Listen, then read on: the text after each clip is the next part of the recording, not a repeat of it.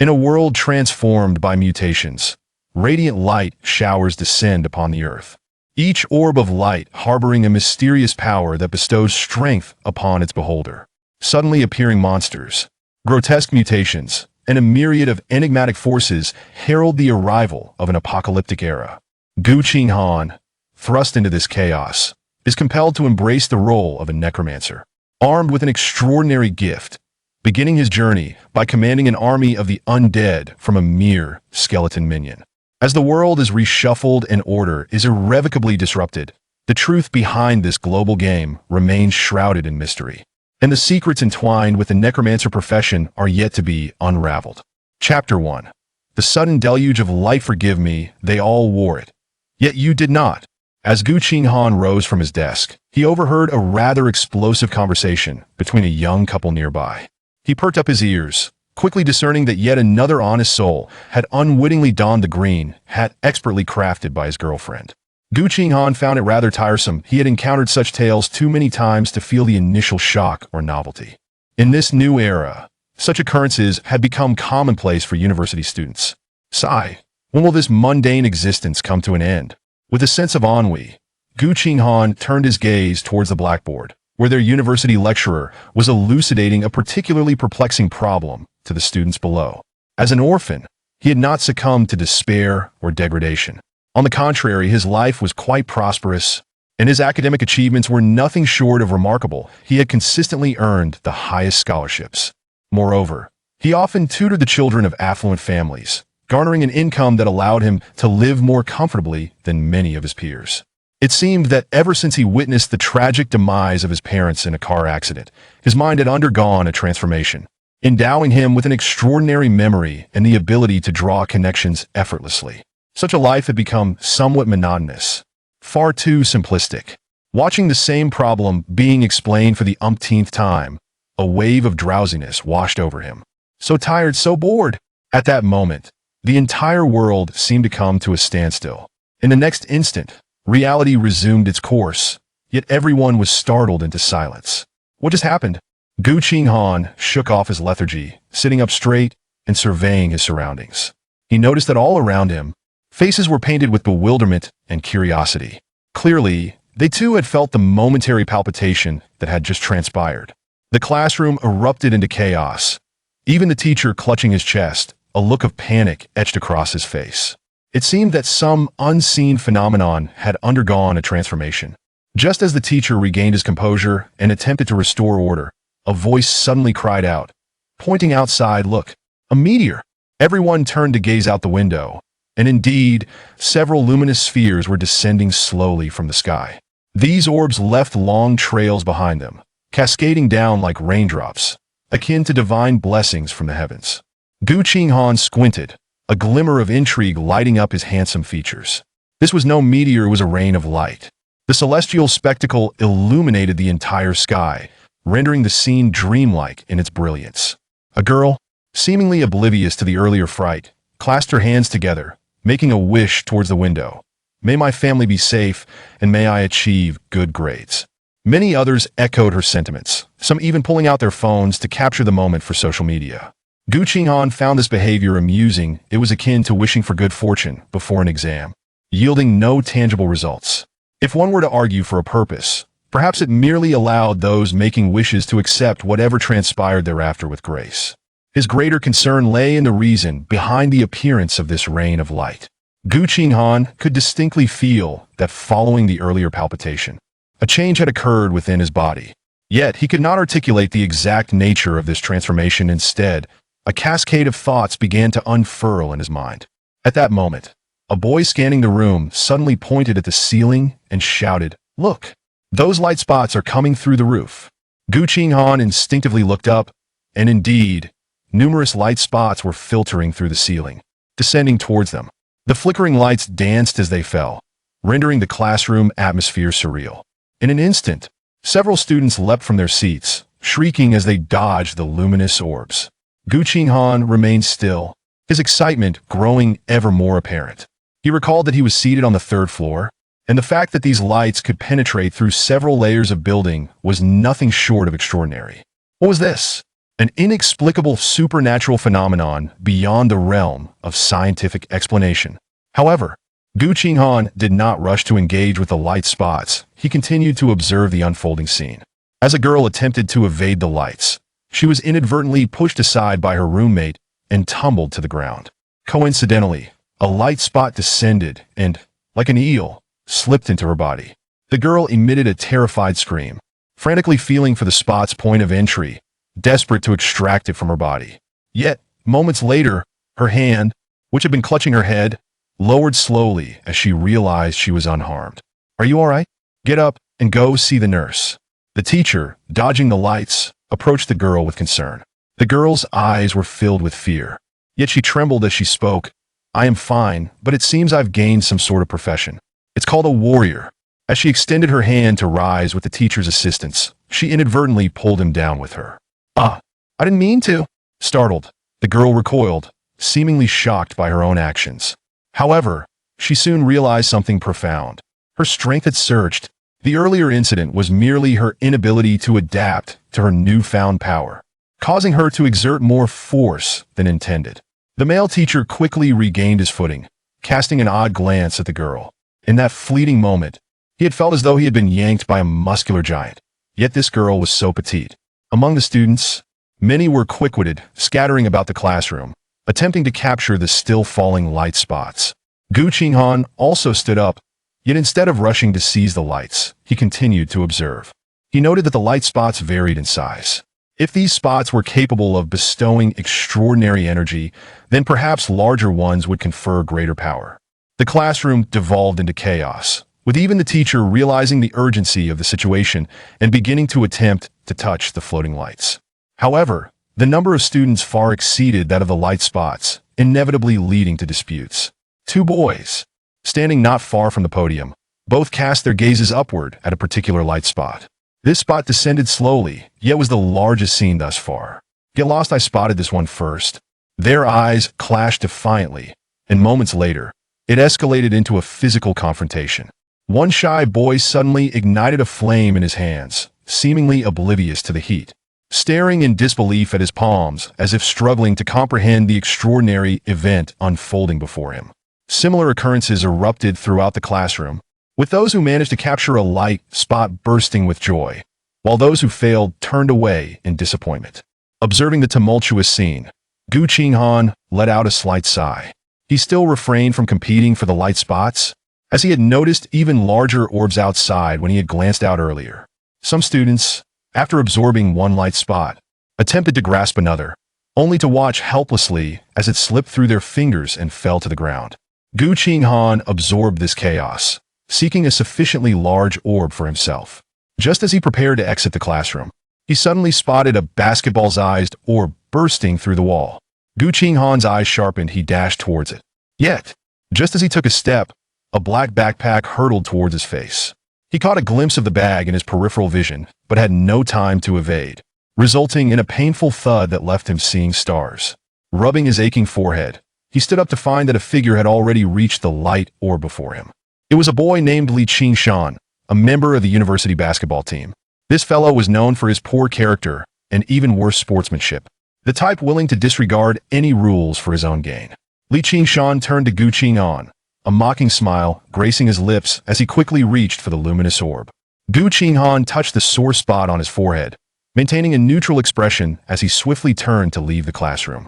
It wasn't that he was unconcerned about the blow, rather. He was acutely aware that at this moment, Qinghan could easily overpower him. He would remember this grudge given the opportunity. He would ensure Qinghan understood the folly of his actions today. Chapter 2. Global game. As Qinghan turned to leave, Qinghan called out to him, "Gu, the great genius, are you leaving just like that, without even cursing me?" Qinghan offered a nonchalant smile, as if nothing had transpired. "That it's fine. There are plenty of light orbs left. I can simply find another one." However, what he did not anticipate was that Qinghan would suddenly dash to stand before him. Qinghan's expression subtly shifted. This fellow had indeed become significantly faster. Qinghan first marveled at his own body, then, with a smirk that danced between amusement and seriousness, fixed his gaze on Qinghan's eyes. "You must absolutely despise me now. I refuse to believe you would feel indifferent about losing such power." You're overthinking it. We are classmates. There's no animosity, Qinghan replied. But a clever person like you, should you acquire power greater than mine, would undoubtedly seek revenge. That's what I fear, Li Qingshan remarked, his tone earnest. With a mere hand, he effortlessly lifted Qinghan as if he were a mere chick, demonstrating his newfound strength. Thus, I cannot allow you to gain abilities superior to mine. With a cold chuckle, Li Qingshan glanced around until his eyes caught sight of a light orb the size of a ping-pong ball. And his smile widened. He dragged the visibly distressed Qinghan towards it, lifting him high as the orb began to descend. Apologies, but you'll have to endure this. A hint of madness flickered in Li Qingshan's eyes as he observed the silent Qinghan. A surge of exhilaration washing over him. His academic performance was lackluster, while Qinghan excelled. Moreover, this individual maintained an air of indifference, even excelling in basketball beyond his capabilities. Jealousy simmered within Li Qingshan. Yet he could not deny Qinghan's brilliance. Following the recent upheaval, Li Qingshan had kept a watchful eye on Qinghan's every move, convinced that aligning with someone astute was preferable to following classmates who floundered like headless flies. Indeed, he had cunningly seized the opportunity that rightfully belonged to Qinghan. Having read various novels, he knew that offending an intelligent individual could lead to dire consequences. Had he not feared the repercussions? He might have been tempted to eliminate Qinghan entirely. As the light orb merged with Qinghan's body, Li Qingshan set him down. No need to thank me. You can only blame yourself for exerting so much pressure. Li Qingshan released Qinghan, who remained expressionless, then turned and returned to his seat without a backward glance. Qinghan, in silence, left the classroom. However, just as he stepped outside, he swiftly extended his right hand, and a light orb materialized, floating gently above his palm. It resembled a feather, softly descending to the ground, penetrating it effortlessly. Qinghan exhaled heavily. During that moment of being seized, despair had washed over him. Yet, at the instant the orb integrated into his being, he received a notification. Do you wish to acquire the basic profession, archer? He had not made a choice at that moment, postponing the decision until he had stepped outside, ultimately selecting no. Qinghan was uncertain whether others had the same option, but he was acutely aware that he still had opportunities ahead. Li Qingshan, just you wait. Taking a deep breath, Qinghan temporarily subdued the anger bubbling within him. The sensation of having a duck snatched from his grasp was undeniably disheartening. Yet, having encountered countless adversities along his journey, he had cultivated an optimism that most could scarcely comprehend. He surveyed his surroundings before sprinting upstairs, hoping to find greater opportunities awaiting him on the rooftop. Upon reaching the top, he gazed at the myriad of light orbs cascading from the heavens, as if the sun had shattered into countless fragments, scattering itself across the earth. This was a favored rendezvous spot for young couples, yet now it was devoid of anyone but himself. Each light orb he encountered offered him a prompt. Do you wish to acquire the basic profession, guardian? Do you wish to acquire the rare profession, shadow assassin? Among them was even an orb the size of a basketball, representing an epic profession known as Holy Crusader. Qinghan hesitated. Neither choosing to accept nor to discard the orb in his grasp, he held it tightly, casting his gaze toward the sky, seeking a superior option. Although he could not fathom why he was not directly acquiring a profession, he understood the importance of making the most of this opportunity. He waited for what felt like an eternity, until his neck began to ache, when he finally spotted a noticeably larger orb. At least half a meter in diameter, soaring toward the distant dormitory building. Qinghan sighed softly, contemplating the orb in his hand. He wished to wait a bit longer, yet if time ran out, selecting the profession before him would not be too late. Suddenly, a voice resonated within his mind. The global game has commenced.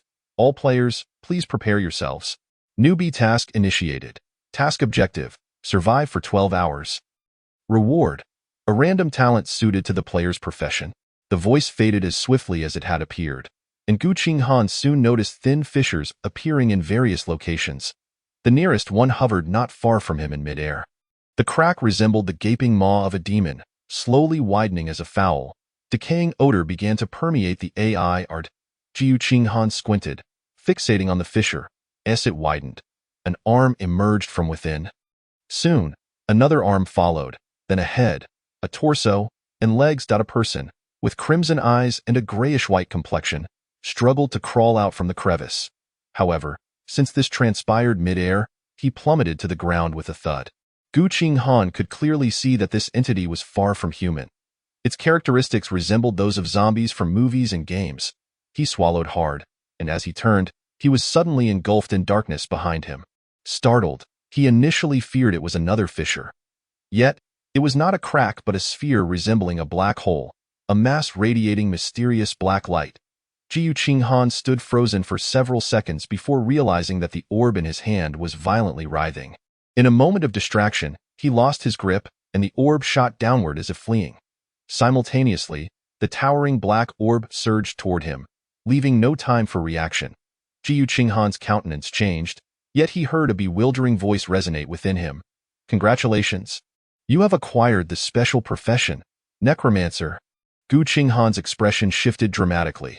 This profession was unlike the others. He could select other professions, yet it seemed as though this one had chosen him. Chapter 3. Necromancer, Skeleton Minions. Qinghan felt as though he had plunged into an icy abyss, an excruciating chill gnawing at him.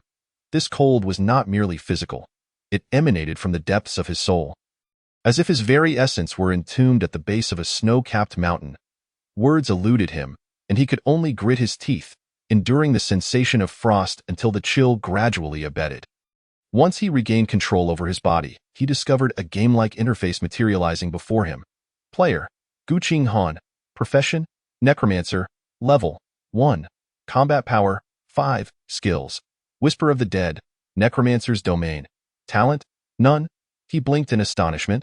Immediately focusing on the skills, the interface shimmered, revealing descriptions of his abilities.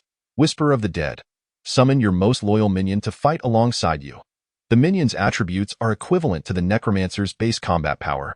Current maximum summonable quantity: 1. Necromancer's Domain. A realm that can house your minion. No other beings can survive within it. Qinghan opened his mouth in disbelief. He possessed 2 skills from the outset, albeit only one applicable for combat. The ability to summon a minion for battle would undoubtedly ensure his safety. Meanwhile, screams echoed from below, where the newly emerged zombies were relentlessly pursuing and tearing apart terrified humans. To his surprise, Qinghan felt no notable enhancement in his physical strength. Furthermore, the game panel did not display typical values like health or mana, merely a combat power rating. As he concentrated on the combat power, a prompt gradually materialized before him.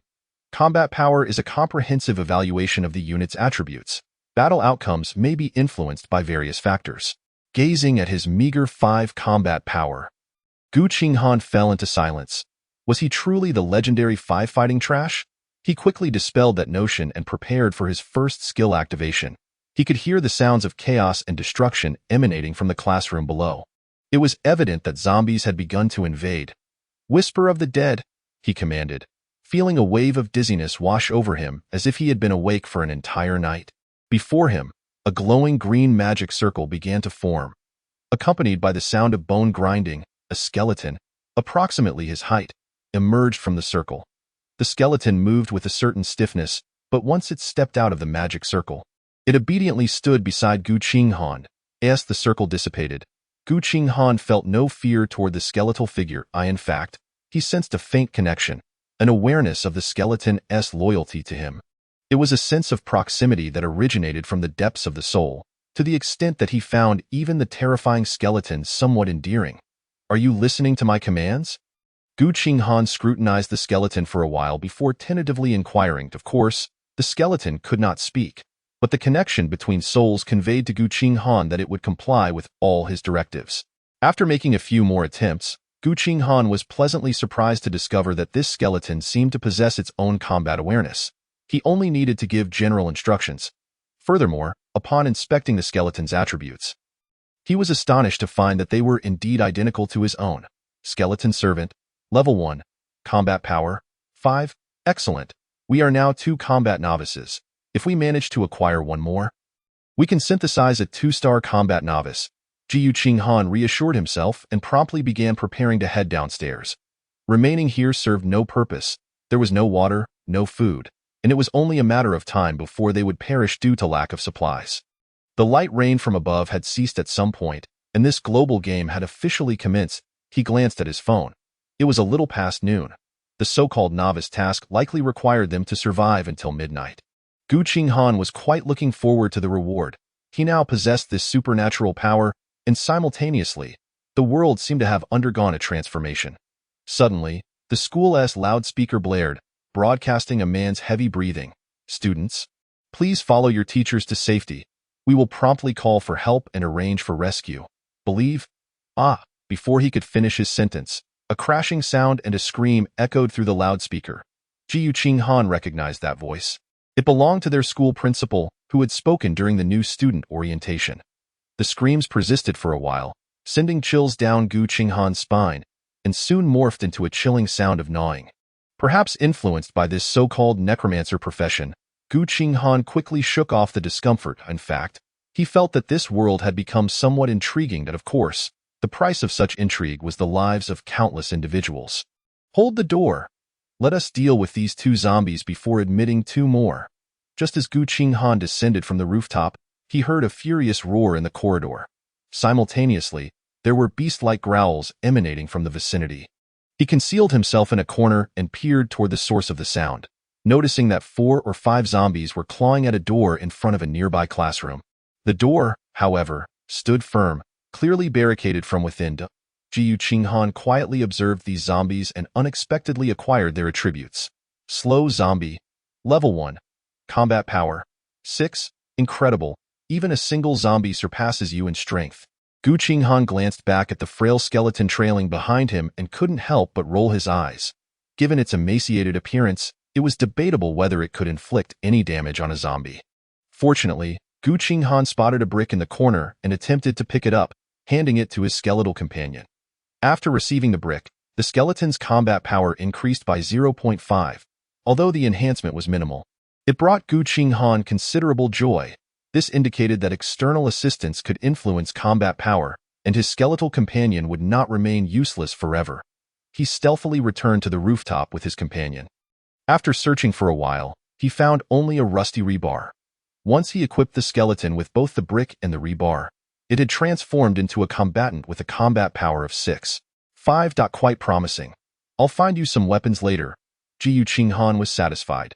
Based on the displayed values, his companion was no weaker than a single zombie. Just then, he was startled by a low growl from behind. Turning around, he discovered that a zombie had followed them to the rooftop, having heard the commotion from their previous actions. "Go for it. Take it down." Qinghan patted his companion on the shoulder, nearly knocking the skeleton off balance. Nonetheless, it steadied itself and charged toward the zombie. The zombie, unwilling to back down, approached aggressively, while Qinghan quietly shut the door leading down from the rooftop. The noise from this battle would undoubtedly be substantial. And if their duo of combat novices attracted several zombies, the outcome would surely be dire. The skeleton fought fiercely, dodging a zombie's lunge, and smashed the brick directly into its face. The zombie's head was bloodied and battered, unable to retaliate before being pierced in the eye by the rebar. The zombie's movements faltered, yet instinctively, it opened its mouth wide and lunged at the skeleton. With a crunch, 2 of its teeth shattered. Unperturbed, the skeleton swiftly countered, striking the rebar against the zombie. The zombie clawed and scratched, but against a skeletal frame devoid of flesh, its attacks proved entirely ineffective. Instead, the skeleton grew more emboldened, even managing to thrust the rebar through the zombie's skull. The zombie's body stiffened abruptly and then collapsed, no longer moving. Qinghan stared in astonishment at his skeletal companion, noticing that aside from a few bite marks, it bore almost no injuries. Furthermore, with the zombie's demise, a wisp of grayish-white energy drifted from its corpse into the skeleton. Qinghan's eyes widened in disbelief as he observed the bite marks on the skeleton disappearing at a visible rate. This creature could absorb this grayish energy to heal its wounds. Chapter 4. The professionals in the classroom. Qinghan had yet to contemplate the implications when he suddenly felt a wisp of grayish-white energy penetrate his own body. What was happening? "I'm not even injured." Qinghan furrowed his brow, and then he noticed a green flame icon illuminating on his interface. Focusing his mind on it, he saw that the green flame icon appeared to be a single bloom amidst a vast sea of green flames. "This is a skill tree?" Qinghan began to comprehend. This energy should be used to unlock his future abilities and skills, truly befitting of a necromancer. Even the absorbed energy is so peculiar. However, Qinghan bore no disdain for this power. He simply committed this information to memory. Power, after all, is never inherently good or evil. What truly determines morality is how it is wielded. As for the experience required for leveling up, Qinghan had not encountered it. Or perhaps there were other reasons. Just as he was about to depart, he suddenly noticed something beneath the zombie's corpse. Instead of investigating himself, he instructed his skeletal companion to take a look. To his surprise, the skeleton returned, clutching a spiked wooden stick, which turned out to be a weapon. Spiked wooden stick, level 1. Can increase combat power by 2. The rebar was firmly lodged in the zombie's skull. And Qinghan equipped this item on his skeletal companion, raising its combat power to 7. Qinghan stroked his chin, pondering the significance of this combat-powered in the earlier battle. Although the skeleton's combat power slightly exceeded that of the zombie, it should have exhibited a clear, overwhelming advantage. The one-sided suppression could only indicate that the skeleton had certain advantages over the zombies. The zombies attacked by biting and clawing, while the skeleton lacked any flesh to be harmed. Thus, the zombies' attacks posed no threat to the insensible skeleton, while the skeleton's strikes consistently inflicted severe damage. Moreover, placing himself in the skeleton's position, Qinghan felt it would be quite challenging to defeat a zombie. This combat power seemed to be merely a theoretical statistic. The actual performance would depend on various details and circumstances. Since skeletons could utilize equipment, the potential of this skill was indeed significant. Qinghan felt pleased, leading his skeletal companion ahead as they descended the stairs. Upon reaching the lower level, only 2 zombies remained outside. It appeared that another had been lured inside. After a brief contemplation, he issued an attack command. He needed to join forces with the people inside the house to descend, as his current strength was undoubtedly insufficient. As he pondered these matters, his skeletal companion swiftly charged ahead. Grasping the spiked wooden stick, it struck one of the zombies on the back of the head. The zombie's body stiffened and was instantly slain. A wisp of grayish-white energy was absorbed by Qinghan, making the green flame glow even brighter. Splendid! Qinghan silently praised, then observed as his skeletal companion engaged in combat with another zombie. However, before the armed skeleton, this zombie, merely capable of scratching and biting, was akin to a punching bag. In less than half a minute, the zombie's head was crushed, also contributing a wisp of grayish-white energy to Qinghan. After checking, it seemed that there were no more zombies in the corridor. Allowing Qinghan to step out with relief, he approached the corpses of the 2 zombies, only to find that this time, no equipment had dropped. Yet, he was not surprised as he gazed into the room. The battle within was still ongoing, while a few boys stood at the doorway, staring at Qinghan in terror. Or rather, they were fixated on the skeleton beside him. Zombies were horrifying enough, with their blood-red eyeballs and beast-like roars constantly testing the fragile defenses of their recently shattered psyches. Yet the skeleton before them seemed equally terrifying, perhaps even more bizarre. Qinghan could roughly guess their concerns and could only clear his throat and say, "No need to worry, my profession is rather unique. May I enter?" "Ah, very well." A young man glanced back at the ongoing skirmish, hesitated for a moment, and then gestured to his companion to open the door. Qinghan stepped into the classroom, only to find it in utter disarray. Rows of desks and chairs lay overturned, and there were even dark brown streaks of blood splattered about. In the center of the room, 2 boys and a girl were engaged in a fierce battle against 3 zombies. One of the boys wielded a spiked wooden stick, while the other brandished a metal stool leg. The girl, however, seemed to generate a shockwave with each attack, sending the zombies staggering backward. Qinghan observed the 3 boys and 3 girls huddled behind the door. Puzzled. "Haven't you all obtained your professions?" One girl lowered her head and spoke tremulously. "We have, but I'm scared." Several boys echoed her sentiment, causing Qinghan's lips to twitch in exasperation. Nevertheless, he chose not to comment, merely summoning his skeletal minion to join the fray. The zombies, already on the brink of collapse, succumbed quickly with the skeletal minion's assistance, and within 10 seconds, one was dispatched. Soon, the second and third followed suit, allowing everyone in the room to exhale in relief. "Thank you. I am Li Qian, the head of the dance department in the student council, a junior." The girl who had been generating shockwaves approached Qinghan first.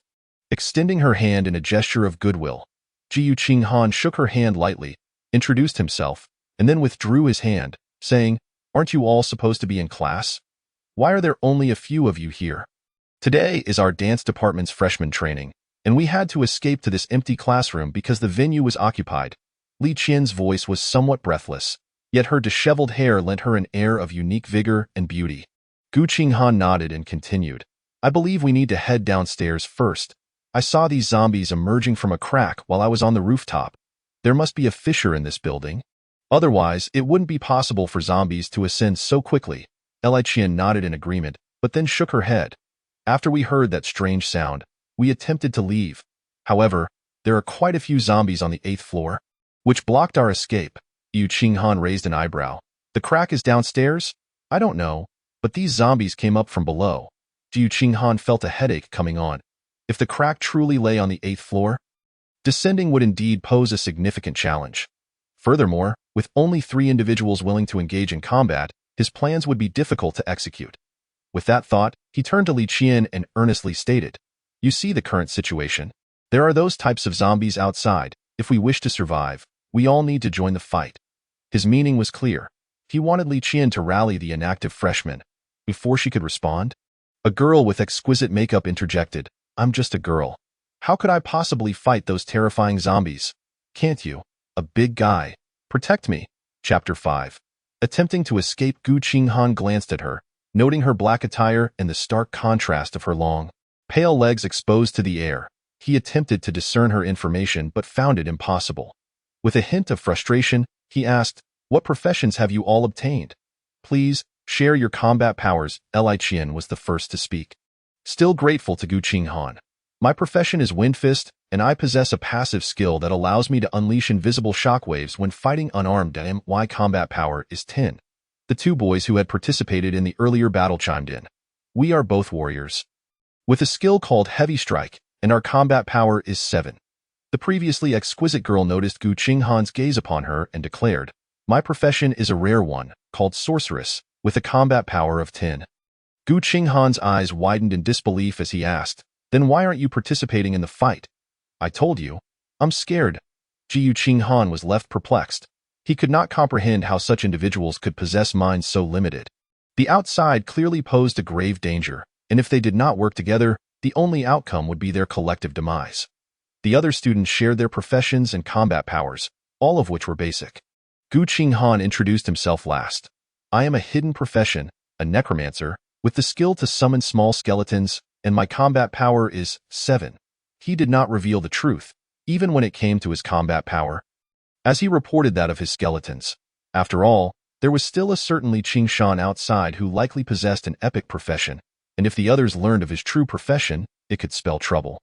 However, as soon as Qinghan finished speaking, the girl burst into laughter, covering her mouth. "Ha! Your combat power is even lower than mine. I thought you were a master." Qinghan chose to ignore her. Such foolishness would inevitably lead to her downfall, and he saw no reason to engage with her. Moreover, if a conflict did arise, he was confident that his skeletal minion could easily overpower her. After all, combat power is merely a theoretical value. While numerous factors influence victory in battle, Li Qian cast a resigned glance at the girl before turning to Qinghan and asking, "What should we do now?" Qinghan shrugged, stating bluntly, "If your younger classmates cannot join the fight, I fear you will all end up trapped here." A boy with eyeliner spoke up, "You can protect us as we escape.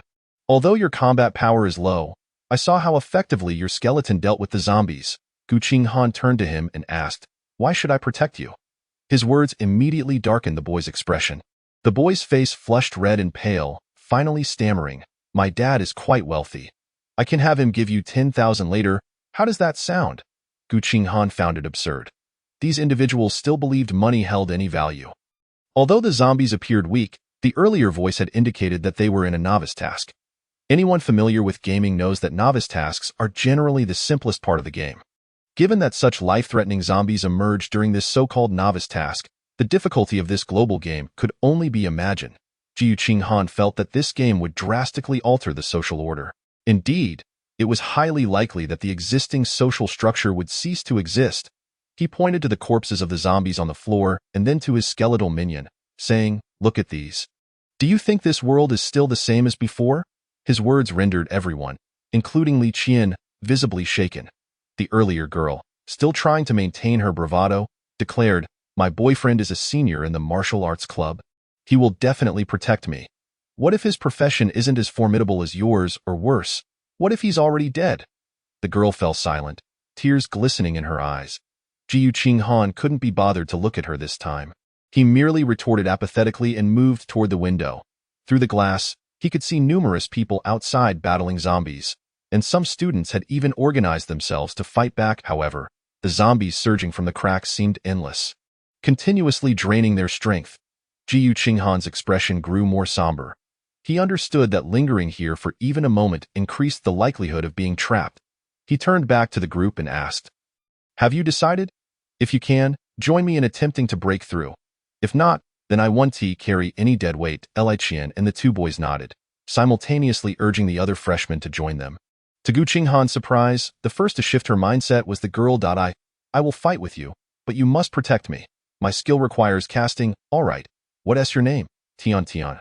With that, Qinghan's group expanded to 5. He looked at the remaining 5 individuals, observing that the boy with eyeliner spoke up, "I think I'll wait here. I believe someone will come to rescue us." The others remained silent, but their hesitation to step forward spoke volumes. Qinghan nodded, then sent his skeletal minion out first, following closely behind. Li Qian opened her mouth to dissuade the remaining students one last time, but ultimately relented. These freshmen were clearly all talk and no action. She could not change their minds in a short time. As Tian turned to leave, she grabbed her bag and slung it over her shoulder. Qinghan cautioned, "Your life is more important. That bag may hinder your escape." Tian opened her bag, revealing several loaves of bread inside. "I bought these when I passed by a store earlier. If we can't get out quickly, at least we won't starve."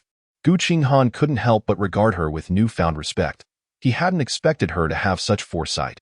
However, he understood that if they were unable to escape soon, they might all find themselves trapped inside forever. They first scoured the 9th floor, confirming there was no one else before steeling themselves to head downstairs. Tian suggested taking the elevator, but Qinghan promptly dismissed the idea. If those zombies were to hear a sound and rush towards the elevator exit to hit the switch, you would become mere fodder. Do you understand? Tian whispered softly. "Oh," and without further words, she followed behind. Upon reaching the stairway, Qinghan could discern that there were no screams on this floor, only the half-dead groans of the zombies. He peered out and saw at least a dozen zombies wandering in the corridor of the 8th floor. Li Qian also took a glance and lowered her voice to the bare minimum, saying, "There were several times more than this just now. I wonder why the numbers have decreased. Are there students attending classes on the 8th floor? Yes, it seems there are quite a few. They must have rushed down." These zombies simply did not pursue them. Qinghan breathed a sigh of relief. At least the fissure was not on the 8th floor, and their chances of escape were considerably higher. Sounds of combat seemed to emanate from lower levels. It must be those individuals fighting to escape. Suddenly, footsteps echoed behind them, standing out starkly in the silent corridor. Chapter 6. Forced back to the rooftop, the group turned sharply, only to see the few individuals from earlier looking quite awkward as they regarded them. Clearly, they had intended to stealthily follow but had been discovered due to their clumsiness. Qinghan shot them a cold glance. 2 of them lowered their heads in embarrassment, while another defiantly spoke up. "We won't interfere with you. We just wanted to come out and see. Let's keep to ourselves." He did not lower his voice, and the empty corridor immediately echoed with his words. "Damn, what an idiot." Tian suddenly muttered under her breath, in their current predicament, even the slightest noise could summon endless danger. The sound. The zombies below seemed to catch the scent, immediately turning their attention upward. They dragged their mangled bodies, staggering up the stairs, into the classroom. Qinghan decisively commanded, turning with the others to dash inside. However, the zombies were climbing swiftly behind them, soon to reach this floor. The reckless boy, upon realizing the situation, bolted into the classroom without a backward glance, locking the door from the inside. Even the few students who had accompanied him were left stranded outside. Qinghan's expression shifted. He quickly altered his plan. "Let us retreat to the rooftop. It's spacious up there. Everyone must be prepared to fight, or it will be the end." He led the group toward the rooftop. With the zombies hot on their heels, By the time the last person reached the rooftop, the zombies were nearly grasping at his clothes. The skeletal little brother charged forward, delivering a decisive blow that sent one zombie's head lolling to the side. Tian, no longer content to merely observe, pushed her hands forward, sending a condensed purple sphere that had taken 3 seconds to form toward the doorway. The purple sphere flew swiftly, accurately striking the first zombie. Then, a nearly 2-meter-wide purple shockwave erupted, even engulfing the skeletal little brother who had been unable to escape in time. With a resounding crash, one of the skeletal little brother's arms fell to the ground. Tian immediately apologized. "I'm sorry. I didn't mean to." Qinghan's face darkened. Just as he was about to speak, he noticed a wisp of grayish-white energy emerging from the corpse of the zombie that Tian had obliterated. Entering the skeletal body, he watched as the skeletal little brother swiftly bent down to retrieve his dismembered arm and reattached it. Almost forgot, the skeleton could heal itself by absorbing the energy generated from kills. Qinghan sighed in relief, seeing that those around him were also joining the fray. Although Tian's skill produced only a brief, muffled hum, the damage it inflicted was still substantial, not counting the injuries to the skeleton. One zombie fell dead, while 3 others were knocked to the ground. Obstructing the path of the pursuing zombies, the boy gritted his teeth and hurled a fireball. This fireball was only the size of a fist and nearly struck the adjacent wall. However, upon contact with the zombie, it exploded, leaving a charred mark on its chest. Several melee fighters surged forward, but Tian, eager to unleash another skill, was promptly halted by Qinghan. "Goodness, if this girl casts again, I reckon these zombies won't even be necessary. The rest of us would be wiped out." "What kind of skill is that?" "It's incredibly powerful. Arcane sphere, I estimate I can use it 2 or 3 more times before I'm spent." With the skeletal little brother fighting on his behalf, Qinghan could observe with peace of mind.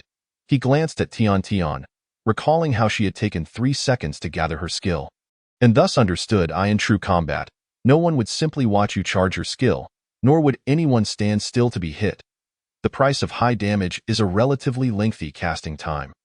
With this in mind, it became clear that combat power statistics do not solely determine the outcome. Many factors can influence the final result. The battle was fierce.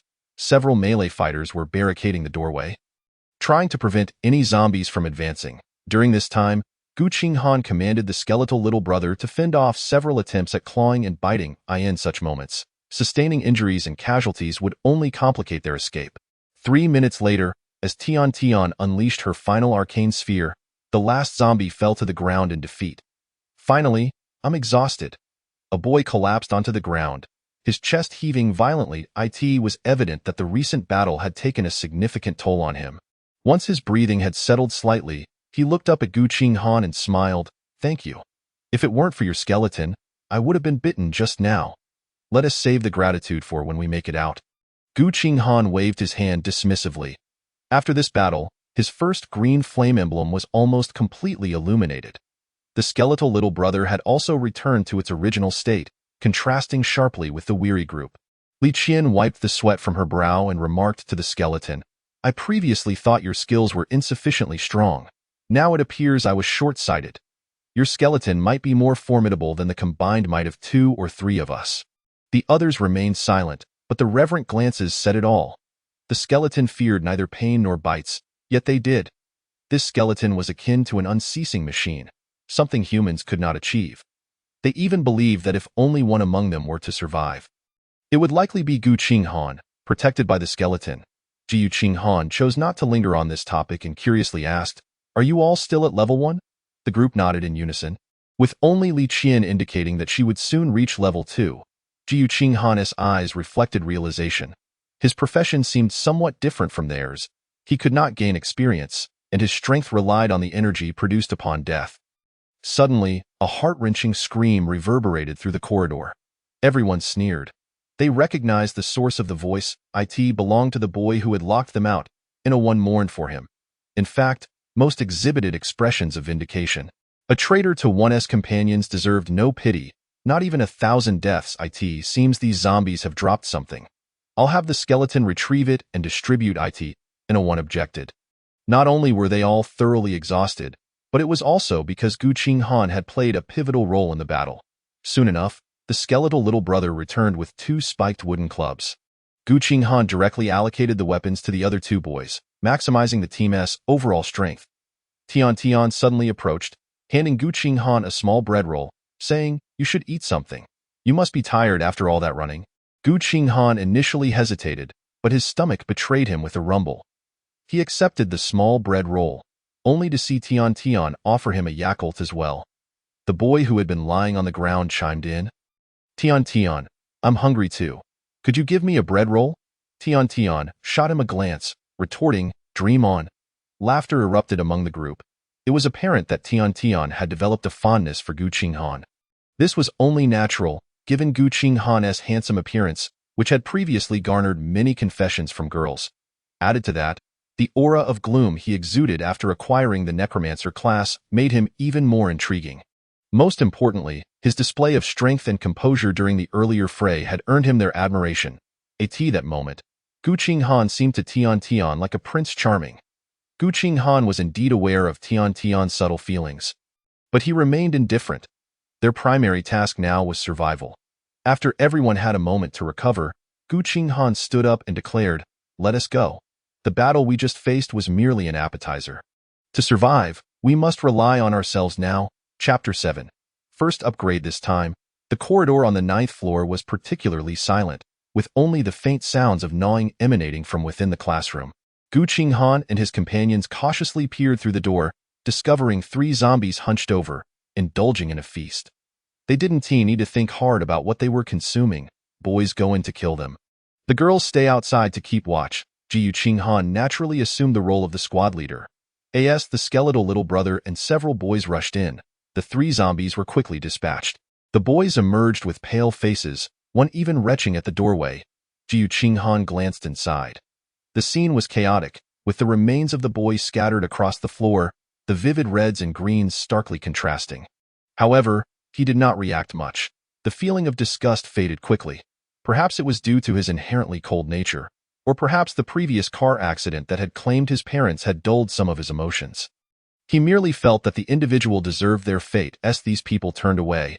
A sound reminiscent of a watermelon splitting echoed through the room. The boy who had just vomited wiped the filth from the corner of his mouth and weakly remarked, "Actually, he probably won't turn into a zombie. He's basically been devoured." Perhaps Qinghan turned to leave. He certainly knew that wouldn't happen, but what did it matter? The betrayal from the other party had nearly led them to the brink of annihilation. And being consumed by zombies could only be deemed a fitting punishment. If one were to consider his earlier action as having slain him a second time, it effectively settled their grievances. The first was retribution. The second was vengeance. The boy said nothing further, merely watching as the bloodied skeleton exited the room, his gaze tinged with apprehension. Following the earlier skirmish, only a handful of zombies remained on the 8th floor. And they had managed to clear this level with relative ease. The same was true for the 7th and 6th floors, and even during their time on the 6th floor, a sudden warm white light flickered around Li Qian. "I've leveled up," Li Qian exclaimed, her expression brightening, the weariness on her face visibly diminished. Qinghan glanced over. Curiosity piqued as he inquired, "What is your current combat power?" 15 points. "Moreover, my skills have improved," she exclaimed, striking the adjacent wall with her fist. Though her punch did not directly smash into the wall, the resulting shockwave knocked off a piece of plaster. If that strike had landed on a person, it would undoubtedly have been devastating. Qinghan nodded. This would indeed elevate their team's overall strength once more. However, if leveling up from level 1 to 2 was so arduous, one could only imagine the difficulties that lay ahead. Tian, filled with curiosity, asked Qinghan, "When will you level up?" "I'm already halfway through my experience." Qinghan paused momentarily. His first flame was nearly ready to manifest. When that flame ignited, it would likely indicate his own leveling up. Wouldn't it? Soon, he thought. Perhaps just 2 more zombies to slay would suffice. The others were in a similar predicament. It was merely that Li Qian's formidable combat prowess allowed her to eliminate a greater number of zombies. Thus, she stepped forward first. Qinghan, perhaps due to his profession, faced a greater challenge in leveling up. Sounds of battle erupted from below, accompanied by the roars of zombies and the shouts of humans. Everyone prepared themselves, aware that a fierce confrontation awaited them downstairs. All nodded in agreement. and with Li Qian's level increase, their confidence soared considerably. Once again, the skeleton minions forged ahead, but upon reaching the 5th floor, they found the staircase leading downward completely blocked by tables and chairs. Qinghan attempted to test the obstruction, discovering it was thoroughly jammed, seemingly filled to the brim. Just then, a girl's voice called out, "You must be the survivors from upstairs. Hurry, lend us your assistance. We can barely hold on." Following the sound, Qinghan spotted a somewhat disheveled girl waving at them. Behind her, at least a dozen students were engaged in combat with zombies. The corpses of the undead had piled up, slowing the advance of the others. Yet, it was evident to all that if the fighting continued, these individuals would surely be worn down. "Let's go help them." Qinghan urged. In this building, each floor had 2 staircases on either side. The left staircase was blocked, while the zombies approached from the right. Upon joining the fray, they found the ground already coated in a thick layer of blood. The overwhelming stench of blood assaulted everyone's senses, yet not a trace of grayish-white energy was absorbed by Qinghan from the countless corpses. However, he had anticipated this. From the earlier battle, he had observed that only battles in which he participated would yield energy. At that moment, the skeleton minions charged to the forefront, their spiked wooden clubs swinging with vigor. Yet, the sheer number of zombies proved overwhelming, and the addition of Li Qian and her group did little to sway the tide. The confined space of the corridor limited many from fully unleashing their abilities. Those in the rear, fearing to harm their allies, hesitated to release their skills, while those in front were wary of bites. Causing their line to gradually retreat, Qinghan remained silent, commanding his skeleton minions to dispatch several near-death zombies. Upon slaying the 4th one, a sudden surge of green flame ignited in his mind, invigorating him entirely. "I've leveled up." Qinghan swiftly checked his attribute panel, a smile spreading across his face. Player, Qinghan. Class, necromancer. Level, 2. Combat power, 10. Skills, Death's Whisper Summon, necromancer's domain. Talent, none. He sensed a newfound strength within him, his combat power rising to 10 points. Crucially, his Death's Whisper Summon had also upgraded. Death's Whisper Summon. Summon your most loyal minion to fight. The minion's attributes are equivalent to those of the necromancer. Current maximum summon count, 2. Without hesitation, he initiated a second summoning, the ethereal green magic circle reappearing, conjuring forth another skeleton. This new skeleton bore almost no difference from the previous one, yet its combat power was a solid 10 points. The base combat power of the first skeleton had also risen to 10 points, significantly alleviating the pressure on those around them.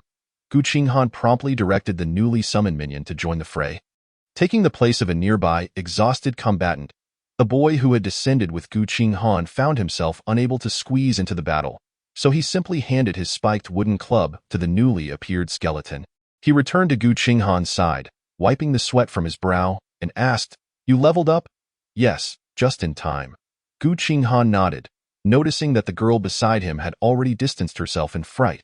He paid her no mind, merely focusing on his green flame, suppressing his exhilaration. Soul Fire, the source of power for the necromancer's minions. Enhancement effect. Your strength instills terror in the undead. 50 of the damage you sustain is shared with your minions. Qinghan could hardly contain his smile. He had truly begun to grasp the potential of his profession.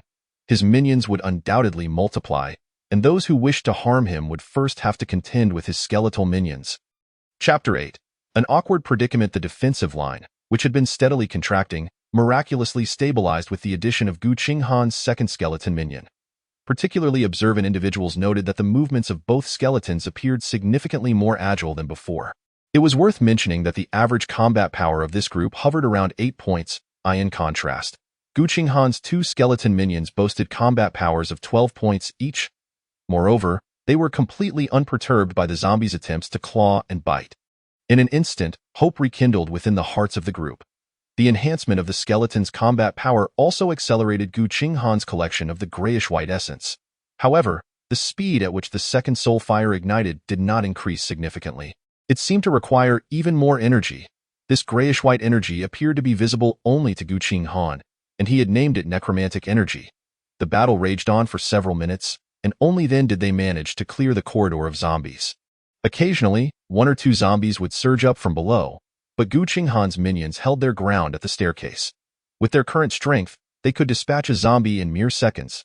A bespectacled middle-aged man approached. Somewhat disheveled as he wiped his half-broken glasses, he then expressed his gratitude to Qinghan and his companions. "Thank you, young man. If it weren't for you, we might have been in grave danger." Qinghan returned a polite smile, quickly seizing the opportunity to pose his most pressing question. "Did you block the staircase yourselves? What is the situation below?" The man nodded, a look of apprehension crossing his face. "Yes, zombies were rushing up from both sides, and we simply could not manage it all. Eventually, we instructed the students to block this side." "What about the situation below?" "I'm not certain. Initially, some students rushed down, but as the zombies continued to surge upward, we lost all control." The middle-aged man, drenched in sweat, eventually removed his glasses and tucked them away. Qinghan wore a contemplative expression but soon voiced another question in confusion. "Is this truly all that remains of your group? How have you managed to hold out for so long?" It was important to note that while these zombies may not possess great individual strength, their sheer numbers were terrifying. Had Qinghan and his party not arrived, these mere dozen individuals would have never been able to defeat so many. The man offered a bitter smile before responding. "Initially, we had intended to break through, but there were simply too many zombies. Many students were injured and are currently waiting in the nearby classrooms." Qinghan raised an eyebrow. "None of them turned into zombies?" "No, fortunately, one of our members acquired a priest class, and their skills can neutralize the toxins from the zombies. However, those injured cannot continue to fight." "Could you take me to see them?" "Of course, by the way. I am a teacher at the school. Zhang Jun." "All right, Teacher Zhang." Zhang Jun glanced back at the two skeletons guarding the staircase before leading Qinghan into a classroom located in the middle of the corridor. Upon entering the room, Qinghan was immediately struck by the overwhelming stench of blood. At least 20 injured individuals lay scattered about, their wounds bound with clothing, yet the floor was soaked in blood. A robust woman moved among them, her brow furrowed as she offered words of encouragement. Upon noticing the newcomers, she turned to them, visibly relieved at the sight of humans. She approached Zhang Jun and cast a glance at Qinghan, saying, "If these injured cannot receive timely treatment, they will perish not only from blood loss, but also from wound infections." Zhang Jun sighed repeatedly and then addressed Qinghan. "This is the essence of our clerical profession." Her name is Han Jingjing, and she was the teacher giving a lecture here just moments ago. He then introduced Han Jingjing to her. "This is classmate Qinghan. If it weren't for their timely assistance in descending from the upper floors, we might not have endured this ordeal." Han Jingjing nodded at Qinghan and quickly inquired, "We must hurry outside." "They cannot hold on much longer." Qinghan waved her hand dismissively. "There's no way. I wish to go out too, but it's undoubtedly far more perilous downstairs." Before her stood Han Jingjing, a mature beauty adorned with light makeup, particularly captivating with her tightly wrapped bosom. Qinghan felt it was only natural for someone like her to awaken as a cleric. Han Jingjing appeared somewhat anxious, but Zhang Jun promptly interjected, "Let us not rush. Formulating a plan is the most prudent course of action, is it not?" Qinghan nodded and straightforwardly asked, "What are your professions? Please share your combat abilities and skills." Zhang Jun took the lead in the conversation, introducing each in turn. "I am an ordinary class, a strength warrior, lacking skills but possessing a combat power of 13 points. Known for my great physical strength." Han Jingjing is also an ordinary class, a cleric, with a dispel skill and a combat power of 5 points. At this point, he brought over a particularly valiant male student from earlier, emphasizing, "This student is Tao Yu, who also came down from the building earlier. He is a rare class, a guardian knight. Without his protection, we likely would not have made it to you." Qinghan glanced at the young man, who bore signs of fatigue but had remained silent. Noticing Qinghan's gaze, he explained, "I am a rare class, a guardian knight, with a skill called Holy Shield, capable of absorbing a certain amount of damage. And my combat power is 14 points. 14 points. Currently, only Li Qian surpassed that in singular combat strength. Have you leveled up?" "Yes, otherwise I wouldn't be here now, but I still lack significant experience to reach level 3. Qinghan nodded, considering the young man as a valuable combat asset. Zhang Jun continued to introduce others with combat capabilities, yet none piqued Qinghan's interest further. It was not that he looked down upon them. Rather, the current situation demanded formidable combat strength. After completing the introductions, Qinghan then asked, "Can everyone still utilize their skills?" Many shook their heads, indicating that they had nearly reached their limits during the previous battle. However, Tao Yu hesitated before slowly stating, I should still be able to use my skill twice more, but after that, I will likely be no different from an ordinary person. Tian suddenly linked her arm with Qinghan's and exclaimed, I just leveled up. I should still be able to use Arcane Sphere 4 more times.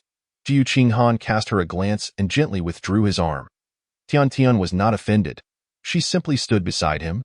Awaiting his instructions, Qinghan surveyed the group and realized that only 4 individuals among them could still engage in combat using skills, including himself, Tian, Li Qian, and the newly acquainted Tao Yu. His skill allowed for continuous use upon summoning, and he had not experienced the previous dizziness when summoning skeletons.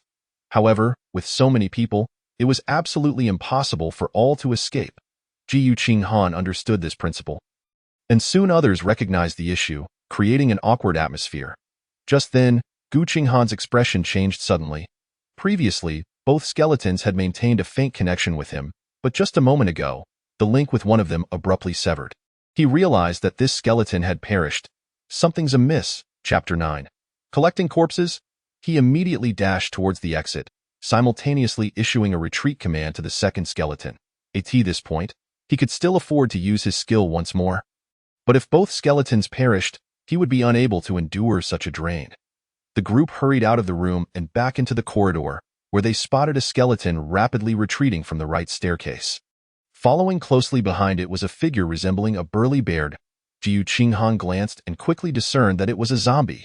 Muscular zombie, level 3, combat power, 25, with a staggering 25 points of combat power. It was no wonder it could slay a skeleton. Trailing behind this muscular zombie were a few ordinary zombies, appearing significantly weaker in comparison. Qinghan summoned another skeleton, prompting a boy to relinquish his weapon. He swiftly commanded, have my skeleton hold off the zombies. Tian, prepare to unleash your skill.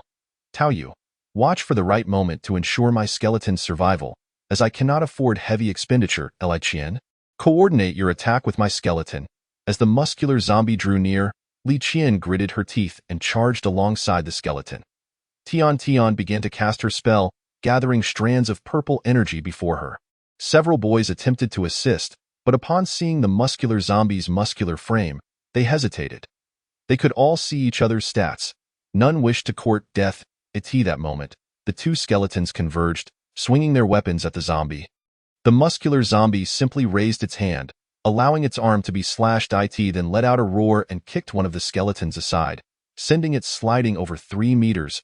However, a swift figure seized the opportunity as the zombie retracted its leg. Li Qian's speed had undoubtedly surpassed that of most athletes. She quickly struck twice, visibly indenting the zombie's flesh. Yet the zombie seemed unfazed by the blows, roaring angrily as it lunged towards her.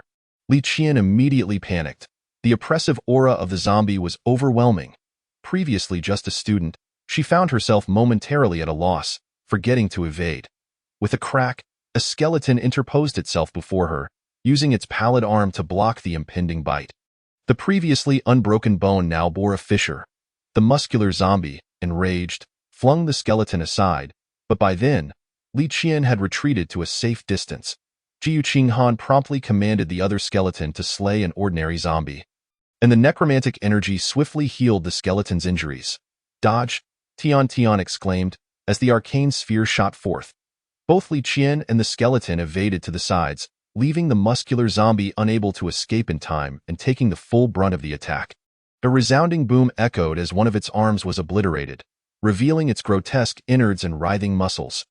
Nevertheless, the zombie seemed to grow even angrier, seizing the nearest skeleton and slamming it into the ground. Holy Shield! Tao Yu, who had been closely observing the battlefield, swiftly raised his hand, conjuring a faint golden shield that absorbed the blow. The shield shattered instantly, but the skeleton emerged unscathed. Well done, Tian, keep it up. Understood. In Tian's hands, purple energy began to coalesce once more, preparing for her next assault. At this juncture, Li Qian found herself with little room to maneuver, as any mistake would surely result in severe injury. Reluctantly, Qinghan commanded both skeletons to abandon their offensive and instead buy time for Tian. Tian's second attack soon followed, but this time the zombie appeared to be on guard. Its 2-meter tall, muscular form shifted sideways to evade the incoming arcane sphere. Just as it seemed the spell would miss, a skeleton leapt onto the zombie's back, forcefully pushing it aside. The other skeleton also discarded its weapon and directly clung to the swaying muscular zombie. Thus, the two skeletons essentially undertook a suicidal assault to ensure the skill's success. The muscular zombie suffered a direct blow that obliterated half its head, staggering to the ground. Meanwhile, one of the skeletons, having been blasted apart, thrust its arm into the zombie's skull. Seconds later, the zombie finally lay still, a dense surge of necromantic energy emanating from its form, swiftly mending the skeleton's wounds. The onlookers were left astonished, gazing at Qinghan in shock over his decision-making. Qinghan, too, was taken aback. He had issued no specific commands. Earlier, he had thought the attack would miss. This meant his skeleton had autonomously made a decision, executing a suicidal offensive to achieve this kill. As the two skeletons began to reassemble themselves, Qinghan couldn't help but smile wryly. What a marvel, fully automated combat. Beside him, Tian, initially stunned, quickly embraced Qinghan, exclaiming, "That was incredible! We just defeated a level 3 zombie." Qinghan gently pushed her away and whispered, "My dear girl, you are already a married woman." Tian's face flushed crimson, and after a moment's pause, she explained, "No, that's not it. I just mentioned it casually. That guy has been pursuing me, and when I refused, he claimed I was his girlfriend. I sometimes bring him up to maintain his facade." Qinghan chuckled heartily, choosing not to pursue the topic further. Nearby the fallen zombie, something appeared to have dropped. Qinghan instructed the two skeletons to investigate. To his astonishment, they uncovered 2 items, a shield and a scroll. Spiked shield, level 2, increases combat power, 5 points. "Will you use it?" He cast a glance at Tian. She shook her head, for the shield appeared excessively heavy and as a ranged class. She had no desire for it. Qinghan remained silent, directly equipping the shield onto his skeleton. Although it could be utilized by other classes, this kill was almost solely reliant on him and Tian. He felt no obligation to share. The other scroll was a pale green, emanating an aura that made Qinghan's heart skip a beat. Healing scroll, lasts for 10 minutes, slowly restoring stamina and some injuries. Qinghan smiled. This was precisely what his group needed at this moment. He handed the scroll to the person behind him, saying, "Use this for the injured inside. Everyone can go in. After 10 minutes, we will have our final opportunity to break through." Zhang Jun took the scroll, gratitude evident on his face. However, upon seeing Qinghan lead 2 of his subordinates toward the staircase, he couldn't help but feel puzzled. "Aren't you coming in to use it as well?" "I'm going to collect the bodies of my warriors." Qinghan waved his hand. At that moment, his skeleton minions had already dispatched the remaining zombies in the corridor. He approached the staircase and looked down, still spotting numerous zombies. Nevertheless, he instructed 2 skeletons to gather the pile of shattered bones in the corner. "The necromancer's realm. This should be considered your home, right?" With a mere thought, the bones vanished before him, drawn into a space suffused with deathly energy. Since these skeletons were willing to die for him, Qinghan felt he should at least collect their remains. Of course, only under the condition that it did not endanger his safety. Although it felt somewhat superfluous, this was his genuine sentiment. Especially after witnessing the 2 skeletons sacrifice themselves in battle, he was deeply moved. His experiences throughout life had cultivated a cold demeanor, yet he cherished the kindness of others. Even if that kindness came from skeletons, sighing, he left 2 of his minions to guard the staircase and made his way to the classroom he had just vacated. He, too, felt fatigued and needed to utilize the healing scroll to recuperate. Just as he turned around, one of the skeletons glanced at him, its soul fire seemingly flickering. Chapter 10, Defense or Breakthrough? Qinghan seated himself at a desk, observing the healing scroll as it released waves of green mist that filled the classroom. This mist was clearly insufficient to heal everyone present, but for the moment, there seemed to be no better alternatives. The battle had provided him with substantial necromantic energy, and he estimated that he would soon ignite the second soul fire. He cast a glance at the now brighter second soul fire and began to contemplate his future plans. Upon exiting, he did not intend to act alongside these individuals. His solitary nature made him prefer to operate alone unless absolutely necessary. After all, he had his skeleton minions to guard him. While he was deep in thought, the effects of the healing scroll gradually came to an end. Those lying on the ground or at the desks expressed some regret. Yet they understood the scroll's preciousness. Just as Qinghan was about to inquire about everyone's recovery, a male student suddenly stood up and suggested, "Why don't we all just stay here, wait until midnight when the novice task concludes, and then venture out?" His words prompted several to nod in agreement. Even two students who had descended from the 9th floor with Qinghan appeared tempted. Qinghan chuckled. These fellows truly were laughably foolish. The novice task was the simplest part of a game. Once the novice task was completed, the real content of the game would follow. Qinghan was eager to descend for two reasons. First, he sought a relatively safe location, one that was not liable to be overrun by zombies at any moment. Second, he wished to level up quickly to safeguard against potential dangers. He gazed at the group, whispering amongst themselves, suddenly feeling that the healing scroll had been wasted. Exhaling softly, he decisively asked, "Who wishes to join me in attempting to break through? Step forward. I will not force anyone." To his surprise, only Tian and Tao Yu were willing to accompany him. Even Li Qian, who had been fighting moments ago, wore a gloomy expression as she advised, "That formidable zombie earlier was terrifying. If another one appears, we might not be able to handle it. Why not stay with us?" Clearly, she had been frightened by the previous robust zombie.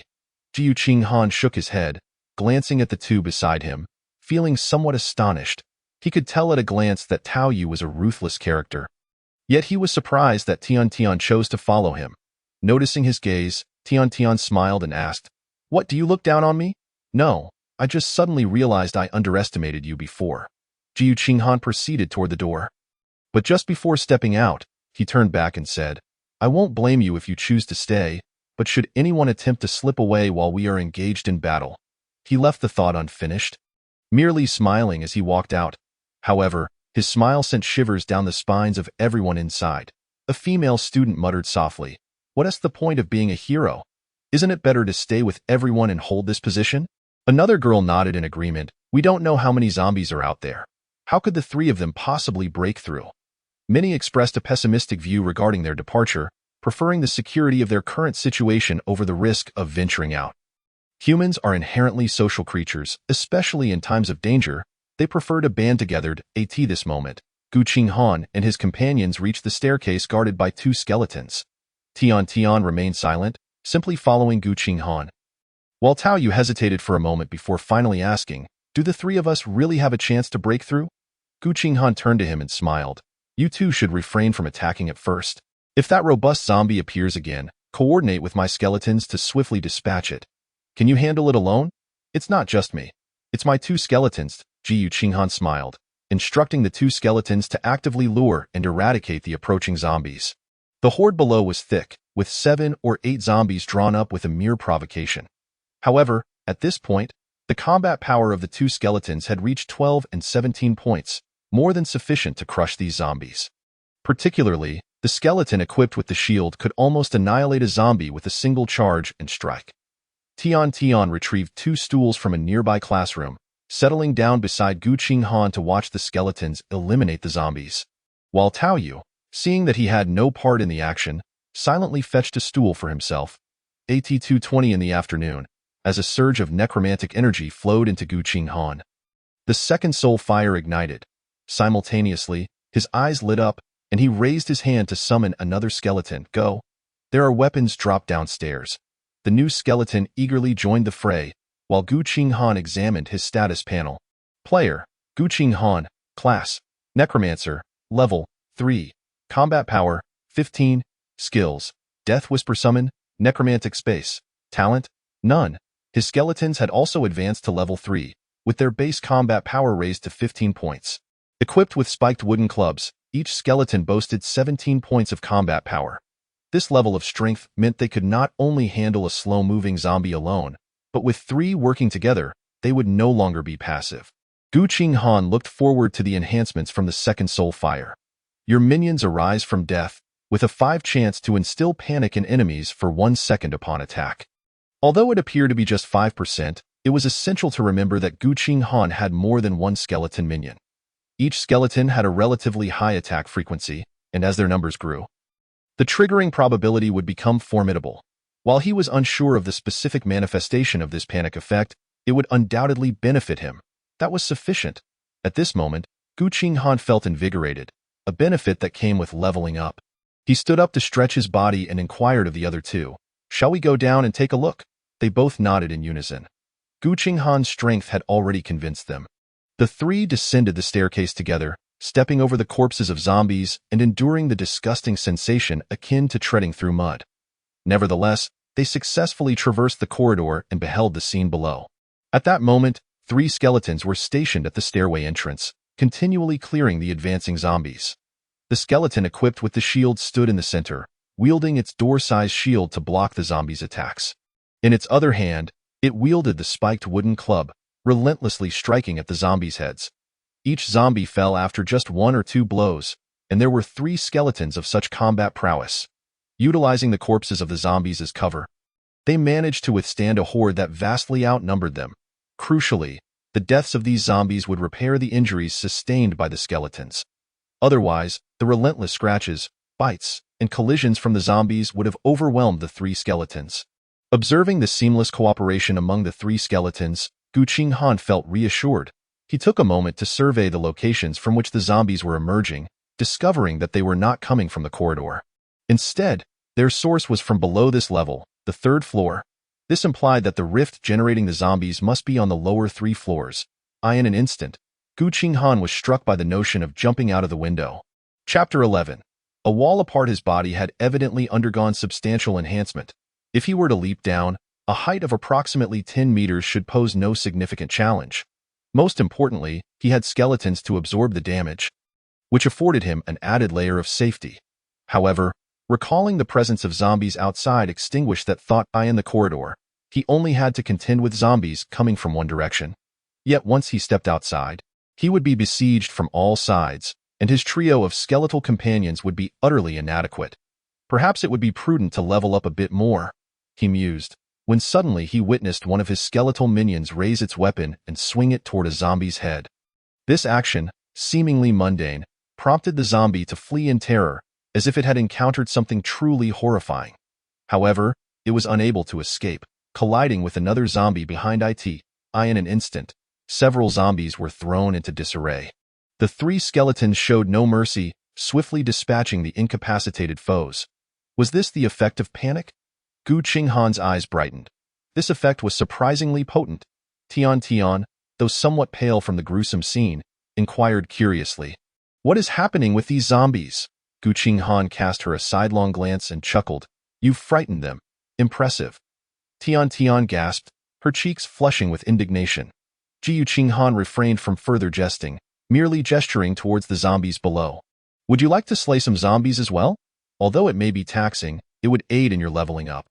Tao nodded, silently picking up a nearby weapon and advancing toward the trio of skeletons. He found a relatively intact spiked wooden stick on the ground and joined the fray. Tian hesitated, glancing at Qinghan with a hint of anticipation. "You will protect me, right? You are overthinking it. If danger arises, I will be the first to flee." Qinghan bluntly shattered her illusion. Surprisingly, Tian did not seem disheartened.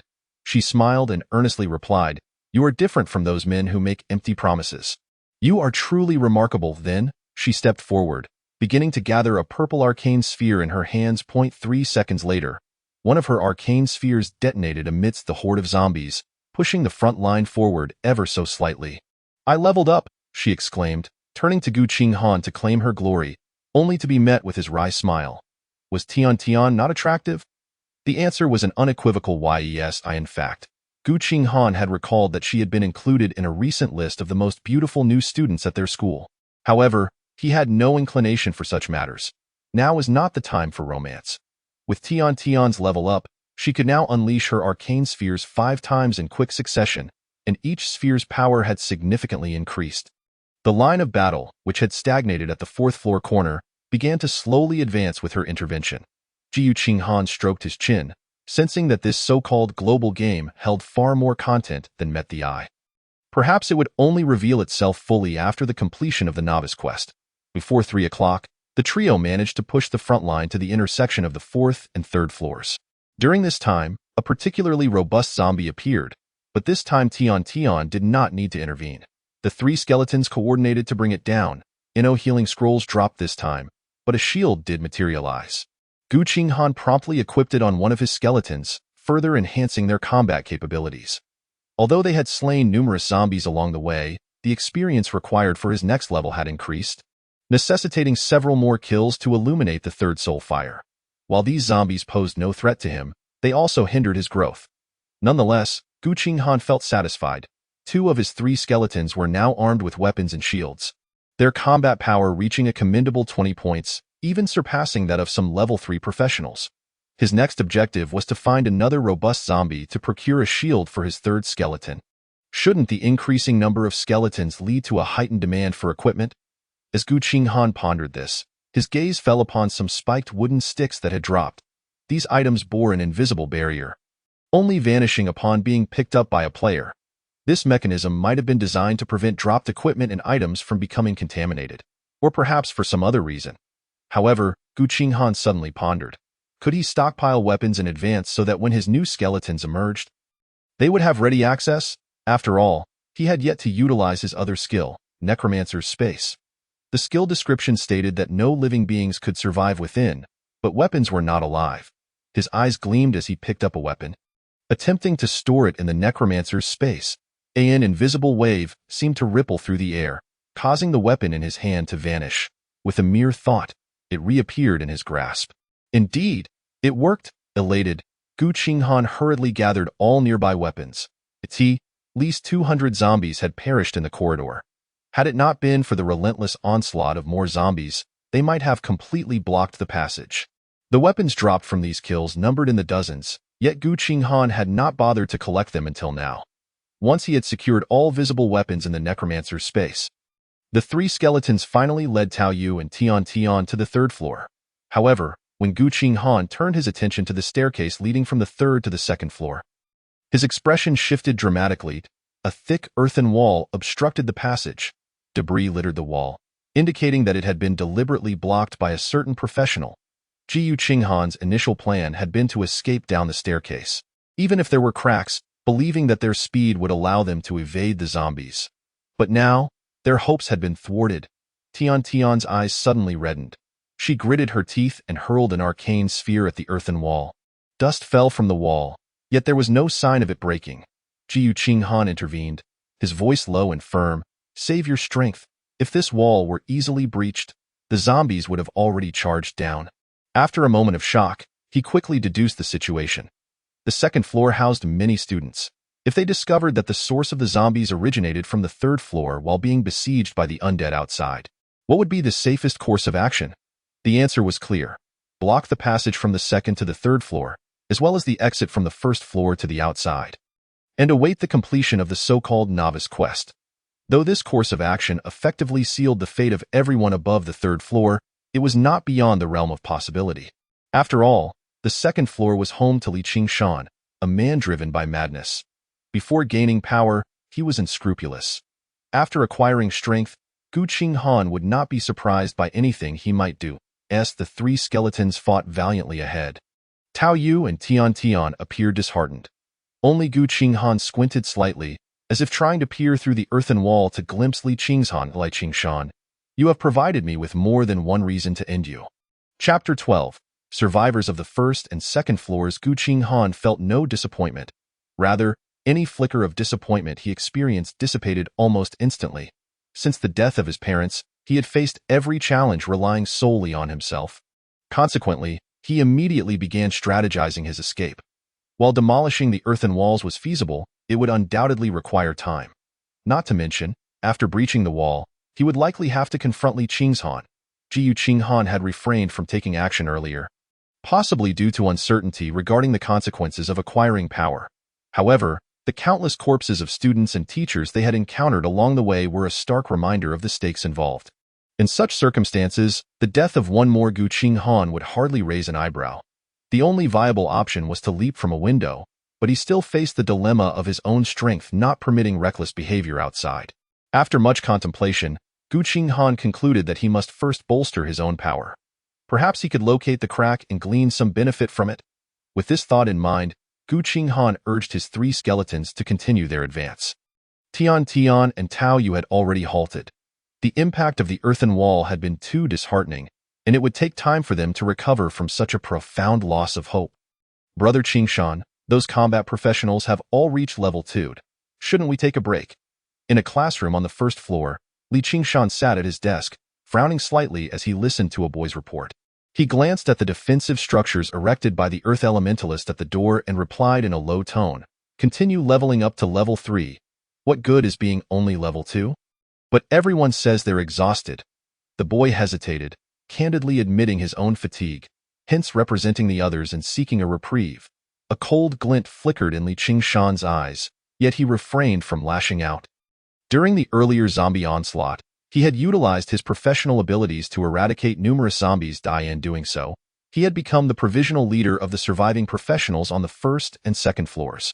As zombies continued to emerge from the 3rd floor, they had managed to secure the staircases leading to the 2nd floor with the aid of an Earth Elementalist. Meanwhile, after the Earth Elementalist had taken a moment to regain his strength, they proceeded to seal the large door on the 1st floor leading outside. However, at Li Qinghan's insistence, a narrow exit was left open, ensuring that those inside could safely level up. During the prior interval, he had already advanced to level 3, his combat prowess reaching a staggering 35 points. Yet, he sensed that following the novice quest, there would undoubtedly be greater challenges ahead. Thus, upon his suggestion, the combat professionals on this floor began to train at the entrance. The zombies outside surged in an unending stream, as if they were an inexhaustible tide. Were it not for the Earth Elementalist continuously reinforcing the door's defenses, the opening would have likely been breached long ago. Having established such an excellent training environment for this group, it irked him that they dared to complain of fatigue. With this thought, Li Qinghan's expression darkened further. He glanced beside him, where a tall young man abruptly stood up. This was a friend from his basketball days, one of those slightly aggressive types. Just moments ago, amidst the chaos, the two had fortuitously crossed paths, quickly forming a small group. "Since you're tired, my friend need not maintain this earthen wall any longer." Li Qinghan scoffed coldly. That Earth Elementalist was one of his basketball comrades. The Elementalist was a rare profession, seemingly categorized into several types. There was even a fire elementalist in their classroom. "Please, Qinghan, that's not what we meant." The young man who came to negotiate stammered, his face contorted in distress. "It's not that we're tired. It's just that this wretched game started right around lunchtime, and now it's past 3 in the afternoon." As he spoke, his stomach audibly grumbled in agreement. Li Qinghan paused, suddenly realizing the truth in his words. Moreover, upon this reminder, he too felt an inkling of hunger. "Nevertheless," he replied, "you all continue leveling up for now. Remember what I said. After the novice quest, danger will undoubtedly escalate. All 14 combat professionals must reach level 3, but we haven't eaten anything. My friend and I will handle the food situation, but you must heed my words afterwards." The young man brightened immediately, nodding eagerly. "Rest assured, Qinghan, everyone is following your lead. If it weren't for you, we would have all perished alongside those 2 foolish teachers outside." Li Qinghan couldn't help but smile. His decisive actions had indeed granted him a degree of authority among this group. When the 2 teachers proposed a breakout, most of the students from the 1st and 2nd floors had followed them out, only to meet their demise outside. Hearing the horrified screams from the outside, those who remained were left trembling in fear. The young man turned to relay the message to the others. The Earth Elementalist beside him inquired, "Qinghan, where shall we find food?" Li Qinghan regarded him for a moment before sighing. "I just picked up my online delivery before class. It's 4 bags of whole wheat bread, intended for breakfast." The young man's eyes lit up as he exclaimed, "Let us go. I need something to eat. I'm starving, however.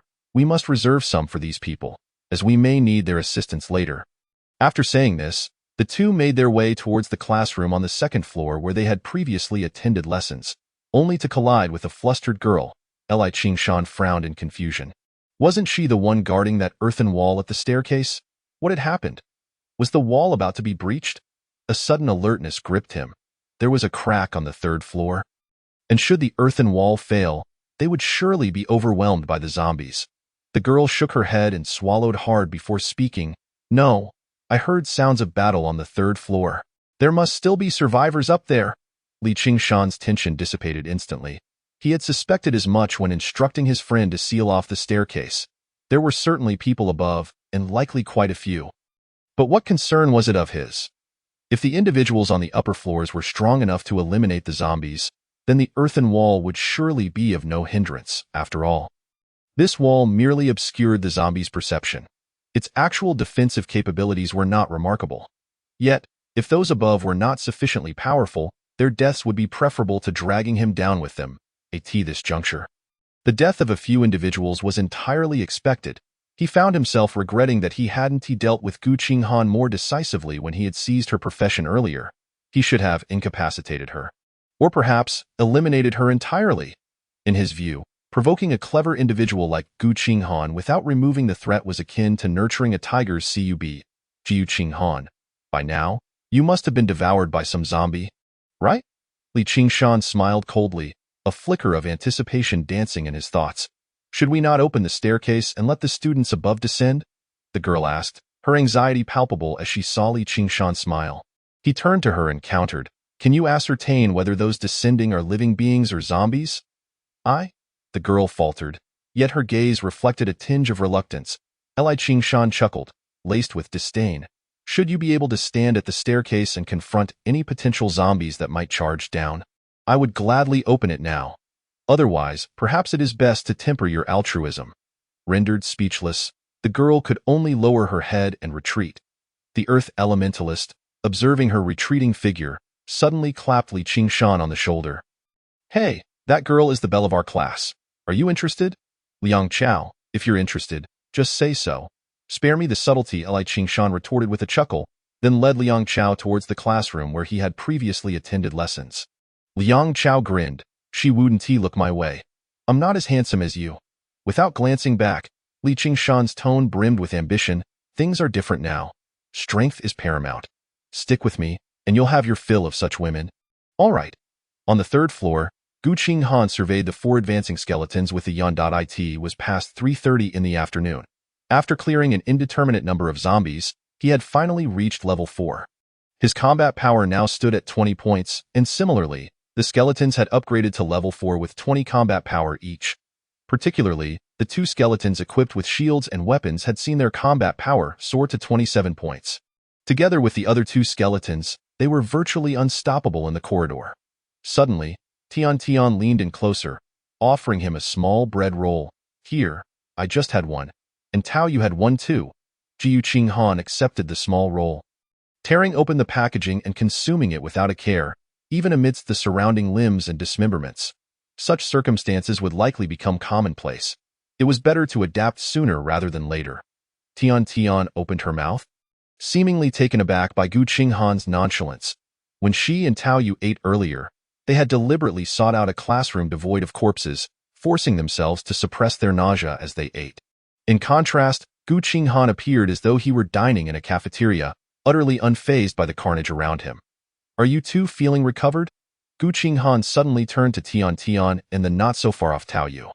The two nodded. They had both recently leveled up to 3, thus regaining some stamina. However, the crack in the corridor seemed like the maw of a monster, continuously spewing forth wave after wave of zombies. Were it not for the fact that Qinghan's skeletons did not tire and could regenerate during battle, they would have surely perished long ago. Qinghan nodded, about to speak when he noticed Tao Yu waving at him from behind. He turned to see 2 shield phantoms enveloping his skeletons. Then, 2 burly zombies crashed into their shields, this time failing to shatter the protective illusion. 2 burly zombies. Yet, rather than fear, Qinghan felt anticipation upon glimpsing the formidable foes emerging from the crack. Their current strength had significantly increased, especially his own skeletons, whose combat power was now nearly on par with these robust zombies. "Just the 2 of you are perfect for my needs." Qinghan's eyes gleamed with determination as his 4 skeletons charged towards the 2 burly zombies. The foremost skeletons, bolstered by Tao Yu's skills, collided with the hulking zombies in a display of sheer force. Following closely, the remaining 2 skeletons struck down upon their heads with their weapons. The burly zombie skulls were considerably tougher. Yet they still yielded to the force of the blows, caving in under the impact. Tian was initially poised to intervene but found herself momentarily stunned by the overwhelming display of the skeletons' donuts. Only after the two zombies had fallen did she tentatively inquire, "Was it just my imagination? Or did your skeletons seem to cooperate better than before?" Qinghan smiled. "Perhaps so. In truth, Tian's observation was correct. The skeletons were indeed cooperating more effectively. This was due to the enhancement effect of the third soul fire, which stated, 'The thirst for death is the pursuit of all your minions.' Their cooperation has become increasingly flawless." However, Qinghan's smile was short-lived. He soon realized that only one of the two zombies had dropped a shield. "This is bad. It seems my suspicions were correct. After leveling up, the drop rate for lower-level monsters has significantly decreased." Qinghan felt a twinge of discomfort. It was rather vexing to find a skeleton devoid of a shield. Nevertheless, the skeletons were now capable of sweeping aside ordinary zombies. Albeit with little success in acquiring spiked wooden clubs, they were merely a dozen meters away from the rift, and an almost imperceptible pressure seemed to envelop them. Qinghan scratched his head, pondering whether it was possible to seal the rift. Just then, a skeleton approached the rift, prompting Qinghan to receive a notification. "Would you like to challenge the novice trial passage? Successful completion will close the passage. To note, the challenge can only be undertaken by one individual. Please act according to your abilities." Qinghan was momentarily taken aback. It turned out that the rift could only be closed through a challenge. Although the challenge was limited to a single participant, surely his skeletons would suffice. He glanced at the other two, who evidently received similar notifications. "So, what do you think? Would you like to give it a try?" Qinghan casually inquired, receiving the expected response. Neither was inclined to attempt it. Tao Yu possessed formidable defensive capabilities due to his profession, yet lacked effective offensive means. Conversely, Tian wielded potent attack methods but was almost as vulnerable as an ordinary person in close combat. In comparison, Qinghan's skeletons were truly a well-rounded force. Tian voiced her concerns. "Are you really going to challenge it?" "I sense danger." Qinghan chuckled. "Is there anywhere that isn't dangerous?" He was well aware that this challenge might entail peril, yet he felt compelled to attempt it after all. He faced these zombies with barely any pressure and had practically ceased absorbing any necromantic energy. If there was anyone capable of sealing this passage, it would undoubtedly be him. He silently chose to accept the challenge, and the black passage began to writhe, ceasing the emergence of zombies. Suddenly, Qinghan felt a force drawing him toward the rift uncontrollably, and his skeletons followed suit. In mere seconds, Qinghan vanished into the rift, much to the astonishment of Tian and Tao Yu, who could only watch in disbelief. Chapter 14. A Bountiful Harvest. Qinghan felt as if he had momentarily lost all sensation, only to be reacquainted with the ground beneath his feet. He quickly surveyed his surroundings, discovering that his four skeletons had also materialized alongside him. Strangely, it appeared he was in an arena. Qinghan noted that the stands surrounding him were shrouded in darkness, devoid of any discernible information. However, his instincts hinted at something lurking in the shadows, observing him. The area he occupied was brightly illuminated, scattered with dismembered limbs and fresh blood, suggesting that a brutal battle had recently transpired. Qinghan squinted slightly, but at that moment, he was startled by the sound of dragging chains. He whipped around to see a hulking figure emerging slowly from the shadowed edge of the arena. Instantly, he commanded his four skeletons to take position in front of him, fixating their gaze on the approaching entity. The figure soon revealed itself, a massive zombie resembling a giant. Tyrant zombie, level 5. Combat power, 60. Description: a powerful variant among zombies, born for destruction, mercilessly tearing apart every foe. This was Qinghan's first encounter with a zombie that came with a description. Even the previous robust zombies had not received such treatment. The tyrant zombie dragged 2 iron chains, advancing toward Qinghan like a predator stalking its prey. Meanwhile, a voice echoed in his mind. "The novice trial has commenced. Survive for 10 minutes to clear the novice trial." Suddenly, Qinghan comprehended the origin of the dismembered limbs littering the ground. These remnants were undoubtedly left behind by those who had come before him. It was clear that they had failed. He promptly commanded his skeletal minions to encircle the tyrant, while he mentally calculated the time. Upon seeing the 4 scrawny skeletons charge at it, the tyrant let out a ferocious roar. With a flick of its chains, It lashed out at the foremost skeleton. However, this skeleton managed to block the attack with its shield, rolling twice on the ground before coming to a halt. The remaining 3 skeletons had now reached the tyrant's side, striking fiercely with their weapons. Yet, the spiked wooden clubs barely inflicted any damage upon the tyrant. Qinghan furrowed his brow, growing anxious as he observed the unfolding battle. The novice trial required survival for 10 minutes, and he had no doubt that there were more than just a single tyrant zombie lurking about. As he surveyed the darkened periphery of the arena, he felt a surge of pressure. Suddenly, he spotted several old weapon racks within the arena. Thick layers of dust coated them, indicating that the weapons had not seen use in years. Nonetheless, Qinghan hastened over and drew a long sword from one of the racks. The blade gleamed with a brilliant white light, momentarily blinding him, but revealing its attributes. Ancient longsword, level 3. Combat power increase. 10. A weapon that augmented combat power by 10 points was 5 times more effective than a spiked wooden club. Qinghan immediately instructed his skeletons to switch to the newly acquired weapons and re-engage in battle. The skeletons, previously locked in combat with the tyrant, suddenly thrust their shields against it, creating an opening. They rushed toward the nearest weapon racks, 2 of them seizing long swords, while the others picked up a war hammer and a spear. With this upgrade, the combat prowess of the 4 skeletons surged, allowing them to inflict substantial damage on the tyrant. As a sword struck the tyrant, a foul spray of blood erupted, eliciting a roar of defiance from the creature. It retaliated, but the skeleton's shields absorbed all blows. In less than a minute, this once mighty tyrant was beheaded by the 4 skeletons. Feeling a surge of necromantic energy flood into him, Qinghan exhaled in relief. It seemed the novice trial was indeed designed to provide some assistance. Without these weapons, even those who dared to challenge the tyrant would likely find it impossible to inflict harm. However, while others could only utilize one weapon, Qinghan had the capacity to wield multiple. Moments after the first tyrant fell, the sounds of chains dragging echoed once more from the shadows. Qinghan turned to see yet another tyrant slowly advancing toward him. Why now? His 4 skeletons were more than capable of dispatching it with ease.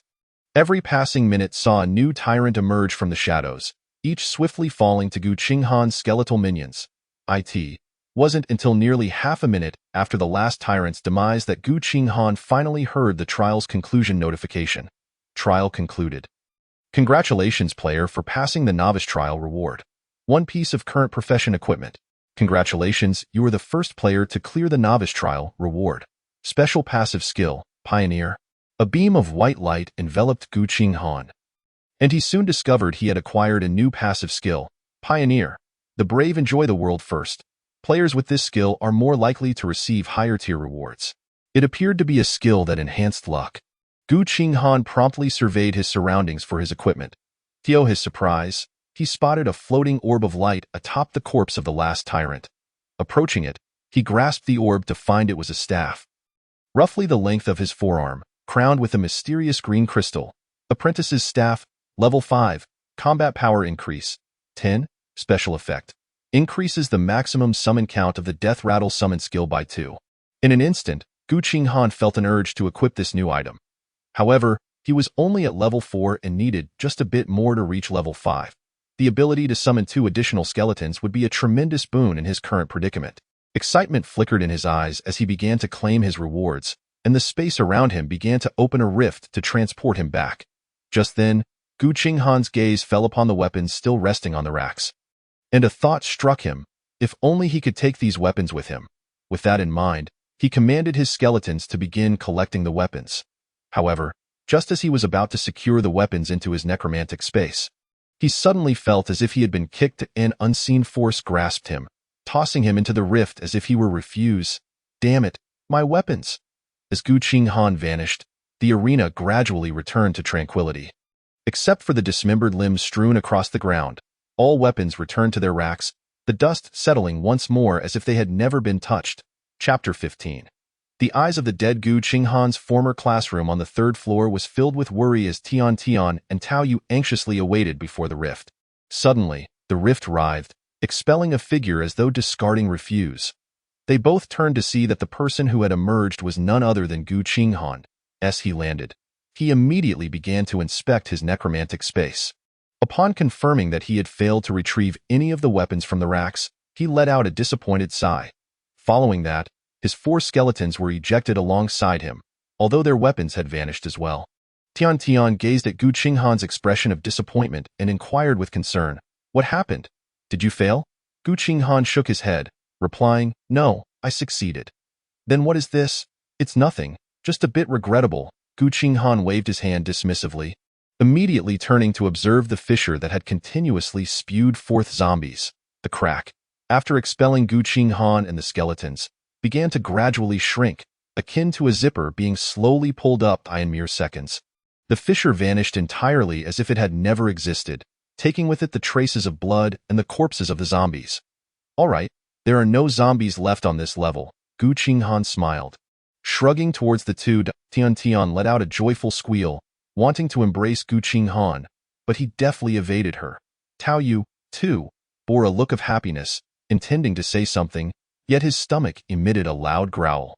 Qinghan glanced at him and chuckled. "It's time to find something to eat. I'm hungry too." He surveyed the level, noting the scarcity of zombies, with only a slight amount of necromantic energy needed to reach level 5. He could finally equip the apprentice's staff. At that point, his combat power would soar to 35 points, and his skeletons would increase by 3. A total of 7 skeletons, each boasting a combat power around 40 points. Should be virtually unstoppable at this stage. With this thought, he opened a window and peered down. The window overlooked a flower bed below, where several zombies were wandering. With a command, 2 skeletons leapt from the window's edge. However, upon landing, they nearly shattered into a heap of bone fragments. Fortunately, their frames were sufficiently sturdy, and after rising, they charged towards the surrounding zombies. In less than 2 minutes, Qinghan successfully ignited the 4th soul flame and ascended to level 5. He immediately equipped the apprentice's staff, witnessing his combat power rise to 35 points, which instilled a sense of security. He quickly summoned 2 more skeletons, only to discover that their combat power was a mere 25 points. It seemed that the attributes of summoned skeletons merely matched his own combat power, without benefiting from the equipment's enhancements. Upon further reflection, this seemed reasonable. After all, if he wielded a powerful piece of equipment, his skeletons would be utterly overpowered. Qinghan had witnessed one of his skeletons crush a regular zombie to death with just 2 blows. Suddenly, he recalled the enhancement effect of the 4th soul flame. He directed his gaze to his status panel, only to find that this time, the soul flame granted not an enhancement but a new skill. Undead vision. The power from death brings joy to your minions. You can gain the vision of any one of your minions. While not a combat skill, it appeared useful for reconnaissance. He activated the skill, feeling a wave of dizziness wash over him. And in the next moment, he found himself observing himself. It was an extraordinarily peculiar sensation, as if he had gained a third-person perspective, secretly watching his own actions. Qinghan instinctively turned his head, noticing that the figure within his vision mirrored his movements. The next instant, with a mere thought, his vision returned, a smile playing on his lips. This skill seemed to hold considerable potential. He began to contemplate utilizing this ability to remain in a safe location while dispatching a squad of skeletons to undertake perilous tasks. Beside him, Tian noticed his silly grin and inquired, "Qinghan, what are you doing? Have you lost your mind?" Qinghan shook his head, leaving 2 skeletons to guard him while the others leaped downstairs. He, accompanied by the 2 protective skeletons, entered a classroom through a broken door and gestured for the 2 to join him. "Come on, let's take a break. My skeletons are off to find food." Tao Yu glanced at the departing skeletons, struggling to articulate his thoughts before finally uttering, "Are you serious? Do your skeletons know what they can eat?" "Absolutely, fully automated," Qinghan replied with a smile, then activated the undead vision skill. His perspective shifted dramatically. The desks and chairs before him morphed into grotesque zombies.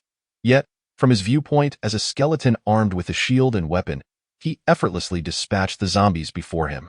With a mere thought, the skeleton complied, moving as if it were an incredibly agile mech. At present, he commanded 7 such mechs, and in the future, he would surely have even more.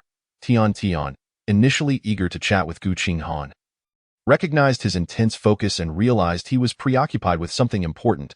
Consequently, under Qinghan's guidance, the skeleton squad advanced towards the nearest small supermarket etched in his memory. This supermarket, modest in size, lay less than 500 meters from the teaching building, providing significant convenience to passing students. However, as the skeleton squad approached, the lead skeleton suddenly glanced back at the entrance of the teaching building. Through the skeleton's vision, Qinghan observed a group of people diligently clearing zombies attempting to breach the entrance. Although he had sealed the fissure on the third floor, the other fissures remained, allowing the zombies to persist in their numbers. Yet, in that fleeting glance, he spotted a buzz-cut young man peering out the window. That individual was none other than Qinghan. A cold smile crept across Qinghan's face. His suspicions were confirmed. This was the fellow who had organized the blockade in the stairwell. However, he had no intention of revealing himself just yet. He needed to strategize his revenge carefully. Qinghan remained oblivious to the fact that Qinghan was merely a wall away. If he were to discover this, he would undoubtedly break through the wall to eliminate him. Qinghan suddenly conceived a plan. He would bide his time until his strength had grown sufficiently. Returning to Qinghan with overwhelming force, that moment, it would be Qinghan's demise. A chilling smile graced Qinghan's lips as the skeleton squad continued to advance amidst the relentless onslaught of zombies. Meanwhile, by the windows on the first floor, Liang Chao observed the distant skeletons and suddenly remarked to Qinghan, I can't shake the feeling that those skeletons just turned to look at us for a moment. Chapter 16. Danger escalates. Qinghan, peering out the window, furrowed his brow, sensing an elusive sense of impending danger. He couldn't pinpoint the source of this unease, yet it had lingered in his mind since earlier. Perhaps it was the ability of some profession. They likely sought refuge elsewhere, albeit in such a pitiful skeletal form. After pondering fruitlessly, Qinghan arrived at this hasty conclusion. Liang Chao exclaimed, I think they're heading towards that small supermarket. They're after food. Qinghan turned to him, his gaze calm. Yet his question left Liang Chao momentarily speechless. Skeletons aren't afraid of being bitten by zombies. Can you say the same? Liang Chao wilted instantly. He had just consumed several slices of bread, but it barely made a dent in his hunger. In his current state, eating only heightened his sense of starvation, particularly as he felt parched without any water to drink. Qinghan glanced at him and suggested, Go to the restroom and fill a cup with water. Let the fire element mage boil it for you, and we can address the rest after today's novice task is complete. He too wished to explore, but the zombies lurking outside posed an omnidirectional threat, one that the human body could hardly withstand. Even if it could, the overwhelming tide of fear would eventually erode one's sanity. Liang Chao checked the time on his phone. 4:30 in the afternoon. He attempted to connect to the internet, send messages, and make calls, but all efforts were in vain. It seemed that during the onset of the game, their ties to the outside world had been severed completely. He turned to Qinghan, suddenly feeling despondent. Do you think the whole world has turned into this? What about my parents? Despite being merely a 20-something college student, Qinghan scoffed, a cold smile creeping onto his lips. If all goes as expected, the entire world is likely in such a state. But so what, compared to the previous world filled with constraints? I find this much better. Liang Chao appeared startled by Qinghan's words, asking, Aren't you worried that your parents might be in danger? Worried? They brought it upon themselves. They couldn't even lead decent lives, and yet chose to bring me into this world. If it weren't for this game, I would undoubtedly repeat their failures. He clenched his hands, a hint of dark energy coalescing into two massive hands, causing his smile to widen. It's better for them to be dead. The 5 skeletons took nearly 10 minutes to arrive at the small supermarket. Along the way, they acted like merciless harvesting machines, shattering the skulls of zombies left and right. Even the robust zombies they encountered were no match, transforming the 5 skeletons into warriors wielding shields in one hand and wooden clubs in the other. Each of them boasted a combat power of a staggering 32 points. Having cleared away the debris at the entrance of the small supermarket, 5 skeletons promptly burrowed inside. It was evident that this place had also been ravaged by zombies, and although it was now deserted, the overall structure remained relatively intact. Outside, the zombies were still advancing toward this location, compelling Qinghan to swiftly command the skeletons to scour for supplies. 2 skeletons stood guard at the entrance, while the other 2 clutched large backpacks discovered within the supermarket. The final skeleton, moving with the semblance of a living being, began tossing high-calorie food items into the backpacks. After filling 2 substantial bags, Just as Qinghan directed this skeleton to pack another, he suddenly noticed a flickering light behind a shelf. Approaching for a closer look, he found a wooden chest emanating a faint white glow. Could this be a treasure chest? This chest was about the size of a microwave, but Qinghan's skeleton was unable to inspect its contents. Nevertheless, he instructed the skeleton to pick up the chest, and after gathering another backpack filled with water, they commenced their journey back. It wasn't that he was unwilling to linger longer. Rather, he felt an unusual wave of fatigue washing over him, akin to the exhaustion felt after prolonged study or work, suggesting an excessive drain of energy. It seemed that his abilities were not without limitations. The return journey was notably slower, as 3 skeletons were burdened with supplies. Fortunately, these skeletal beings possessed remarkable combat prowess, and despite their somewhat disheveled state, they successfully transported the resources back safely. However, on the way back, Qinghan deliberately took a detour. Although the nearby teaching buildings might witness the comings and goings of these skeletons, Li Qinghan downstairs remained oblivious. Otherwise, encountering him could lead to complications. Upon the skeleton's return to the base of the building, Qinghan utilized his necromantic space to gather them all, along with the supplies and the wooden chest, into the same ethereal realm. Once he released the skeletons, they stood vigil around him like the most loyal sentinels. Qinghan rubbed his temples and casually pulled out several self-heating hot pots and a few bottles of water. "Let us have something to eat. I need to rest for a bit." He felt quite weary, distributing some food to Tian and the others before promptly laying his head on the table and drifting off to sleep. The 7 skeletons surrounding him stood guard, warding off any potential threats to Qinghan's safety. When he awoke again, darkness had already enveloped the sky. Checking his phone, he was surprised to see it was past 10 o'clock. Inside the classroom, Tao Yu had also succumbed to slumber, his soft snores breaking the silence. The day's events had undoubtedly imposed a significant physical and mental toll on an ordinary person. Yet, at that moment, Tian gazed out the window, seemingly lost in thought. Qinghan rubbed his face, creating a rustling sound that drew her attention. Upon noticing Qinghan had awakened, Tian immediately remarked, "You're awake? Look, the zombies downstairs seem different now." Qinghan approached to investigate, but he keenly observed that Tian's eyes appeared slightly red and puffy, as if she had been crying. "What's the matter?" "It's nothing. I was just thinking about home. But look below. Those zombies seem more aggressive than during the day." Tian smiled, concealing her vulnerability. It appeared that in a mere half-day, the once pretentious young lady had transformed into a considerate and sensible girl. Qinghan refrained from probing further, simply gazing down from the window. Below, numerous zombies remained, their movements noticeably swifter than earlier. Focusing on one particular zombie, he quickly discerned its attributes. Agile zombie, level 2. Combat power, 15 points. Chapter 17. Novice quest completed. He paused. Surveying the surrounding zombies, to his astonishment, he realized that all the zombies had transformed into level 2 agile zombies. The level 1 slow zombies had a combat power of merely 6 points, while the level 2 agile zombies boasted more than double that. Thank goodness I cleared out the zombies on this floor during the day and sealed the rift. Otherwise, I would surely have met my demise tonight. A wave of dread washed over Qinghan as he contemplated the peril presented by a horde of level 1 zombies versus level 2 zombies. Even with level 2 skeletons equipped with weapons, their combat power only reached 12 points, making it uncertain whether they could defeat a single level 2 zombie in one-on-one combat. Fortunately, he had now reached level 5. Tian, observing the evidently more frenzied zombies below, expressed her concern. "While you were sleeping, I heard numerous screams from the surrounding teaching buildings. Some even jumped from the upper floors."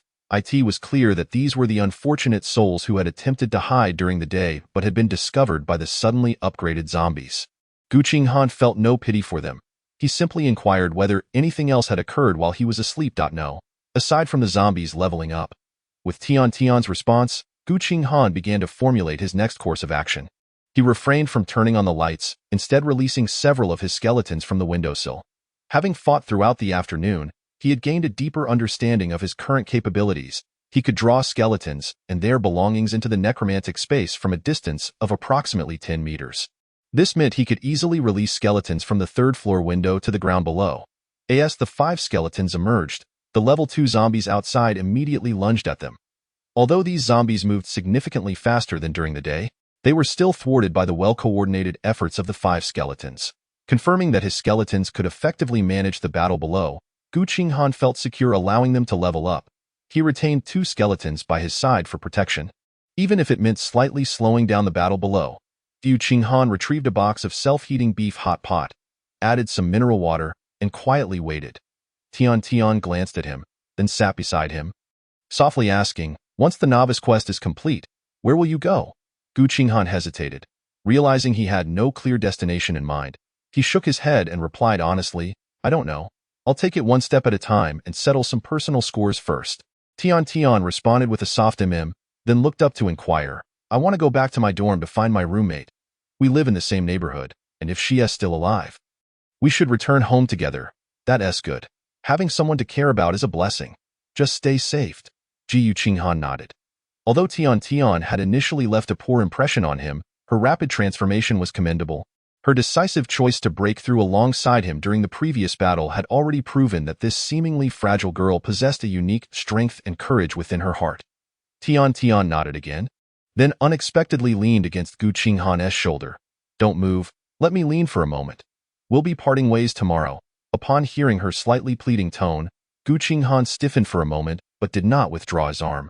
They remained silent for a while, and unable to endure the awkward atmosphere, Qinghan took the initiative to break the silence. "Why don't you ask whether I'll go with you?" Tian lifted her head, a glimmer of excitement illuminating her eyes. "Really? You'd be willing to go home with me? Don't you want to see your family?" Qinghan chuckled, taking the opportunity to withdraw his arm. "Not really. Besides, my parents died in a car accident when I was young. My relatives treat me like a jinx, so I have no ties." Tian initially shot him a disapproving look, then gasped. Seemingly surprised by Qinghan's situation, "I'm sorry, I didn't know. It's all right. I've managed just fine over the years. It's time to eat." Qinghan lifted the lid, and an enticing aroma wafted toward him. He also retrieved a can of luncheon meat and instant noodles, not bothering to conceal the fact that he had a storage space. After all, the world had become game-like, and it was likely that storage items would appear in the future. Watching Qinghan savor the hot pot amidst the rising steam, Tian suddenly whispered, "I wish we had met sooner." "What?" Qinghan looked up, chewing on a wide noodle. "It's nothing. I just meant you should eat more. Let us work hard tomorrow." She flashed a sweet smile before moving to the window to peer outside. 3 seconds later, an arcane ball soared toward the distant zombies. Qinghan was momentarily taken aback. He had seen numerous zombie corpses outside and assumed they were the work of nearby survivors. However, it now seemed that Tian had been leveling up while he slept. Time passed, and eventually, Tao Yu awoke, greeting Qinghan. He watched Tian as she dispatched zombies with envy, lamenting his own inability to level up at a distance. By midnight, the world suddenly seemed to freeze for a brief moment. Then, every individual's mind resonated with a familiar voice. "Congratulations to everyone for completing the novice quest. Rewards will soon be distributed. Random talent? The game is about to officially begin." In the past 12 hours, a total of 29 brave and powerful players have successfully completed the novice trial and received corresponding rewards. "Newbies, enjoy the game." Qinghan pressed his lips together, astonished that there were 28 other players who had also passed the novice trial. However, he soon felt a massive spinning wheel materializing in his mental landscape. The spinning wheel was divided into countless segments and began to rotate slowly under his gaze. As it reached a certain speed, the wheel gradually decelerated. Qinghan intently focused on the area the pointer swept across. Several segments were quite large, and he could discern the words inscribed there. Superhuman physique, rapid recovery, swift casting. One name after another flashed by the pointer, until eventually, the wheel almost came to a halt, landing on a talent called focus. Just as the wheel was on the verge of stopping, an unseen force suddenly emanated from his mental realm. To his astonishment, the already halted wheel began to rotate slowly once more. Qinghan was taken aback. That earlier force, the effect of the pioneer skill, pioneer. The brave are the first to enjoy the world. Players possessing this skill find it easier to obtain higher-level rewards. The wheel gradually came to a stop again, poised to pass through a narrow but undeniably existent segment. This area was quite inconspicuous. Had Qinghan not been watching closely, he might have mistaken it for a mere dividing line. although he could not clearly see the words above. Qinghan understood a fundamental principle: the larger the prize on the wheel, the smaller the area it occupied. Yet, fate seemed to delight in playing tricks on Qinghan. Just as the pointer was about to leave this segment, the wheel continued to spin. For the first time, Qinghan felt a pang of urgency. He was so close, so very close to winning this grand prize. If he were not merely a spectator at this moment, he would have eagerly leapt to seize the wheel. Just then, the wheel abruptly halted, the pointer resting on the area whose text was obscured from view. "Goodness!" Qinghan nearly exclaimed. In those fleeting seconds, he felt as though he had stopped breathing. However, unbeknownst to him, a monstrous, grotesque skeletal claw was gripping the wheel from behind. Chapter 18. The Mimicry Talent. Congratulations on obtaining the unique talent, Mimic. And Mimic. Gradually collect the characteristics of a certain profession. Upon completion, acquire the current characteristics of that profession, which can be bestowed upon other units. Current number of Mimic professions, 1. Beneath this talent, there lay an empty progress bar. Qinghan was momentarily stunned, then drew in a sharp breath. This talent seemed rather overpowered, especially the last clause, which stated it could be granted for use by other units. Did that mean his skeletons were considered other units? Qinghan's heart raced suddenly. He realized that he might not only be able to forge an undead army, but potentially an undead legion comprising various professions. At this moment, Tian and Tao Yu, who had been momentarily dazed, regained their composure, their gazes filled with varying emotions.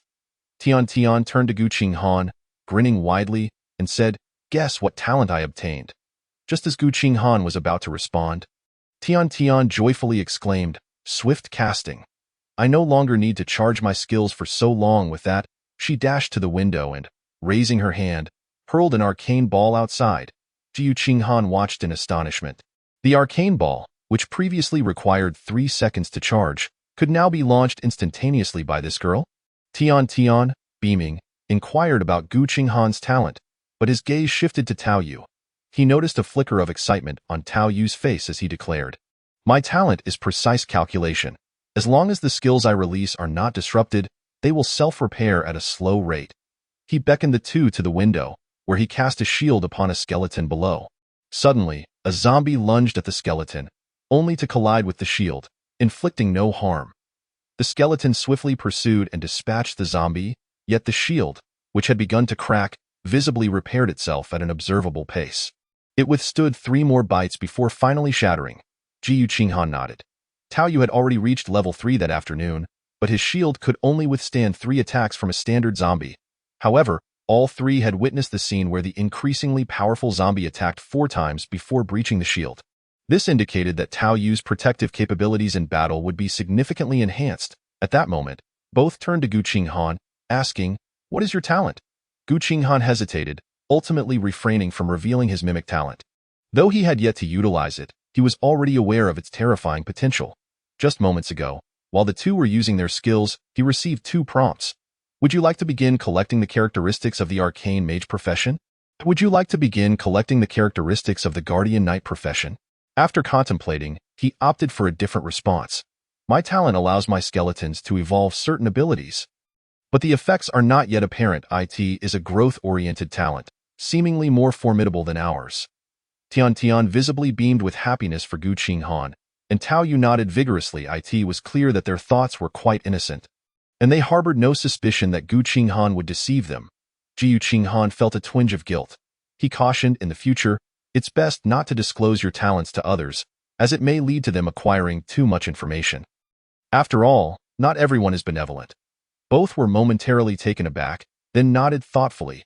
Qinghan had refrained from collecting the characteristics of the two, primarily because their professions were merely rare. Although he was uncertain about the level of his special profession, it appeared to be significantly more powerful than theirs. He sought to collect traits from more formidable professions. However, it seemed that the collection process required proximity to the professionals, didn't it? Qinghan mused quietly, realizing he would need to be more observant of strong professionals in the future. Just then, Tian suddenly spoke up again. My panel has added some attributes. Do you both have any? Qinghan looked at his own panel, and indeed, it had undergone some changes.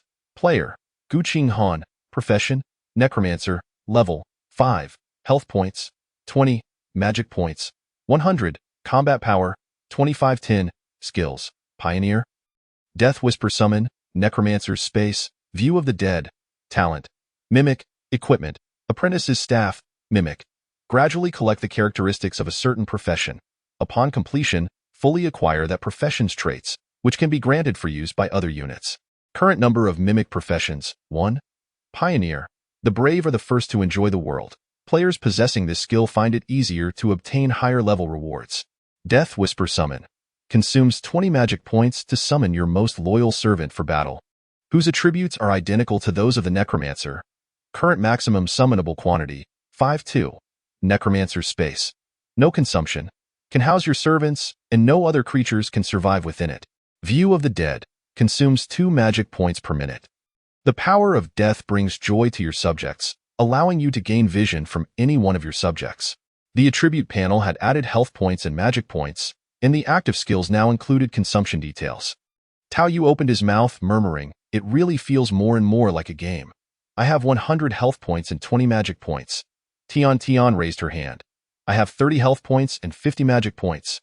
Qinghan glanced at the two who had once again revealed their vulnerabilities, opting not to respond. He mentally organized the information he had just acquired and made an analysis. It seemed that the game had officially commenced. With each profession's attributes differing significantly, his profession's health points were rather low. Compared to the other two, he felt like a fragile college student. He glanced at his own physique, then at Tao Yu, who was even more slender than he was. Quietly pondering, the magic points were easily understandable. His earlier dizziness must have been due to depleting his magic points. But what of these health points? Would they lead to immediate death upon depletion? He suddenly recalled the immense power of the arcane ball that Tian had launched. A normal person would likely not withstand even a single hit. Were health points to be perceived as a unique form of energy that protected players from death? If that energy were exhausted, any subsequent attacks would directly affect the player's essence. Qinghan felt that his deduction, while perhaps not entirely accurate, was close to the truth. Just then, he heard a familiar clanking of chains from outside. This sound had reached his ears during the novice trial. He peered outside, and by the bright moonlight, he spotted a tyrant zombie amidst the horde. His pupils constricted instantly. This game seemed to have finally entered its proper course. Chapter 19. Big-breasted and brainless, the tyrant zombie was some distance away, casually wandering the ground, seemingly oblivious to the battle occurring beneath Qinghan's building. However, Qinghan could hear the commotion, likely due to his newly acquired necromancer profession. After all, he could distinctly feel that his sensory abilities had noticeably improved. It was best not to provoke this tyrant zombie for now, considering there were still many zombies in the vicinity. Qinghan thought to himself. Previously, he had been able to defeat 10 tyrant zombies through sheer force of numbers. However, given the current situation, if the tyrant zombie were to join the fray, it would inevitably be his skeletons that faced the onslaught. At that moment, Tian also noticed the tyrant zombie, her eyes wide with shock as she asked, "What is that? Is it a new breed of zombies? Well, never mind. Let's discuss it tomorrow during the day." He simply retracted his skeletons, allowing them to stand guard in the classroom. Subsequently, Qinghan retrieved a bottle of mineral water, washed his face briefly, and handed a bottle to each of the other two. "It's time to sleep. You shouldn't level up any longer, as it might attract some dangerous characters," Qinghan advised, then drew the curtains and lay down on a few desks he had pushed together. The classroom was enveloped in darkness, with only the green flames flickering in the eye sockets of the 7 skeletons, creating a quiet and eerie atmosphere. Early the next morning, Qinghan rose with the dawn. Although he had slept through the night, lying on the hard desk made him feel sore all over. It was time to leave this place and seek a safe haven where he could at least rest comfortably before considering other matters. Now capable of using the undead vision, he realized that as long as he found a secure location, he could accomplish many tasks without stepping outside. Tian and the others were still fast asleep on their desks. And although Qinghan's skeletons appeared frightening, they provided a considerable sense of security to the group. Unbeknownst to them, however, these skeletons were not solely for guarding against external threats. If either of them showed any ill intent towards Qinghan during the night, the 7 skeletons would swiftly strike them down with ruthless efficiency. By the way, it seemed he had also acquired a chest yesterday. Qinghan suddenly recalled this and hurriedly retrieved the wooden chest emanating a white glow from the necromancer's space. Would you like to open the ordinary treasure chest? Without a moment's hesitation, Qinghan chose to open it.as. The chest automatically opened. A faint white light appeared and gradually dissipated. Ultimately, the chest vanished from Qinghan's grasp. Pausing momentarily before revealing its contents, in that instant, Qinghan felt a surge of energy within him. The effect of the pioneer's skill had activated. The orb of light in his hand slowly dispersed. Unveiling its contents, a pitch-black ring that was unmistakably an item of equipment. Ring of Contemplation, Level 3, Effect. Stores excess magical energy with a maximum capacity of 50 points. Qinghan raised an eyebrow and immediately donned the ring. This equipment did not enhance his combat capabilities, but it was quite beneficial for him. After all, the additional mana storage provided by the ring would allow him to utilize the undead vision for nearly half an hour longer. Or in other words, to summon the undead 2 more times. Having completed these tasks, Qinghan began to contemplate his next destination. He was not particularly familiar with the school. After all, it was only his 2nd year. And he had not roamed the campus extensively. Moreover, the school was simply enormous. The teaching building he was currently in was merely part of Zone B, which, in terms of size, resembled a large commercial district. However, this area was often referred to by the students as the slums due to its relatively rudimentary facilities. Aside from attending classes, very few ventured here for leisure. The outside world could be even more perilous. It would be wiser to develop his abilities within the school before venturing out into the unknown. Qinghan resolved firmly. Glancing down at the floor, appeared his vision pierced through the floor, revealing Li Qingshan below. The sound of footsteps echoed from the hallway, and Qinghan quickly realized that survivors from upstairs were descending. He surveyed the skeletons around him, retracting 4 of them and leaving 3 to guard him. Although Tian and the others were aware of his 7 skeletons, those from upstairs were not. Keeping a backup plan was the first lesson Qinghan had learned from nearly a decade of living in such a world. Hello, what happened to the zombies on this floor? A voluptuous figure appeared at the door, and upon observing the scene inside, she couldn't help but inquire. Qinghan glanced over and was surprised to see it was their previous teacher. Han Jingjing, that we eliminated them all, he replied curtly, lacking the desire to elaborate further. Although Han Jingjing had anticipated this outcome, hearing it directly from Qinghan's lips still left her in disbelief.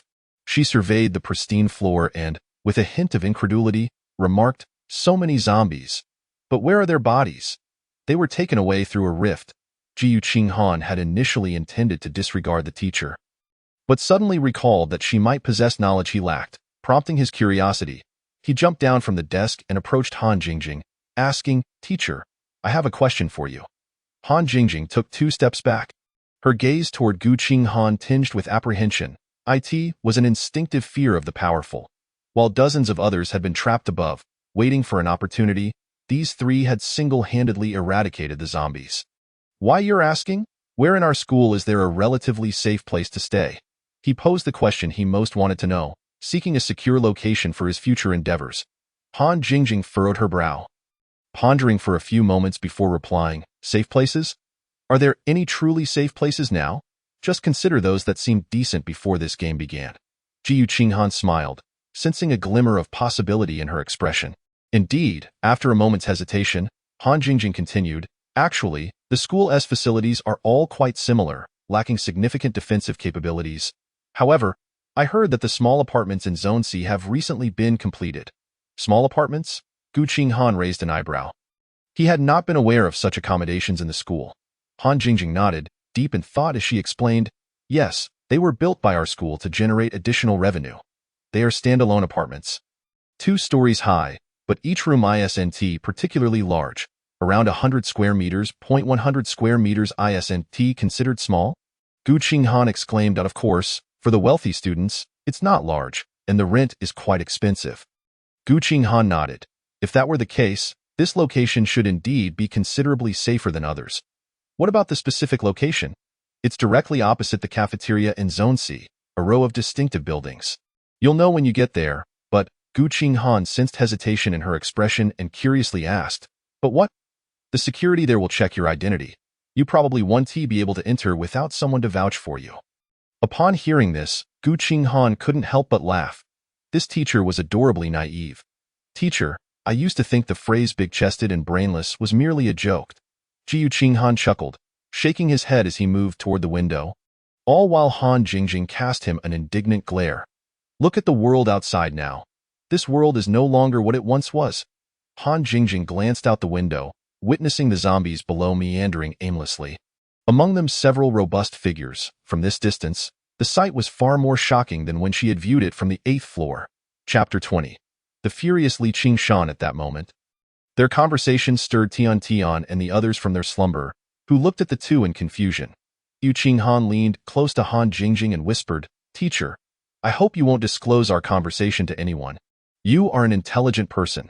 Han Jingjing trembled slightly, sensing a strong undertone of threat in Qinghan's voice. Casting a glance at the still drowsy Tian and Tao Yu, she quietly asked, Are you hiding from someone? That's classified, but I hope you will refrain from making any poor choices. Qinghan felt that if he encountered Li Qingshan now, he still had a chance to defeat him, while the other party might have allies. His skeletons were no weaklings either. However, he was unaware of the current strength of Li Qingshan. If those downstairs had united with him, he would become a mere jester in a trap of his own making.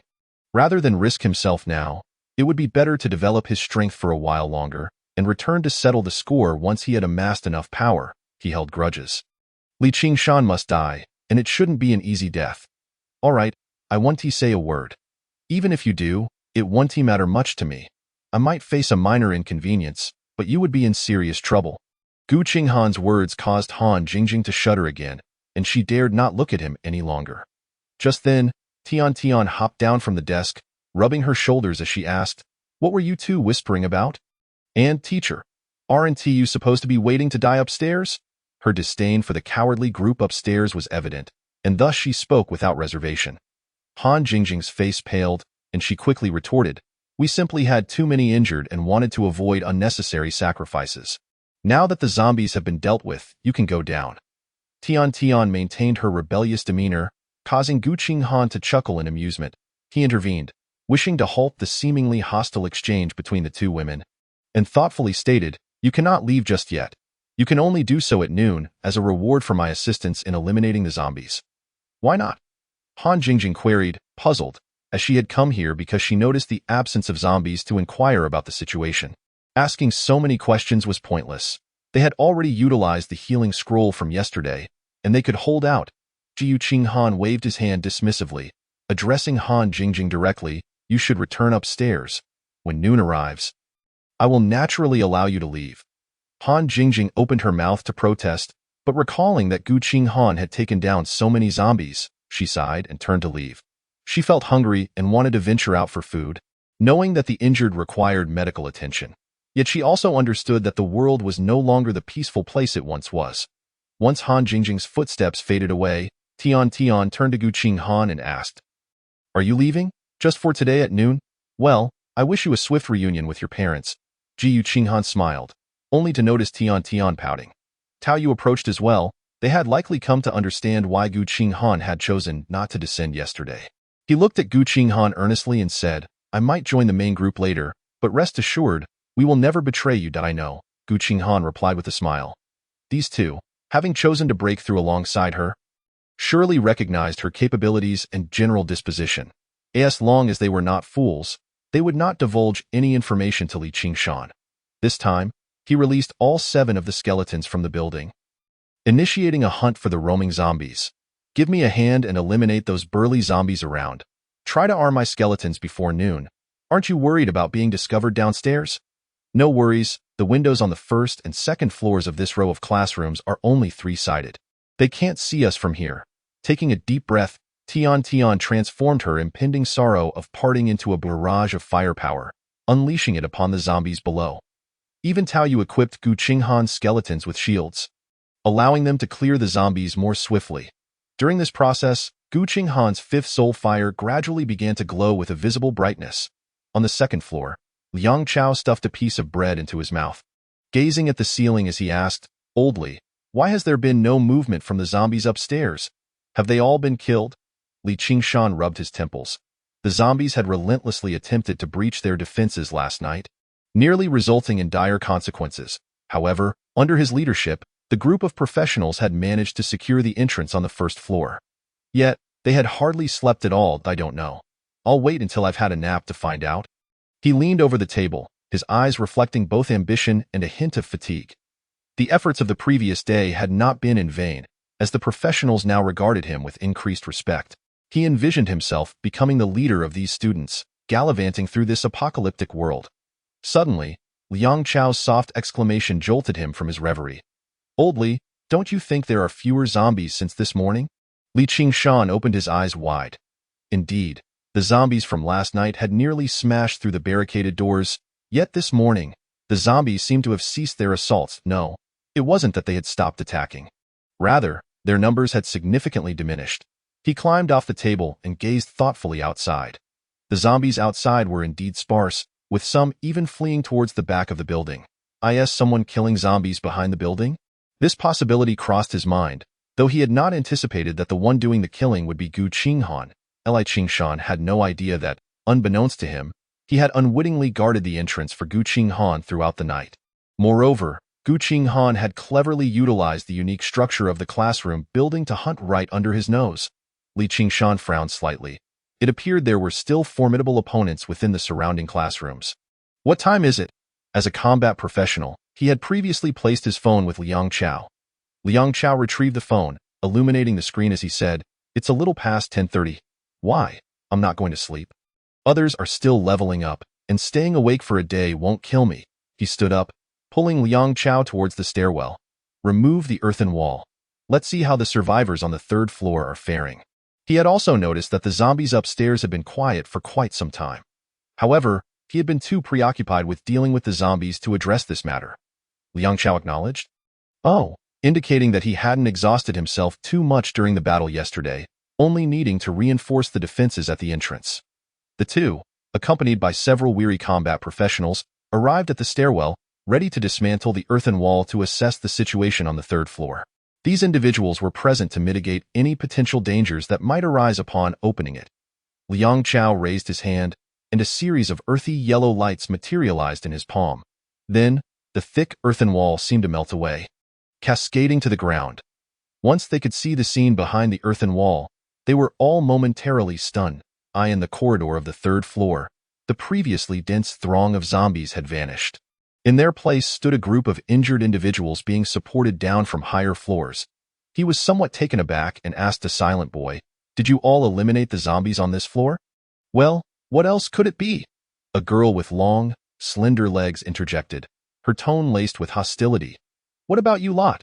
Li Qingshan regarded the girl, a hint of astonishment flickering in his eyes.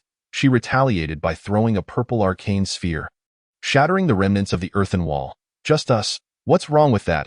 Oh, and there's also a guy named Qinghan." Upon hearing this name, Li Qingshan's murderous intent surged. Qinghan. Where is he? A dark aura gradually enveloped Li Qingshan's hand, as if he were poised to strike at any moment. Tian pointed towards the window. "He just ran out the window when we were coming upstairs to call people down." Li Qingshan immediately ascended to the third floor.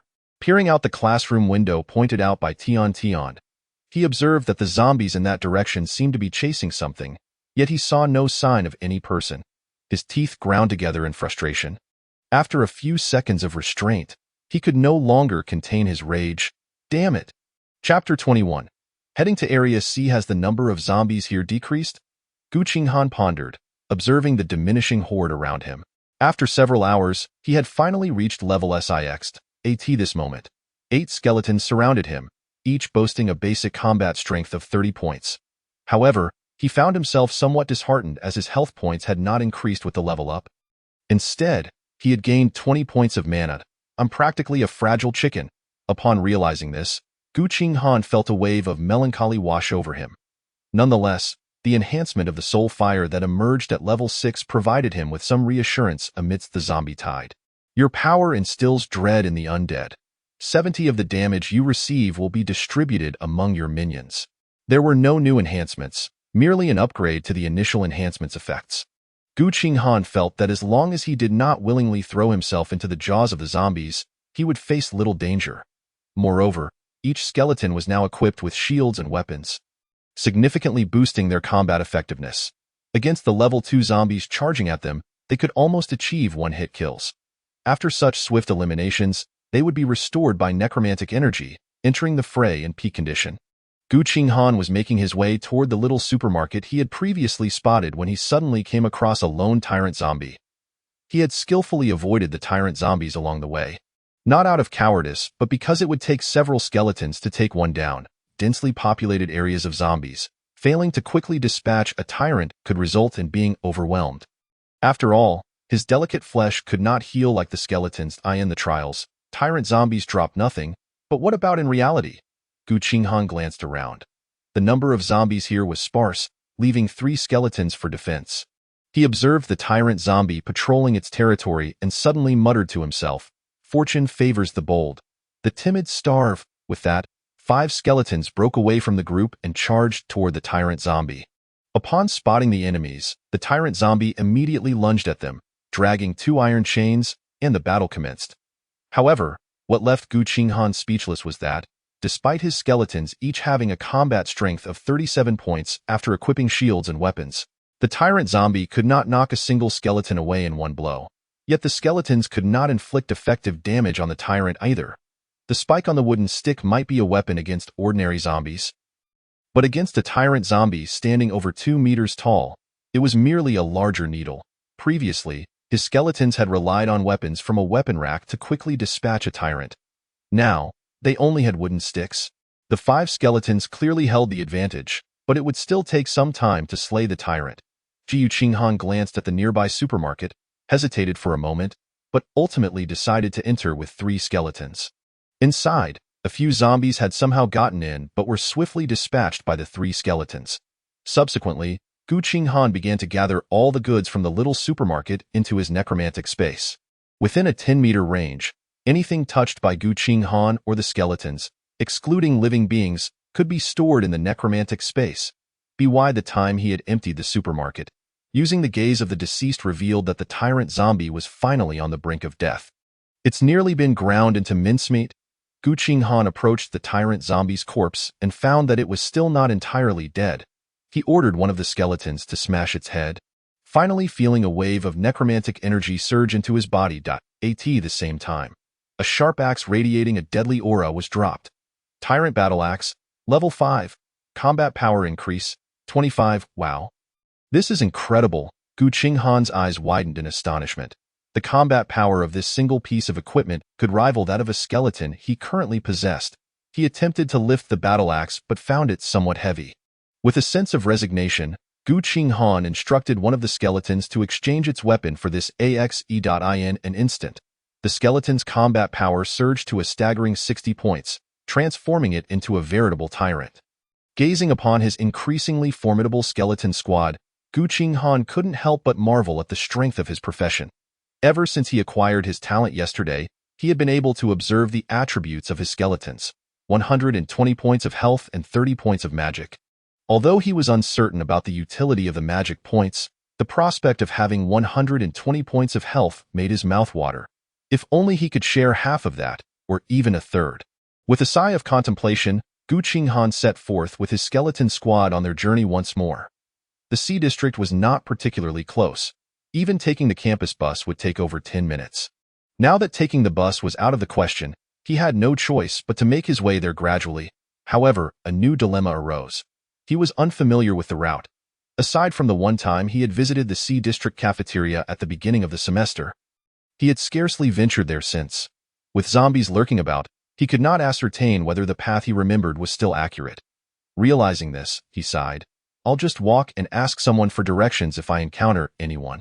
As it turned out, the university campus was indeed densely populated.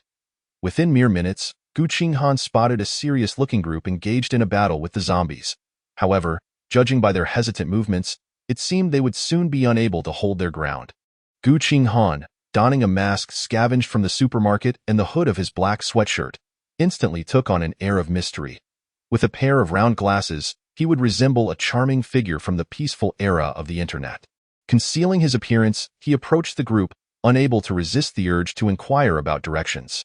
Moments later, after his 8 skeletons had dispatched the zombies, The group exhaled a collective sigh of relief. A righteous-looking young man gazed at Qinghan, almost kneeling in gratitude. Thank you. If it weren't for you, we would have surely lost several members today. Qinghan waved his hand dismissively, correcting him. No need for thanks. Had it not been for my intervention, you would all have perished here. The young man appeared momentarily taken aback by Qinghan's bluntness. However, with no time to spare for further pleasantries, Qinghan cut to the chase and posed his question. How do I get to the Sea District? The young man hesitated, then replied with a wry smile. I don't know. We always took the campus bus before. Qinghan sighed again and turned to leave. At that moment, a timid girl raised her hand and said, I know. Last semester I ran to the Sea District and back. Qinghan turned to look at the seemingly demure girl. You really know the way? Do not deceive me, for there will be dire consequences. Well, I'm not lying, but I don't plan on going to the Sea District. Qinghan suddenly froze, his gaze fixed on the girl, who was now looking down, seemingly shy even in her speech. Sensing the awkwardness in the air, she added, I really want to go there, but we have a classmate who lives in that area. They were just thinking of returning, and I can introduce you to them. Upon hearing this, Qinghan's expression softened slightly. Lead the way. A few minutes later, Qinghan followed the group to the base of a teaching building. The number of zombies here was considerably lower than in his previous location, and several people were actively engaged in clearing the area.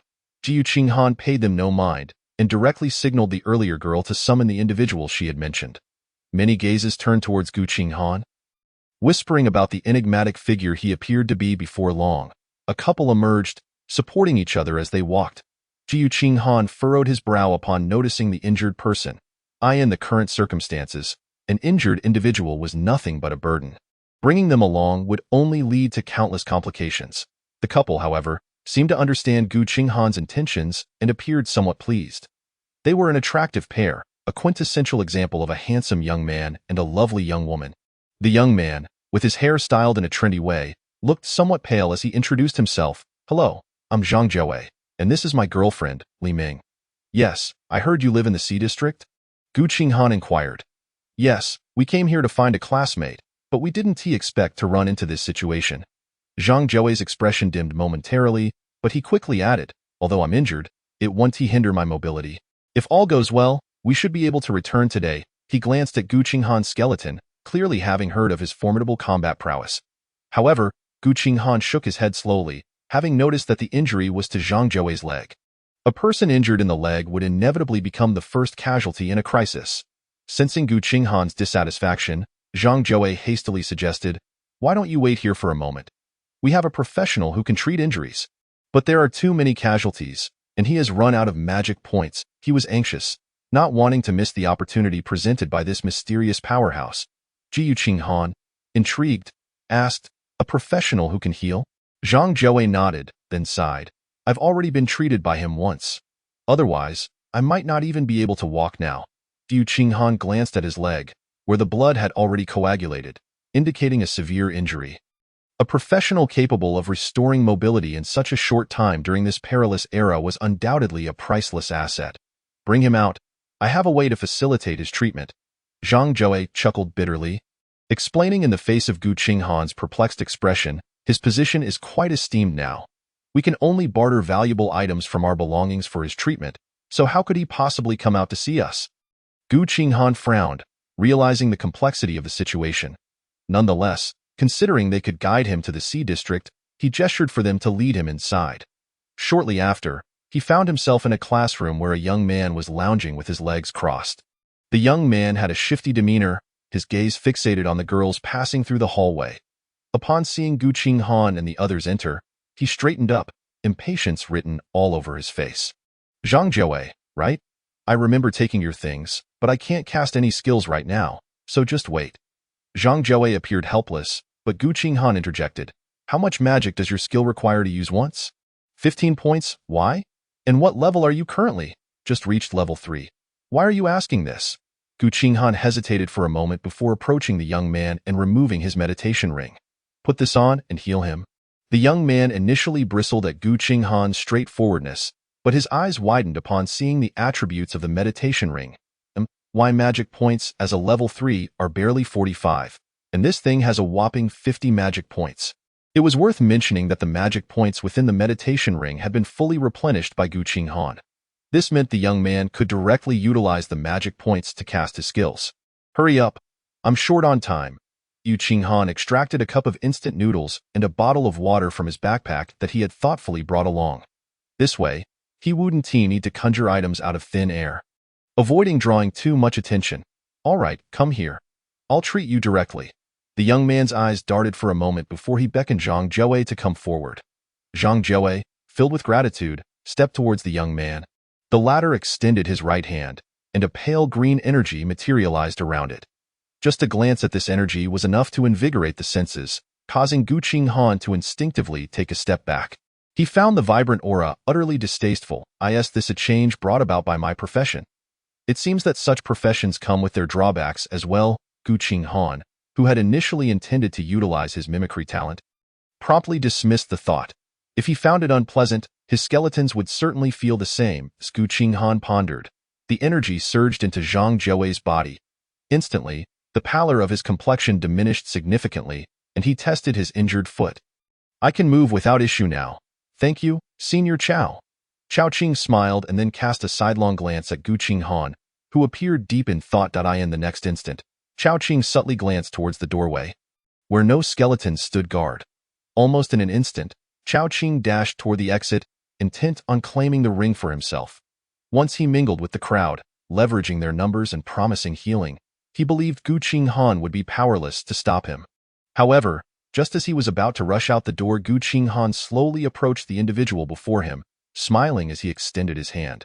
Chao Qing hastily removed his ring, even taking a moment to wipe the blood splatters off his clothing. Qinghan then placed the ring back on his finger and gestured for Zhang Jiawei and his companion to follow him out of the classroom. He had briefly entertained thoughts of violence, yet reconsidered and devised a more prudent approach. Zhang Jiawei and his companion exchanged a glance at the fallen Chao Qing, hesitating before ultimately deciding against assisting him. Once the classroom was devoid of anyone but himself, Chao Qing gritted his teeth and unleashed a skill upon himself. A student entered and helped him to his feet, casting a fearful gaze in the direction Qinghan and the others had departed. With a chilling glare, Chao Qing inquired of the student, "Do you know the name of that person?" The student pondered for a moment before uncertainly replying. I think he introduced himself as Li Qingshan. Chao Qing acknowledged with a sound, silently committing the name to memory. Li Qingshan. I will not let today's events go unpunished. Chapter 23. The curious professional. After Qinghan departed with Zhang Jiawei and his companion, he charted a course towards Area C. After walking for a while, they encountered a dense gathering of zombies, prompting the trio to halt and await the skeletal figures to clear the way. Zhang Jiawei observed the relentless slaughter of zombies by the skeletons, his eyes brimming with awe. Brother Li Qingshan, do you have any water? My girlfriend and I have been parched all day. He hesitated for a moment before cautiously voicing this request. Qinghan turned to regard him, contemplated briefly, and then handed over a bottle of mineral water. During their earlier interaction, he had introduced himself as Li Qingshan, a choice that held a hint of wicked amusement for him. He watched as Zhang Jiawei and his companion quickly consumed the entire bottle and inquired, "Where do you reside in Area C?" After tossing the last drop of water into his mouth, Zhang Jiawei regretfully discarded the bottle and replied, We live in a small apartment.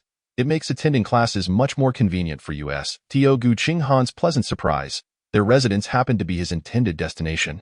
Raising an eyebrow, he asked, "Cohabiting?" Zhang Jiawei chuckled, but Li Ming interjected, "I only stay over occasionally. We are not cohabiting." Qinghan nodded, recognizing that their living arrangements were of no consequence to him. His inquiry stemmed purely from a curious instinct. Zhang Jiawei appeared somewhat dismayed, but was soon met with Qinghan's next question. "Is your small apartment fully occupied?" "No, the rent is too high. Currently, not many students have moved in, and 2.5 buildings remain vacant." "Excellent." Qinghan smiled, realizing he could take residence in one of them. "Brother Li Qingshan, once this ordeal is over, I must express my gratitude properly." Zhang Jiawei's tone was earnest, as he seemed to believe this game would soon conclude. In truth, less than 24 hours had passed since the onset of this worldwide event.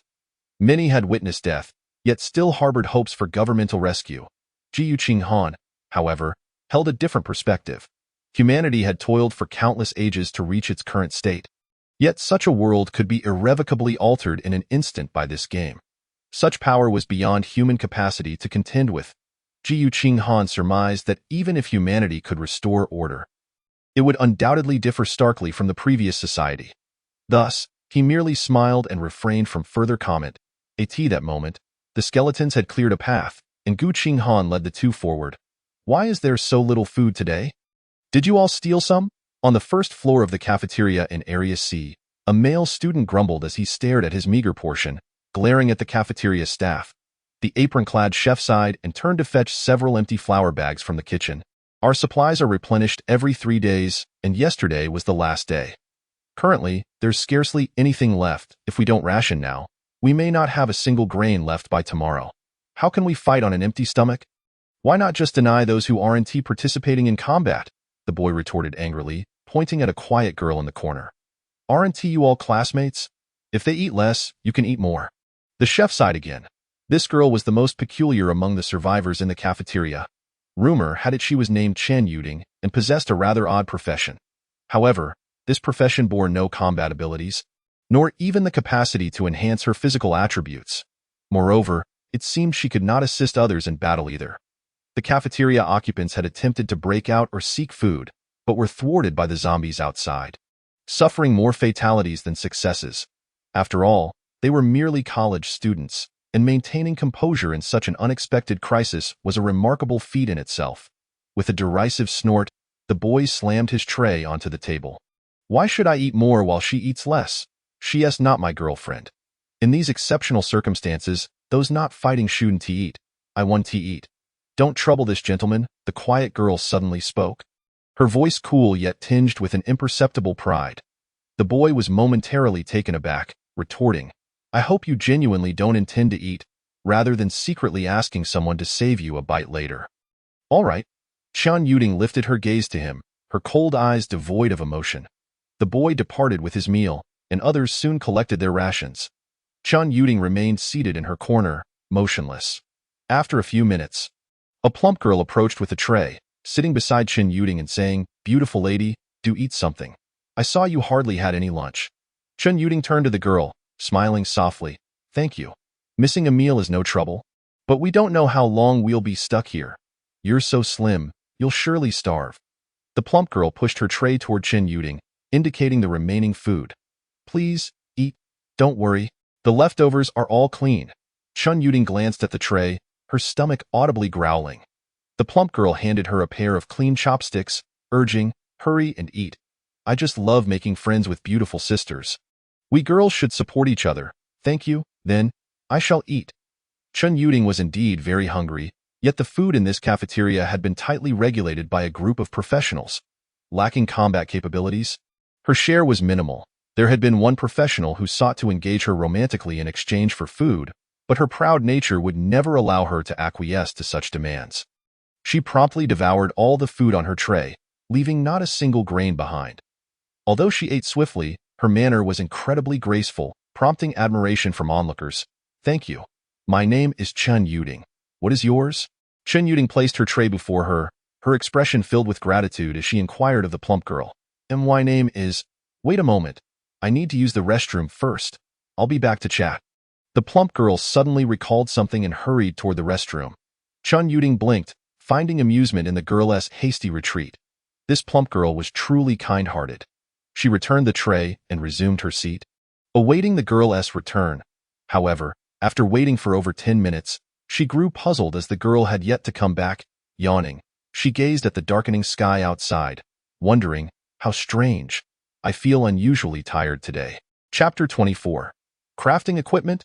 Not far from Chen Yuding, a male student observed her in her black dress, a sly smile curling at the corner of his lips.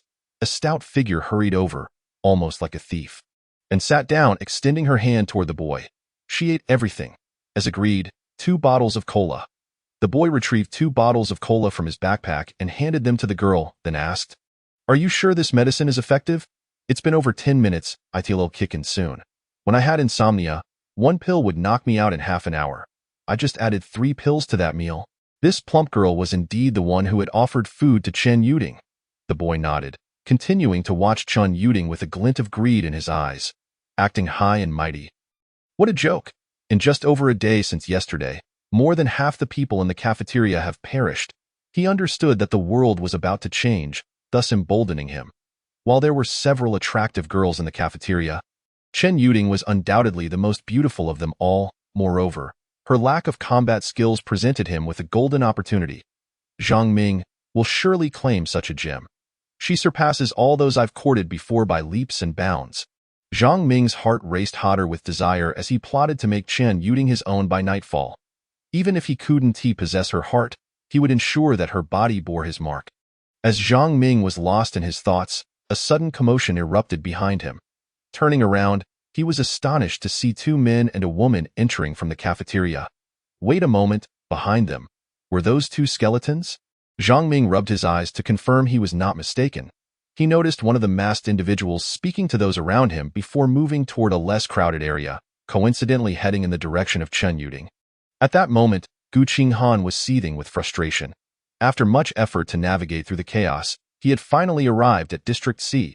He had slain countless zombies along the way, even dispatching 2 tyrant zombies that yielded a battle axe.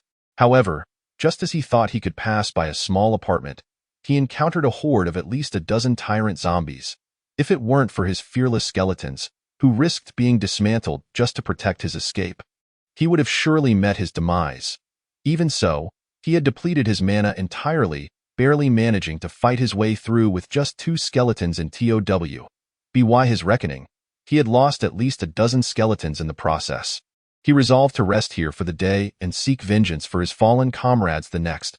Qinghan brooded over his misfortune. He took a sip from a bottle of water and suddenly noticed a girl in a black dress watching him from a distance. She was strikingly beautiful, her subtle makeup lending her an air of aloofness. Yet, her eyes betrayed a hint of dazedness. Without further thought, he rummaged through his backpack and handed some food and water to Zhang Jiawei and Li Ming, who had contributed significantly during their escape. Otherwise, Qinghan might have been injured. "Young man, I see you've come from outside. What's the situation out there?" A middle-aged man dressed as a chef approached, wiping his hands as he stepped out from the kitchen to engage Qinghan in conversation. Qinghan had already removed his mask and took a sip of water before responding. "Everywhere you look, there are zombies, endless hordes of them. You're quite impressive then. Our students have been thwarted several times." The middle-aged man rubbed his hands together, glancing warily at the 2 skeletons behind Qinghan. Noticing the man's mix of sincerity and fear, Qinghan couldn't help but chuckle. He smiled and continued the conversation. "I see there are at least a few hundred people here. How could you be trapped?" The man sighed, his brow furrowed with deep concern. "They're all just kids. Everyone wants to go somewhere different, and with those zombies ready to bite, many have perished. After that, no one dares to venture out." Qinghan nodded silently, realizing he had made assumptions too hastily. Although he could traverse the outside world, his speed was painfully slow. What should have been a half-hour walk to District C had taken him 6 or 7 hours. If it was that difficult for him with 8 fearless skeletons, it was entirely reasonable for these flesh and blood students to be trapped here. Moreover, the primary issue was that the people here were strangers to one another. No one wanted to be the first to charge into danger. This resulted in a paralyzed state during battles, forcing them to wait here until their supplies ran out. "What's your profession?" Qinghan asked, finding the middle-aged man quite amiable and eager to chat. "Me? I'm an archer, but without a bow, I can't even utilize my skills." "That sounds quite frustrating," Qinghan remarked with a smile. But the man continued, "Oh, it's not that bad. At least I've gained some strength. There's a little girl here who's worse off than I am." He discreetly pointed to Chen Yuding, who was nodding off nearby. Qinghan looked at the girl, puzzled. What's her plight? Did she not receive a profession? According to his assumptions, unless someone had maxed out their evasion abilities, it was nearly inevitable to acquire a profession during such a massive calamity. No, she has a profession, but it seems to be equipment crafting, which requires blueprints and materials. We only have a few spiked sticks.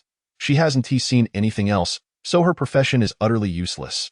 Initially, Qinghan had been merely an observer, but upon hearing the term equipment, he straightened up. "Equipment? Yes, that's what she said."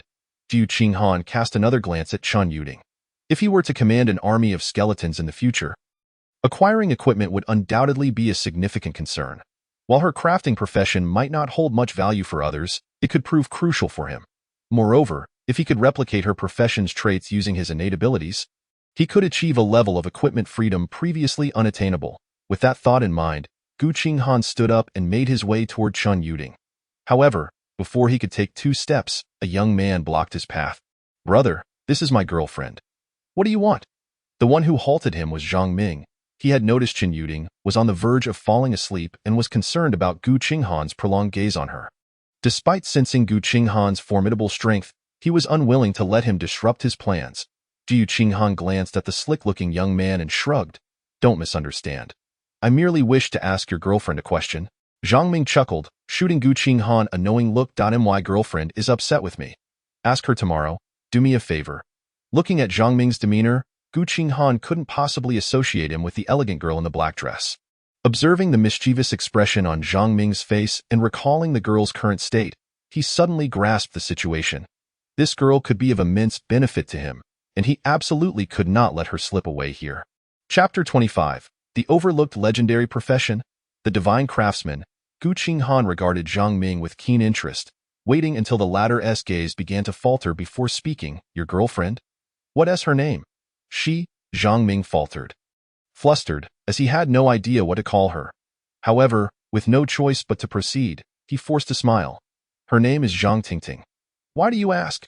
Qinghan nodded and abruptly walked toward the girl in the black dress. Zhang Ming attempted to obstruct him, but was thwarted by the 2 skeletons. Qinghan approached Chun Yuding and tentatively inquired, "Zhang Tingting?" With great effort, Chun Yuding lifted her heavy eyelids and waved her hand dismissively. "You've mistaken me. My name is Chen Yuding." Qinghan observed her eyes, which were laden with exhaustion, and frowned slightly. Her condition was clearly a result of being drugged, and it appeared she had received a considerable dose. Fortunately, it seemed to be merely a sedative. He turned to Zhang Ming, sneering, "Are you leaving on your own, or shall I assist you?" Zhang Ming's face contorted with reluctance, but upon seeing the 2 skeletons wielding axes, he could only grit his teeth and turn away. Qinghan chose not to engage with Chun Yuding further. Considering her state, she would likely be asleep soon. Instead, he found a table nearby to sit at, beckoning Zhang Jiawei and Li Ming to join him. They too were fatigued, and after eating, they slumped over the table, quickly drifting into a deep sleep. Meanwhile, Qinghan surveyed the cafeteria and glanced at the now sleeping Chun Yuding. A contemplative expression on his face. His interest in her was not merely due to her beauty, but rather in consideration of his forthcoming plans. If she truly possessed the ability to craft equipment, many of his future endeavors would become significantly easier. Spiked sticks, while formidable, were akin to rudimentary weapons. Yet, items like the Tyrant Battle Axe were considerably more powerful, transcending the realm of ordinary weaponry. Should he succeed in acquiring blueprints for equipment, he might gain an overwhelming advantage in the early stages of this perilous game. Qinghan contemplated numerous possibilities, preparing for contingencies, a principle he had adhered to throughout the years. It wasn't until over half an hour later that he began to feel a headache and rubbed his brow. Ready to catch some rest at that moment, a group of boys approached him. Qinghan looked in their direction as the leader spoke. "Hello. While we have welcomed you as a new member, one of you must take a turn to keep watch tonight." Qinghan pondered for a moment. Although he wished to leave, he understood the necessity of adhering to the rules here. After some thought, he instructed one of his skeletons to approach the group. "What are you doing? We mean no harm." The leader of the group instinctively took a couple of steps back, eyeing Qinghan warily. Qinghan paused, quickly realizing they had misunderstood him. "Rest assured, this is my summoned creature. It will keep watch for you tonight." The skeleton silently positioned itself behind the boys, resembling a taciturn sentinel. The leader scrutinized Qinghan, then the skeleton, his brow twitching slightly. After a few seconds, he finally said, "All right, you can rest tonight, but if you're still here tomorrow, one of you must keep watch, and it cannot be a summoned creature." Clearly, he was somewhat intimidated by Qinghan's eerie skeleton. Watching the group leave, Qinghan summoned 2 more skeletons to stand by his side. Having exhausted his recently replenished mana, he felt a wave of fatigue wash over him and settled into a comfortable position, falling into a deep sleep. The following morning, Qinghan was roused by a cacophony of voices arguing nearby. Rising from the table, Gu Qinghan observed two young women embroiled in a heated argument over a bowl of rice porridge. Stretching lazily, he stood up to glance at the breakfast being distributed nearby. It appeared that the only offerings were rice porridge and pickled vegetables. It seemed that the food supplies here were dwindling as well. He mused silently, when suddenly he felt a pair of eyes upon him. Turning around, he noticed Chen Yuding seated at a table, her gaze contemplative as she regarded him. A smile broke across his face as he approached her, greeting her with a casual, "Awake now? Do we know each other?" Chen Yuding replied, struggling to recall any prior interaction with such a striking individual. After waking that morning, she had already learned from Zhang Jiawei about the events of the previous night. Gu Qinghan shook his head, then directly inquired, "Could you elaborate on your professional abilities? I believe there may be an opportunity for collaboration between us." Understanding dawned on Chen Yuding. It became clear that his assistance stemmed from a necessity for her skills. She gathered her thoughts carefully before responding, "My profession is known as a divine artisan, a role seemingly devoid of combat prowess. Presently, I possess a skill called heavenly craft, which allows me to manufacture equipment based on blueprints. Though I have yet to utilize it," her voice wavered slightly, revealing her uncertainty. She had never engaged in gaming before and thus had little grasp of her own vocation. Jiu Qinghan raised an eyebrow. "What is the prefix of your profession?" "Prefix? Are you referring to the term legendary?" Chen Yuding asked, momentarily taken aback. Jiu Qinghan, who had been about to sip water, nearly choked at her response. While others might have stumbled upon their professions through mere chance, Gu Qinghan had meticulously sifted through numerous options. The categories included basic, rare, and epic professions, while his own necromancer title was a unique classification he believed to be exceptionally powerful. Yet, he had never even encountered a legendary profession. Suddenly, a memory flickered in his mind. The colossal orb of light he had seen that day. "Wait, were you struck by an enormous orb of light the other day?" he queried softly. "Indeed, I thought I was doomed."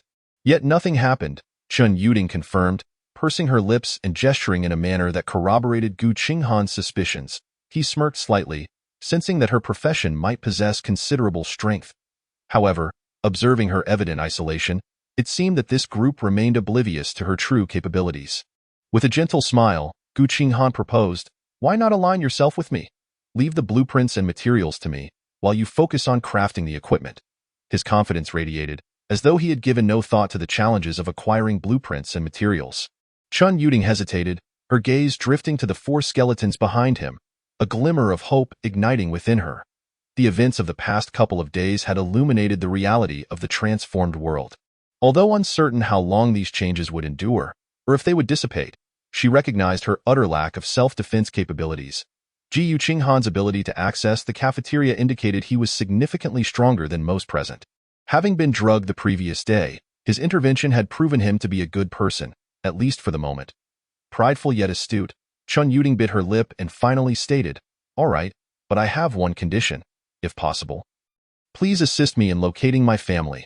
Chapter 26. The two masters in the cafeteria. Gu Qinghan frowned slightly. The woman had not even formally joined his team, yet was already negotiating terms. To some extent, this was positive, as it indicated her willingness to communicate her conditions up front. However, it also suggested that she might be oblivious to the gravity of the situation. Unlike Tian, who had been a comrade in survival, Gu Qinghan had required her assistance to escape. In contrast, Chen Yuding appeared to possess no combat abilities, raising doubts about her future contributions. He gestured towards the outside of the cafeteria, saying, "As you can see, danger lurks everywhere. I cannot yet determine whether you can be of assistance, but should circumstances unfold favorably, I will indeed help you. Until then, my sole guarantee is your survival. Do you understand?" "I comprehend, and I will exert every effort to aid you." "You approached me, likely seeking equipment for the skeletons at your back, am I right?" Gu Qinghan raised an eyebrow, complimenting her astute observation. Conversing with intelligent individuals is indeed refreshing. My intelligence is reserved for appropriate matters. "So, are we considered teammates now?" Gu Qinghan gazed at the somewhat haggard beauty before him and chuckled. "Certainly, welcome aboard. From this moment forth, you are under my wing." A faint blush crept onto Chen Yuding's cheeks, though she understood his intentions were not overly significant. Just then, her stomach audibly protested, betraying her hunger. Jiu Qinghan glanced at her knowingly and asked, "Are you hungry?" "Yes, aside from the first day when I had a decent meal.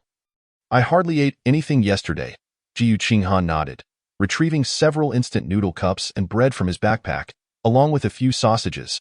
Here, eat up, and while you're at it, prepare a cup of noodles for us. He gestured toward Zhang Jiawei and his companion, who were still momentarily incapacitated.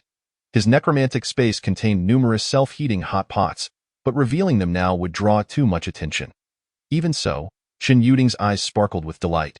She nodded eagerly, swiftly taking a few noodle cups to fill with hot water. Watching her steps lighten, Qinghan sighed. This was the apocalypse.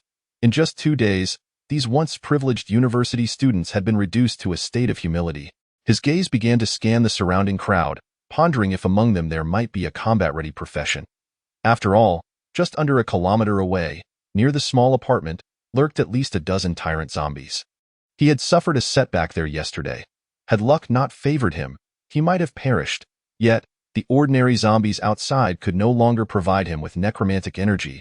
If anything, it was negligible, making it impossible for him to level up in the short term. His initial plan had been to analyze Chen Yuding's professional traits, but now that she had chosen to join his ranks, he would need to adjust his strategy. The world outside was fraught with peril. He required a combat profession robust enough to bolster his strength. That moment, Chen Yuding returned with 2 noodle cups, setting them down before retrieving 2 more from the table to fill with water. Qinghan halted her, asking, "May I inquire, who is currently the most formidable individual in this cafeteria?" "I wouldn't know. I've been sitting in this corner since yesterday," Qinghan sighed in exasperation, gesturing for her to continue with her noodles. Rising, he approached a young man who appeared approachable, politely inquiring, "Hey brother, I just arrived yesterday. Who is the most powerful professional here?" The young man glanced at Qinghan, irritated. "How should I know? Don't ask me, I'm busy." Qinghan held up a sausage, shaking his head in feigned disappointment. "Never mind. I'll just ask someone else." Instantly, the young man grabbed Qinghan's arm, grinning. "Wait, I've just remembered. You can ask me." His eyes were fixated on the sausage, barely resisting the urge to salivate. Qinghan waited for him to finish his porridge, then pulled him aside, smiling. "Brother, please enlighten me further. I'd like to understand our situation better." The young man tore the sausage packaging open, biting off half, then broke the remaining half into small pieces to mix with his porridge. After finishing this ritual, he looked at Qinghan with a grin. "Actually, we don't have many formidable professionals here. There are really only a few true powerhouses. Do you see that guy over there with the sour expression? He is one of the 2 strongest among us." Qinghan glanced over to see a young man seated and eating. His meal consisting of porridge, pickles, a steamed bun, and an egg. His profession was epic, known as a puppet master, capable of transforming zombies into his puppets for battle. Qinghan nodded slightly, though he felt little interest. While his skeletons might appear somewhat intimidating, they were still far preferable to those grotesque and horrific zombies. And the other one? The other one is also an epic profession, a berserker, known for growing stronger as battles progress. I saw him taking a group out this morning. He should be back soon. Berserker? Qinghan's interest piqued. Such a title was unmistakably tailored for combat. The young man sighed softly, stirring the food in his bowl as he remarked, "That fellow doesn't seem to understand the situation. While everyone else is avoiding zombies, he ventures out daily. Yet, thanks to him, we are able to maintain our position here." Qinghan raised an eyebrow, a hint of confusion in her voice as she replied, "Why do I get the impression that you seem somewhat dissatisfied with him?" "It's not dissatisfaction. It's just that he insists on dragging others along to scout the area every day, claiming that only through self-rescue can there be hope. Many who have gone out with him have been injured. Personally, I believe it is better to wait here for rescue." Qinghan chuckled, yet she remained wary of the warrior mentioned by the young man. When others were preparing to lie low and await rescue, preferring defense, this individual who dared to lead explorations was undoubtedly extraordinary. Those who think what others fear to think and do what others dare not do are often the ones capable of achieving great things. After bidding farewell to the young man, Qinghan returned to her table to enjoy her instant noodles. The aroma of the noodles attracted the attention of several onlookers, yet no one approached to cause trouble. At that moment, a commotion erupted at the entrance of the cafeteria, drawing the gaze of many, including Qinghan. To her surprise, it was the young man from the previous night who had come to request someone to keep watch, now returning with several companions. Moreover, They brought back numerous boxes of food. We passed by a convenience store on our way here and picked up some supplies, the young man exclaimed, his expression brimming with excitement. Before waving to those around him, I asked, anyone willing to join me? There are quite a few zombies out there, but if we can bring back more food, no one will go hungry. The once excited crowd suddenly fell silent. Their gazes evasive. The young man, undeterred, sighed softly and distributed a portion of the food he had brought back to those who had fought alongside him in recent days. These individuals bore visible injuries, their fatigue evident on their faces. Raising a bag of bread, the young man declared, those who fought with me earlier are exhausted. I need a few brave souls to accompany me. Those who volunteer will receive a share of the food based on their contribution. Gradually, a few students stepped forward, yet their number was scant, merely 3 or 4. Clearly, most preferred to endure a couple of days of hunger rather than face the dangers outside. People instinctively tend toward self-preservation, a truth that holds at all times. The young man's expression turned somewhat despondent, just as he was about to continue his appeals when a familiar voice cut through the air. I'll go with you. He turned to see a smiling young man rise from the back of the crowd. You are the newcomer from yesterday, the one with the skeleton? Chapter 27. The ever-evolving zombie. Should the collection of berserker occupational traits begin? Qinghan decisively selected yes. She had been awaiting this moment. At that instant, she had already set off with a group from the cafeteria toward a nearby convenience store. The path was strewn with zombies, yet Qinghan merely unleashed 4 skeletal warriors to engage them. Her intention was straightforward. She needed the berserker to showcase his abilities. Only by witnessing his professional skills could she gather insights into his occupational traits. As she observed the progress bar under her talent gradually rising, Qinghan felt a sense of relief. Brother, your skeletons are incredibly strong. The berserker wielded a spiked wooden club, effortlessly cleaving through zombies with each swing. Not bad, your combat prowess seems quite remarkable. Heh, my profession is naturally suited for prolonged battles. By the way, my name is Wang Yin. What about you? Wang Yin, his back turned to Qinghan as he continued to reap zombies, took a moment to greet her. Li Qingshan. Qinghan replied nonchalantly, her heart steady. After all, when one is out and about, one's identity is self-assigned. The two exchanged a few brief words before soon arriving at the convenience store. This establishment was significantly smaller than the little supermarket Qinghan had previously visited, leaving her wondering how it managed to stay afloat in Zone C. However, at that moment, this convenience store had transformed into the hope of everyone in the cafeteria. Qingshan, can your skeletons guard the entrance while we haul back some food?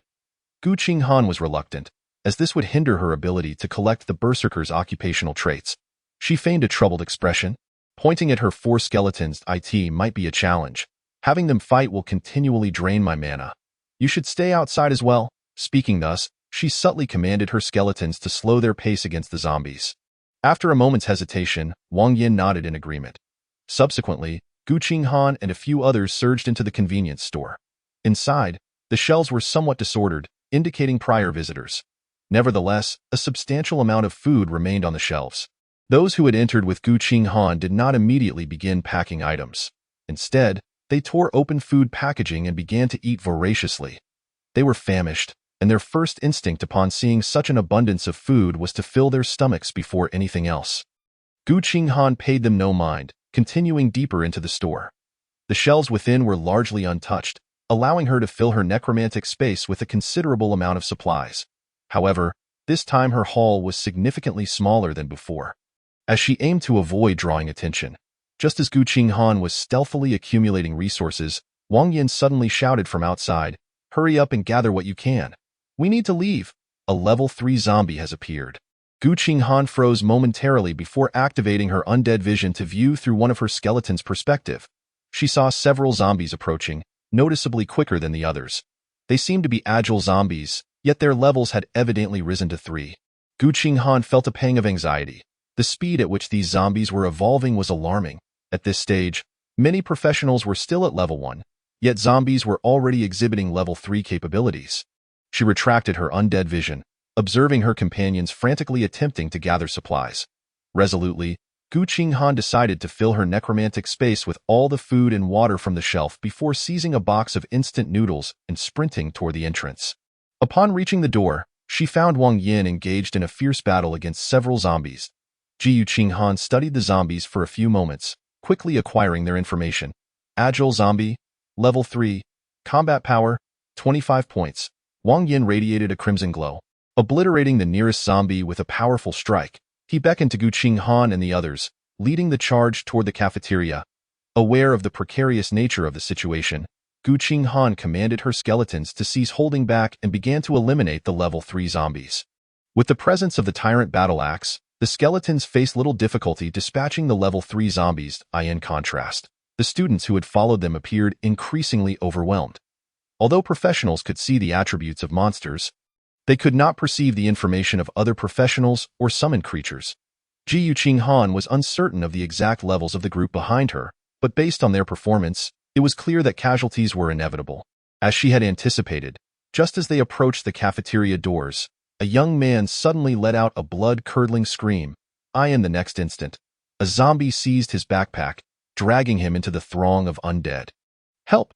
the young man cried in terror, releasing a wave of energy in a desperate attempt to repel the surrounding zombies. However, the sheer number of zombies quickly encircled him. The other students exchanged glances, momentarily uncertain whether to continue fleeing or to turn back and rescue their comrade.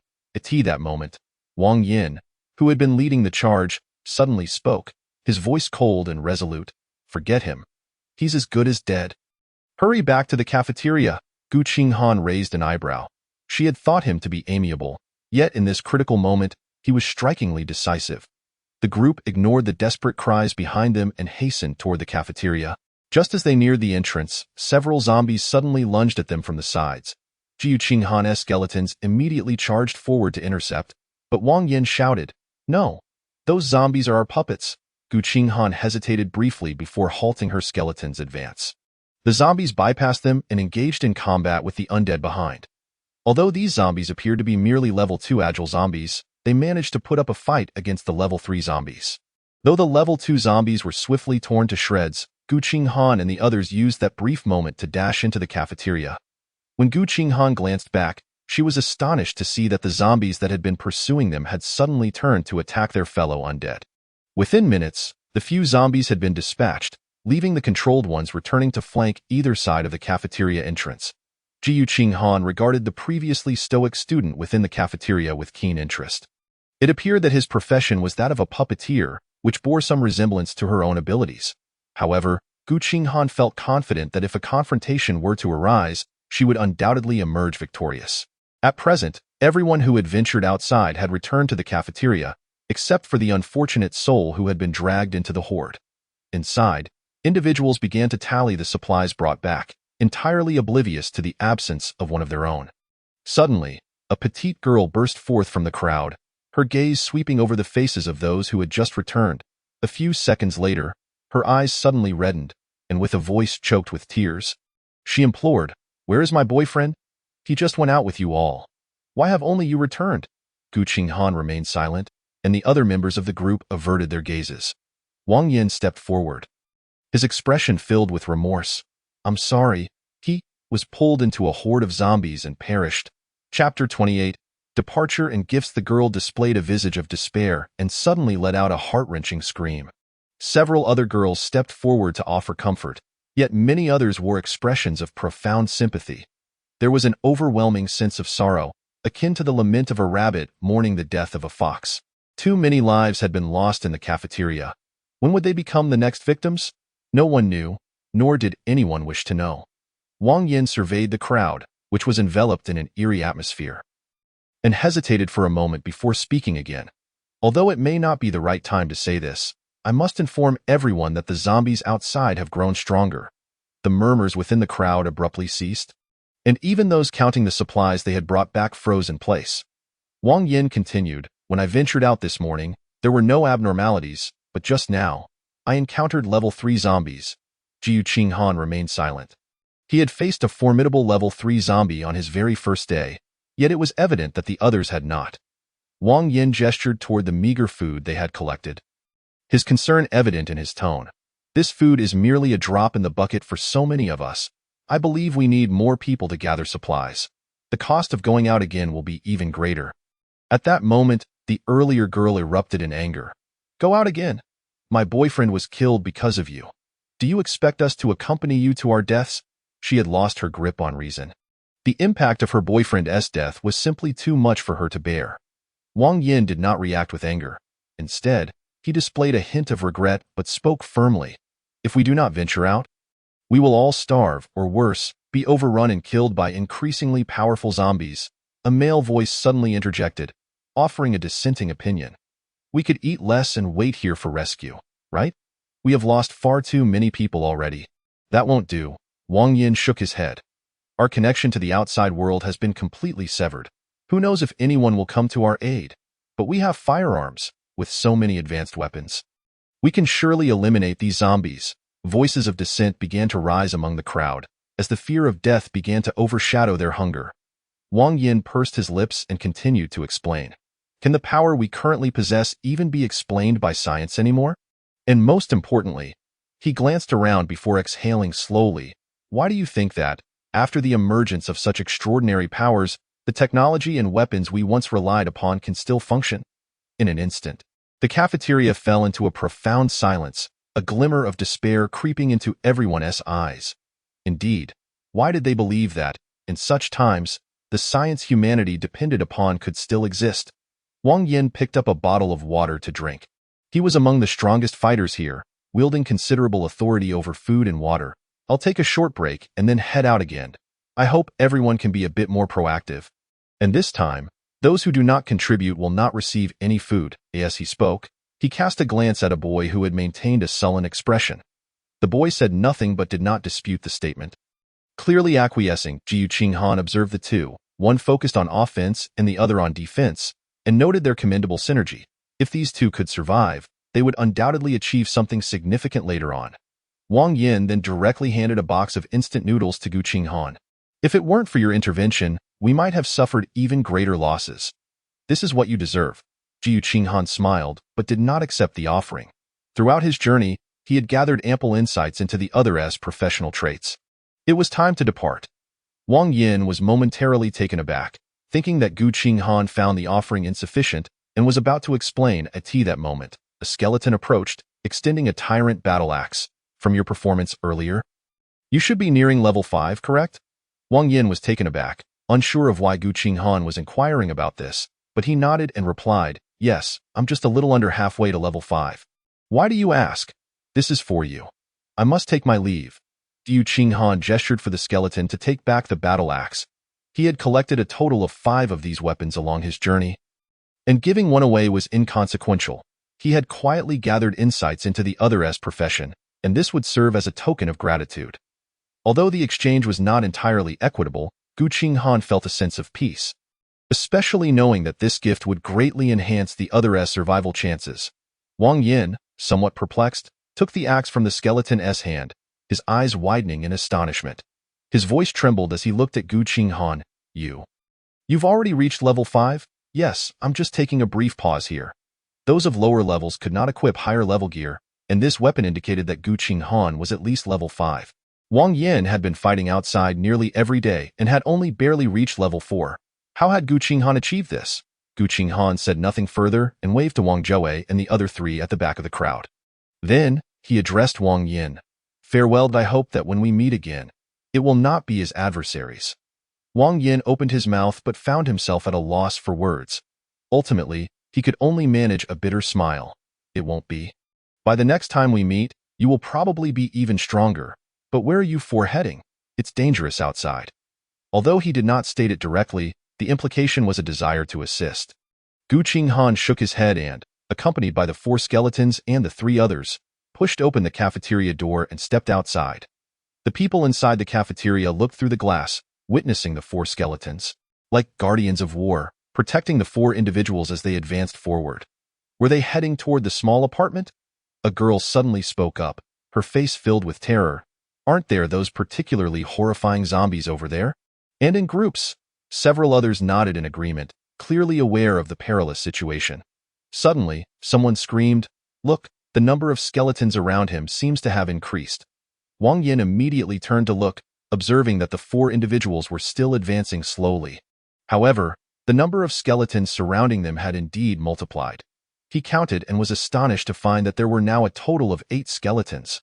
Moreover, all 8 were equipped with shields and weapons, 4 of which wielded tyrant battle axes. He felt a bitter taste in his mouth as he weighed the tyrant battle axe in his hand, bewildered, if he was not mistaken, facing these skeletons. Even killing half of them would be a monumental challenge for him, and that was under the condition that the opponent could not summon more skeletons. The previously sullen puppet master also approached, gazing at Qinghan, who was gradually fading from view, and suddenly exclaimed, "Wang Yin, don't you think the attack patterns of those skeletons resemble yours?" The boy's voice had a magnetic quality, which contrasted with his appearance. Wang Yin glanced back at him. The two were actually roommates, sharing a close bond, and both had secured commendable professions. He stared at the skeletons for a long while, then furrowed his brow in hesitation and said, "Now that you mention it, it does seem a bit similar." Chapter 29. Berserker Skeleton. The berserker profession aligns well with my skeletons, Qinghan mused, his gaze flitting over his skeletons. The 8 skeletons had undergone some transformations. Their frames were larger, and they exuded an aura of ferocity. However, only Qinghan could perceive the skeleton's attributes, which had significantly improved compared to before. Berserker Skeleton, Level 6, Health Points, 300, Magic Points, 30, Combat Power, 90, Skill, Bloodline of the Berserker, 300 Health Points left Qinghan parched with desire. Furthermore, each skeleton's base combat power had tripled. Most crucially, the skeletons had acquired skills. Qinghan had just examined the Bloodline of the Berserker skill, and its effects were quite formidable. Bloodline of the Berserker consumes magic points to activate the Berserker Bloodline. Each time an attack is made or received, it can stack an additional 5 damage, with a maximum of 50. Currently, Qinghan had the equivalent of 8 Berserker-level allies at his disposal. However, when he conferred the Berserker traits upon his skeletons, he received a notification. Detected that the granted subject is a low-level summoning entity. Effective attributes are halved. This meant that if it were a genuine level 6 Berserker, it would possess 600 health points. Its combat power would also be 180 points. Nonetheless, Qinghan was content with this outcome. As he observed his skeletons clearing a path for him with ease, he couldn't help but let out a cold chuckle. The previous day's twilight had come too late, compounded by a surprise ambush. That group of tyrant zombies had nearly caused him to falter. However, at this moment, Qinghan felt entirely confident in his ability to dispatch them one by one. Simultaneously, he recognized the unique nature of this area. Along the path he had traversed, he had encountered a tyrant zombie or a few robust zombies at nearly every interval. Yet, shortly after entering Zone C, the zombies had all reverted to the most common type. Initially, he had been puzzled as to why, until he faced that group of tyrant zombies in a surprise attack the previous evening. The tyrant zombies seemed to be guarding something. Could it be that there are treasures hidden in the small apartment nearby? Qinghan suddenly entertained this thought, and his gaze began to brighten. Tao Gu, if we don't venture out soon, we will starve to death. Inside a meticulously decorated 2-story building, several young men and women, resembling university students, whispered to a tall young man. Their complexions were pallid, with faint dark circles under their eyes, indicating their poor mental state over the past couple of days. The young man, referred to as Tao Gu, sighed and drew back the curtain to glance outside. The zombies outside remained densely packed, and nearly every few meters, a tyrant zombie was seen wandering about. He shook his head at the others and spoke softly, "We can't go out. There are too many zombies. Let us wait a little longer. Perhaps help will arrive." Yet, this was already the 3rd day, and apart from water, they had not consumed a morsel of food. A girl, filled with despair, felt the urge to cry but lacked the strength to do so. Another boy lay on the sofa, weakly encouraging, "Let us just wait a bit longer. If it weren't for Tao Ji's strong profession, we would have met the same fate as others by now." The others remained silent, only able to let out soft sighs as they awaited the almost impossible rescue. They were all tenants of the small apartment complex, the last survivors in this area. Strangely, the zombies here exhibited extraordinary ferocity and seemed to possess an uncanny ability to locate humans. Tao Gu, their leader, had obtained the profession of hermit, enabling him to completely conceal the presence of those in the vicinity. However, even with this ability, they could only move within the confines of the house. Stepping outside would result in their discovery by the zombies. On the first day, they could hear a continuous chorus of screams from the surroundings. By the second day, only the occasional scream indicated that some hidden individuals had been found. From yesterday until now, the area had fallen eerily silent, save for the characteristic growls of the zombies. Everyone understood that this silence did not imply that others were safely hidden. Rather, it suggested that many had likely been discovered and devoured by the undead. In this small apartment complex, they were the last remnants clinging to life. A boy leaned against the window, staring blankly at the ceiling. "Do you think we will starve to death here?" The girl suddenly burst into tears, suppressing her voice in fear of attracting the zombies.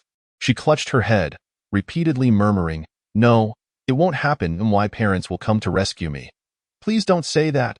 The boy smiled faintly, pondering whether anyone would truly come to their aid. Just then, he froze for a moment before breaking into a bitter smile.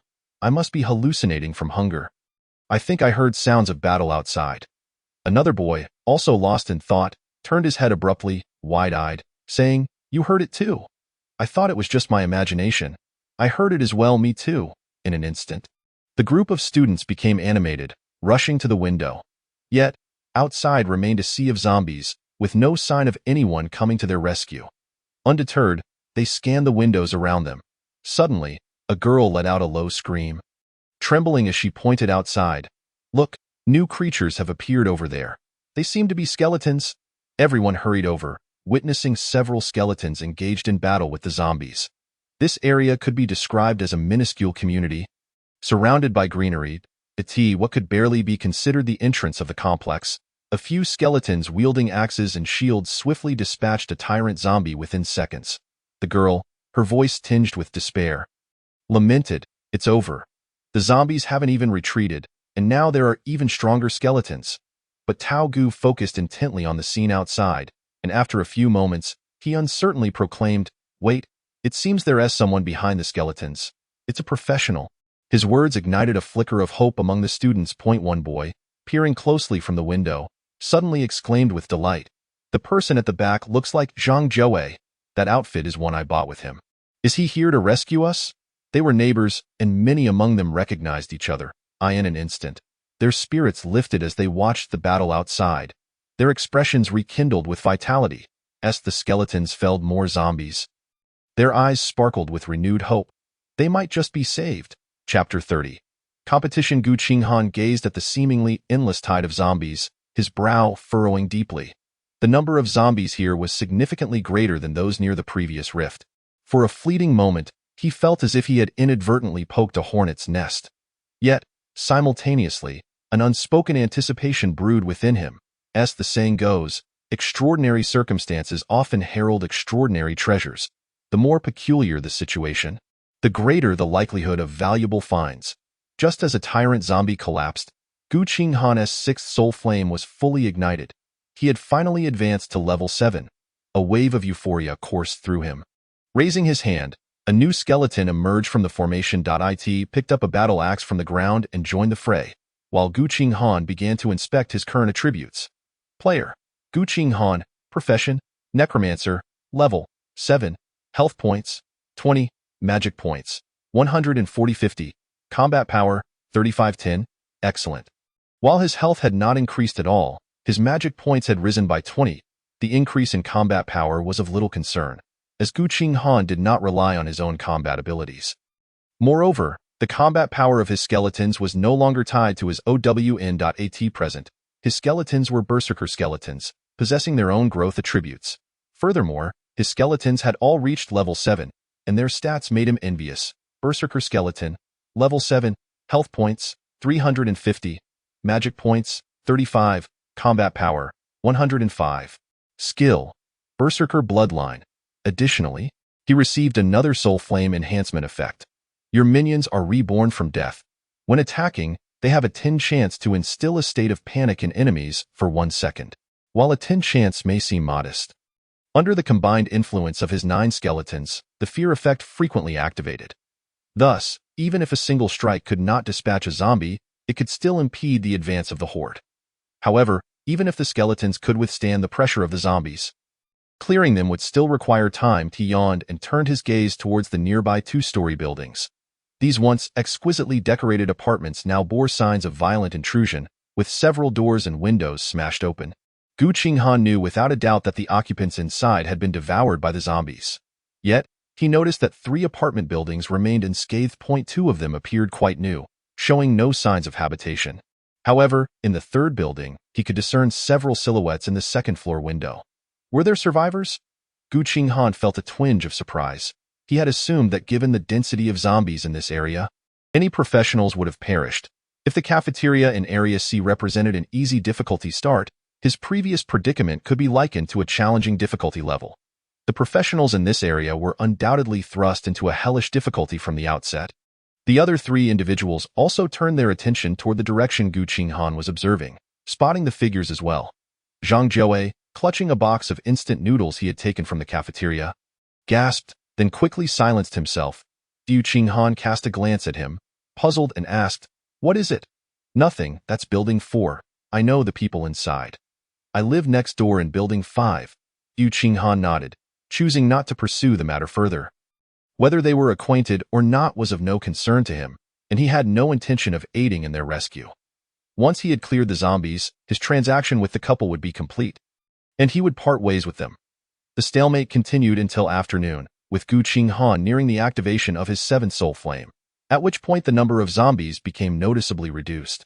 Particularly, the tyrant zombies, known for their swift charges, now lay scattered on the ground. Qinghan estimated that he had slain over 20 tyrant zombies, accumulating more than a dozen battle axes in the process. He led the group into the building as the zombies no longer posed a threat to him. "Where are you going?" Qinghan inquired, looking at Zhang Jiawei and his companion, preparing to part ways. Zhang Jiawei surveyed the wreckage of his previous dwelling, now nearly destroyed. He pointed toward building 4, where he had seen people. "I'll head there. I have friends inside. We can discuss our next steps afterward." Qinghan nodded, and Zhang Jiawei smiled gratefully at him. Just as he intended to return the instant noodles to Qinghan, Li Ming, who had been silent until now, suddenly intervened. Zhang Jiawei looked at his girlfriend in confusion as she said, "Let us have the instant noodles, you're strong. So food surely won't be a concern for you." Qinghan regarded her for a few seconds before nodding. Zhang Jiawei appeared somewhat awkward as he looked at Qinghan. His tone tinged with apology. "I'm sorry. We will definitely repay you in the future." Qinghan chuckled. Zhang Jiawei seemed to be a decent fellow. He accompanied the couple to the entrance of Building 4. Watching as Zhang Jiawei knocked on the door, within the confines of the room stood 6 individuals, 4 men and 2 women, who, upon the door's abrupt opening, gazed at Zhang Jiawei with palpable excitement. "Jiawei, you've come to rescue us, haven't you?" Zhang Jiawei, momentarily taken aback, quickly clarified, No, I merely brought this brother back with me." The 6 young people froze, their expressions shifting as they turned to observe Qinghan, whose complexion had dramatically altered. Qinghan waved his hand at Zhang Jiawei and the other individual, leading the skeletons away.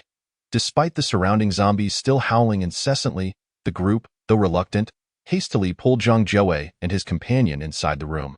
As the sound of the door locking echoed, they encircled Zhang Jiawei and began to inquire about the specifics of their situation. After Zhang Jiawei recounted the events of the past 2 days, their faces fell into a somber silence. One of them lamented, "It's over. The outside is swarming with zombies, and we're all only level 1. We have no means to venture out and level up. We missed the optimal opportunity." Just then, another male's stomach grumbled audibly, and he suddenly glanced at the cardboard box cradled in Li Ming's arms.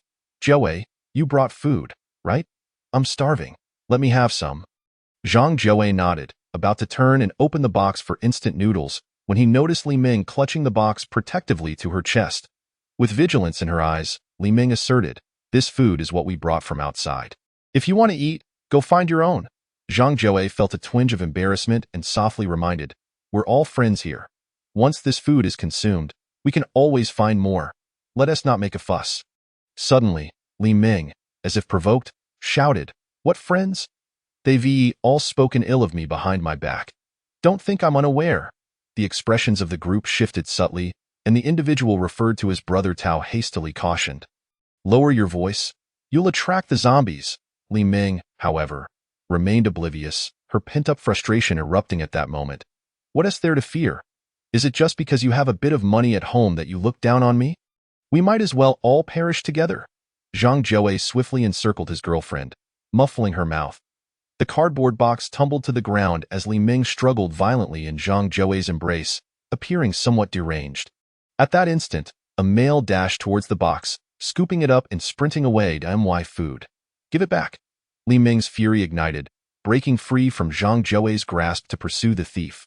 Having just leveled up to level 3, her physical attributes now far surpassed those of the level 1 students. Return it to me. She snatched the box, but her excessive force tore it apart, sending packets of instant noodles flying, igniting a scramble among several individuals. Li Ming, in a moment of panic, unleashed a formidable strength. Utilizing the foundational warrior skill, Heavy Strike, she struck the nearest male squarely on the back, sending him crashing forward. Yet, her overwhelming force caught him unawares, causing his head to collide violently with the corner of a table. The room fell into a tense silence as everyone froze, attempting to assist the fallen male, only to discover the spreading pool of blood beneath him. Brother Tao quickly grasped a garment from the sofa and draped it over the body. Quick! The scent of blood is attracting them. We need to stop the bleeding. His abilities could mask their presence. But the stench of blood was another matter entirely. The group frantically searched for anything to staunch the bleeding, only to find the injured individual seemingly unresponsive. I didn't mean to. It was him who insisted on taking my food. Li Ming stood motionless, muttering this phrase repeatedly. Yet, within minutes, a series of heavy knocks reverberated from the windows and the front door, accompanied by the distant, beast-like howls. Chapter 31. The grasp of death. Qinghan stood before a locked apartment, pondering how to gain entry. Earlier, he had noticed a room filled with numerous keychains. Just as he turned back, a heart-wrenching scream erupted from Building 4. He knew he could move cautiously outside, relying on the formidable combat prowess of his berserk skeletons. However, the zombies here remained numerous, presenting a veritable disaster for the group he had just encountered. Could it be that they inadvertently attracted the zombies? That seemed implausible. Having survived here for several days, they should have known how to evade the undead. The screams lasted only a fleeting few seconds before fading into silence. Qinghan sighed, realizing that despite their arduous journey, Zhang Joe and his companions could not escape the clutches of death. Yet he felt no particular sorrow, merely glancing at Chen Yuding, whose complexion had paled. Let us go. Such occurrences will likely become commonplace for you in the future. Chen Yuding remained silent, her black dress stained with zombie blood. Looking utterly disheveled. Under the protection of the skeletons, they acquired the keys and opened the door to Building 8. Outside, the skeletons continued their relentless assault on the zombies as Qinghan led Chen Yuding into the exquisite structure. The interior boasted a Scandinavian design, aligning perfectly with Qinghan's preference for minimalism. The first floor featured a spacious living area, visibly divided into several zones, a kitchen, a relaxation area, and even a section equipped with fitness equipment. Alongside a bar and wine racks, this was hardly a mere dorm. It could easily be deemed a small villa. Qinghan chuckled softly, marveling. Now this is what university life should be. Is this the opulence of the wealthy? At that moment, Chen Yuding interjected, not everyone lives like this. My father previously asked if I wanted to move in, but I declined. Qinghan raised an eyebrow, jesting, who would have thought you were a little heiress? Chen Yuding offered a wry smile, her gaze drifting with a hint of concern. She thought of her father, uncertain of his current state. Qinghan observed the ongoing battle outside. The skeletons tirelessly reaped the zombies. Encircling the house under his command, he closed the door and ascended the stairs, presuming the upper floor contained the bedrooms. However, before entering a room, he cautioned Chen Yuding, choose a room to settle in. No tricks, you know the consequences. And remember to clean up the bloodstains on the floor. We may be here for a while. Listening to the sound of water running from Qinghan's room, Chen Yuding felt an itch on her skin. As a cleanliness enthusiast, she had long been uncomfortable after days without a shower. Intent on selecting a room, she deliberately chose one adjacent to Qinghan's. Her reasoning was simple. Should danger arise, she could swiftly seek his assistance. A few minutes later, Qinghan emerged from his room clad in a bathrobe, settling onto the sofa on the first floor. It wasn't that he intended to lounge in his robe. Rather, his old clothes were soaked in zombie blood, emitting a nauseating odor. He was too lazy to wash them, and he had no fresh garments to wear. Fortunately, the amenities in Area C were abundant. He could easily procure some clothing later. After another brief interval, Chen Yuding peeked out from her room, her damp hair still glistening. Spotting Qinghan on the sofa, she shyly inquired, "Do you have any clean clothes? Mine are too filthy." "Not at the moment, but it's fine. Let us clear out the zombies here first," Qinghan replied nonchalantly, then gestured towards the kitchen. "Can you cook?" "Just a little. I learned some culinary skills from my father," she responded. "Good. Then prepare something warm to eat." "I'm starving." Qinghan had subsisted on bread and sausages for days, with the highlight being a cup of instant noodles that morning. Leaving him feeling less than ideal, Chen Yuding, donning the room's provided slippers, gracefully descended the stairs, looking exceedingly lovely in her robe. She opened the refrigerator, only to find it utterly bare and even unplugged. "But we have no food." Before she could finish, she noticed several boxes of instant food materialize next to Qinghan. He had no intention of concealing his storage abilities from her. He needed to amass strength here, and maintaining a facade would be exhausting and unnecessary. "Just prepare something to eat. I have matters to attend to. Let me know when it's ready." Qinghan activated the sight of the undead, beginning to assess the situation outside. The ground was already littered with a multitude of zombie corpses. However, he had no plans to clear them away, as after a day, these corpses would gradually fade and vanish as if reset. With only a few zombies remaining, Qinghan decided to station 4 skeletons at the 4 cardinal points. The remaining 5 berserk skeletons began to scour the area under his direction. Soon, he discovered 2 wooden boxes emanating a faint glow nearby. The boxes were swiftly brought before him. Qinghan opened one, not triggering the effect of his pioneer skill. As the light dissipated, a spiked wooden club materialized before him, causing his lips to twitch slightly. He had an abundance of such items in his necromantic space. Casually stowing it away, he opened the second box. This time, the familiar sensation returned, indicating that the passive effect of the pioneer skill had activated. A few moments later, a pale golden scroll materialized in his hand. Qinghan examined the attributes of this object and was astonished to discover it was a peculiar item. Potential badge. Unlocks a hidden skill of the current class. Disappears after a single use. A hidden skill? Qinghan paused momentarily, yet did not hesitate for long, promptly opting to use it. Shortly thereafter, a system notification appeared. Unlocking necromancer hidden skill, Death Grasp, Death Grasp. Enemies you slay will provide an additional loot drop, which will directly enter the necromantic space.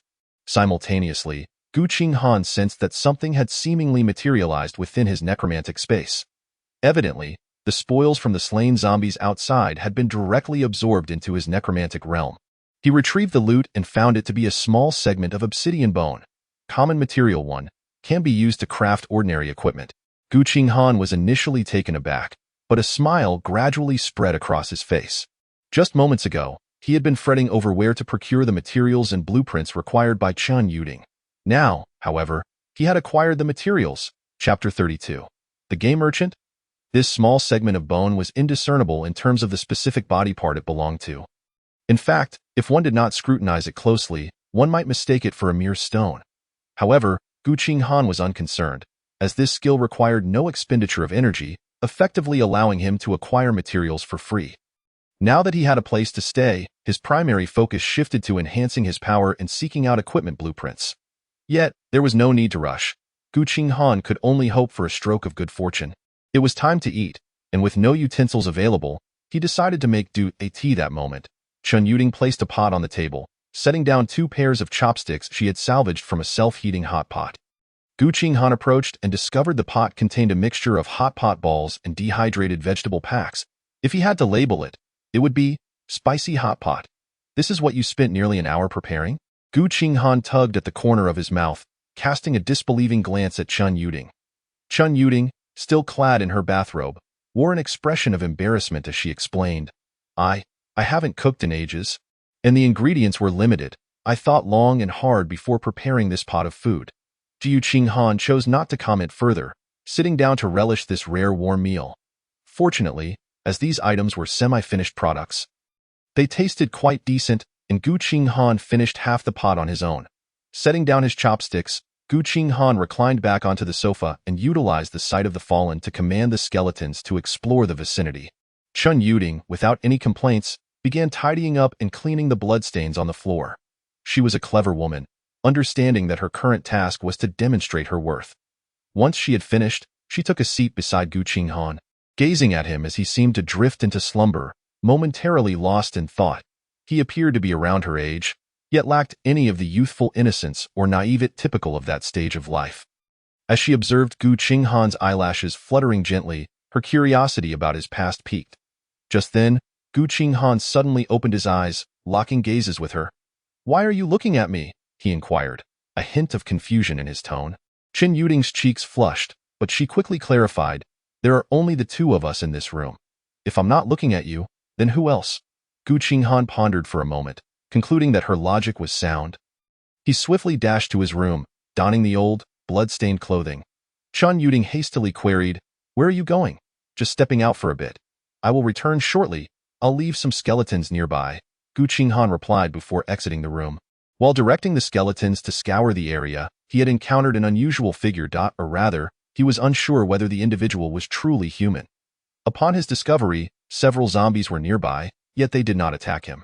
Conversely, this person did not assault the skeletons, merely observing as they dispatched the zombies before continuing to stand motionless. He had a vague intuition that this individual was the very reason for the peculiar atmosphere in this place. Before long, Qinghan, under the protection of the skeletons, arrived at the location where he had spotted that person.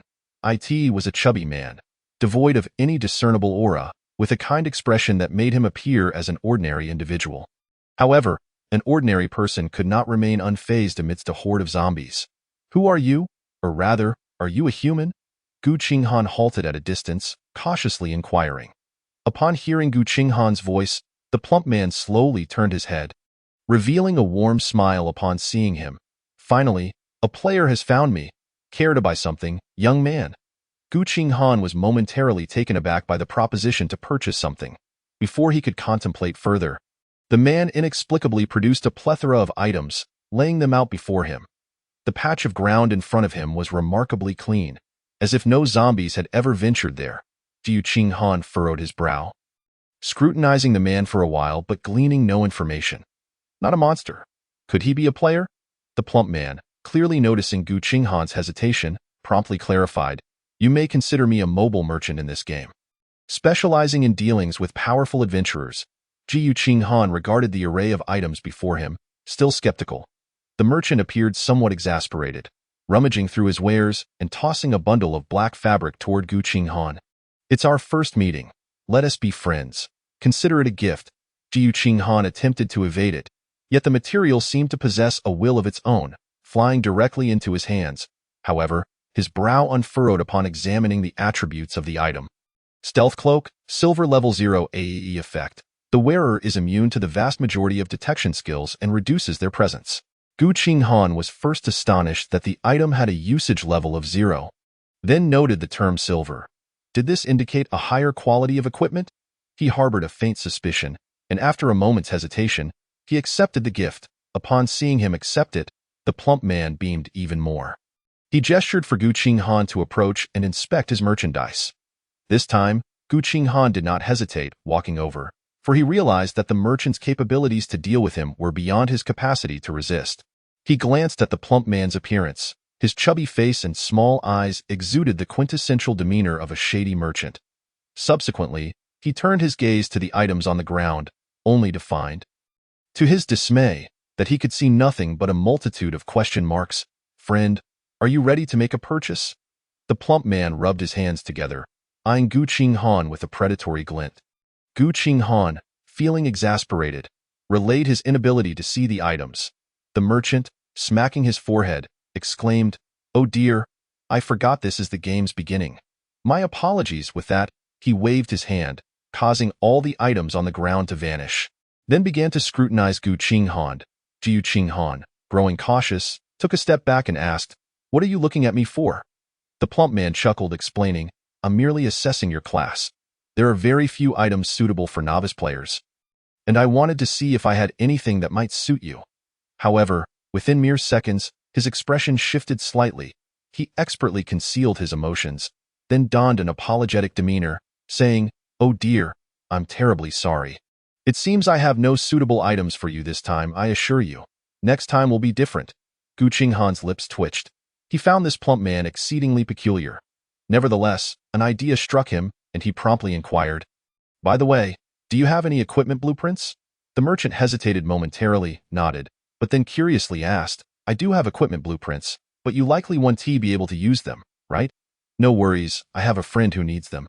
The merchant nodded, then conjured a few somewhat tattered blueprints from thin air. "Take a look.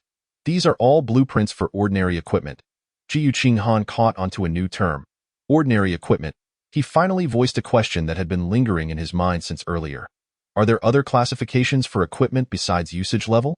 The merchant nodded and explained, "Indeed, ordinary equipment represents the most basic type, with average effects and no special properties. Above that, there are classifications such as black iron, bronze, silver, gold, diamond, and immortal equipment. However, these items are far beyond your current capabilities. You should focus on selecting something suitable."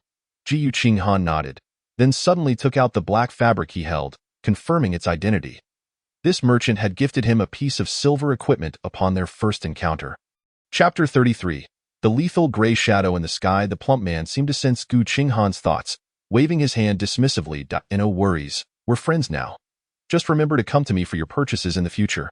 Qinghan looked up at him, puzzled, and asked, "Aren't you the only merchant?" The plump man sighed, nodding in affirmation. "Yes, the pressure is immense.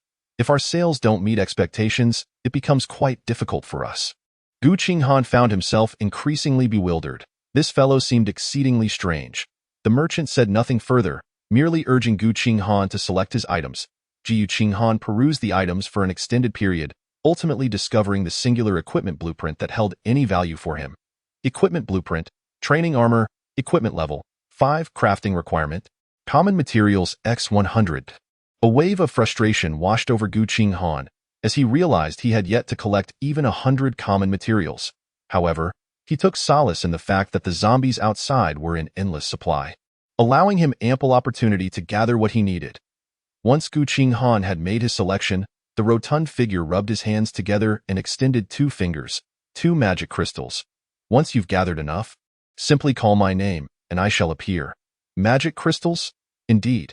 You will find such items after vanquishing formidable foes. Oh, and you may call me Fatty. With a peculiar chuckle, Fatty turned on his heel and ambled away into the distance. Qinghan observed as his form gradually faded until it vanished entirely. What an odd fellow! Surveying his surroundings, Qinghan noted that the zombies in the vicinity had been largely eradicated, prompting him to make his way back to his dwelling. Upon returning, he equipped the cloak of concealment. Quietly, he opened the door and found Chen Yuding lost in thought on the sofa. Qinghan approached her silently, lowering his footsteps, and stood beside her. He wished to ascertain the extent to which this equipment could diminish his presence. 5 minutes elapsed, and when Chen Yuding stretched, she cast a fleeting glance in his direction, regarding him as if he were merely a piece of furniture. Yet, mere seconds later, she abruptly turned back, seemingly sensing something amiss. Startled, she jumped up exclaiming, "Ah, when did you return?" At that moment, Chen Yuding was pale, her heart racing as if it might leap from her chest. It wasn't that she was timid. Rather, it was the sudden appearance of someone behind her without any forewarning. A fright can indeed be life-threatening. Qinghan chuckled heartily and pointed at her bathrobe, saying, "Mind your appearance." Chen Yuding glanced down, her face flushing with embarrassment. In her haste, her bathrobe had loosened slightly, though no private areas were exposed. A generous expanse of fair skin was revealed. She quickly tightened her robe and shot Qinghan an indignant glare before attempting to retreat to her room. Qinghan called out to her and tossed the equipment blueprint in her direction, declaring, "From today onward, we must commence our work." Chen Yuding caught the blueprint and, glancing at it, looked up in surprise. "Where did you acquire this?" "I found it." Chen Yuding was momentarily taken aback, but refrained from further inquiry. Continuing instead, however, "We lack the materials. We still cannot utilize my class abilities." Qinghan smiled and proceeded to display a collection of small bones he had previously obtained, scattered across the sofa. Chen Yuding picked one up, examining it curiously for a while. Amused by her inquisitive demeanor, Qinghan remarked, "You're still level 1, right? Can you craft level 5 equipment?" "Yes, but the success rate will be quite low." "That's fine. Materials are not an issue. Feel free to use them liberally. Chan Yuding nodded, her excitement evident despite having started several days later than others. However, as she scrutinized the material in her hand, her curiosity piqued. She looked at Qinghan and asked, "What kind of material is this? It feels like stone, yet it is so light." "Zombie bones." With that brief reply, Qinghan turned and retreated to his room. However, he had barely taken 2 steps when a piercing scream echoed behind him. "Ah! Teacher, do you think we might be overestimating our chances against that tyrant zombie?" On the second floor of a teaching building in Area C, a young man gazed apprehensively at a tyrant zombie below. A middle-aged man sighed but resolutely stated, "No, we must eliminate it. The zombies are growing increasingly powerful. Just yesterday, only a portion had reached level 3, and now the majority have attained that level. If this trend continues, the tyrant zombie will undoubtedly become stronger." Behind him, several students sat together, looking disheveled yet attentively listening to his words. His name was Duan Tao, a university instructor. On the day the game began, he had been conducting a class meeting when they were suddenly besieged by zombies. Although he had only acquired the ordinary class of archer, he had discovered a chest in the adjacent classroom. Upon opening it, he found a wooden bow. This bow required no arrows, as it utilized his magical energy for shooting. It was precisely due to this bow that he had managed to lead his students in dispatching numerous zombies and gathering valuable resources over the past few days. However, as the zombies grew stronger, he had noticed that most of the nearby zombies had already evolved to level 3 by this morning. His greatest concern lay with the tyrant zombie swaying below. If this creature were to gain strength, he feared he could no longer ensure the safety of his students. Fortunately, through his relentless hunting of zombies, he had reached level 5. His current combat power stood at 85 points, slightly exceeding that of the tyrant zombie, which should allow him to handle it. Moreover, upon reaching level 5, he had acquired an additional skill called Explosive Strike. In addition to his initial precision shot, he understood well that this reality had morphed into a game. Simply having higher combat power did not guarantee victory. If he could not swiftly eliminate the tyrant zombie, a close encounter would undoubtedly lead to his instant demise. Close combat classes, prepare to head downstairs. The shield bearers equipped with shields are ready to engage at a moment's notice. We have but one chance. The ordinary zombies had been systematically dispatched, leaving only the tyrant zombie to confront. Minutes later, the students below completed their preparations. Duan Tao took a deep breath, knocking an arrow to his longbow. Suddenly, an unexpected turn of events unfolded. A cacophony of flapping wings erupted from above, and a swarm of gray shadows descended upon the tyrant zombie below. Duan Tao froze, for he realized that these gray figures were not weapons but rather sparrows, each the size of a domestic cat. He was certain he was not mistaken. They were indeed sparrows. Yet, these birds appeared as if they had been proportionally enlarged, their beaks glinting with a sharp sheen. Most alarmingly, Duan Tao could discern the details of these creatures' information. Mutated sparrow. Level 3. Combat power. 40. Description. When sparrows acquire formidable strength, their diet may also undergo a transformation. Level 3. With an impressive combat power of 40. Duan Tao's heart sank as he read the description, a sense of foreboding creeping over him. Just as he lost focus, a gray shadow suddenly charged toward him. He swiftly drew his bow and shot, but only succeeded in scaring the shadow away. Almost immediately, the sounds of zombie growls and the screams of his students pierced the air. Chapter 34. Please, survive. Hurry upstairs. It's dangerous. Duan Tao immediately realized that his students were under attack from the mutated sparrows, urging them to retreat. However, when he glanced down at his students, he was horrified to see one of them lifeless on the ground, their chest punctured, collapsing helplessly. The remaining students, terrified, stumbled back. The attacks from these mutated sparrows were far more terrifying than those of zombies.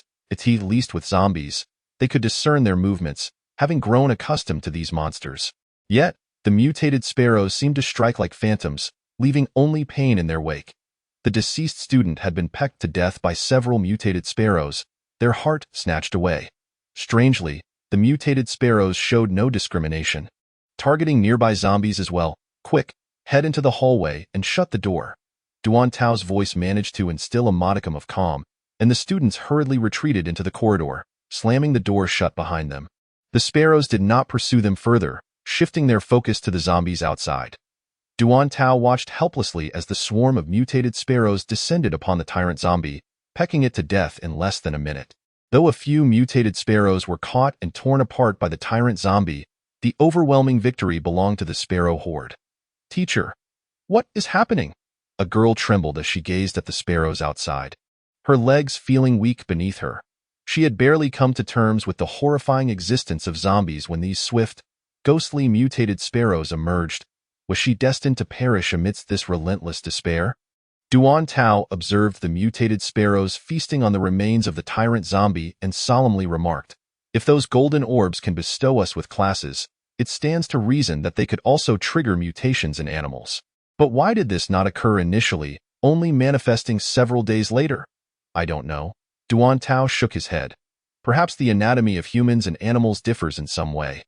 The mutated sparrows devoured the corpse of the fallen student and the nearby zombies with astonishing speed. Just as Duan Tao thought they were about to depart, he suddenly noticed the mutated sparrows flapping their wings and taking flight. They did not ascend high, but their trajectory was aimed directly at the second floor where they were situated. A chilling premonition gripped Duan Tao's heart, and he urgently called to the others, "Run! They haven't had their fill." As soon as his words fell, mutated sparrows descended like cannonballs, shattering the glass with a resounding crash. The glass, weathered by the elements, now resembled mere parchment, splintering amidst the cacophony of piercing screams. The shards glistened like delicate petals, cascading onto the blood-soaked carpet beneath, sharp and glaring. Duan Tao watched helplessly as his students fell one by one. Feeling utterly powerless, he loosed an arrow, impaling one of the mutated sparrows that was pecking at his students against the wall. However, the sheer number of mutated sparrows was overwhelming, and his weapons were soon knocked from his grasp. He closed his eyes, resigned to await the arrival of death. It was not that he lacked the will to resist. Rather, the speed of the mutated sparrows was astonishing.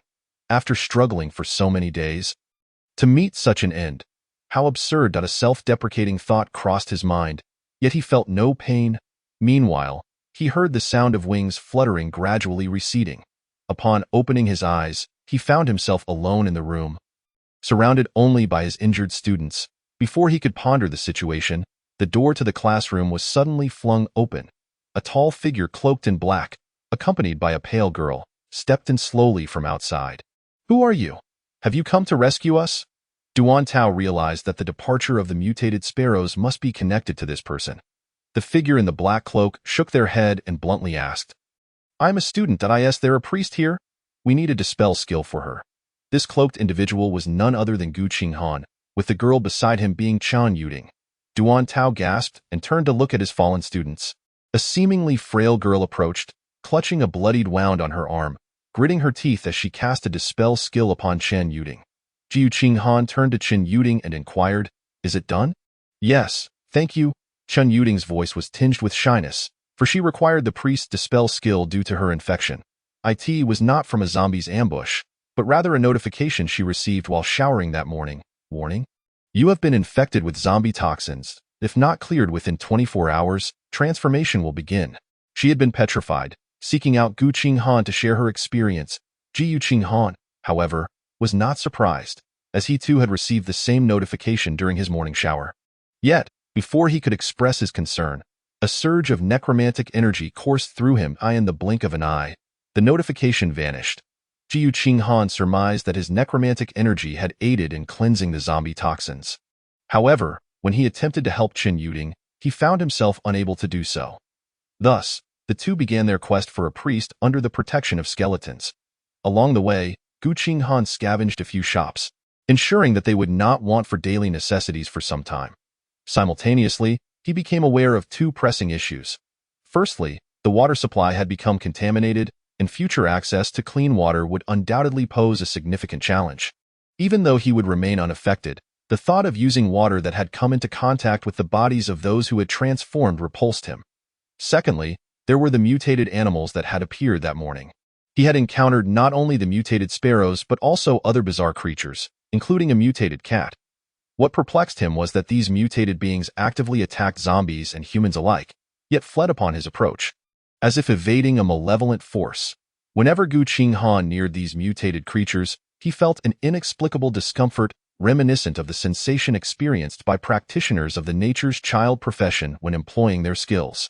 As he pondered the matter, a potential explanation formed in his mind. The life energy of these mutated beings was so immense that they instinctively recoiled from him, a necromancer. The more he contemplated this, the more convinced he became, albeit with some frustration. After all, these creatures were meat, and he could not even approach them. Having subsisted on instant food for far too long, he craved fresh sustenance. With a sigh, Qinghan retrieved a pack of gauze from his pocket and handed it to the girl who had just cast the skill. The girl paused for a moment, then understood it to be a gesture of gratitude. As she began to bandage her wound, Qinghan turned to leave. At that moment, Duan Tao, who had been observing Qinghan from the sidelines, suddenly spoke up. Your arrival here suggests you possess some strength. Would you consider collaborating with us while we await military rescue? Qinghan glanced back, his penetrating gaze hidden beneath the cloak evoking a sense of unease. He detected sincerity in Duan Tao's expression and curiously inquired, "Why do you all believe that someone will come to save you?" Duan Tao fell silent, merely retrieving an exquisite radio from his pocket. He switched it on and, after some adjustments, static crackled from the device. After a brief moment of fiddling, just as Qinghan began to lose patience, a fragmented voice emerged. "Survivors, please do not give up hope. The military has begun to restore order, although our technology and weapons have lost effectiveness. Practitioners have endowed us with the strength to resist disaster. The network has collapsed. We can only disseminate information through this means. Please unite and endure, awaiting the military's rescue from various regions. This is a calamity for all humanity. Please do not lose hope. Please survive." Chapter 35. The Aversion of Mutated Beings. Qinghan stood frozen, staring at the radio in Duan Tao's hand. "When did you receive this message?" Duan Tao gazed at the radio, still broadcasting the message, and sighed softly. "Last night, I tune into my phone and radio daily, and unexpectedly heard this segment yesterday. It was evident from their earlier conversation that even the radio signals were now exceedingly difficult to transmit." However, Qinghan felt little agitation. He did not believe that help would arrive anytime soon. Or rather, his experiences throughout life had instilled in him the necessity of self-reliance. Qinghan pondered for a moment before preparing to leave with Chen Yuding. She hesitated briefly but said nothing, hastily following him. Meanwhile, Duan Tao, trailing behind, attempted to persuade them to stay, saying, "With your abilities, you could surely wait for rescue alongside us. Will you reconsider?" Qinghan remained silent, simply waving his hand dismissively, leaving behind a solitary figure. After walking a short distance, Chen Yuding asked, "What are your plans?" Qinghan glanced at her and replied with a smile, "What else? We can't do anything else, can we? You don't truly believe that help will arrive soon, do you?" "But the broadcast just now." Qinghan scratched his head and pointed to a mutated bird flying overhead. "Look at that creature. Do you think it's strong?" Chen Yuding nodded, realizing that without Qinghan, she might not have even dared to step outside. "Do you think humans are the most numerous beings on this planet?" Chen Yuding froze, suddenly recognizing the implications of that question. Although humanity had long proclaimed itself the master of Earth, such claims were only valid with the support of advanced technology. When it came to pure combat prowess, humans would undoubtedly rank low. Moreover, animals had now regained mysterious powers akin to those of the past. As they walked, Qinghan noticed a branch shaking slightly before veering aside. He squinted, a flicker of astonishment in his eyes. It seemed not only humans and animals had undergone mutations, even certain plants appeared to have changed. Nevertheless, these mutated flora and fauna seemed to abhor his presence, refraining from attacking him as they did with zombies and other humans. "Let us go. Where is that water supply area in Zone C you mentioned?" "We should fetch some water." Qinghan turned to Chen Yuding, bringing her back from her reverie. "Over here." Half an hour later, Qinghan led Chen Yuding to a shop labeled Shaozhu Water Delivery. Several small carts were parked outside, with a few nearly empty water barrels atop them. Qinghan's motive for coming here was straightforward. This establishment supplied bottled water to half the school, by emptying the stock here. He would not have to worry about water resources for quite some time. He left 5 skeletons outside to guard, then entered the shop with the remaining skeletons and Chen Yuding. Inside, a few lost zombies wandered, which Qinghan kindly lulled into slumber. After over an hour of labor, he successfully emptied the shop of its water supply. Just as he was about to leave, he suddenly raised an eyebrow. He had leveled up. Through the relentless slaughter of his skeletons, Qinghan had finally reached level 8. In addition to gaining 20 points of mana, he discovered that his soul fire had granted him a new active skill, Bone Spike. Consumes 10 mana points to launch a bone spike at an enemy. Casually, Qinghan directed the bone spike at a distant zombie, watching as a grayish-white energy coalesced into a bone spike approximately 20 centimeters long, which then shot toward the zombie. With a swift whoosh, a bone spike whizzed past the head of the zombie, prompting it to slowly turn its gaze.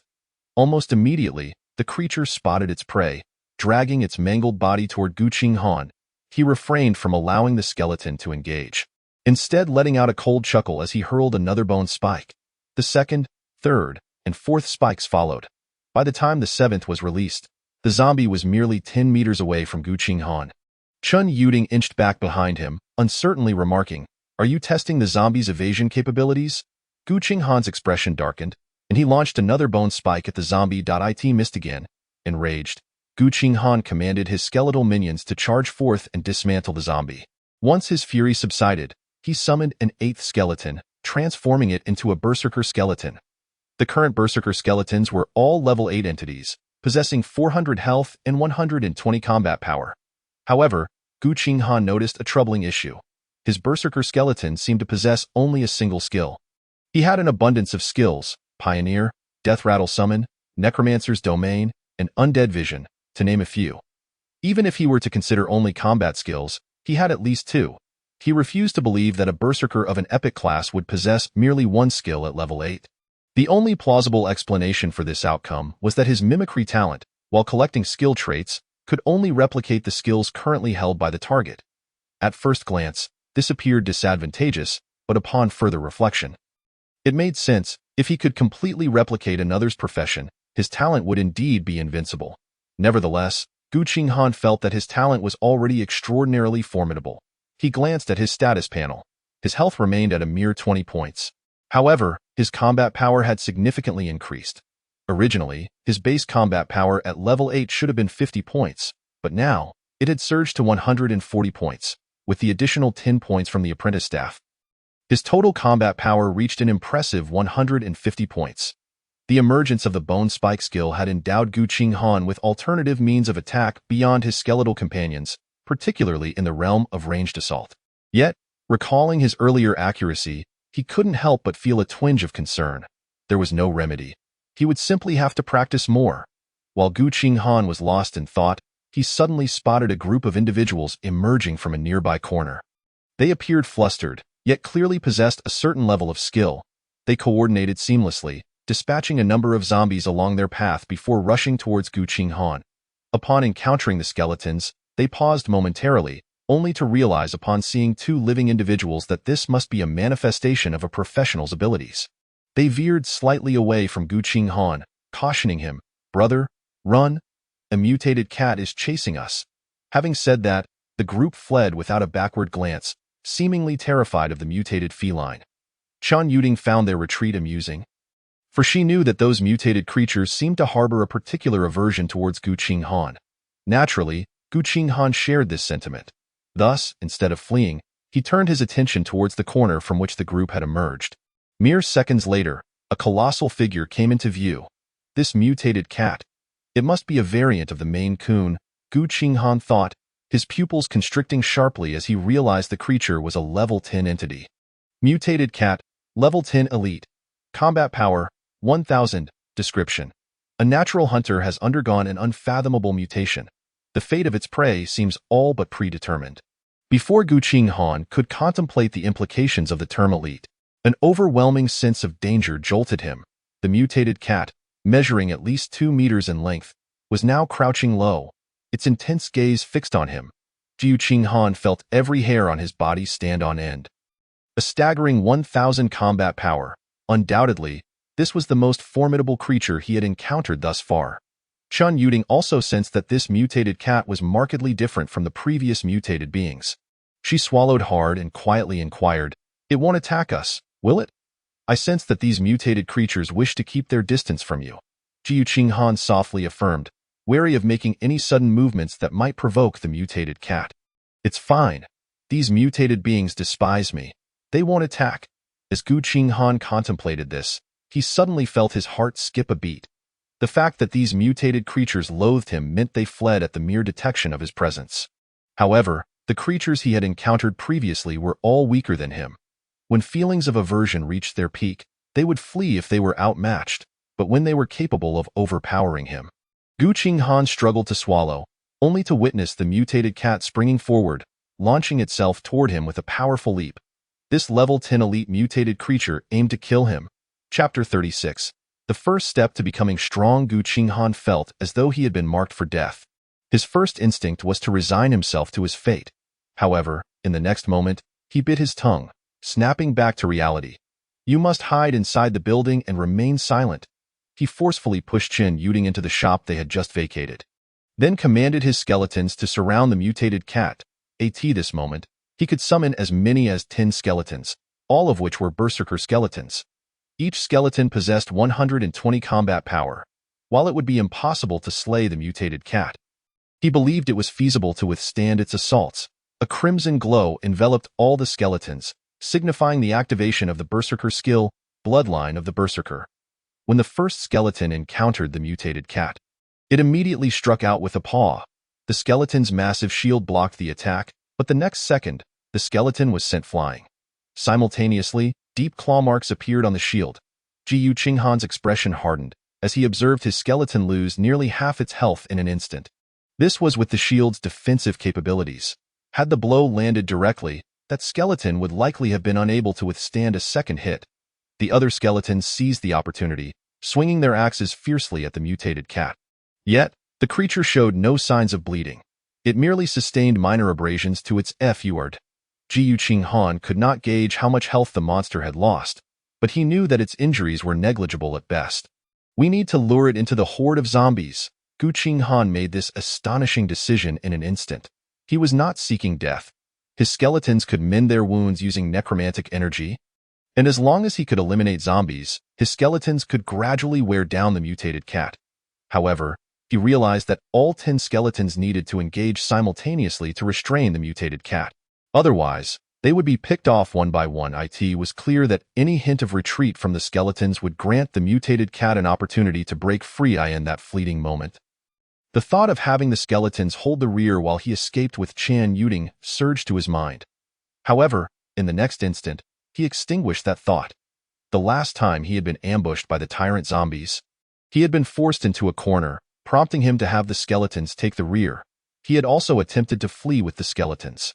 Yet, those skeletons acted like the most loyal soldiers, fearlessly launching suicidal attacks against the throngs of tyrant zombies. The deaths of over 10 skeletons had merely served to afford Qinghan a slim chance of escape. But at this moment, his situation did not seem as dire as before. If he exerted himself, perhaps he could spare his skeletons from the fate of being shattered into fragments. He did not view his skeletons as mere cannon fodder. They were his soldiers and his assurance of survival in this apocalyptic world. A glimpse of the apocalypse had unfurled before him. If he continued to shrink back in fear, the increasingly perilous world would inevitably claim his life. A true strongman would not instinctively seek to flee at the first sign of danger. In an instant, Qinghan's gaze hardened as he sprinted toward the distance. Qinghan, hidden within the shop, suddenly turned pale. This was the first time she had seen Qinghan act outside the protective circle of his skeletons. Her immediate reaction was to assume that Qinghan intended to flee. After all, a level 10 mutated cat was a formidable opponent. Who wouldn't want to survive? Qinghan smiled wryly, a self-mocking expression gracing her exquisitely refined features, untouched by makeup. After spending 2 days in each other's company, she had thought a bond of friendship had formed between her and Qinghan, yet now, it seemed he harbored no such thoughts. She glanced at the skeletons outside. Even 10 against 1, they were being steadily pushed back by the mutated cat. Perhaps once those 10 skeletons were shattered, she too would meet her demise. She realized that she was no different from those skeletons, mere cannon fodder he could abandon at a moment's notice. Qinghan remained calm, merely gazing at the skeletons, awaiting her fate. She was still at level 1, having failed to craft any equipment the previous day. It wasn't that she didn't want to run. It was simply that even a single zombie outside could easily claim her life. Yet, as she continued to watch, she noticed something amiss. The 10 skeletons appeared to be on the verge of collapse. Yet not one had been shattered. Each time they were sent flying, they managed to rise once more and rejoin the fray. In contrast, the mutated cat, after enduring dozens of axe strikes from the skeletons, finally let out a piercing scream. A splash of bright red blood erupted, signaling that the skeletons had finally inflicted effective damage.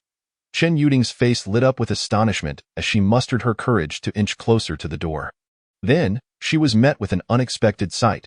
A figure clad in a black cloak was seen brandishing a shield, leading several zombies in circles across the clearing. This individual was, of course, Qinghan, and it was Chen Yuding's first time witnessing him personally dispatching zombies. Strangely, his method of extermination was quite peculiar. As he ran, Qinghan frequently glanced back at the situation behind him. Almost immediately after 2 or 3 skeletons were sent flying, he would unleash a bone spike to obliterate a pursuing zombie. What was he doing? Chen Yuding's mouth parted slightly, her eyes reflecting a joy born from the brink of despair. One truly wishes for death. Upon realizing that Qinghan had not abandoned her, she felt as though the sunlight had become infinitely brighter.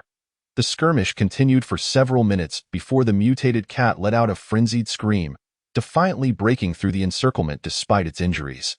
It directed a resentful huff towards the 10 skeletons before swiftly vanishing from the vicinity. Qinghan dashed back, the zombies trailing behind him quickly dispatched by the skeletons. At that moment, Chen Yuding also emerged. Observing Qinghan's face, which appeared pallid and drained.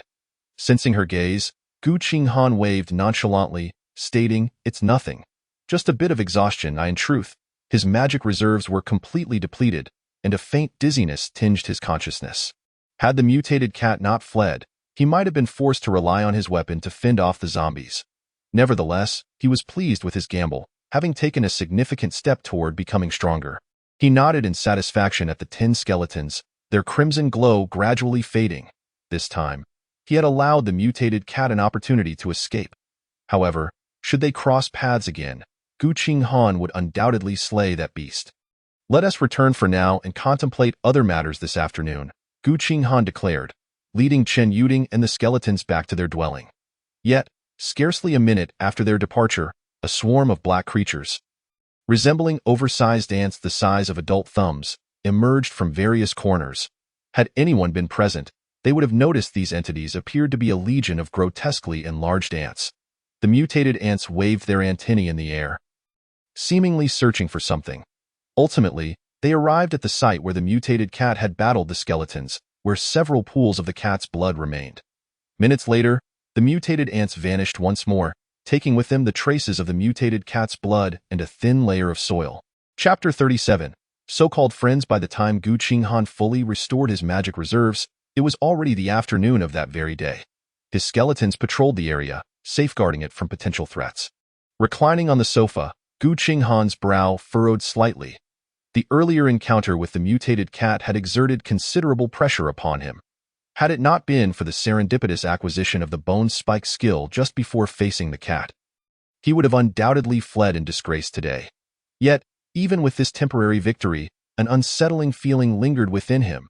He needed to grow stronger. Otherwise, he would eventually perish in this game. Moreover, during the course of the battle, Qinghan astutely noted that his skeletons had failed to instill a sense of panic in the mutated cat. The reason his skeletons could maneuver through the not-zone's horde of zombies was partly due to this panic effect. Zombies affected by this state would not only refrain from attacking him but would also disrupt the onslaught of their fellow undead. It seemed he had once played a game where formidable monsters possessed substantial resistance to debuffs. Although Qinghan had not played many games, he had formed his own hypotheses regarding this situation. This apocalyptic game, at present, appeared to only reveal the tip of the iceberg regarding its content. To uncover more intricate details, he and other players would need to embark on a journey of exploration together. Just then, Chen Yuding unexpectedly dashed out of the room. After returning, she had rushed inside and remained there, nearly causing Qinghan to forget her presence. Her face now radiated excitement as she held up a lightweight black armor, exclaiming, "Look, look! I've crafted a set of gear." Qinghan's spirits lifted slightly upon hearing her words as he accepted the black equipment from her hands. Training armor, level 5, can increase combat power, 100. To his surprise, this training armor was not merely a single piece of equipment but a complete set encompassing all protective gear. Initially, he had pondered how it required a staggering 100 units of ordinary materials, but it now appeared to be worth the investment. Quickly, he summoned a skeleton to attempt to equip the armor. Unlike the shield and weapon, this set transformed into a radiant glow that enveloped the skeleton, as the light dissipated. The skeleton had morphed into a dashing warrior clad in black armor. Qinghan's eyes sparkled with satisfaction at the effectiveness of the equipment. Although the skeleton could only equip other gear on its hands after donning this set, the armor nearly covered its entire body, including its limbs and head. Moreover, a faint green glow emanated from the visor of the helmet, lending it an air of mystery and power. Chen Yuding, too, was taken aback by how striking the armor appeared, her cheeks flushing with delight. Qinghan turned to her, noticing her complexion appeared somewhat pale. This was a clear sign of exhaustion, which he understood. Have you spent the entire afternoon working on this? Yes, since I crafted a level 5 armor at level 1, the success rate was horrendously low. But now that I'm level 2, it should be much quicker. Alright, keep pushing forward. Aim to produce 100 or so sets before tonight. Qinghan smiled, only to be met with an eye roll from Chen Yuding. At that moment, Chen Yuding felt a surge of curiosity about Qinghan. What kind of man was he? In the face of zombies, he exuded strength and confidence, akin to a general leading a legion. Yet, during their daily interactions over the past few days, he resembled an amiable neighbor, often teasing her for amusement. Most importantly, she sensed a resolute spirit emanating from him. It was a feeling difficult to articulate. If she had to describe it, she would say Qinghan resembled a wild grass, striving to grow vigorously wherever he found himself, absorbing every nutrient that could sustain him. Lost in her thoughts, she suddenly realized Qinghan was looking at her and inquired, "By the way, I haven't asked yet. What is your talent?" "Me? I want to tell you." Chen Yuding replied playfully, turning to retreat into the room. Qinghan let out a cold chuckle, threatening, "If you don't tell me, don't expect to receive any bathing water from me in the future." Chen Yuding halted her steps, then retorted with a hint of resentment. "Fine, you win. My talent is Divine Artisan Puppet, which allows me to transform equipment attributes into combat puppets." Qinghan was taken aback for a moment, before a look of confusion crossed his face. "Then why did you seem so powerless before? Surely this talent could be used for combat?" With a resigned sigh, Chen Yuding explained, "I have it, but it requires the equipment to be made by me." Understanding dawned upon Qinghan, and he instructed the skeleton to remove the armor. "Show me. Let me see your talent."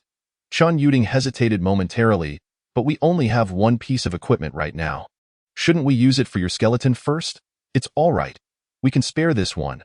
Let us first see your talent. Friends should be honest with one another, right?" Upon hearing the word friends, Chen Yuding felt a wave of emotion wash over her. Coincidentally, she was also curious about her talent, so she cradled the armor and closed her eyes. To her astonishment, the armor began to levitate and swell. Within a mere 3 seconds, the freshly crafted armor had transformed into a black humanoid puppet. Qinghan observed closely. While its features were nearly indistinguishable, it bore protrusions and indentations in the appropriate areas. Curious, he inquired, "What is its combat power, and does it possess any skills?" Chen Yuding touched the puppet, laughing, "Wow, this puppet has a combat power of 100 as well. However, it has no skills, and I can only create one at a time. Sigh. Let us have it battle my skeleton and see how it fares." Qinghan seized the opportunity and instructed the skeleton to discard its weapon and charge forward. "Go. Show no mercy." Chen Yuding, akin to a child gifted with a beloved toy, gleefully commanded the puppet into battle. However, 5 minutes later, she begrudgingly conceded defeat, her face flushed with embarrassment. "That's not fair. Your skeleton is level 8, while my puppet is only level 5. During the skirmish, Qinghan's skeleton had overwhelmingly dominated the puppet. Yet, even after 5 minutes of relentless assault, the puppet showed no signs of impending collapse. Clearly, this was a puppet primarily focused on defense. Qinghan chuckled, refraining from offering any explanations. Though the battle appeared to stem from competitive spirit, it actually served as a means for him to gauge Chen Yuding's capabilities. After all, Since she would be living with him for some time, Qinghan had to remain vigilant. Should she, previously devoid of any threats, gain power, it was uncertain how her mindset might shift. However, through the recent confrontation, Qinghan was certain that the puppet seemed only capable of withstanding blows. This was ideal. After all, he had provided the blueprints for her equipment, ensuring that the resulting puppet posed no threat to him. Even if there are formidable devices in the future that could transform one into a puppet, that is a matter for another time. At least, the current Qinghan has not yet gained the complete trust of Qinghan. With this thought, Qinghan chuckled and reclined back onto the sofa, leisurely remarking, "Not bad. At least now you possess some ability for self-preservation. Continue to gather your equipment, my friend." Chen Yuding glared at Qinghan, who bore the demeanor of a victor, her beautiful eyes suddenly blinking with curiosity as she asked, "Since we are now friends, shouldn't you tell me what your talent is?" Qinghan turned to glance at her, then shook his head in response to her eager gaze. "You see, friends should still maintain a few little secrets of their own. Shouldn't they?" Qinghan, "You are being too much." Chapter 38. Comparison breeds resentment. Fuming, Chen Yuding stormed back to her room with her puppet to gather equipment, leaving Qinghan laughing heartily on the sofa. One cannot deny that humans are indeed social creatures. Even someone as reclusive as Qinghan finds some relief from stress by joking around with Chen Yuding from time to time. After taking a sip of water, Qinghan gazed out the window, preparing to venture outside once more. The zombies within a 500-meter radius had long been cleared by him. Even if any zombies were to wander in, they would be swiftly dealt with by his skeletons. It wasn't that he didn't wish to eliminate more zombies, but rather that his ability to remotely control the skeletons had a maximum range of 500 meters. If he were to be likened to a signal tower, then these skeletons, which received his signals, could only operate within that 500-meter vicinity. This limitation was rather awkward for Qinghan, who had initially intended to conquer the world without ever leaving home. It seemed that goal was now dashed, at least for the time being. Since when has a stone arch appeared over there? Just as Qinghan was about to rise, he suddenly looked up again. Peering outside, through the window, he could see that what was once merely a green belt now prominently featured a stone arch. The arch stood at approximately 2 meters tall, not too far in the distance. He was certain that this structure had not been present when Chen Yuding had exited just moments ago. Qinghan was confident of this, as he had always paid close attention to his surroundings. This arch must have materialized in less than 10 minutes. For a moment, Qinghan suspected that someone was playing a prank on him. He quickly concealed himself in a safe spot and activated the sight of the fallen. A skeleton patrolling outside suddenly paused, then turned and began to move toward the arch. The other skeletons soon gathered around, as Qinghan intended to eliminate this intruder with overwhelming force. However, after searching extensively, he found no trace of any person. No one could possibly be a zombie. Qinghan contemplated the arch outside through the window. Suddenly, a light bulb went off in his mind as he considered a possibility. This arch might be a creation of this game. The skeleton that shared his vision moved forward, and at the arch, the space appeared to shimmer faintly like mercury. Looking around, it seemed that only the thin membrane beneath the stone arch exhibited anything unusual. He could vaguely see that layer of membrane quivering slightly. Furrowing his brow, Qinghan regarded this scene. Truthfully, he suspected that something was about to emerge from within. After waiting for another 10 minutes, the space around the stone arch continued to ripple like a surface of water. However, the frequency of these ripples began to increase, akin to water on the verge of boiling. Moreover, after observing the stone arch for some time, Qinghan realized that it might not actually be a stone arch. The material, which appeared to be stone at first glance, was more reminiscent of some kind of metal. It was only upon a closer look that one would recognize it as something other than stone. This door seemed to be constructed entirely from blocks of this black metal. Just as Qinghan was distracted, the space around the arch suddenly convulsed violently. Following this, a humanoid creature resembling a piece of dead wood emerged from within. The moment the creature appeared, it lunged toward the surrounding skeletons. Several skeletons immediately charged at it, and after a brief struggle of over 10 seconds, this tree-like monster was unwillingly severed at its limbs and collapsed to the ground. Qinghan had by now made his way outside, and he observed the creature's attributes. Agonized Treant, Level 7, Combat Power, 110, Description. A creature from another world. Upon sensing unfamiliar presences, It will ensnare and kill any target it encounters. It was indeed a new monster. Qinghan immediately opted to slay the treant, and after a series of screeching sounds that made one's teeth ache, the creature was thoroughly dispatched. Around, crimson fruit burst forth from its remains, and upon inspecting it, Qinghan realized it was an edible item. Vitality fruit permanently increases maximum vitality by 1 to 10 points based on one's profession. Each individual may consume a maximum of 10 fruits. Qinghan's eyebrows raised in surprise as he tossed it into his mouth. A burst of tangy sweetness exploded in his mouth, and he was suddenly astonished to discover that his vitality had increased by 1 point. I knew it. Qinghan's lips twitched slightly. He had previously leveled up without any increase in vitality. Yet, even with this foreknowledge, the reality of receiving the minimum gain still left him feeling somewhat disgruntled. Well, a little gain is better than none. Qinghan ultimately had no choice but to concede.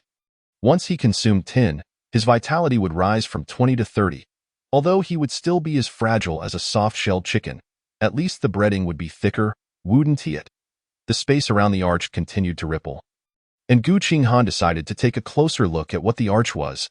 Gate of Calamity, Black Iron Grade, Description. A portal that randomly appears within the game, intermittently emitting monsters. Once all creatures behind the Gate of Calamity are eliminated, corresponding rewards shall be granted. Indeed, the zombies in this game were merely an appetizer. The intensity was now gradually escalating. Qinghan observed another ripple from the Gate of Calamity, which surprisingly unleashed 2 treants simultaneously. However, his skeletons swiftly dispatched them once again, yet this time, nothing materialized from their remains. Within the necromancer's domain, 3 ordinary wooden planks began to materialize slowly. It seemed that he could not leave this place for the time being. Although it appeared that these treants provided a substantial amount of necromantic energy, Qinghan felt somewhat helpless. The monster spawn point had settled right at his doorstep. He couldn't decide if this was a stroke of luck or misfortune. He ordered 2 skeletons to patrol while the remaining 8 stood guard beside the Black Iron Gate of Calamity. The frequency of treant appearances varied, with a maximum of 4 or 5 appearing at once. And at times, only 1. Nevertheless, they could not breach the blockade set by Qinghan's skeletons, and soon became nothing more than fragments of dead wood on the ground. Qinghan then ascended to the balcony on the 2nd floor, where he could both observe the battle and hone his skill with the bone spikes. Even if something were to drop from the defeated creatures, he could easily retrieve it from this distance. As the day faded into night and Qinghan could no longer discern the treants' positions, he finally turned back into the house. By that time, he had consumed the maximum of 10 fruits, boosting his vitality to 30 points. Not only that, he even had 2 extra fruits remaining. Time to eat tonight. We have tomato beef noodles. Chen Yuding's voice called from downstairs, prompting Qinghan to hurry down. Glancing at the appetizing dishes, he suddenly turned to Chen Yuding with an air of mystery, asking, "Would you like to try something thrilling?" Chen Yuding gasped, her cheeks flushing a deep crimson. Qinghan immediately realized that she had misunderstood him and quickly clarified, "I meant, I'll give you something to eat, but the outcome will be random. Care to try?" As he spoke, he produced a fruit and waved it in front of her. Upon seeing the attributes of the fruit, Chen Yuding visibly relaxed and expressed her willingness to give it a shot. When she popped the fruit into her mouth, Qinghan could clearly see her expression transform into one of delight. The fruit tasted like sweet and sour cherries, but was juicier, perfectly aligning with Chen Yuding's palate. Watching her finish, Qinghan nervously inquired, "So, how was it? How many points did your vitality increase?" Chen Yuding pouted, a hint of embarrassment in her voice as she replied, "My profession might not be suited for this fruit. It only boosted my vitality by 3 points. Hey?" Then, she turned to Qinghan, the meaning in her gaze unmistakable. Qinghan's expression faltered for a moment before he feigned nonchalance and said, "It's fine. Even though I gained 5 points from one, I won't mock you." Chen Yuding nodded, pushing a bowl of noodles toward Qinghan while asking, "But I'm quite satisfied. There must be some poor soul who only gets a 1-point increase. Just thinking about it makes me chuckle. Ha ha ha, cough, cough. Slow down. You've made yourself cry." Qinghan wiped away the tears from the corners of his eyes, taking a deep breath. How humiliating. Chapter 39. The Gate of Calamity. The following day, Qinghan hardly left this area at all. The frequency with which creatures emerged from the Gate of Calamity increased, and he found that he could only resolve the situation most efficiently by having all his skeletons stationed at the gate. Simultaneously, through continuous practice, his accuracy with the bone spike significantly improved. Unlike the arcane spheres, which dealt area damage, his bone spikes possessed superior single-target penetration capabilities. He attempted to shoot a bone spike into the ground, and the majority of it embedded deeply into the earth. This power rivaled that of his previous firearms. However, just as Qinghan was pondering the situation at the Gate of Calamity, an unusual wave emanated from it. Qinghan glanced around and noticed that the monsters appearing this time were somewhat different from before. This was a much smaller treant, but upon its emergence, it swiftly ensnared the two nearest skeletons with numerous vines. Fortunately, Qinghan had an ample supply of skeletons and quickly dealt with this creature.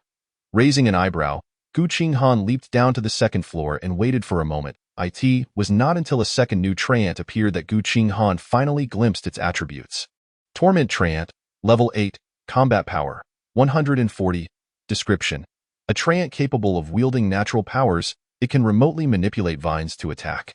Qinghan narrowed his eyes slightly. The monsters that emerged were growing increasingly formidable.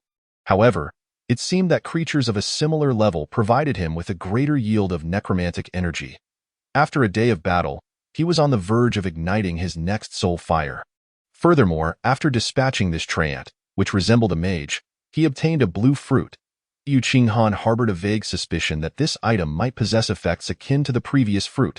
Upon picking it up, he found indeed, magic fruit permanently increases maximum mana by 1 to 10 points according to one's profession, with a maximum of 10 fruits per individual. Without a moment's hesitation, Qinghan tossed it into his mouth. A refreshing minty flavor made his eyes widen in surprise, and he felt considerably more alert. Simultaneously, Qinghan noticed that his mana had astonishingly increased by 10 points. At last, the corners of Qinghan's mouth threatened to split into a grin. It appeared that his profession's strength truly lay in spells. Rubbing his hands together, he ascended to the second floor, anticipating the next torment treant's arrival. Regrettably, the frequency of torment treant's appearances was rather low, and the probability of obtaining magic fruits was significantly diminished. Qinghan currently possessed a plethora of health fruits in his necromantic space, but he had yet to consume enough magic fruits to reach capacity. Nevertheless, he remained unhurried, and by nightfall, his mana was finally maxed out, a full 100 additional mana points. Though Qinghan's health was only 30 points, his mana had soared to an impressive 260 points. When combined with the 50 points from the Ring of Contemplation, he could unleash a staggering 31 bone spikes in succession. He was practically a human, self-propelled machine gun. With a pleased expression, Qinghan was interrupted as Chen Yuding pushed open the door. Qinghan, I've reached level 5. I now possess a skill called Enhancement. Qinghan turned to her, astonished that she had leveled up to 5 in just a day. Enhancement skill. What does that mean? Noticing Qinghan's puzzled look, Chen Yuding smiled and explained, the effect of this skill is to enhance the special attributes of a piece of equipment, though I haven't encountered it in practice yet. Qinghan nodded, suddenly recalling that his apprentice staff had a special effect. Apprentice staff, level 5, combat power increase, 10, special effect, increases maximum summonable quantity of death rattle summon skill by 2.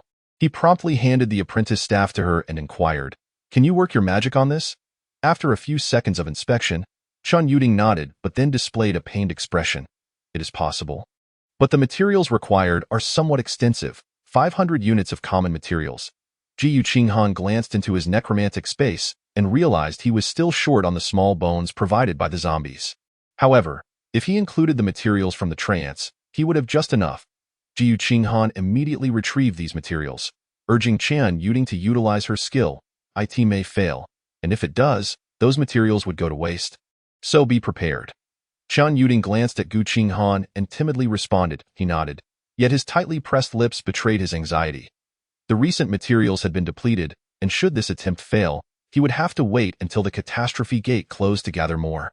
Taking a deep breath, Chen Yuding, clad in a bunny onesie, placed her hands over the apprentice staff. Qinghan then watched as the ordinary materials on the ground gradually transformed into streams of light, flowing into the staff. After a moment, Chen Yuding opened her eyes and let out a soft sigh. Failed. Gu Qinghan's heart sank at her expression. But then, Chun Yuding suddenly burst into laughter. Ha ha ha, I succeeded. Look at how scared you were. Gu Qinghan suppressed the urge to scold the mischievous girl. She had been particularly cheeky lately. Nevertheless, he quickly checked the status of his apprentice staff. Apprentice staff, level 5, combat power increase, 10, special effect, increases maximum summonable quantity of death rattle summon skill by 4. The summonable quantity had risen from 2 to 4. Gu Qinghan felt an overwhelming surge of joy. Each of his skeletons boasted over 100 points of formidable combat power. Moreover, after transforming them into berserker skeletons, their strength would continue to grow with their level. He realized how much Chun Yuding could assist him, but he had not anticipated such a significant impact. Impressive. Gu Qinghan summoned the 2 additional skeletons, who appeared equipped with weapons and shields. This was a new tactic he had discovered, directly summoning skeletons into the necromantic space, allowing them to undergo transformation and equip themselves before appearing at his side. Unfortunately, Gu Qinghan's materials were insufficient, and he only had 2 skeletons clad in training armor. There was no choice. For Chun Yuding to level up, she required a vast quantity of materials. Gu Qinghan provided her with over 1,000 materials. Yet the final outcome yielded only 3, with 1 transformed into her bodyguard. Chun Yuding beamed at Gu Qinghan, elated as partners in mutual benefit. Her safety would improve as Gu Qinghan's strength grew. Tonight, I want to indulge in some fruit, melon, and bananas. Gu Qinghan had previously raided a large fruit store in Zone C, where an abundance of fresh fruits awaited. Having contributed today, she made her small request. Sure, tonight you can feast. Gu Qinghan was equally delighted and turned to find another magic fruit had dropped downstairs. He swiftly collected it into his necromantic space and held it out to Chun Yuding with a smile. Let us see how much you can increase this time. I had decent luck, 10 points. Chun Yuding nodded and unhesitatingly consumed the magic fruit. 2 seconds later, her eyes widened in surprise. Wow, I got 10 points too. That's fantastic. Well, you know, consuming too much fruit can lead to weight gain. So just enjoy this extra portion today. Gu Qinghan turned his gaze skyward, struggling to hold back tears. Chapter 40, Hunter and Prey. That afternoon, as Gu Qinghan practiced his aim with the bone spike technique downstairs, he suddenly noticed the catastrophe gate beginning to tremble violently. The space around it fluctuated, as if something terrifying was about to emerge. Gu Qinghan immediately became alert, gathering all his skeletons together in preparation for the impending changes from the catastrophe gate. In less than a few seconds, the black iron-grade catastrophe gate began to collapse. Suddenly, vine-like appendages, akin to serpents, slithered out from within. Simultaneously, a horde of level 7 to 8 treants began to spring forth. Numbering over 20 in total. So many? Gu Qinghan furrowed his brow. It appeared that these were the final monsters to emerge from the catastrophe gate. However, the sheer number of these creatures made him uncertain whether his skeletons could handle the onslaught. As Gu Qinghan pondered his strategy, the catastrophe gate finally shattered completely. A treant, approximately 3 meters tall, came into view. Gu Qinghan's brow furrowed further. It was close enough for him to discern its attributes. Treant Guardian, level 10 elite, combat power, 800, description. A powerful being among treants, its resilient bark can withstand most attacks, while it can also command weaker treants to fight. As soon as the Treant Guardian appeared, it immediately lashed out at the surrounding skeletons with its thick vines. The vines, as robust as an adult's arm, produced a metallic clang when colliding with axes, causing the struck skeletons to stagger backward. The disparity in strength was overwhelming. Gu Qinghan's brow tightened. The last time he faced such a formidable foe was against that mutated cat. However, unlike the mutated cat, the treant had numerous minions. The remaining treants began to swarm the surrounding skeletons. Although the skeletons managed to fell too, they were quickly encircled. The treants employed a straightforward attack strategy, using their vines to entangle and constrict their targets. Gu Qinghan could even hear the creaking of bones from one skeleton ensnared by the Treant Guardian. Chun Yuding prepared to flee. Gu Qinghan dashed upstairs and knocked on Chun Yuding's door. He had initially hoped to find a relatively stable haven to develop his skills, but it seemed he had been overly optimistic. With no zombies around to slay, venturing toward the treants would be tantamount to seeking death. Avoiding detection by the treants and temporarily escaping was now the only viable solution. Chun Yuding first rushed to the balcony and, upon spotting the treants surrounding the skeletons, her expression shifted. Wait a moment, let me grab the gear I just made. She turned back to retrieve her belongings, while Qinghan helplessly cast a glance at his skeleton. It was not that he did not wish to reclaim them, but rather that in a state of battle, they could not be summoned back into the necromantic space. Just as he was about to turn away, Qinghan's steps suddenly faltered. In that fleeting moment, it seemed he had spotted a figure in the distance swiftly approaching his direction. He turned his head to take a look, and his gaze narrowed to a pinprick. It was that mutated cat. Qinghan's heart sank instantly. If it reached the outside, he would be virtually doomed without his skeletons to confront the mutated cat. This was disastrous. That wretched creature must have tracked me by scent.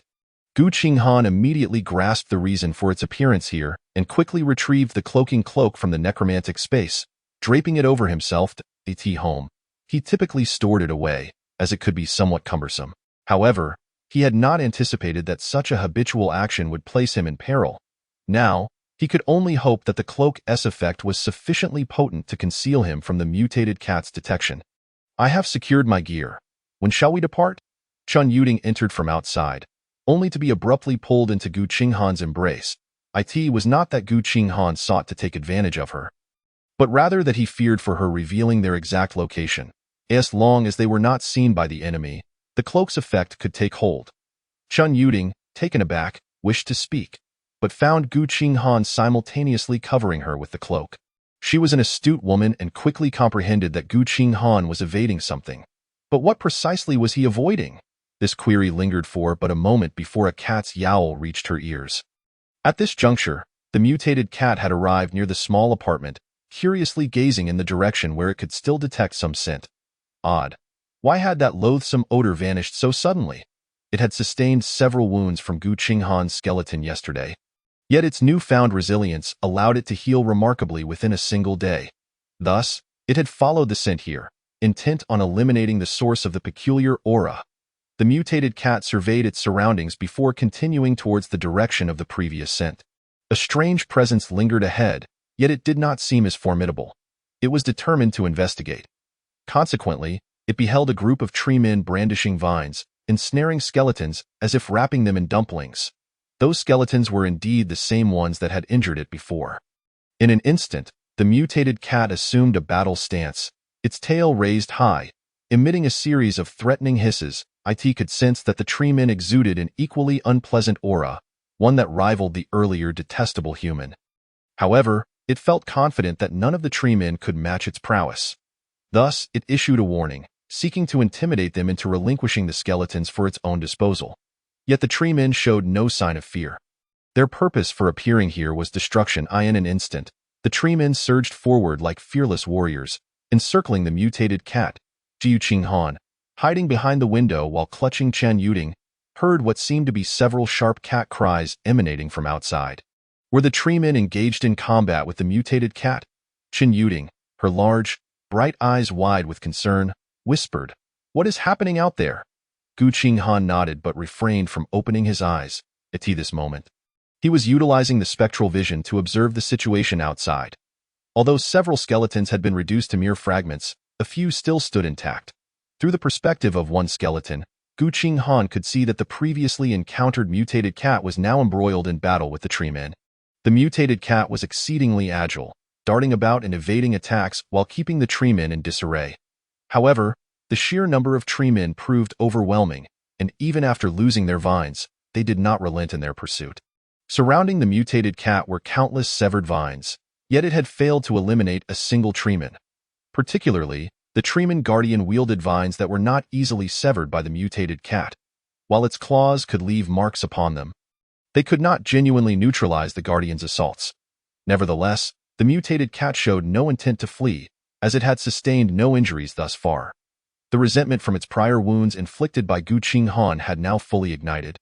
Transforming into a fierce onslaught, it resembled a frenzied hunter, venting its fury upon its prey. Qinghan, observing the treeman guardian seemingly trapped in a passive position, found it peculiar, despite its diminished combat prowess. It was still a level 10 elite creature. Why was it so impotent? Moreover, the lesser treemen did not appear genuinely intent on pursuing the mutated cat. Rather, it seemed as if they were deliberately extending their vines for it to slice through. A match-fixing scheme? Qinghan was amused by his absurd notion, yet it was evident that their actions served some ulterior motive. The multitude of severed vines on the ground resembled an expansive net spread across the earth. Wait, a net? Before Qinghan could ponder further, the Treeman Guardian revealed the answer. It suddenly ceased its pursuit, extending two thick vines into the ground. Instantly, the severed vines sprang to life, converging upon the mutated cat. The mutated cat sought to escape, but it found itself ensnared on all sides, with no avenue for retreat. In that moment, the roles of hunter and prey were irrevocably reversed. Chapter 41. The clam and the snipe struggle. The mutated cat did not resign itself to fate. Instead, it swiftly slashed at a nearby vine. However, the vines that had once been easily severed had now hardened significantly. Thanks to this brief delay, the mutated cat found itself ensnared by countless vines. Nonetheless, these vines could not strangle the mutated cat outright. Its speed was remarkable, and it possessed immense strength, managing to break free from several vines. Yet, the Treeman Guardian soon arrived. Previously, it had struggled to keep pace with the swift mutated cat. But now, with its prey trapped, it was poised to strike. The Treeman Guardian raised its two thick vines and lashed them against the mutated cat. A piercing scream erupted, and the mutated cat writhed violently. Yet the Treeman Guardian did not relent in its assault, delivering a barrage of strikes until the cat's struggles began to wane. Qinghan, intrigued by the motionless Treeman Guardian, switched to the perspective of another skeleton. At that moment, he finally grasped what the Guardian was attempting. He observed as two eyes suddenly opened upon its bark-like skin, revealing a fissure beneath that gradually widened. Qinghan confirmed his suspicions. This must be its mouth. This creature, was it intending to consume the mutated cat? Yet a sense of unease washed over Qinghan.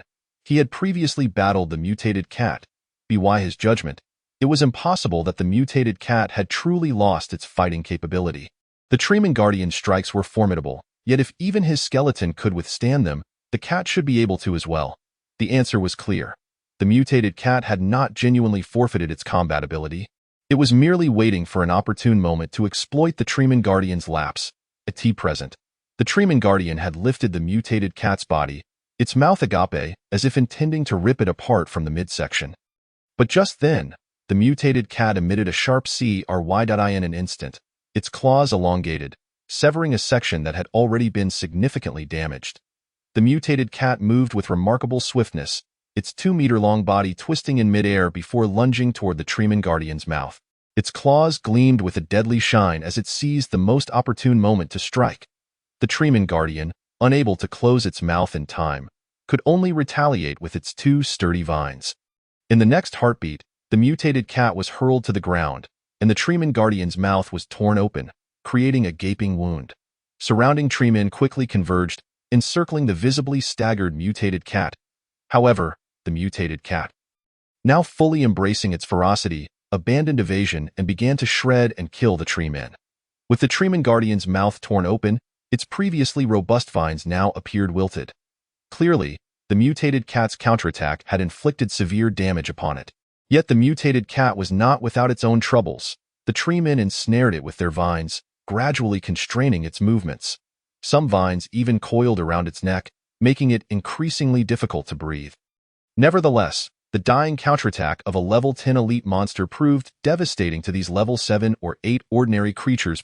10 minutes passed, and the area around the mutated cat was littered with over 20 mangled treeman corpses. At this moment, the mutated cat lay on the ground, struggling to free itself from the vines, its claws drooping in exhaustion. Were it not for the slight rise and fall of its abdomen, Qinghan might have believed it was already dead. Chen Yuding, hiding beneath the window, sensed an abrupt stillness outside and grew anxious. She could not witness the unfolding battle but knew it must have been perilous. Suddenly, she saw Qinghan rise, summoning several skeletons. "What are you doing?" "Scavenging. Do you want to join?" "Absolutely." With the protection of the skeletons, the two made their way to the recent battlefield, witnessing the two elite monsters, both on the brink of collapse. Chen Yuding gaped at Qinghan, asking, "How did you know they had mutually perished?" Qinghan merely smiled, not answering. Instead, he directed his skeletons to collect the scattered bones on the ground. Then, A swarm of skeletons charged toward the barely conscious Treeman Guardian, reducing it to a heap of wooden fragments. A surge of tremendously potent necromantic energy coursed into Qinghan's body, igniting a soul flame, while simultaneously causing the next soul flame to flicker to life. However, Qinghan did not hastily examine his attributes. Instead, he turned his gaze towards the mutated cat that glared at him with palpable resentment. This creature had certainly come here seeking vengeance, yet now it lay before him in such a compromised state. Qinghan refrained from approaching directly, wary of the possibility that it still possessed the strength to retaliate. Was it unwilling to accept its fate? He was acutely aware that the intelligence of this mutated feline had significantly increased compared to before, evident from their recent confrontation. It even appeared to comprehend his intentions. And the defiance gleaming in its lone eye was unmistakable. Qinghan chuckled softly. Truth be told, fortune had favored him today. Had either of these elite monsters confronted him individually, he would have been compelled to flee in disarray. Yet, their simultaneous appearance had afforded him an unexpected advantage. He unleashed a bone spike spell towards the cat's eye, accurately splattering a spray of blood. Nevertheless, the mutated cat did not emit a cry of agony. It merely regarded Qinghan with its remaining eye, seemingly intent on committing his visage to memory before its demise. Chen Yuding, unnerved by such a gaze, instinctively retreated behind Qinghan. Yet, he remained unperturbed. Continuing to smile as he remarked, "Had I lost today, such a look might well adorn my own face. Alas, there are no what-if." As his words faded, Qinghan's skeletal minions surged forward, encircling the mutated cat. A full minute elapsed before he felt a tremendous wave of necromantic energy flooding into him. The mutated cat had perished. Simultaneously, Qinghan found himself elevated to level 10. He spent several minutes clearing the battlefield, collecting the spoils that had emerged from the vanquished foes into his necromantic space. The mutated cat yielded no treasures. Only its 2-meter-long corpse lay there, blood pooling around it. In stark contrast, the body of the Treant Guardian bore 2 glowing orbs. Upon opening one, Qinghan discovered 3 scrolls. Treant Guardian Scroll, one-time item, effect. Summons a Treant Guardian with 500 combat power to aid in battle. The Guardian cannot move and will vanish after 1 day. Qinghan pondered for a moment before stowing it away. While he had no immediate use for it, it might prove beneficial to his forthcoming plans. He then turned his attention to the second orb, which contained a piece of equipment. Wooden amulet, black iron level 10, effect. Blocks 1 fatal blow. Upon activation, the equipment disappears. Gazing at the wooden insignia in his hand, akin to a medal, Qinghan decisively equipped it. His health had always been a vulnerability, and despite having skeletal minions to absorb damage, he remained cautious. Now, however, this weakness had been temporarily mitigated. After collecting all the dropped items, Qinghan glanced back toward the shattered Gate of Calamity. Just before he had slain the Treant Guardian, he had noticed some activity around the remnants of the gate. It seemed that the rewards from the Gate of Calamity were about to manifest. Though these rewards were essentially his to claim, he hoped they would not disappoint. Chapter 42. The moment for revenge. Upon arriving at the previous location of the Gate of Calamity, Qinghan discovered a chest gleaming with a black iron hue lying quietly on the ground. He immediately opened it, and a familiar force began to radiate from within him. The effect of the Pioneer activated. As Qinghan opened the chest, 5 crystals emanating a mysterious purple light caught his eye. Magic crystal, a crystal imbued with mysterious power. Some may find it essential. Qinghan was taken aback. Was this not the magic crystal the rotund merchant had mentioned earlier? After collecting the 5 magic crystals, Qinghan moved on to inspect the next item. Heart of Nature, black iron special item, effect. Grants immunity to all toxins from black iron level monsters, and provides some resistance to advanced toxins. Qinghan weighed the heart-like artifact, carved from wood, in his hand before turning to Chen Yuding. "This is for you." Chen Yuding took it and, upon examining it, was rendered speechless with astonishment. While priestly skills could dispel zombie toxins, they had no priest with them. Moreover, ever since her last infection, Chen Yuding had been exceedingly cautious in all her endeavors, fearing that Qinghan might abandon her should she require his assistance again. This is far too precious." After hesitating for a few seconds, she pushed the item back towards him. Qinghan chuckled softly. Do not be shy. Just focus on crafting my equipment. Chen Yuding wished to say more, but Qinghan had already turned back to examine the remaining rewards in the chest. With a glance filled with gratitude, she utilized the item. Meanwhile, Qinghan's rationale was simple. His class seemed inherently resistant to toxins, and this item would serve Chen Yuding better. In doing so, she would be more motivated to assist him. He shifted his gaze to the next and final reward in the chest. It appeared to be a pair of brown shoes adorned with vines. Exuding an unusual charm, touch of the treant, bronze level 10, combat power increase, 50, special effect. Increases movement speed across various terrains and grants immunity to most slowing effects. Another piece of equipment with special effects. Qinghan inquired whether Chen Yuding could upgrade this effect, only to see her shake her head. Not at the moment. It requires 200 bronze materials. Qinghan nodded in mild disappointment before equipping it. The injured touch of the treant vanished and then reappeared on his feet. Qinghan felt as if his feet were enveloped in soft vines, making him feel significantly lighter. It seemed that this touch of the treant was a more advanced reward derived from his passive effects. He bounced lightly on the ground, sensing a notable reduction in his weight. At last, he had time to review his panel. From the recent battle, he had indeed achieved level 10. Player, Qinghan, class, necromancer, level 10, health points, 30, magic points, 350, combat power, 150-60. The foundational number of skeletons he could summon had increased to 10. And with the equipment effect, he could summon a total of 14 skeletons. Furthermore, each skeleton had reached level 10, boasting a rather formidable combat power. Berserker skeleton, level 10, health points, 500, magic points, 50, combat power, 150, skill, Berserker bloodline. If each skeleton could be equipped with training armor, excluding other gear, a single skeleton would possess 250 combat power. Wait, all my minions have 250. Qinghan dismissed this peculiar thought and turned his attention back to the corpse of the mutated cat. Though the mutated cat appeared sizable and well-fed, Qinghan had no intention of consuming it. It was rumored that cat meat was quite pungent, and he had no skills in butchery. He merely stored it in his necromantic space, anticipating it might be useful for trading in the future. Having completed his tasks, Qinghan stretched and tossed Chen Yuding a treant guardian scroll. Chen Yuding looked at him with confusion, a hint of uncertainty in her gaze. Qinghan summoned his skeletons and explained, I will gather some materials. By tomorrow, I hope you can equip all my skeletons. Chen Yuding nodded. Her success rate in crafting training armor had significantly improved.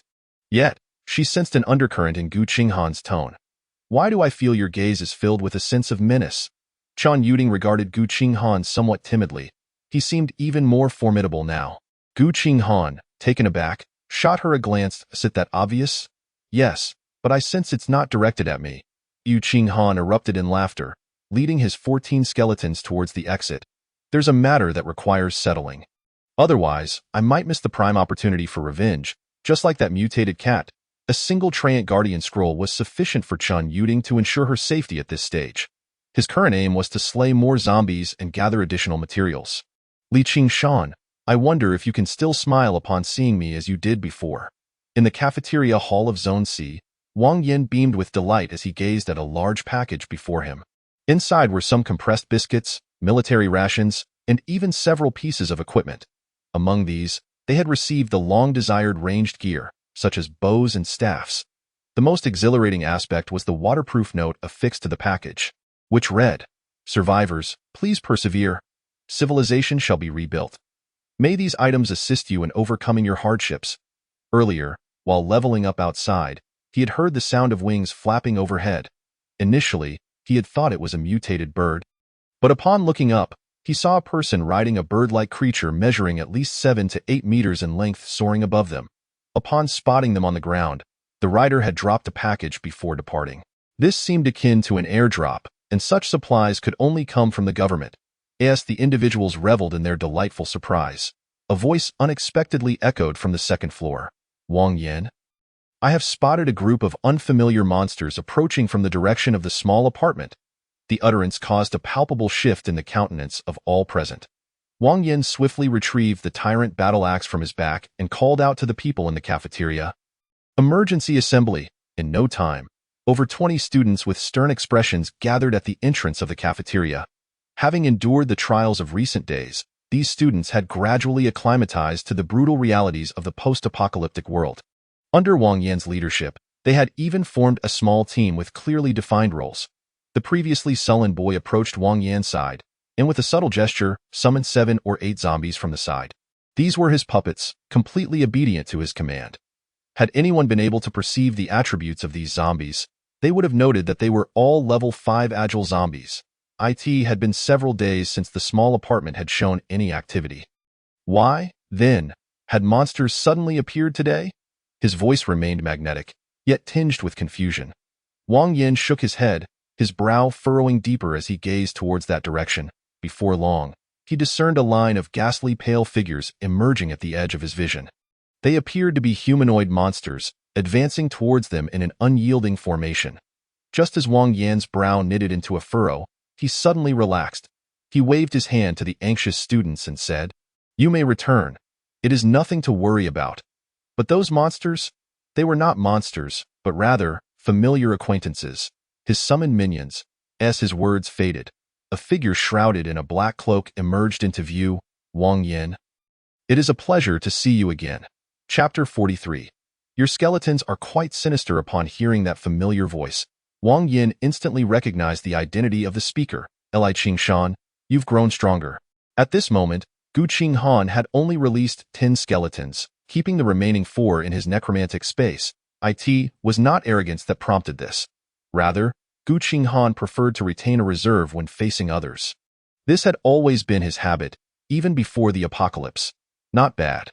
I see you have also become quite formidable," he remarked, sensing the ominous aura emanating from Wang Yan, a quality that materializes only after one has experienced true combat. Previously, he had only heard of such a presence, but now he could feel it. Many surrounding individuals recognized Qinghan, although he had previously concealed his identity as Li Qinghan.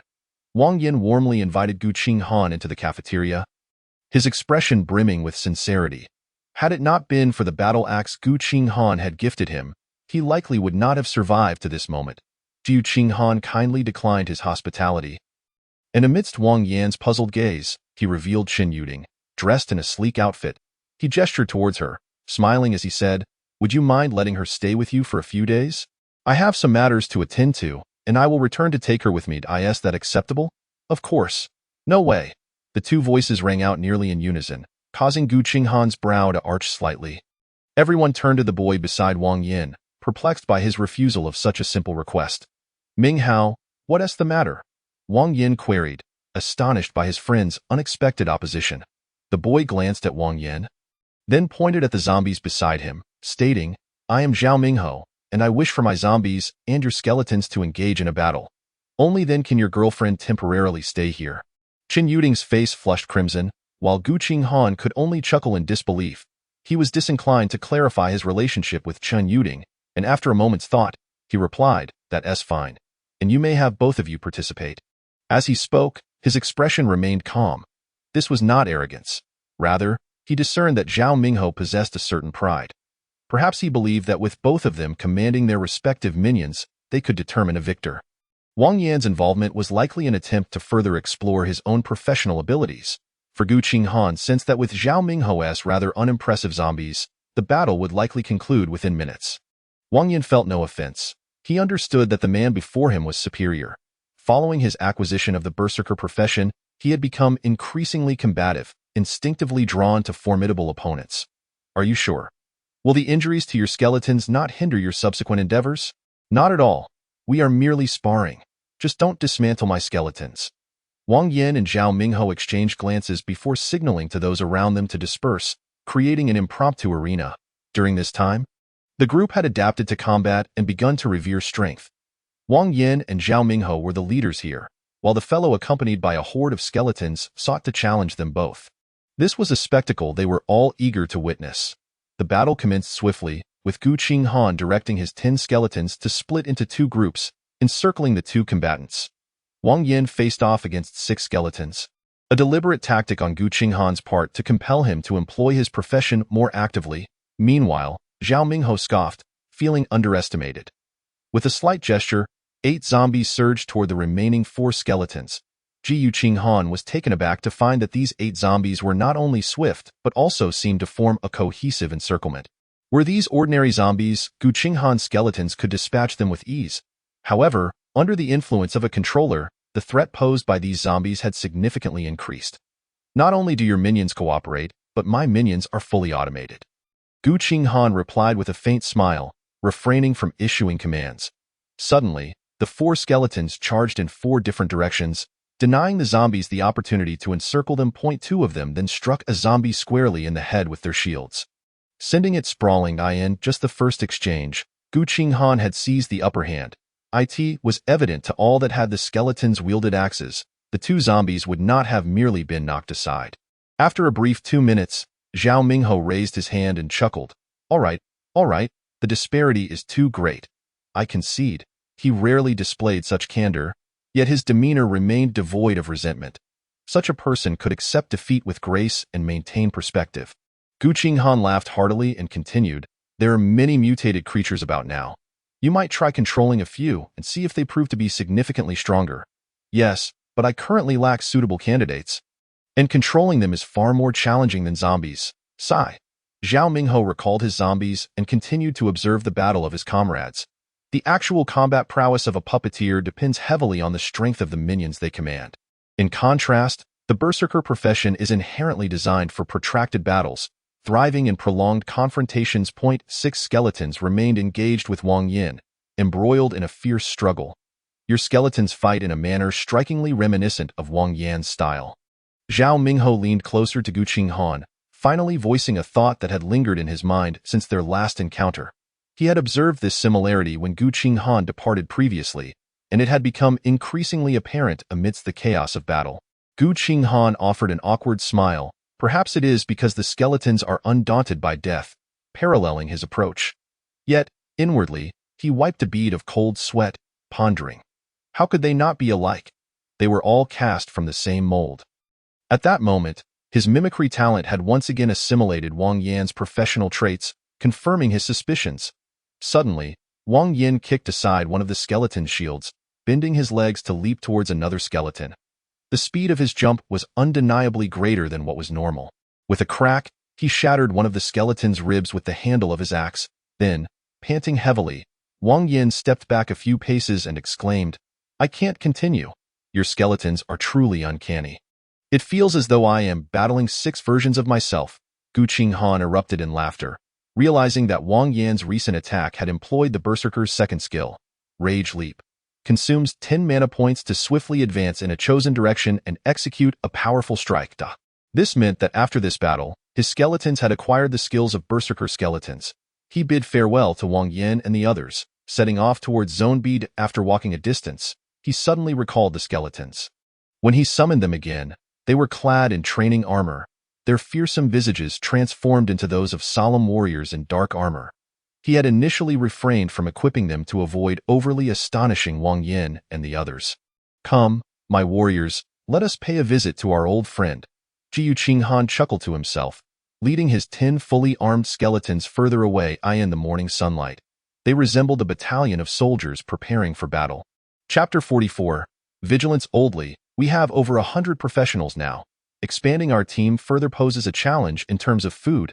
In a library within Zone B, Liang Chao regarded the somber-faced Li Qingshan, voicing his concerns with evident reluctance. Li Qingshan glanced at him and then inquired, let me ask you, do you believe our current strength allows us to move freely within the school?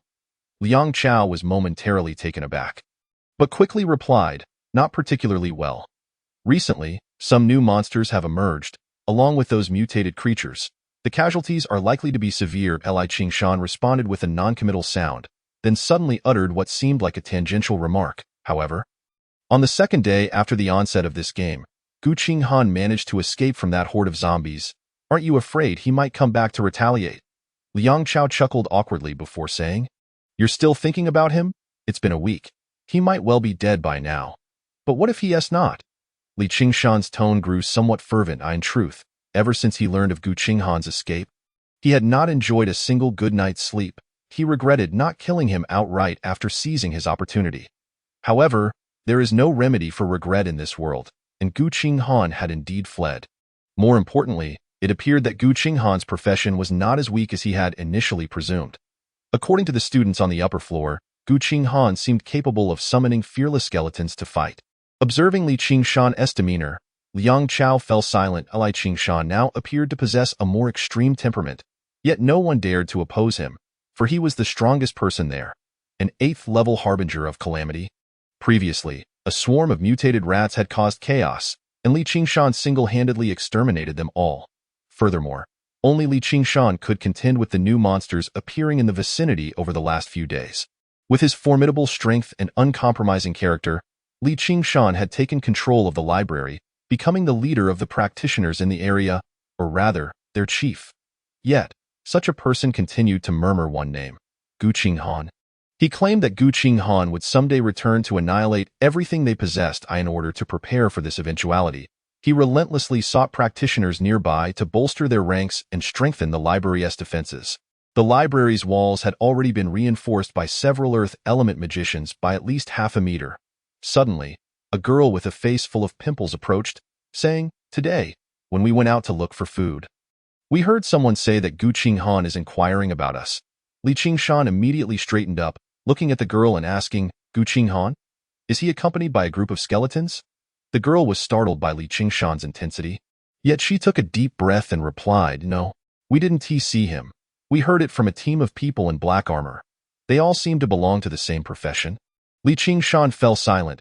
He had interacted with several small groups in the area, but he had not heard of any practitioners clad in black armor. Or rather, at this stage, most practitioners had little equipment to utilize. Those who were uniformly equipped must possess considerable strength. What could their purpose be? Li Qingshan turned back to the girl, frowning as he inquired, "Were there any other suspicious individuals around them?" "No, just those 10 people in black armor." But only one of them spoke. The other 9 seemed to be his subordinates. "What were they doing at the time?" "They appeared to be searching for food. When they saw us, they almost got into a scuffle. But they exchanged some food with you." As Li Qingshan gestured for her to leave, then rubbed his temples with a sigh. Qinghan had indeed come looking for them. Fortunately, his own people had received the news first, which meant there was still an opportunity. With this thought, he immediately notified all members to remain on high alert from that moment onward. "Qinghan, you didn't expect this, did you? Even the heavens are on my side. Your movements have already been revealed to me." Li Qingshan let out a sinister laugh, his eyes gleaming with murderous intent. These fellows were quite swift in their actions. It seemed the news had indeed returned. Qinghan observed as the number of individuals at the library entrance swelled from 4 to 10, and he couldn't help but chuckle.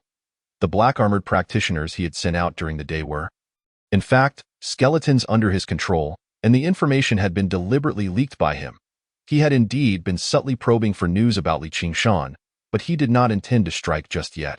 This individual seemed aware of his intent for revenge and had already gathered quite a few practitioners, forming a significant force. Qinghan believed that such a recently formed group would not possess strong cohesion. Yet he did not wish to increase the risks unnecessarily. With the opponent in the light and himself in the shadows, it would be prudent to gradually undermine their morale. Thus, Qinghan made his way to the upper floors of a teaching building opposite the library, setting up residence by moving a bed from the realm of the undead. As for the skeletons being able to speak during the day, that was a result of his new soul fire enhancement.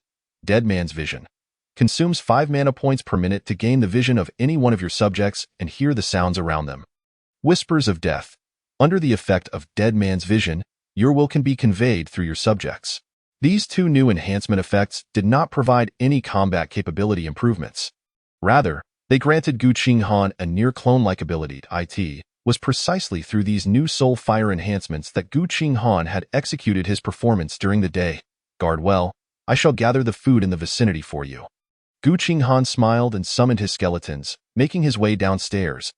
This teaching building housed no one but him, yet within the surrounding area, there were indeed places where food could be found. Qinghan's destination was precisely there. He intended to collect all nearby food into his realm of the undead. This way, Li Qingshan's large group would have to venture further afield to obtain food in the current situation. The farther one traveled, the greater the danger. Moreover, having released the information, Li Qingshan had already fortified their defenses. by keeping them in a heightened state of tension and cutting off their food supply. This small group was destined to crumble from within. When the time came for Qinghan to reappear before Li Qingshan, it would surely come as a great surprise to him. A slight smirk tugged at the corners of Qinghan's mouth as he hummed a lively tune while heading towards a supermarket. He suddenly realized that he seemed to possess a natural talent for such endeavors. Chapter 45. Forced starvation. I just saw what appeared to be a shadow flash by outside. Me too. It sounded like footsteps. Could it be a ghost? Don't scare me. Li Qingshan furrowed his brows, feeling somewhat displeased as he listened to the chatter among the practitioners. It was the evening of the second day since he had heightened their defenses. Yet Qinghan had not made an appearance. Instead, they seemed to be increasingly on edge. The most pressing issue was that for the past half hour, there had been continuous reports of shadows flitting past the windows. He did not believe in such supernatural nonsense. Even if such entities existed, his current strength would instill fear in them. Quiet down. You're all practitioners. If there's anything to fear, it's the ghosts who should fear you. With no other choice, Li Qingshan shouted at the group. The noise subsided significantly, but soon someone asked, "When are we having dinner?" Didn't someone say we'd be able to eat our fill today? Li Qingshan was momentarily taken aback by that question. Indeed, the team sent out to search for food had yet to return. Could something have happened? Had Qinghan killed them? That thought flickered through his mind and was quickly suppressed. Impossible. Qinghan shouldn't be the kind of person to indiscriminately kill innocents. I mustn't scare myself. He attempted to calm the crowd's emotions, yet he couldn't help but notice his own heartbeat quickening. Fortunately, within 10 minutes, the team sent to find food returned. Where is the food? Li Qingshan had initially smiled at the group, only to find that they were empty-handed. His expression turned ashen in an instant. Although there was still some food left in the library, it would not suffice for so many people. A somewhat hunched boy sighed heavily, plopping down onto a chair as he said, "Don't even mention it.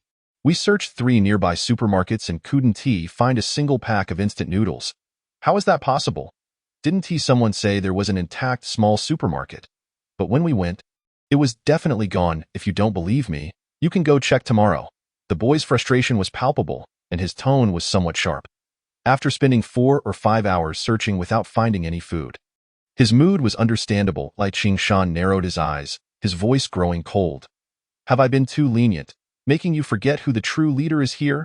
The boy stiffened immediately, but a companion beside him attempted to smooth things over, saying, "Li, don't be angry. We were chased by a pack of mutated sparrows for half an hour today without finding food, so we got a bit snappy." Li Qingshan huffed dismissively and turned to Liang Chao, instructing, "Take out the supplies we have and let everyone eat. We'll go find food again tomorrow." Liang Chao nodded and led a few people to prepare the meal. However, half an hour later, the food they brought out left many feeling dissatisfied. "Didn't we say we'd have enough to eat today? Is this little bit supposed to satisfy anyone?" "Exactly. Last night we had at least a bowl of instant noodles and 2 sausages. How come today we're left with just a bowl of porridge?" Negative sentiments rapidly spread through the crowd, causing Li Qingshan's brows to furrow tightly. Fortunately, his methods of managing these individuals were quite simple and direct. He merely clasped his right hand in the air, and instantly, a large hand wreathed in black mist reached out toward the first person to express discontent. The individual, caught off guard, was immediately lifted from the ground. Li Qingshan addressed the crowd, saying, "Today is an exceptional circumstance. I do not wish to hear voices that undermine our unity. You shall have your fill tomorrow, I assure you." He then turned to the man he had seized, a faint smile gracing his lips. "It seems you are not particularly hungry. Let the food be reserved for others today." Without waiting for a response, Li Qingshan tossed the man aside. The crowd fell silent. Such was the intimidation wrought by Li Qingshan's formidable strength. However, the tranquility maintained through oppression has its limits. The following evening, when neither of the 2 teams sent to forage returned with any food, the atmosphere within the library turned tense. Were the foragers perhaps indulging themselves and failing to return? How could they find absolutely nothing? Indeed, though RB District is labeled a slum, there are still numerous small supermarkets. I refuse to believe there is nothing to be found. They had endured the day, only to face starvation at night. Damn it, go find something yourself. I've been running all day and am on the verge of starving. This time, Li Qingshan could no longer suppress the dissatisfaction of the people. Ultimately, He resorted to beating the two most vociferous dissenters before he could quell the uproar. Yet, without food, everyone remained listless, gazing vacantly or sighing in despair. Li Qinghan furrowed his brow, feeling agitated but knowing he must stabilize the emotions of the crowd. Tomorrow, I shall personally lead the search for food. Even if it means slaying mutated creatures, I will ensure everyone is fed. Very few echoed his sentiments, casting him half-hearted glances instead. In truth, Li Qinghan's initial management approach had been flawed. There were hardly any among this group who truly respected him. Had he established a relatively sound order like Wang Yan, the present situation would undoubtedly be far easier to navigate. Alas, even as he recognized this now, it was too late. On the third evening, Li Qinghan returned to the library with a group, bearing a mutated rabbit over a meter long and several mutated sparrows. He had not found readily available food, so he had spent the day seeking alternatives. However, just as they intended to dispose of the carcasses, the lights in the library suddenly went out. During this time, although the signal had been lost, water and electricity had been functioning normally. Previously, when the water had been tainted with zombie toxins, they had managed to resolve the issue with the aid of a water elementalist. But now, with no electricity, they were utterly powerless. Oh, not panic. We can start a fire. It is perfect for a campfire barbecue. Li Qinghan nearly ground his teeth in frustration, but mustered a forced smile to reassure those around him. At that moment, Qinghan stood near the library's power distribution box, feeling rather embarrassed as he observed the library engulfed in darkness. His initial intention had been to sabotage the box himself, instigating a sense of panic among the occupants. However, as he approached, he noticed that the surrounding buildings had also succumbed to darkness. The unmaintained electrical system had finally collapsed approximately a week into this global game. Nevertheless, Qinghan remained unperturbed. He caught sight of what appeared to be faint flickering flames within the library and couldn't help but chuckled. It was time to stoke the fire. Chapter 46. An unintentional devotion. Qinghan retrieved a scroll from his necromantic space. Revealing the Treant Guardian scroll he had acquired earlier, he handed one to Chen Yuding, keeping the other two for this very moment. Glancing at a window on the second floor that was still open, Qinghan tore the scroll and tossed it inside. Within 3 seconds, terrified screams erupted from within. There's a monster. Help me. Where are the professionals? Hurry up and slay the creature. You're a professional too. If you're afraid to die, am I not? Silence. Do not be afraid. There is only one monster. The last proclamation came from Li Qinghan, but by then, no one was listening to him.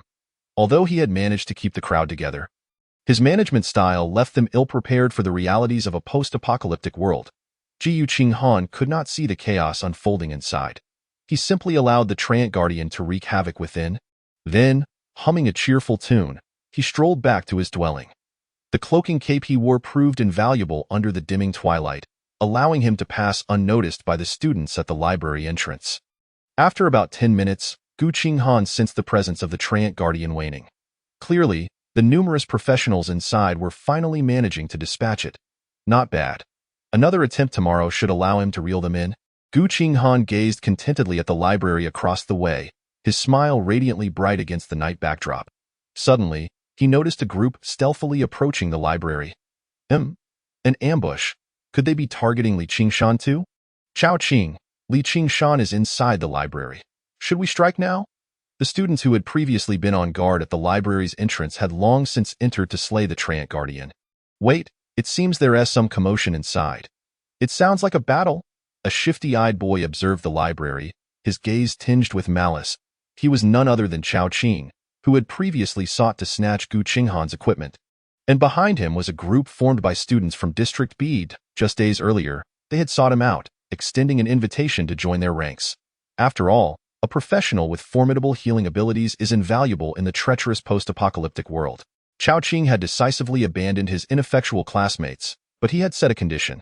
To teach Qinghan a lesson. No, to teach Li Qinghan a lesson. At that time, Qinghan had continuously used Li Qinghan's name, and this vendetta had remained etched in his mind. Finally, the opportunity had arrived. After joining this group for just 2 days, their leader had begun to gather information about Li Qinghan in the vicinity. However, the intel was scant. From the survivors who had scavenged for food together, they learned that Li Qinghan was a ruthless and powerful professional. Yet, they had little understanding of Li Qinghan's specific abilities. Nevertheless, Based solely on the information available, Chao Qing discerned that this Li Qingshan was precisely the individual he sought. If he weren't ruthless, how could he have nearly severed Chao Qing's arm over a mere theft? If he weren't powerful, how could he roam the school so freely at the onset of this game? It had to be him. His wound had healed completely, even leaving no scars thanks to the potent effects of his skills. Yet, the humiliation of that day still gnawed at him, making his shoulder feel as if it were being torn apart. Li Qingshan, you didn't expect me to come seeking revenge, did you? Chao Qing let out a sinister laugh and then turned to a portly boy behind him, saying, Boss, it seems there's a battle inside. We've arrived at the perfect moment. The chubby boy nodded, then exchanged glances with a few of his subordinates. Two of them stepped forward, channeling purple energy in their hands. These were two arcanists. The purple arcane spheres, once fully formed, flew through the library's window, eliciting a chorus of screams. My arm. Someone's attacking from outside. Is it Gu Qinghan? Has that Gu Qinghan returned to wreak havoc? Cries of despair echoed from within the library, only serving to amplify Chao Qing's sense of delight and vengeance. He stood up, almost frenzied, shouting toward the library, Li Qingshan, get out here. I'm here to settle the score today. Then suddenly recalling the skeleton from that day, he shouted, Where's the skeleton? Release your skeleton. This statement was directed at Li Qingshan, but, in his ears, it took on a different tone. The sudden appearance of the Treant Guardian had nearly injured him, and his nerves were stretched to the breaking point. Upon hearing the words revenge and skeleton, he felt as though his brain was buzzing. It was indeed Gu Qinghan who had returned, and he had found allies. Chao Qing's provocative taunts were interpreted by Li Qingshan as a call for Gu Qinghan to unleash his skeletons to battle. Let us charge out together, kill all the outsiders. Thereafter, we shall be without worries. A hoarse voice emerged from Li Qingshan, tinged with a hint of frenzied madness. He had not slept well in ages, and Gu Qinghan had become his nightmare, tormenting him since the very first day of their escape. If only he had sealed off the staircase to the second floor back then. Even if it had been risky, he could have snuffed Gu Qinghan out in his cradle. Or, if he had seized Gu Qinghan's profession at that time, he should have been ruthless enough to kill him. Yet, having just experienced the earlier battle, Li Qingshan's subordinates had lost the courage to initiate an attack. A few of the wounded even fled toward the corners. I've cared for you all this time, not to have you turn into cowards. Suddenly, two massive hands formed from black mist seized two of them and brought them before Li Qingshan. We re-injured. We helped with the Treant earlier. Indeed. My magical energy has been depleted. Going out now would be futile. The two pleaded before Li Qingshan, their eyes filled with trepidation. Li Qingshan paused for a moment before suddenly throwing them from the second floor. I've told you long ago, when Gu Qinghan arrives, you all must stand your ground. The two were hurled from the second floor, their resilient bodies sustaining minimal injuries. However, they landed among a group of individuals with unwelcoming expressions. Chao Qing pointed at the two individuals and exclaimed, Li Qingshan's lackeys, disable them first. Immediately, several melee combatants dispatched by the stout boy behind him swiftly subdued the two, rendering them unconscious in no time. Just as Chao Qing reveled in his triumph, a large black hand suddenly descended from the second floor, reaching out toward him with an unsettling aura, laced with a palpable intent to kill. This was one of Li Qingshan's skills, aimed at eliminating the incessantly barking dog. Chao Qing's heart sank in alarm, realizing he had no chance to evade the attack. Just as despair crept over him, the stout boy behind him intervened. He extended his chubby white hand, upon which a layer of grayish stone materialized. The black hand was halted in its tracks, dissipating into wisps of dark mist. The stout boy then shook his hands, causing the stone to gradually fade from view. With a grin, he gazed at the second floor and declared, My brother seeks vengeance. Li Qingshan cannot escape today. Li Qingshan inhaled deeply, surprised that Gu Qinghan had found such formidable assistance. However, he was not without his own preparations. Chapter 47. Stirring the Waters. Come on, let's see if you have the capability to exact revenge. Li Qingshan suddenly broke into a manic grin, as an area near the library erupted in swirling black fog. This was his second skill, known as the unfathomable domain, which transformed the vicinity into his territory.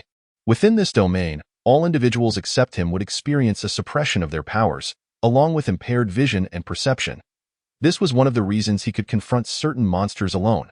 His class was undeniably powerful. Of course, Li Qingshan had a trump card, his acquired talent. His talent, named Shadow of the Past, allowed his skills to remain stationary indefinitely until activated. Before obtaining his second skill, he had regarded it as a rather useless talent. However, with the combination of his first skill, the Hand of Calamity, the benefits became glaringly evident. A massive black arm hung motionless in the air, ensuring that even zombies would not foolishly rush to their demise. Yet after acquiring the unfathomable domain, he discovered the sheer terror of this talent. When not activated, the skill merely left a faint trace on the ground. Originally, its coverage was limited to a few meters, and it lasted only 5 minutes upon activation. However, when combined with his talent, the range was nothing short of horrifying. Since entering this library, he had quietly marked the entire area with his unfathomable domain. He had awaited this day, anticipating Qinghan's plunge into his trap, ready to eliminate him completely. Don't stray too far from me. This fellow has some tricks up his sleeve. The stout boy's expression turned serious. Yet he did not exhibit much panic. Since he dared to bring Chao Qing here, he undoubtedly had his own means of support. With a few commands, his entourage swiftly formed a defensive formation. Awaiting further instructions, across the street from the library, Qinghan observed the slowly rising black mist, feeling a peculiar itch in his heart. Though it was night, the moonlight was still quite bright, allowing him to witness some of the unfolding events. Yet, why had it suddenly turned dark? It felt akin to watching a film that abruptly transitioned to an unexpected plot twist, much to his dismay. Should he go take a look? Qinghan would not be foolish enough to venture into the black mist recklessly. Instead, he returned to his bed and activated the Spectre-esque gaze. Below, several skeletons stood guard, one of which turned its head and strode toward the black mist. Once the skeleton entered the fog, Qinghan suddenly grasped the situation amidst the clamor of battle. Goodness, the person I inadvertently offended has come seeking revenge on Li Qingshan. A chuckle escaped Qinghan as he concocted a mischievous plan. He commanded the skeleton to first remove its equipment and set it aside, then charge into the fray. He paid no heed to which side the combatants belonged. They all intended to harm him. Therefore, he felt no qualms about taking action. The skeleton swung its battle axe, striking a student in the back. Blood erupted with a scream, and Qinghan directed the skeleton to another skirmish, casually cutting down another opponent before swiftly retreating from the battlefield. As someone attempted to intercept the suddenly appearing skeleton, they found it vanished in a single leap. In desperation, the individual shouted, "Be cautious. There's a skeleton launching sneak attacks." However, chaos reigned in the arena. Under the black mist, nearly everyone was affected. No one could discern which side the voice had come from, yet they all shared a resolute thought. The enemy had a skeleton assisting them. Their target was undoubtedly correct. After executing his plan, Qinghan guided the skeleton to don its equipment once more, then crouched in a corner to observe the battle. The age-old adage of when clams fight, the fisherman benefits was something he had just experienced a few days prior, and he found himself encountering it yet again. Though this time, it was a beautiful misunderstanding. In the midst of battle, Li Qingshan was consumed by a bloodlust that drove him to kill. He had just taken the life of a young man with somewhat greasy hair. Upon capturing him, the boy had immediately pleaded for mercy, only to have his Chao Qing's face made intimate contact with the crimson and white substances on the ground. Yet he dared not lift his gaze. "I am deeply sorry. I did not know you were Li Qingshan's brother. Please do not kill me." His voice trembled with an overwhelming fear, causing Li Qingshan's brow to furrow tightly. Drawing upon the last remnants of his magical energy, he conjured a hand of calamity, lifting the blood-soaked Chao Qing with a deliberate slowness as he spoke. "I am indeed Li Qingshan. What the hell are you talking about? What? You are also named Li Qingshan? I misunderstood. Truly a misunderstanding, big brother." Li Qingshan's frown deepened, and through further inquiry, he discerned the situation. "Bastard. That scoundrel is named Qinghan. I have a vendetta against him." He hurled Chao Qing to the ground, intending to rise and strike him, only to discover that his calves could no longer support such an action. He was consumed with a desire to rip apart this Chao Qing, yet he inhaled deeply, stifling his murderous intent. "You can heal, correct? Mend my wounds and tend to my people, and I shall spare your life." Qinghan had yet to make an appearance. He needed to recuperate swiftly and organize his subordinates for a counteraction. Particularly, the vast area of ominous territory he had prepared for several days had vanished. Just now, I exhausted my magical energy. I was mere moments away from deploying my skills. Chao Qing nodded vigorously, his demeanor resembling that of a dog ingratiating itself. Li Qingshan uttered no further words, instead sitting upon the corpse of the portly boy, awaiting Chao Qing to use a skill on him. Suddenly, he recalled someone had shouted skeleton moments earlier. He fixed a piercing gaze upon Chao Qing and inquired deliberately, "You are not one of Qinghan's minions, so how is it that you have a skeleton on your side?" "What? No. Is it not a skeleton from your side?" In an instant, a terrifying thought flashed through Li Qingshan's mind. Qinghan might very well be observing him from some hidden location. The recent skirmish had likely unfolded under his orchestration, leading to this dire outcome. This realization drenched him in cold sweat as he scanned his surroundings. Aside from the weary professionals gazing at him, there was no one else in sight. The edifices around them were shrouded in darkness, obscuring any semblance of information. Yet, he sensed that Qinghan had long since arrived. Even the recent food shortages and the sudden emergence of Trant sentinels were likely orchestrated by Qinghan. Were those mutated fireflies over there? Why do they emit a green glow? Suddenly, a voice pierced Li Qingshan's ears, compelling him to look over. He beheld a young man crouched on the ground, pointing toward a patch of greenery beside the library. Following the indication, he was startled to see two flickering emerald lights dancing in the distance. If they were indeed mutated fireflies, he could perhaps capture some for illumination. But wait, where would fireflies come from in his school? A sudden unease gripped Li Qingshan as he noticed those two green glows rapidly expanding. They were advancing toward him. Run! Someone assisted Li Qingshan in fleeing into the library, yet no one paid heed to the slow-reacting Chao Qing. As they drew closer, they realized that the green lights emanated from the gaps of a figure clad entirely in black armor. The silhouette clad in ebony rushed before Chao Qing, swiftly cleaving him to the ground with a single axe stroke. Chao Qing emitted a heart-wrenching scream but did not perish immediately. Nevertheless, the armored figure was merciless, delivering a final blow that extinguished Chao Qing's life. After claiming Chao Qing's life, the figure vanished into the darkness without a backward glance. Li Qingshan's face turned ashen as he beheld the black-armored figure, momentarily rendered speechless. Chao Qing was dead. What would become of his injuries? Just then, a female voice echoed from above. "This is the one who informed me that Qinghan was looking for us that day." Though he seemed to lack the ability to emit light back then, in an instant, Li Qingshan seemed to connect all the dots. His heart was filled with despair, yet he felt utterly powerless. He had yet to even lay eyes on Qinghan, and he was already in such a dire state. "Qinghan, come and kill me, coward, spineless wretch," he roared in frustration, and not even his subordinates dared to restrain him. Before long, the silhouettes of zombies began to emerge, drawn by the commotion. The group hastily utilized their scant magical energy to dispatch the few zombies that appeared. Yet, everyone was acutely aware that they could not remain in this location for long. The following morning, Qinghan consumed a bag of small bread, observing as individuals continued to exit the library across from him. Although he could not discern their faces, their hurried and disheveled figures betrayed their panic. They were fleeing, perhaps the previous night, due to the darkness or sheer exhaustion. No one had dared to leave.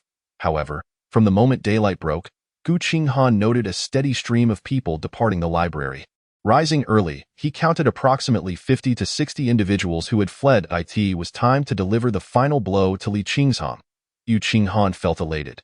The sensation of manipulating his adversary as if they were mere pawns was simply exquisite.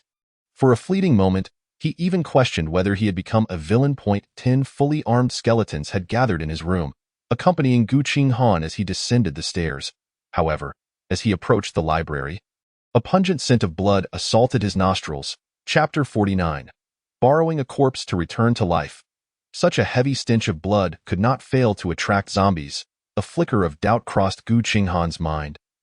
But he soon heard faint cries of agony emanating from within the library. "It was you who instructed me to seal off the staircases to the 3rd and 2nd floors. Why must you blame me, Li Qingshan? You shall not die a good death."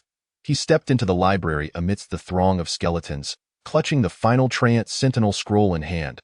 Understanding the principle of employing full strength even against a mere rabbit, Qinghan proceeded that as he entered the first floor, he found it devoid of life. Only the second floor continued to echo with indistinct curses. Upon reaching the second floor, a gruesome sight met his eyes. Blood pooled across the floor. Qinghan's brow furrowed.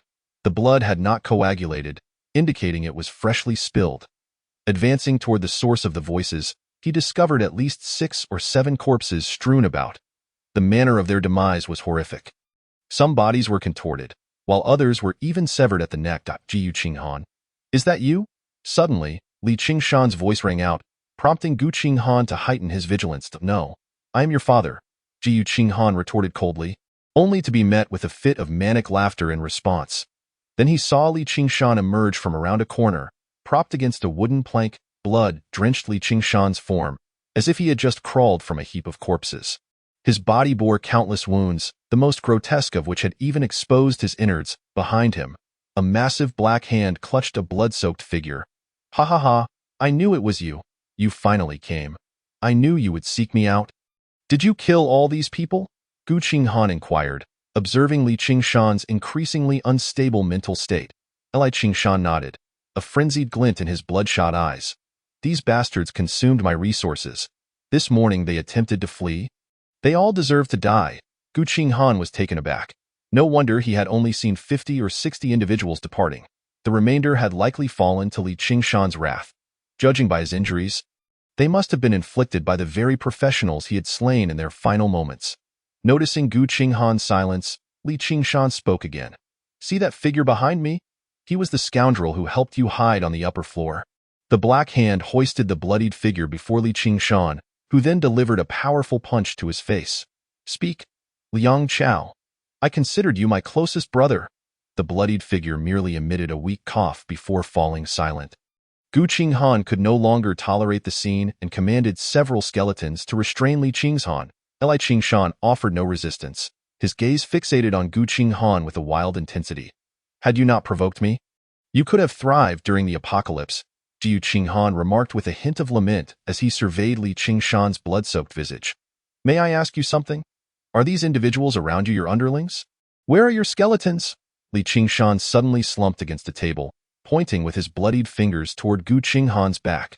Qinghan chuckled, then instructed a skeleton to remove its equipment and don it anew. Can your skeletons wear gear?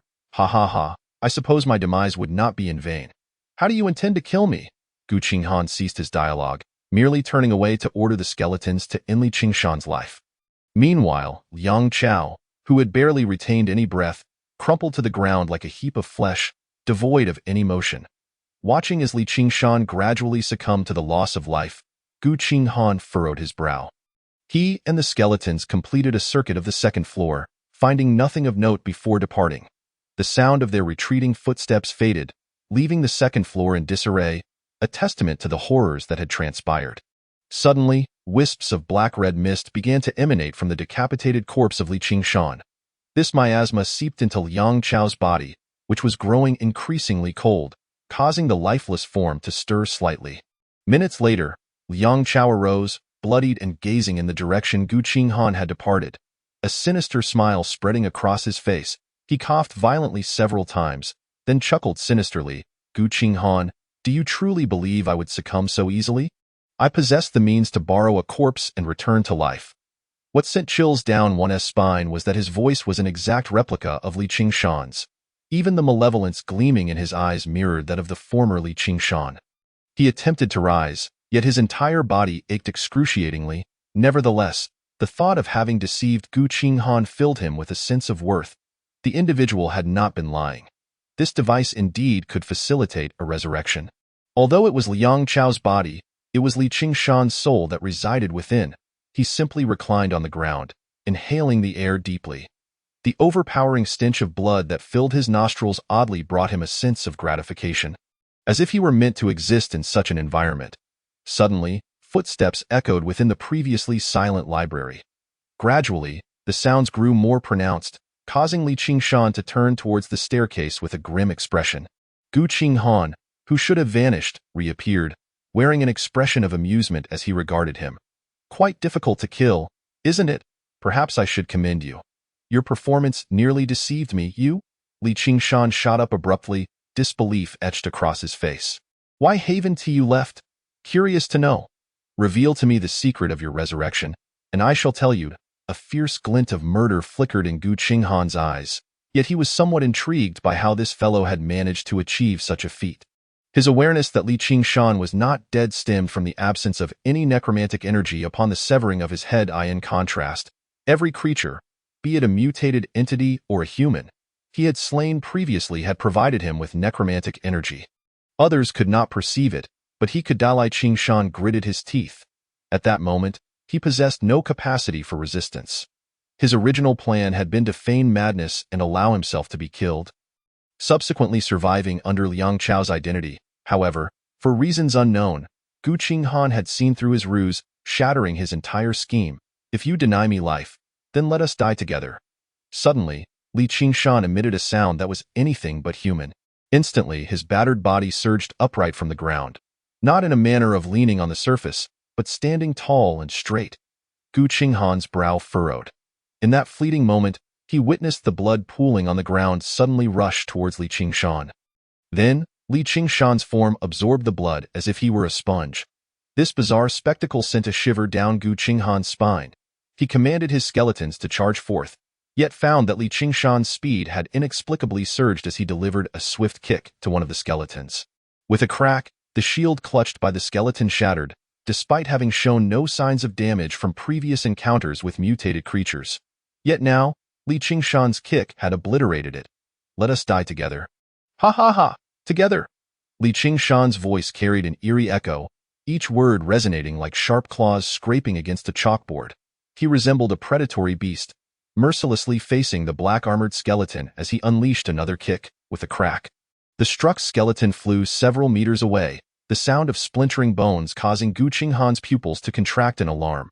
What in the world is happening? Chapter 50. Personally delivering the death blow, Gu Qinghan unceremoniously summoned the remaining 4 skeletons to encircle him. Yet, Li Qingshan's current speed was too formidable. The skeletons could hardly keep pace. Gu Qinghan's expression darkened. At this moment, Li Qingshan appeared terrifyingly powerful, akin to a relentless monster. No, he seemed to have genuinely transformed into a monster. For Gu Qinghan could discern certain information about him. Level 8. This was the second time Gu Qinghan had encountered a question mark, the first being that self-proclaimed game merchant.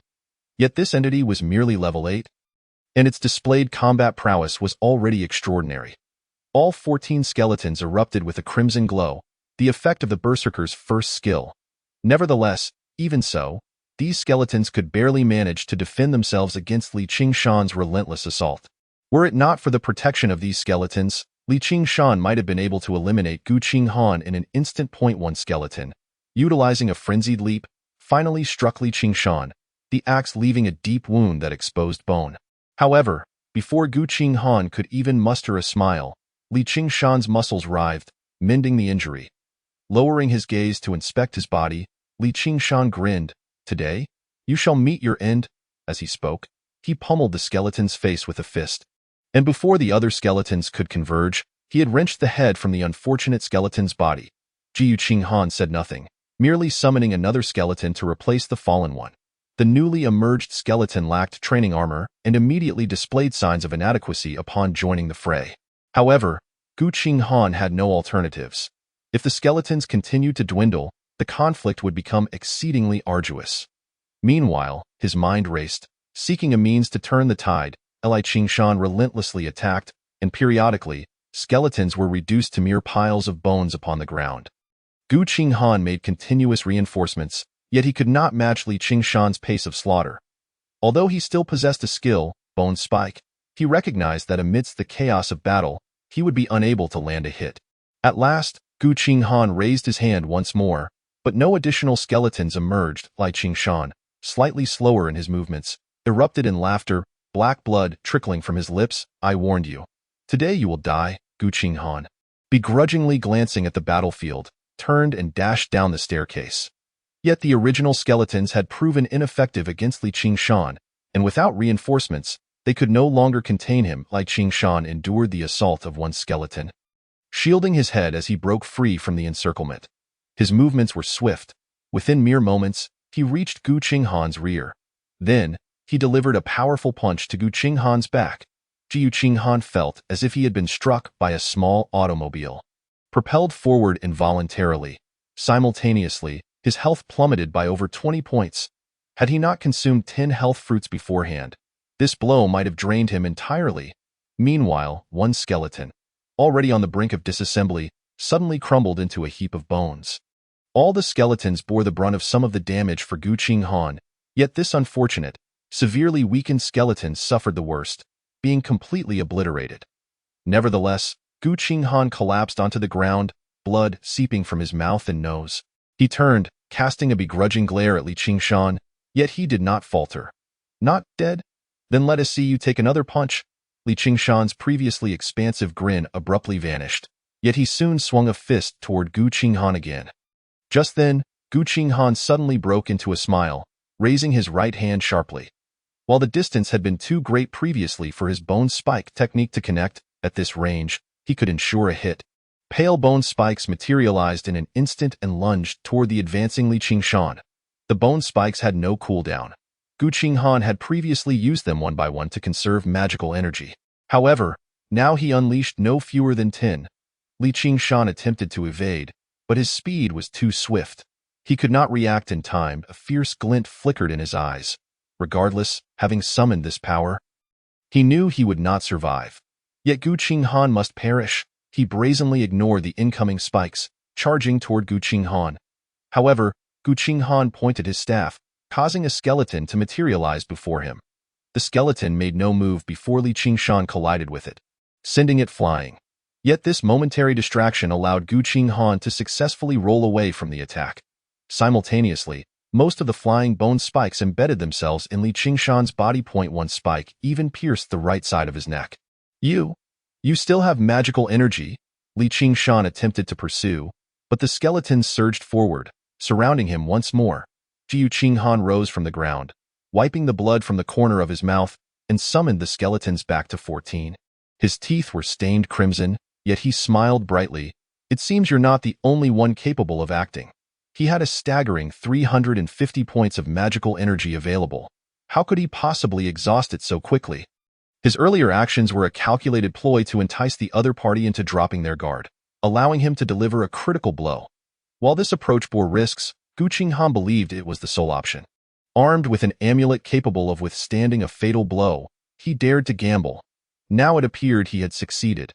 Li Qingshan continued to fight, yet the bone spikes lodged in his muscles hampered his ability to recover from his wounds. Consequently, his speed diminished, and he was soon overwhelmed by Gu Qinghan's skeletons.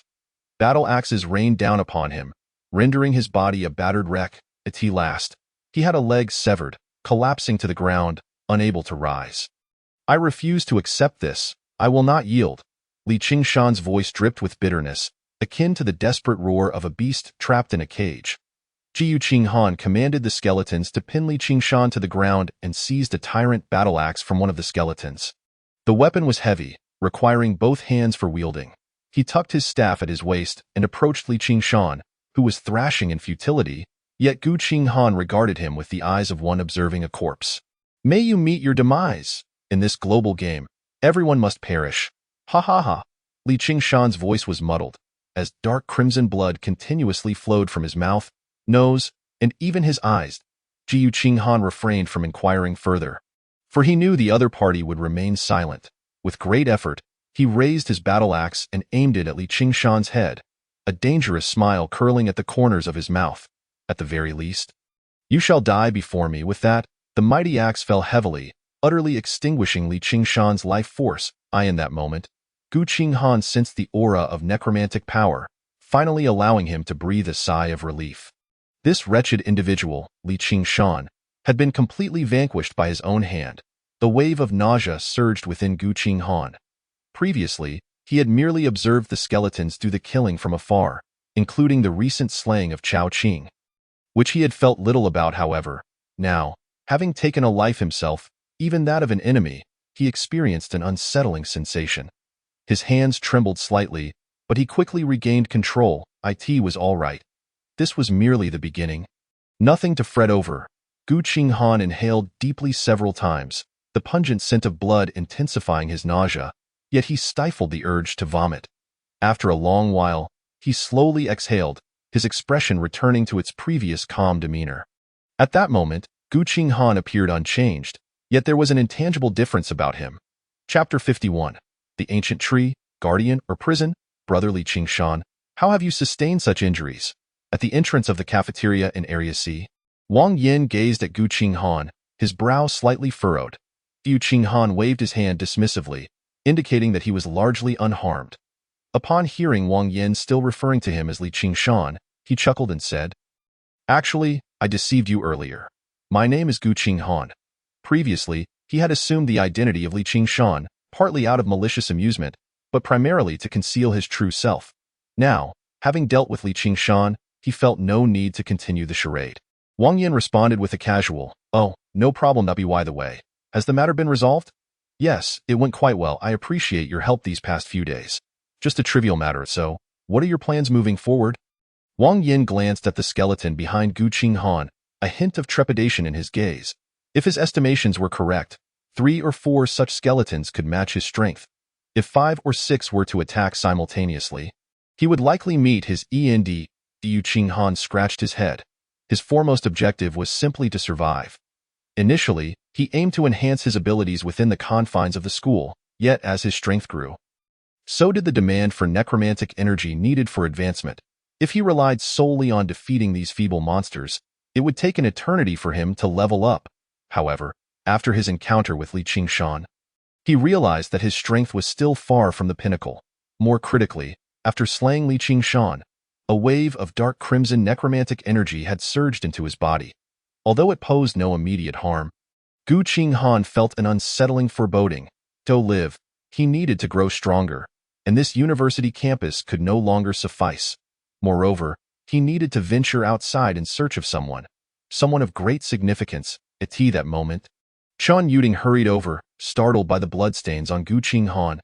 However, upon noticing that it was not his blood, she immediately felt relieved. "Let's leave the school and see what the outside world is like. Staying here will leave us with nothing. I want to explore." Qinghan's words carried a hint of stubbornness, eliciting a small smile from Chen Yuding. Yet before she could bask in the joy of his determination, Wang Yin interrupted her reverie with a sigh, saying, "Don't blame me for being a downer, brother. While you are indeed powerful, I feel you may not be able to leave the school." Qinghan furrowed his brow, questioning, "Why do you say that? Do you know something?" Wang Yin nodded, taking a sip of water before continuing, "Yesterday, while I was out leveling up, I encountered a group returning from the main gate of Area C. They shared some troubling news." He paused, then asked a seemingly unrelated question. "You must know that our school has an ancient tree dating back to its founding?" Qinghan, unsure of the relevance, nodded. "According to those who returned, it seems that this ancient tree has mutated. That tree must be over 100 years old, right? Didn't they say it was on the verge of dying? And what does that have to do with us being unable to leave the campus?" Wang Yin sighed, a look of helplessness on his face. "It is this mutated ancient tree that has enclosed the school. That group traversed from Area A and found no way out." Qinghan was taken aback. His university occupied a vast expanse of land. How could it possibly be encircled by a mere tree? Yet Wang Yan's earnest expression did not suggest fabrication. Aware that his claims were alarming, Wang Yin produced his phone, wiping away fingerprints from the screen before revealing a photograph, seemingly taken of another's device. Qinghan was astonished that Wang Yin still possessed a phone and turned his attention to the image. However, upon discerning its content, his expression shifted from calm to one of shock and disbelief. The photograph depicted the school's main gate, but at the entrance, thick roots, as robust as an adult's limbs, protruded from the ground, stretching upward for considerable lengths. From the image, the root wall appeared to be 3 to 4 meters tall. It resembles a primordial forest." Chen Yuding gasped in astonishment, her eyes wide with shock. Qinghan's brow furrowed deeply. Though the photograph was somewhat blurred, it emanated a stifling sensation. It felt as though he were trapped in a cage, awaiting selection by others. He turned to Wang Yin and asked, "Did they not attempt to escape? Do these roots attack people?" "They did try, but climbing out is impossible due to a slippery, viscous layer coating the surface. Digging out is futile as well. for these roots possess remarkable regenerative capabilities, swiftly mending any damage. Some say this tree intends to confine us within the school, while others believe it is protecting us. Qinghan's lips twitched. He had indeed heard of the tree being referred to as the guardian spirit of their university. However, to assume that mere folklore would guarantee their safety was naive and overly optimistic. Regardless, I shall investigate for myself. Thank you for the information. He sincerely thanked Wang Yin before making to leave. Wang Yin hesitated, suddenly calling out to him, I know my strength is insignificant compared to yours, so I won't ask to accompany you, but may I request a favor? Qinghan pondered briefly, not rushing to agree. Speak your mind. If it's not too troublesome, I may assist you. He held Wang Yin in high regard for his sincerity and the assistance he had provided, particularly the warning about the mutated tree. Such a person, as long as he posed minimal inconvenience, was someone Qinghan was willing to help. Wang Yin's face brightened at his response. Rest assured, it won't be a bother. There's a food processing plant to the north of our school. My parents work there, and they are likely still there. I'd like you to check on them and let them know I'm safe. Qinghan recognized that the factory was a well-known enterprise established with investment from a foreign company. However, the distance between the school and the factory was at least several dozen kilometers. Before the onset of the game, that distance could be traversed quickly by taxi. But now, it could take a considerable amount of time, fraught with countless unknown dangers. I'm sorry, but I cannot risk traveling that far at this time. Qinghan shook his head. He was no pushover, and Wang Yan's request exceeded his expectations. He adhered to a personal code of ethics, believing that the effort expended should be roughly equivalent to the rewards gained. He was willing to reciprocate help given to him, provided it did not jeopardize his life. Had he been stronger or possessed compelling reasons to take such risks, he might have agreed to Wang Yan's request. Alas, this was not the case. Wang Yin realized he had not communicated his intentions clearly and hurriedly clarified, I apologize, please let me finish. The food processing plant specializes in pre-packaged meals. You could acquire a substantial amount of food there. Your daily sustenance likely consists of nothing more than bread and instant noodles, right? You can't survive on just that indefinitely. His words came out in a rush, as if fearful that Qinghan might leave without hearing him out. Qinghan regarded him with newfound interest, then inquired, but pre-packaged meals require specific storage conditions, don't they? Given the power outages, wouldn't it be futile for me to go? Upon hearing this, Wang Yin understood Qinghan was intrigued and quickly reassured him, rest assured, that factory has a daily output of at least several tons. They've long anticipated power outages. My father mentioned that their cold storage facilities are equipped with imported batteries capable of sustaining operations for nearly half a month. Qinghan fell silent for a moment, weighing the pros and cons in his mind. I will agree to assist you, but I cannot guarantee that I will succeed. Should peril arise on the journey that I cannot confront, I would not hesitate to abandon my course. Wang Yin nodded, acknowledging that the willingness to attempt was already commendable. Thank you. Chapter 52. The Secrets of a Profession. 3 hours later, Qinghan departed the modest apartment he had inhabited for only a short while, accompanied by Chen Yuding. Having completed his morning routine, he donned a fresh set of attire. During this time, Chen Yuding had been industriously ensuring that the training armor for Qinghan's skeletons was fully equipped. The photographs Wang Yin had shown him intensified the urgency in his heart, prompting the two to hasten towards the nearest wall. At this moment, Qinghan felt no need to conceal his strength. The 14 skeletons unleashed their full might, ruthlessly cleaving through the hordes of zombies like a meat grinder. However, during this stretch of the journey, they encountered no creatures akin to the tree men. Were these zombies already at level 5? As Qinghan advanced, he assessed the attributes of the surrounding undead. Just moments ago, he had spotted an 8th-level tyrant zombie. This formidable foe boasted enhanced speed and power, and upon its demise, it dropped a battle axe of the same level. Tyrant Battle Axe, level 8, increases combat power, 50. Without further ado, Qinghan commanded one of the skeletons to wield the 8th-level battle axe, significantly boosting its combat capabilities. This particular skeleton possessed a base combat power of 150 points. The training armor added another 100 points, while the Tyrant Battle Axe contributed an additional 50 points, and the Spiked Shield provided 5 points. Altogether, this amounted to an impressive 305 points of combat power, placing it among the elite of current practitioners.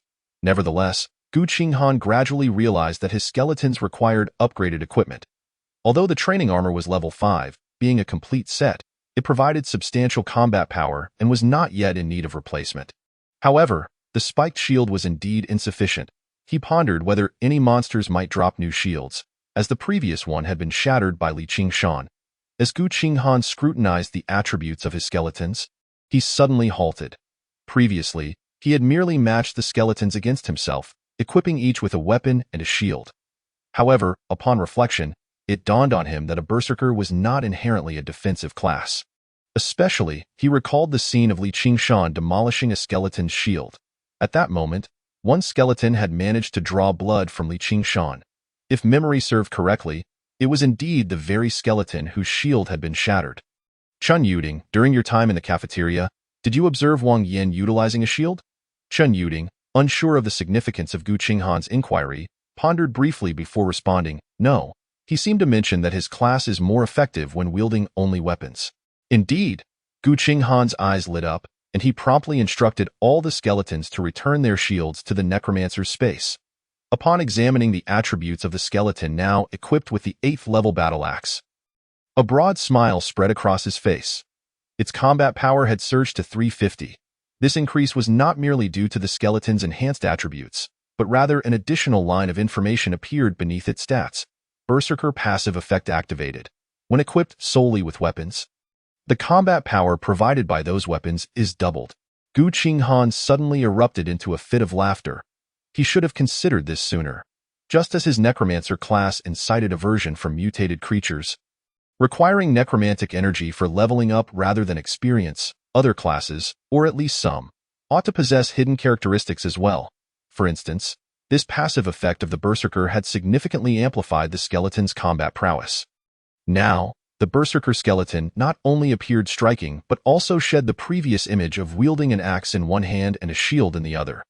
They now gripped the axe handles with both hands, exuding an imposing presence, akin to a cadre of executioners rising from the grave. It seemed that in future uses of his talents, it would be prudent to subtly inquire about the unique traits of others' classes. After all, discovering such characteristics independently could take an inordinate amount of time. To ensure each skeleton reached peak combat prowess, Qinghan dedicated over an hour to acquiring 14 8th level tyrant battle axes. Subsequently, he led Chen Yuding to the outer wall. The scene before them mirrored the photographs he had seen. The ground was upheaved. The source of this upheaval was not some ordinary object, but rather roots as thick as an adult's thigh. Some roots even writhed slowly, reminiscent of a colossal python in a tropical rainforest. How repulsive! Chun Yuding's lovely visage crinkled in distaste, and she muttered softly. Qinghan, sharing her sentiment, nodded slightly. The roots indeed appeared odd and unsettling. To his astonishment, he soon realized that there were no zombies in the vicinity of these roots. He commanded the skeletons to strike at the roots for a while, only to discover that they were not only remarkably resilient, but also continuously replenished. It seemed that breaching this arboreal barrier was an impossibility. Qinghan attempted to use his bone spike technique, which could penetrate the roots, yet it failed to inflict significant damage. Most crucially, these roots exhibited no intent to attack. They merely sought to fill any gaps. However, peering through the crevices of the roots, Qinghan discerned that this wall of roots appeared to consist of multiple layers. Setting up a ladder to escape was futile, as the roots were in constant motion. Furrowing his brow, Qinghan, undeterred, commanded his skeletons to use their fury leap in an attempt to vault over. Alas, the leap fell short, and he was compelled to abandon the effort. Observing the rare display of vexation on Qinghan's face, Chun Yuding couldn't help but chuckle. Do you think it's possible that this mutated ancient tree is actually protecting our school? After all, other mutated creatures react strongly to your presence, yet the roots of this ancient tree do not. Qinghan shook his head, pointing at the roots. These roots are likely nothing more than the ancient tree's toes or fingers. If I were to stand beside that ancient tree, calamity would surely ensue. Chen Yuding's expression shifted to one of understanding, and she lapsed into silence. Qinghan experimented with various methods, even resorting to using his last Tree Man Guardian scroll in frustration. However, upon its summoning, the Tree Man Guardian stood motionless, displaying no inclination to attack. These roots, it seemed, could not be classified as monsters and did not provoke the Tree Man Guardian's aggression. Qinghan, both amused and exasperated, glanced at the dimming sky and wearily declared, "Let us return for now and devise a plan before we venture out again. This shall be our stopping point for today." Though he had prepared himself for the possibility of being unable to leave that day, he had not anticipated departing in such a frustrating manner. Fortunately, the small apartment was not too far from their location, and the two soon returned to their dwelling. After a light meal, Qinghan reclined on the sofa, contemplating how to exit the school. Yet, under the current circumstances, he was hesitant to scale the tree wall alone, uncertain whether the roots might suddenly attack him. Lost in thought, he gradually succumbed to slumber. As the last rays of sunlight were devoured by darkness, the night enveloped the earth. Chen Yuding sat at the dining table, resting her chin in her hands as she quietly observed Qinghan in a daze. Suddenly, she saw him jolt awake, springing up from the sofa. "What is wrong?" Chen Yuding exclaimed in surprise, quickly inquiring. Qinghan, brow furrowed and tone grave, addressed her, "Let us head to the wall from earlier today." Chen Yuding was about to ask what was amiss, but saw Qinghan already donning his shoes and striding towards the door. Although Qinghan had been quite fatigued, often dozing off while contemplating, he had released the Tree Man Guardian earlier that day. Once summoned, it remained stationary and would dissipate after a day. During this period, it maintained a tenuous mental connection with Qinghan, allowing him to monitor its status in real time, much like he could with each skeleton. However, just moments ago, he had suddenly noticed that the Tree Man Guardian's vitality was plummeting. On the other side of the wall, there had appeared to be no zombies or monsters during the day. Could it be that some practitioners had ventured forth? Yet, how many practitioners would dare provoke such a powerful entity as the Tree Man Guardian? There must be other circumstances at play. Chapter 53. The ancient tree roots having spent so much time together in this environment, it would be impossible to claim that she harbors no affection for Qinghan. However, Chen Yuding was astonished to discover that Qinghan was positioned directly in front of her. Then, whose hand was it that touched her own? She let out a piercing scream, yearning to rush towards Qinghan. Yet, in the next moment, she felt herself being yanked backward by an immense force. "Qinghan, save me!" In her despair, Chen Yuding glanced down at her waist. What encircled her slender figure was not an arm, but rather a branch, or more accurately, a segment of tree root. Qinghan immediately reacted, commanding his skeletons to charge at the tree root that was trying to drag Chen Yuding away. This root, originating from beneath the trellis, was swiftly retracting as if intent on pulling Chen Yuding underground. However, Qinghan's skeletons swiftly employed their berserker skills. They leapt behind the root and swung their battle axes down upon it. The first strike failed to sever it, but Qinghan did not possess just a single skeleton. Within mere seconds, the root was sliced through partially. The remaining segment writhed in agony, retreating at an even greater speed. Nevertheless, in that brief moment, Qinghan had gleaned the attributes of this entity. Mutated ancient tree root, level 8, combat power, 100, description. A diligent laborer, supplying all nutrients to the host. This entity was, astonishingly, an 8th-level mutated creature. After being rescued, Chen Yuding quickly dashed behind Qinghan, summoning her artisan puppet. Her artisan puppet could indeed be stored in a unique space, yet it was incapable of containing anything else. Wasn't everything fine during the day? Why did this happen all of a sudden at night? At that moment, Chen Yuding felt her heart racing wildly, her gaze filled with dread as she stared at the tree wall nearby. She did not wish to endure that sensation again. It felt as if she were in free fall, being rapidly pulled, and in that instant, she sensed the breath of death if she were truly dragged underground. Calamity would surely befall her. Meanwhile, Qinghan remained silent, intently observing the point from which the mutated root had retreated, his expression grave. Considering the earlier disappearance of the mutated treeman, he began to form a conjecture about the situation at hand. During the day, the tree walls did not attack humans. They merely obstructed any monsters or individuals attempting to escape. However, once night fell, the mutated roots would extend from within the tree walls, ensnaring anything nearby that could provide nourishment. Qinghan knew precisely where those nutrients were directed. Most certainly to the ancient tree on the school grounds. This was dire. Would they truly be trapped in the school for a lifetime? Qinghan's brow furrowed slightly, though he was not concerned that the ancient tree would pose a threat to him. It was uncertain how far he was from the tree's location, and unless the ancient tree could fly over. He should remain safe in the short term. However, if they were to remain trapped in the school indefinitely, who knew if one day that ancient tree would decide to eliminate them altogether? As he pondered, he suddenly noticed a puddle of sap on the ground near where the root had been severed. This was the juice that had sprayed forth upon the root's rupture, emanating a vibrant vitality that unsettled Qinghan. Yet, the speed at which the tree wall writhed where the root had retreated seemed to have slowed slightly. Was it merely an illusion? His gaze shifted, and he promptly commanded several of his skeletons to attack those roots. The roots forming the tree wall would not initiate an attack, yet they were remarkably resilient, rendering Qinghan powerless during daylight.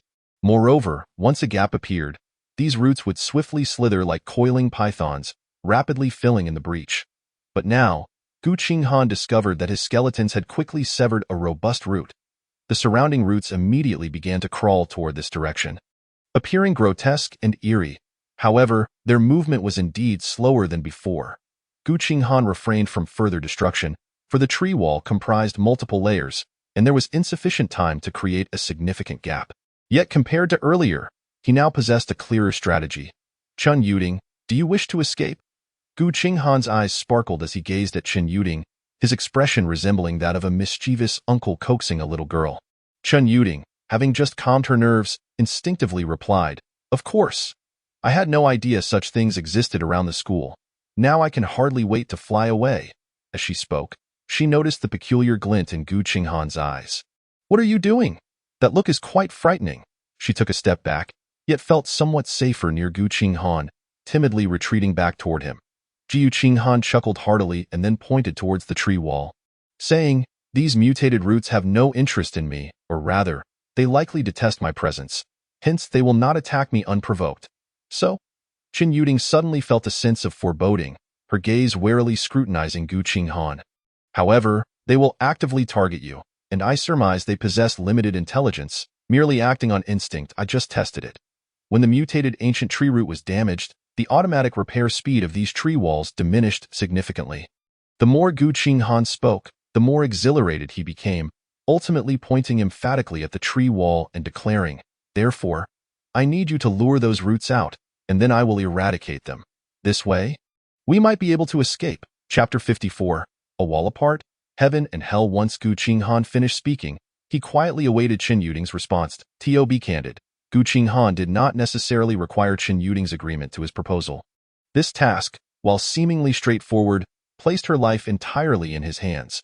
Should he falter or misjudge the situation, she could be severely harmed, or even face death itself. At that moment, Chen Yuding's face still bore traces of lingering fear. She glanced at Qinghan, then at the tree wall. Taking a step back, Qinghan said nothing, but inwardly sighed. Chen Yuding's voice trembled as she weakly inquired, "Can I refuse? If I do, will you still take me with you?" "Yes, and I will still ensure your escape," Qinghan replied directly, though his mind was already concocting alternative methods to attract those roots. He thought of the corpse of the mutated cat. Perhaps it could serve as bait. However, the mutated cat's body was rather large, and Qinghan was uncertain whether it would draw more roots. After all, the treeman guard's rapid loss of vitality was certainly not the work of a single root. Yet, unexpectedly, Chen Yuding's voice interrupted his thoughts. "All right, I'll give it a try." Qinghan was taken aback, lifting his gaze to meet Chen Yuding's somewhat pale face. To be honest, even if she had declined, Qinghan would have treated her as he always had. He was willing to take risks and gamble, but he would never force others to follow suit. Chen Yuding's profession had already begun to demonstrate its value, and he was unwilling to abandon such a partner. However, if she and he were fundamentally different types of individuals, then their relationship would remain strictly that of partners. "Aren't you afraid?" Qinghan glanced at her, particularly noting her trembling hands, which nearly caused him to chuckle. It wasn't mockery. Rather, he found Chen Yuding somewhat endearing in that moment. "I'm afraid," she admitted, her voice still quaking, "but I want to try. Otherwise, I would only be a mere equipment manufacturer to you." Qinghan paused, then chuckled softly. "Don't push yourself. Just give it a go."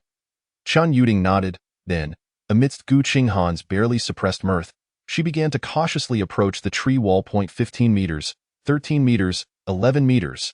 Just as Chen Yuding drew within approximately 10 meters of the tree wall, A noticeably thinner root slowly emerged from the crevice at the base of the wall. It was the very mutated ancient tree root.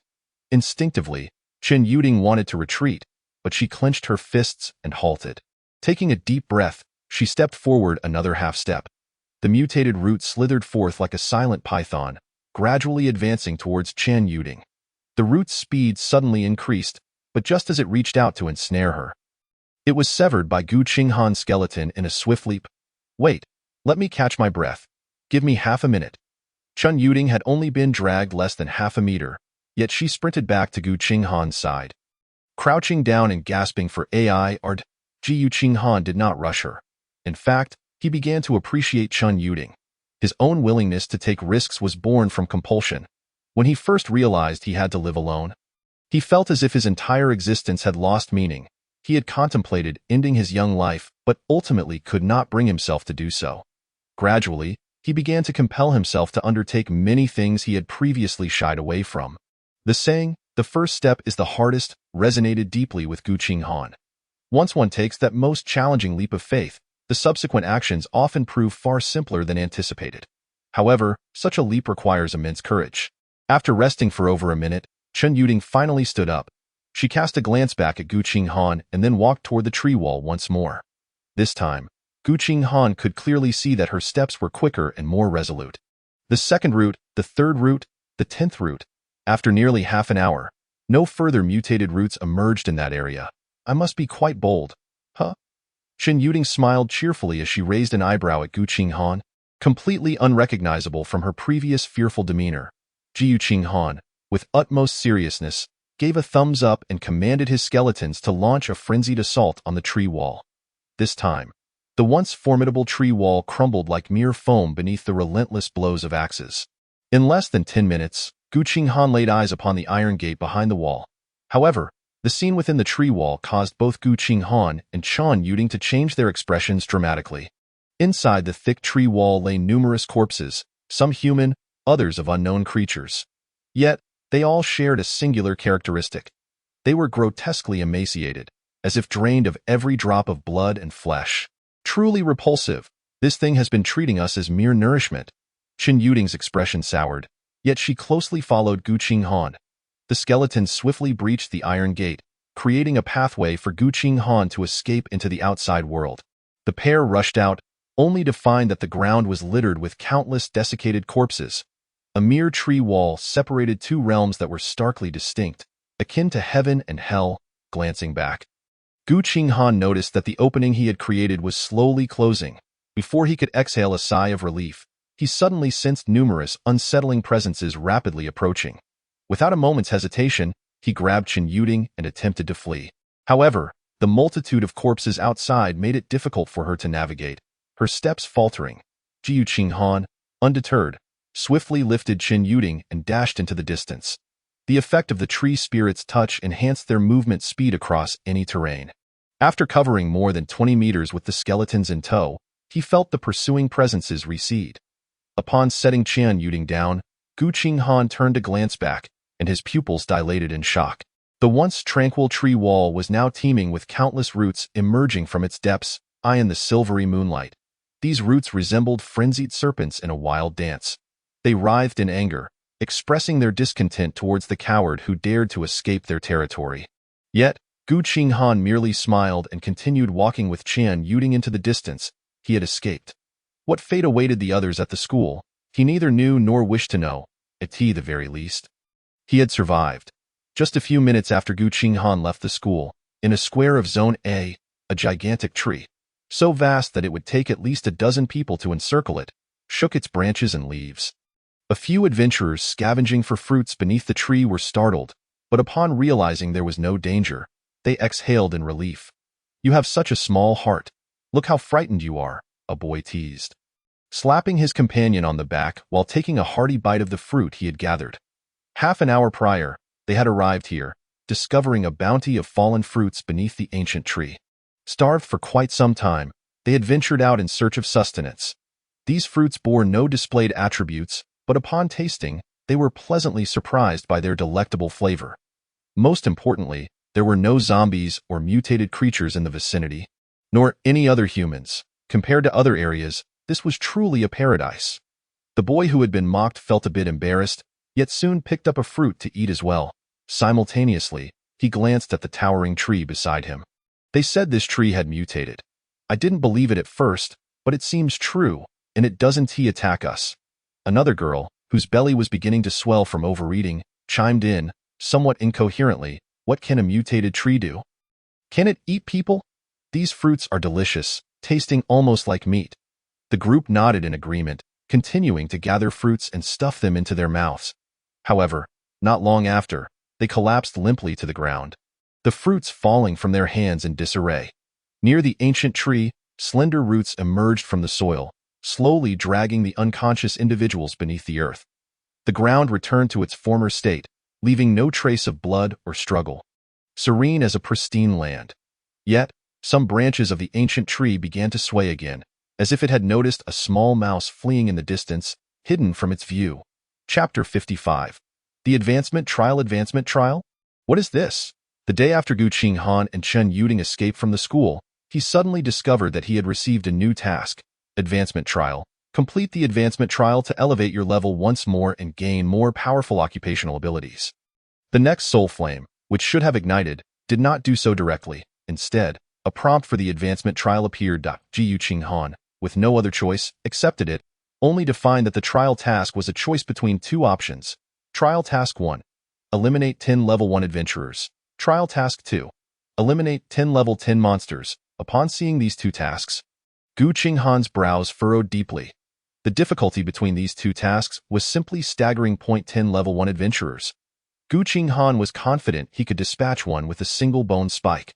However, setting aside the challenge of finding 10 unranked adventurers, he could not bring himself to harm them.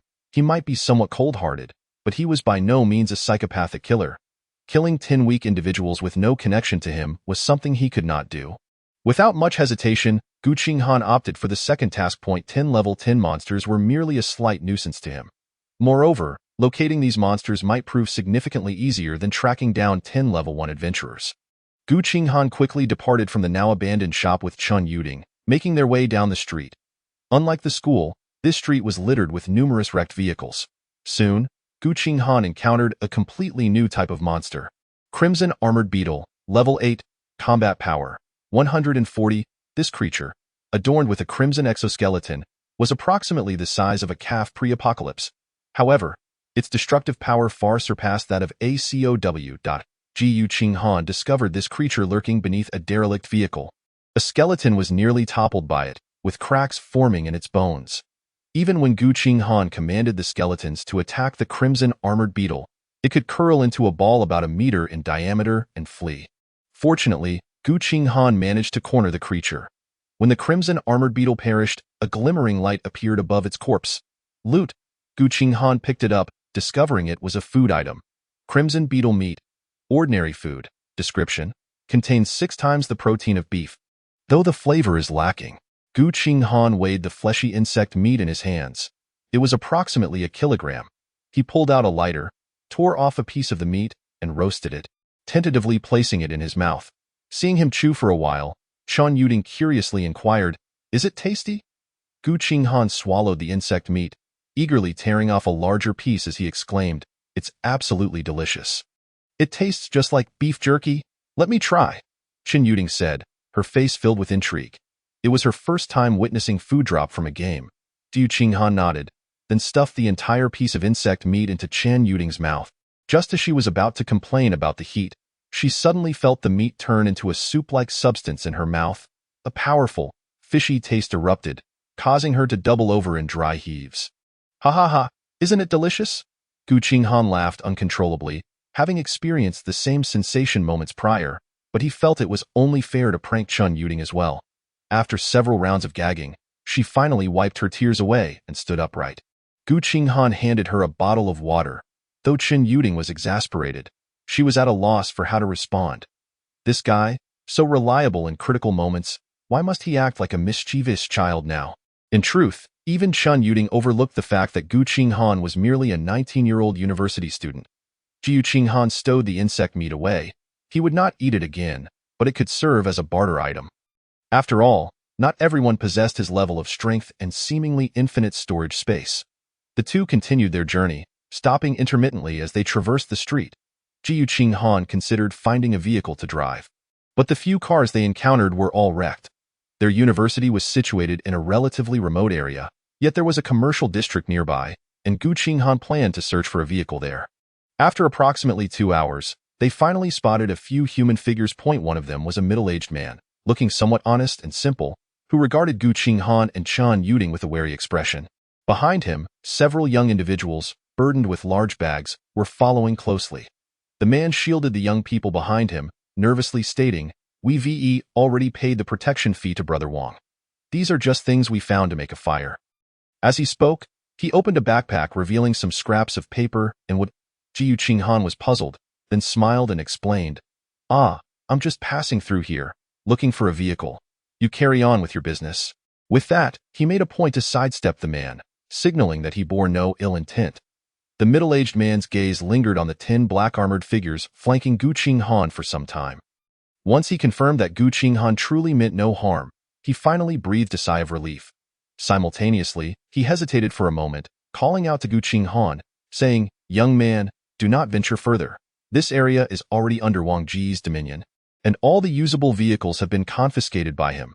Qinghan halted his steps and turned back, curious as he inquired, "Who is Wang Gu?" The uncle glanced around nervously, then shook his head in trepidation. Seemingly apprehensive of this figure known as Wang Gu, a few young men shared a similar unease regarding the name, following the uncle as they departed in a particular direction. Qinghan was left bewildered, pondering the situation. Was this Wang Gu the leader of the professionals in this area? He strained to recall the vicinity around the school. This Wanning Plaza was the closest commercial district. If all the vehicles in this area had indeed been seized, it would mean a significant waste of his time. Qinghan slightly furrowed his brow but ultimately resolved to take a look inside first. If all else failed, he could always barter with equivalent goods for a vehicle. Just as this thought crossed his mind, he suddenly heard a clattering sound coming from his right. Turning to look, he was startled to see several red spherical creatures rolling toward him. No, these Qijia insect beasts were not targeting him but rather a lithe man ahead. The man moved like a monkey through the trees, leading the Qijia insect beasts onward without a hint of concern. However, upon noticing Qinghan and his companions, he suddenly became flustered. "Move aside, damn it. How can there be people here?" Chapter 56.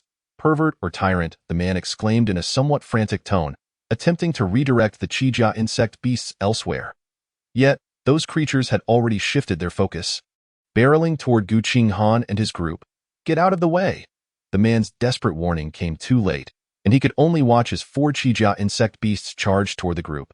However, the anticipated calamity did not ensue. He observed as a man and a woman at the forefront staggered back a few steps, only to be met by a sudden surge of 10 figures clad in black armor, who charged forward with ferocity. Each of these armored figures brandished a battle axe, striking forcefully. Both the black-clad figures and the Qijia insect beasts were flung back, but in the next moment, the black-clad figures surged again. This time, 2 of the Qijia insect beasts were instantly slain. The remaining 2 were swiftly dispatched by Qinghan's skeleton minion, after which Qinghan's gaze fell upon the man with the sharp chin. "Sorry, brother. I truly had no idea there were people here. Fortunately, you are unharmed." After a brief moment of astonishment, the sharp-chinned man patted his chest in relief, though he soon appeared somewhat remorseful, reaching into his pocket. Moments later, he produced a crumpled pack of cigarettes and offered one to Qinghan. "I sincerely apologize, brother. Please take a smoke to calm your nerves." Qinghan could clearly see a flicker of pain in the man's eyes as he produced the cigarette. His irritation subsided somewhat, but he finally spoke. "I don't smoke, thank you. Moreover, I wish to know why you were leading those creatures around here." The man paused, then retorted, "Brother, you're not from around here, are you? No wonder you seemed unfamiliar." He glanced around and cautioned Qinghan. "This isn't a place for conversation. Gather up the insect remains, and let's find a more discreet location to talk." Qinghan was puzzled. "What's wrong? Can't we talk here? This is the territory of that bastard.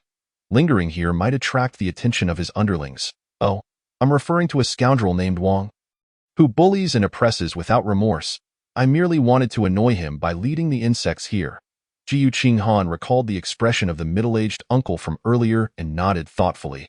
After all, it was just one person who appeared to favor speed and agility, so Qinghan felt little concern about any tricks he might play out. A few minutes after their departure, a group of professionals armed with weapons passed by. There are 4 insect corpses here. The insect remains have been collected. Someone is stealing from our territory.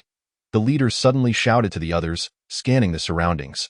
Finding no one and little evidence of a struggle, he pondered aloud.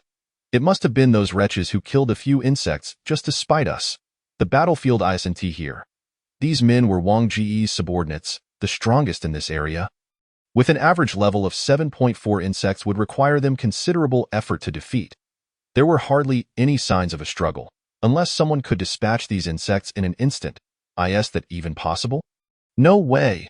Damn it, brother. You nearly scared me to death. Your friends are truly formidable. Inside a hot pot restaurant with its door ajar, Qinghan found himself overwhelmed by the incessant chatter of the man before him. This guy is incredibly talkative. Brother Hao Ji, you're straying off topic again. Qinghan interjected helplessly. From their brief conversation, he learned that the man across from him was named Hao Ji. He had initially run a hot pot restaurant near the commercial district. But after the game began, he acquired a rare profession. This profession, known as scout, lacked combat skills at first but excelled in speed and agility. Many individuals in the area had banded together to combat zombies and other monsters. However, within days, this organization had devolved. A man named Wang Haoming, leveraging his formidable combat prowess, rallied a group of similarly strong professionals and declared himself the leader. They cleared the zombies from Wanning Plaza, turning it into their stronghold while delineating their territory. Concurrently, they imposed a protection fee on the nearby residents every couple of days. This fee could be in the form of food, gear, or other items, provided they were deemed acceptable. Recently, some had attempted to escape by car, only to find that all usable vehicles had been confiscated by Wang Haoming. Consequently, those individuals returned in defeat. It's been days since I last spoke with anyone. I am feeling quite pent up, brother. Hao Ji lamented, gently extinguishing his half-smoked cigarette and returning it to the pack. He glanced at Chun Yuding, who sat quietly beside him, then grinned at Qinghan. But brother, you were fortunate to have met me. Otherwise, your little girlfriend would likely have been in trouble. Qinghan's lips twitched. It seemed everyone assumed they were a couple. However, he was genuinely curious. What's the matter? Is that guy a lecher? Though Chun Yuding wore no makeup, her natural beauty was striking. Had this been before the apocalypse, she could have easily become a beloved figure in the streaming world. Hao Ji nodded gravely, stating, not merely a lecher. This guy is a pervert. If the woman is alone, it's one thing, but he becomes obsessed with women accompanied by men. He gestured toward a noodle shop across the street, expressing his apprehension. The owners of that shop are at least 20 years older than Wang Haoming, and he shamelessly assaulted the boss's wife right in front of him. Wow, I've only heard of such people online. I can't believe they actually exist, Qinghan grimaced. This was beyond perversion. It was pathological. Hao Ji nodded in agreement, saying indeed, many refused to join him for fear of their families meeting a similar fate. Moreover, his methods are particularly ruthless. Those who defy him are dealt with severely, while those who serve him will receive genuine rewards, which is why his subordinates work so hard. Qinghan was moved by these words. In such chaotic times, it was often the tyrants that rose to power. He pondered before asking the question that weighed on his mind. Brother Hao Ji, what do you think my chances are of successfully trading with him for a vehicle? Hao Ji regarded Qinghan intently, stating without hesitation, to put it bluntly, there is no chance. Chapter 57. Thank you, brother. You're so kind. What if I offered a large quantity of food in exchange? Qinghan mused, recalling the substantial food supplies he had in his necromantic space, which he could discreetly extract in a secluded corner as leverage. However, Hao Ji shook his head again. They are not lacking in food. The collection of protection fees is merely for ease of management. You must understand, power is an enticing thing. Of course, if you could present him with all the food from that supermarket ahead, he would likely acquiesce to your request. Qinghan's heart sank. He had only cleared out a few small supermarkets near the school, which paled in comparison to the offerings of a large commercial district. However, he suddenly realized, if there was a supermarket ahead, why didn't Wang Haoming use it as a stronghold? Surely the food in a supermarket would be far superior to that in a mall? Hao Ji chuckled wryly, pointing at Qinghan's backpack resting on the chair. Do you think those insects came from nowhere? That Walmart supermarket is the insect's nest. A couple of days ago, I impulsively dashed in, hoping to snatch some food, only to narrowly escape with my life. Qinghan's eyes flickered momentarily. The nest of insects? Could it be the gateway to disaster? He believed his conjecture was almost spot on. Yet feigned surprise as he inquired, given your impressive skills, how could you almost perish in there? Ah, it was just a matter of dealing with these lowly insects. But there's a more formidable type that can spit a viscous substance to slow you down. Who could withstand that? Do you know their rank? What level are they? I'm not certain. A few days ago, they were at level 9. But now it's hard to say, especially since even the most ordinary insects have progressed from level 6 to 7. Qinghan felt his heart race. He had been contemplating where to find a level 10 monster, and now news of one was at hand. Even if it wasn't a level 10, he had no intention of neglecting the resources in this supermarket. Haoji seemed to sense Qinghan's thoughts and promptly cautioned, brother, although your 10 companions are quite formidable, I still advise you to reconsider. That Wang Haoming has already led 2 assaults, each resulting in numerous casualties, and yielded nothing. Qinghan remained noncommittal, countering with, what's the strength of his crew? Do you know, brother Haoji? I'm not entirely sure. But the strongest among them should be level 9. Wang Haoming himself, Qinghan nodded. Level 9 was indeed formidable, however. He lacked his own skeleton army and did not possess such luxurious equipment. He had set his sights on that Walmart supermarket, whether for its supplies or for his trial task. The best outcome would be to complete the trial and acquire a wealth of resources, perhaps even trading a vehicle with Wang Haoming. Of course, if the other party was unwilling, he could always try to persuade them. The introductory notes on advanced trials clearly stated that completing them would grant one enhanced occupational powers. With that thought, he nodded in gratitude to Haoji. Thank you, brother. Please accept this insect meat as a token of appreciation for your information. I must take my leave now. Haoji was initially taken aback by Qinghan's decisiveness, then sighed, brother. I can see you intend to check out Walmart. Take care. Qinghan smiled, neither confirming nor denying. Just as he prepared to depart, a sudden, thunderous explosion echoed from a distance. Following that, a series of blasts rang out, reminiscent of the cannonade in a war film. Haoji's expression shifted, and he shrugged. Wang Haoming has struck that supermarket again. Qinghan's face displayed a peculiar expression, curiosity getting the better of him. Do they have bombs? No, it's merely a type of insect that self-destructs when threatened, alerting nearby insects to danger. This is the 3rd time I've heard that commotion. The last time I visited, I didn't encounter such self-destructing insects. Outside the Walmart, a meticulously groomed man glared at one of his subordinates, whose half-body was obliterated by an explosion. Useless. You can't even assassinate a few insects. This man was, of course, Wang Haoming. Having learned from previous lessons, he sought to stealthily infiltrate the supermarket for supplies. However, his subordinate had failed to swiftly eliminate the self-destructing insect, triggering a chain of alarms among the swarm. Help me, boss. I don't want to die.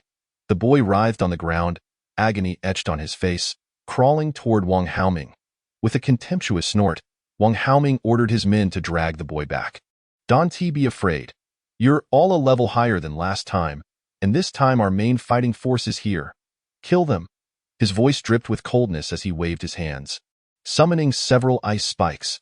Just as a red-armored beetle burst forth from the supermarket, it collided head-on with one of the ice spikes. The spike struck the creature's tough exoskeleton but failed to penetrate. However, it exploded, enveloping the beetle in a flurry of icy blue powder. Subsequent ice spikes struck it as well, rendering its movements incredibly stiff. In mere seconds, the red-armored beetle was almost frozen in place. Wang Haoming launched 2 more ice spikes, piercing its eye sockets. He then diverted his attention to attacking other insects. Approximately 3 seconds later, the frost on the beetle began to dissipate. Yet, it made no attempt to retaliate. It simply collapsed to the ground with a thud. In a matter of seconds, Wang Haoming had slain an 8th-level insect. This was the reason he could dominate the area. He possessed an exceptionally powerful occupational ability, epic profession, extreme ice sorcerer. The earlier ice spikes were his first occupational skill, explosive ice crystal. While this skill was not particularly lethal, it gradually reduced the mobility of the target until it was frozen. When the enemy was utterly defenseless, Even the slightest damage could become a lethal weapon. The crowd and monsters soon engaged in a fierce melee, unaware that someone was quietly observing the entire scene. Brother, look, they'll likely be at it for a while. Given that you just provided me with insect meat, how about I fetch you a vehicle? Huh, is that appropriate? No worries, I'll steal it. That I found that bastard insufferable for quite some time. I'll swipe it and give it to you. No pressure. Thank you, big brother. You're truly kind. Chun Yuding watched Qinghan's rapid change in demeanor, exasperatedly rubbing her forehead. This fellow had started again. Chapter 58. Low-level practitioners? Boss. This is bad, boss. Just as Wang Haoming's forces began to falter, a panicked voice reached his ears. Get to the point. Can't you see I'm busy exterminating insects? Wang Haoming's voice brimmed with suppressed fury. He realized that, once again, they could not breach the supermarket. His subordinates lacked the capability to lure the insects out individually and were forced to storm in head-on. They had already lost 7 or 8 men. And further losses would be meaningless. The insects in the supermarket seemed endless, and the over 200 men he had brought were showing signs of fatigue. Their assault on the Walmart supermarket had once again failed. The approaching practitioner was startled by Wang Haoming's roar, causing him to flinch. However, he gritted his teeth and quickly reported, "Boss, a group of people just ambushed us and stole your beloved RV." What? Not just that. Several off-road vehicles have also gone missing. We don't know how it happened. Wang Haoming nearly spat blood. The other vehicles were one thing, but that RV was his prized possession. He had only driven it a couple of times. He hadn't even dared to sleep in it, saving it for the day he could take it out for a proper adventure. Who did this? Never mind, I'll investigate myself. Wang Haoming glanced back at his severely injured subordinates. Nearly losing his breath, we're leaving. We'll come back another time. A disheveled group carried their wounded away, leaving behind several corpses that became the spoils of the insects. All of this was observed by 2 men who were chuckling to themselves. Haoji gave Qinghan a thumbs up, excitement radiating from him. Brother, you're impressive. You spotted the best vehicle right away. I heard that bastard couldn't bear to drive that RV. Qinghan smiled slightly, then humbly replied. It's a woman clad in a black uniform spoke with a hint of grievance, despite her somewhat disheveled appearance. Unable to fight back, Wang Haoming chuckled in exasperation, delivering a powerful kick to the tire of a vehicle. Bellowing, I froze the zombies and the bugs so you could slay them, elevating your levels to 7 or 8, and yet you are all utterly useless. Losing the vehicle is one thing, but not even knowing who stole it? What a bunch of imbeciles! Silence enveloped the group, for they were acutely aware of the methods employed by their adversary. Previously, someone had dared to challenge Wang Haoming's fury with a retort, only to have their legs broken and left on the street. Ming Gu, temper. I know who did it, suddenly chimed a delicate voice, captivating the attention of all present. Wang Haoming turned to see a woman, noticeably cleaner than the rest, gracefully approaching him. She wore makeup and appeared significantly more vibrant than her companions. Do you smell it? Wang Haoming pulled her into his embrace, giving her rear a firm pinch. The girl giggled and nodded, speaking distinctly. It was that fellow who runs the spicy hot pot shop. He has caused quite a ruckus several times recently, and I remember his scent well. Just him alone? No, there were likely 2. The other one I have not encountered. That moment. A subordinate who had been silent with his head bowed suddenly murmured, Sister Na. In fact, there were a total of 12 individuals. 2 were dressed normally but had their faces covered, while the other 10 wore identical black armor. Oh?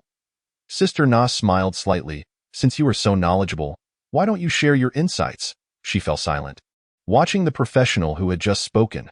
Wang Haoming took a deep breath and then slapped the man across the face. Useless. If you utter another word, I will kill you. The professional stumbled to the ground, a handprint blooming on his face, yet he dared not utter a sound. Witnessing Wang Haoming's wrath, the woman known as Sister Na continued with a smile. As for those 10 professionals he mentioned, they must be of relatively low level, which is why they eluded my senses. Wang Haoming frowned and nodded at her words. This woman, namely Na, was a university student from a nearby institution. Having acquired the rare profession of hunter, she possessed a rather impressive talent called keen senses, enabling her to detect the presence of any threatening creatures nearby. With this skill, she had assisted Wang Haoming in resolving numerous issues. thus preventing considerable damage from mutated beings. Li Na had previously climbed into his bed, becoming his woman. This, combined with her abilities, made Wang Haoming trust her words implicitly, if Li Na couldn't sense their presence. Those 10 individuals must be at most level 5 or 6, which would be insufficient to hold their ground. He silently cursed them and began to contemplate locating the individual named Hao Ji. However, none anticipated that those 10 figures clad in black armor were not professionals at all. They were mere skeletons, exuding an aura of death. Undead creatures seemingly fell outside the scope of Li Na's keen perception. Chapter 59. Surge of Power. Wait a moment, I will lure over a few of the bugs. You should lie in ambush here, and we will tackle them in waves. The terrain here provides adequate cover. And how many we can kill will depend on our capabilities. After some deliberation, Hao Ji and Gu Qinghan solidified their forthcoming strategy. Yu Qinghan hesitated before asking, do you not feel you are at a disadvantage? Disadvantage? What do you mean? In our plan, your task is a tad more perilous, yet the rewards you can reap are not particularly substantial. Yu Qinghan was genuinely curious, wishing to discern a hint of greed on Hao Ji's face. However, the man, appearing to be in his 30s, merely chuckled foolishly, his simplicity leaving Gu Qinghan baffled. What rewards? As long as it's sufficient, that's all that matters. I have no items to store things. Hao Ji scratched his head, signaling that he was off to lure the bugs. The number of bugs left in the supermarket was uncertain. Rashly charging in would only place them in jeopardy. Soon enough, Hao Ji returned with 3 bugs in tow. Let us make our move. With a great leap, Hao Ji dashed past Gu Qinghan's skeletons, and the 10 skeletons hiding behind cover suddenly sprang forth, wielding axes to swiftly dispatch the 3 bugs. We can lure more. This is far too slow, Yu Qinghan remarked, not wishing to squander too much time there. Hao Ji glanced at the 10 black-armored figures and nodded silently on the second attempt. He managed to lure back 5 bugs. This time, 2 skeletons formed a pair and commenced combat with the crimson-armored insect beasts. Hao Ji stood aside, proudly showcasing his prowess in monster luring to Gu Qinghan. What do you think? My skills in attracting monsters are quite commendable, aren't they? Indeed impressive. Did Wang Haoming not invite you to join? Gu Qinghan was genuinely astonished by his monster luring expertise. After all, this was reality, where the hate range of monsters was not explicitly defined. Hao Ji scoffed, lighting a half-smoked cigarette and taking a deep drag before responding. Of course he invited me, but I have no interest in that bastard. Such a man is unlikely to last long. Yu Qinghan was amused by his apparent profundity and couldn't help but agree. Indeed, you seem like a hero from ancient times, the kind who robs the rich to aid the poor. Exactly. It's a pity I lack a good profession. Otherwise, I would rise against that tyrant oppressing the common folk. The 2 men bantered back and forth, ultimately erupting into hearty laughter. After several bugs were slain, Hao Ji suddenly spoke. Actually, I once had a younger brother who was also quite taciturn. Had he not been abducted by human traffickers, he would probably be about your age now. Yu Qinghan found himself at a loss for words. Feeling an awkward urge to touch his nose, Hao Ji discarded his cigarette but blew a smoke ring. Brother, how about you share a couple of cigarettes with me later? I heard the cigarettes from that big supermarket cost hundreds for a box. I've never tried them. Sure, that's fine. Hao Ji eagerly resumed luring monsters, while Gu Qinghan observed him with a somewhat complex expression. Hao Ji's purity and sincerity were somewhat disconcerting. He was accustomed to the malice of others, and encountering such a person left him with a strange feeling, akin to someone long ensconced in darkness suddenly witnessing a beam of bright sunlight. His first reaction was not one of joy, but rather of confusion. After slaying nearly dozens of crimson-armored insect beasts, Gu Qinghan finally encountered a different kind of insect. These insects were significantly stronger, yet they stirred a sense of excitement within him, for these were level 10 creatures, perfectly satisfying his need for advancement trials. Golden Armored Insect Beast, Level 10, Combat Power, 400, Description. A far more powerful insect beast that can expel a viscous liquid, hindering the movement of its prey, yet remains unaffected itself. Level 10 insects boasted more than double the combat power of their Level 8 counterparts, yet Gu Qinghan felt no concern. Hao Ji this time only managed to lure 2 golden armored insect beasts. But he proceeded with utmost caution. Yu Qinghan witnessed the golden, over 1 meter long insect beast abruptly open its maw, unleashing a stream of golden, viscous liquid towards Hao Ji. However, Hao Ji was as agile as a monkey. Deftly dodging while drawing them into Gu Qinghan's encirclement point, 10 black figures surged forth, surrounding the two golden-armored insect beasts. The golden-armored insect beasts continued to spew their sticky liquid, noticeably slowing the skeletons caught in its range.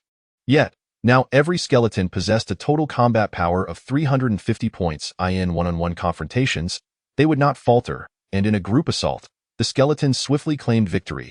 Qinghan observed the progress of his trial task change to 1/5 completion, and he felt a surge of excitement. Hao Ji's monster-luring skills were indeed remarkable. With 5 crimson-armored insect beasts each time, he only attracted 2 golden-armored insect beasts. They toiled until nearly evening before Gu Qinghan had successfully slain 10 golden-armored insect beasts. He signaled to Hao Ji to take a break, intending to assess his own progress. Advancement trial completed, level raised to level 11, additional professional abilities unlocked. A notification instantly captured Gu Qinghan's attention, prompting him to hastily review his attributes. Player, Gu Qinghan, profession, necromancer, level 11, health 50, magic 650-50, combat power 350-60. Nearly all his attributes had doubled, but that was not the end. His death summoning skill, originally allowing a maximum of 10 summons, had now increased to 22. With the additional 4 provided by his equipment, Gu Qinghan could now summon up to 26 skeletons. Simultaneously, his mimicry talent now permitted him to imitate 2 professions. This meant Gu Qinghan could begin searching for a second suitable profession for his skeletons. What is this, a new skill? Upon reaching level 11, the soul fire was ignited, providing no enhancement effect but merely boosting his attributes. However, while checking his skills, Gu Qinghan discovered an additional skill. Death Control consumes 500 magic points to transform enemies you have slain into combatants for your cause. Current maximum control capacity, 2. As Gu Qinghan beheld the consumption of this skill, he instinctively gasped in shock. Had he not utilized the magical fruit to elevate his mana threshold, the mere 500 points of mana would have completely drained him. A sudden thought crossed his mind, recalling the mutated cat residing in his necromantic space, a formidable creature boasting a combat power of 1,000. Although it had been severely injured by the Treant Guardian and its companions, he had been the one to deliver the final blow. Surely, it should work, right? A spark ignited within Gu Qinghan as he activated the skill. In an instant, he felt as though a straw had been inserted into his brain, siphoning away an indescribable force. Before long, he observed the long-dormant mutated cat in his necromantic space beginning to transform. Its once light-colored fur gradually darkened, and the wounds upon its body began to heal. The feline's silhouette elongated, and within its 2 blood-filled eye sockets, 2 ghostly green flames flickered to life. However, this transformation appeared to require some time, and Gu Qinghan could only wait as he glanced at the dimming twilight. He reconsidered his plan to delve deeper into the supermarket. There should be a portal to disaster within, and the evening's murky light made it unwise to risk an encounter. Let us go. Let us go. If I starve, I'll whip up a delicious braised insect dish for you. Hao Ji stretched lazily, yet his words sent a shiver down Gu Qinghan's spine. Could this truly be braised? Chapter 60. The Visitor and the Night Little Brother. Come eat. This is quite delectable, Hao Ji exclaimed, presenting a large bowl of richly colored insect meat to the table, warmly inviting Gu Qinghan and Qian Yuding. They exchanged glances, yet neither dared to pick up their chopsticks. Noticing their hesitation, Hao Ji assumed they feared he had poisoned the food and confidently served himself a hefty piece. See, it's delicious. Just, ugh! Before he could finish his sentence, he promptly expelled the insect meat he had swallowed. Wiping away tears from the corners of his eyes, he gazed at the bowl of insect meat with regret. Alas, no matter how I prepare it, it remains ghastly. His establishment utilized gas for cooking, allowing for the possibility of fire. Yet, despite attempting various culinary methods, each attempt had ended in failure. Qian Yuding cast a glance at Gu Qinghan and suddenly began to gag at the table. The memory of the insect meat's taste from earlier, combined with Hao Ji's recent actions, stirred her stomach into turmoil. Hao Ji, noticing Gu Qinghan, remarked with a teasing tone, "Little brother, you are becoming a father at such a young age?" The familiarity with which he addressed Gu Qinghan felt less jarring, and Gu Qinghan merely acquiesced. With a slight grimace, Gu Qinghan pointed at the repugnant insect meat before him. "Brother, If you don't put that away soon, I shall be ill as well. Ha ha ha, I forgot. How she chuckled awkwardly, swiftly taking the offending dish into the kitchen. Chun Yuding shot Gu Qinghan a resentful look, saying, "It's all your fault. I have no appetite now." Gu Qinghan felt slightly embarrassed, realizing he had left a considerable psychological scar on her. Just as he contemplated saying something to ease the tension, how she hurriedly emerged from the kitchen and extinguished the small lamp on the table. "Don T speak. Someone's coming." His voice was hushed, and his demeanor shifted from carefree to serious. Jiu Qinghan immediately activated the vision of the deceased, gaining insight through the eyes of a skeleton lurking in the shadows outside. Under the faint moonlight, he observed a group of approximately 20 individuals stealthily approaching. After listening intently for a moment, Hao Ji added, "There are about 20 people. They're likely here for me." This was his professional ability. The key to his ability to maneuver without being captured. "I have several safe houses. I'll exit through the back door at ITS fine. I'm used to it." Hao Ji chuckled, but then his expression shifted as he heard footsteps approaching from the back door as well, no fewer than 20. Glancing at him curiously, Gu Qinghan inquired, "What's wrong? We're surrounded. I wasn't even there during the day. How do they know it was me?" Gu Qinghan shot him a sidelong glance, unfazed. Who else in this area would dare to provoke him aside from you? Hao Ji paused, then spoke rapidly, "They're probably coming for me. I'll dash out in a moment. You two stay hidden here. You should be safe." He scanned the room, suddenly realizing a crucial detail. "Where are your friends? Where did they go?" "Oh, they're athletes. Don't worry about them." Hao Ji was momentarily taken aback, but then the sounds of a chaotic battle erupted outside. He quickly understood, casting a disbelieving look at Gu Qinghan. "Are those your friends? Don't joke. Even though they're strong, many of Wang Haoming's people are above level 7. Gu Qinghan shook his head, jesting, "Honestly, it's fine, brother. They can handle it.ata loss for words." Hao Ji found himself at a standstill. His profession wasn't combat-oriented, so he couldn't offer assistance. Jiu Qinghan retrieved 3 self-heating hot pots from the necromantic space, reopening the small lamp under Hao Ji's astonished gaze. He smiled, saying, "Let us eat and drink." Chun Yuding harbored no worries. She had complete faith in Gu Qinghan. Well, that trust was limited to when he was engaged in serious matters. While Gu Qinghan occasionally took risks, he did so only when there was no retreat. His current demeanor indicated he was not the least bit concerned about those outside. Yes, he prepared the self-heating hot pots, adding the various ingredient packets and pouring in a bottle of water. He closed his eyes. If it were the pre-advancement version of himself, he would indeed have been troubled by such a situation. However, he was now level 11. He hadn't even summoned the remaining skeletons. Still relying on the 10 from earlier. Yet, these skeletons had all ascended to level 11. Barbarian skeleton, level 11, health points, 1100, mana points, 110, combat power, 330, skills, berserk bloodline, rage leap, like him. The attributes of these skeletons had nearly doubled. Coupled with their equipment bonuses, their combat power had soared to 530 points. Even if the skeleton's attributes were only half of their original class, they now displayed at least the capabilities of a level 10 barbarian. Jiu Qinghan was unaware of how many individuals had reached level 10 in the world, but he was certain those outside had not. Hao Ji kept his ears perked, listening intently to the commotion outside. Moments later, he exclaimed in astonishment, "Oh no, they're fleeing." The footsteps outside had grown disordered, dwindling from nearly 50 to under 30. Yet, among those 30 were 10 of Gu Qinghan's friends. In other words, within mere minutes, over half of the assailants had perished. They can't escape. Rest assured. Jiu Qinghan merely smiled, sipping from a bottle of water. Meanwhile, a sleek, elongated silhouette emerged atop the roof of the room. Its jet-black fur shimmered smoothly, exuding an air of mystery beneath the cool moonlight. This was a black cat, nearly 3 meters in length. Such a size did not impede its grace. It moved soundlessly, embodying elegance, agility, and enigma, words that instantly came to mind for anyone who beheld this creature. Most astonishingly, the cat's eyes gleamed like 2 mesmerizing emeralds. Death mutation cat, level 10, elite, combat power, 1000.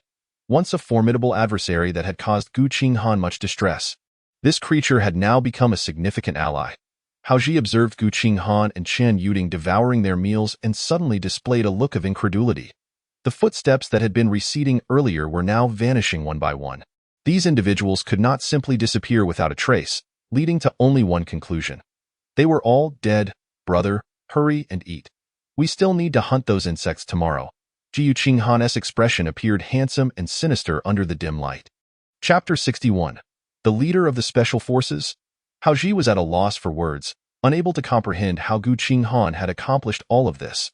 This young man exuded an aura of mystery, including the 10 armored individuals who followed his every command. A thought suddenly crossed his mind.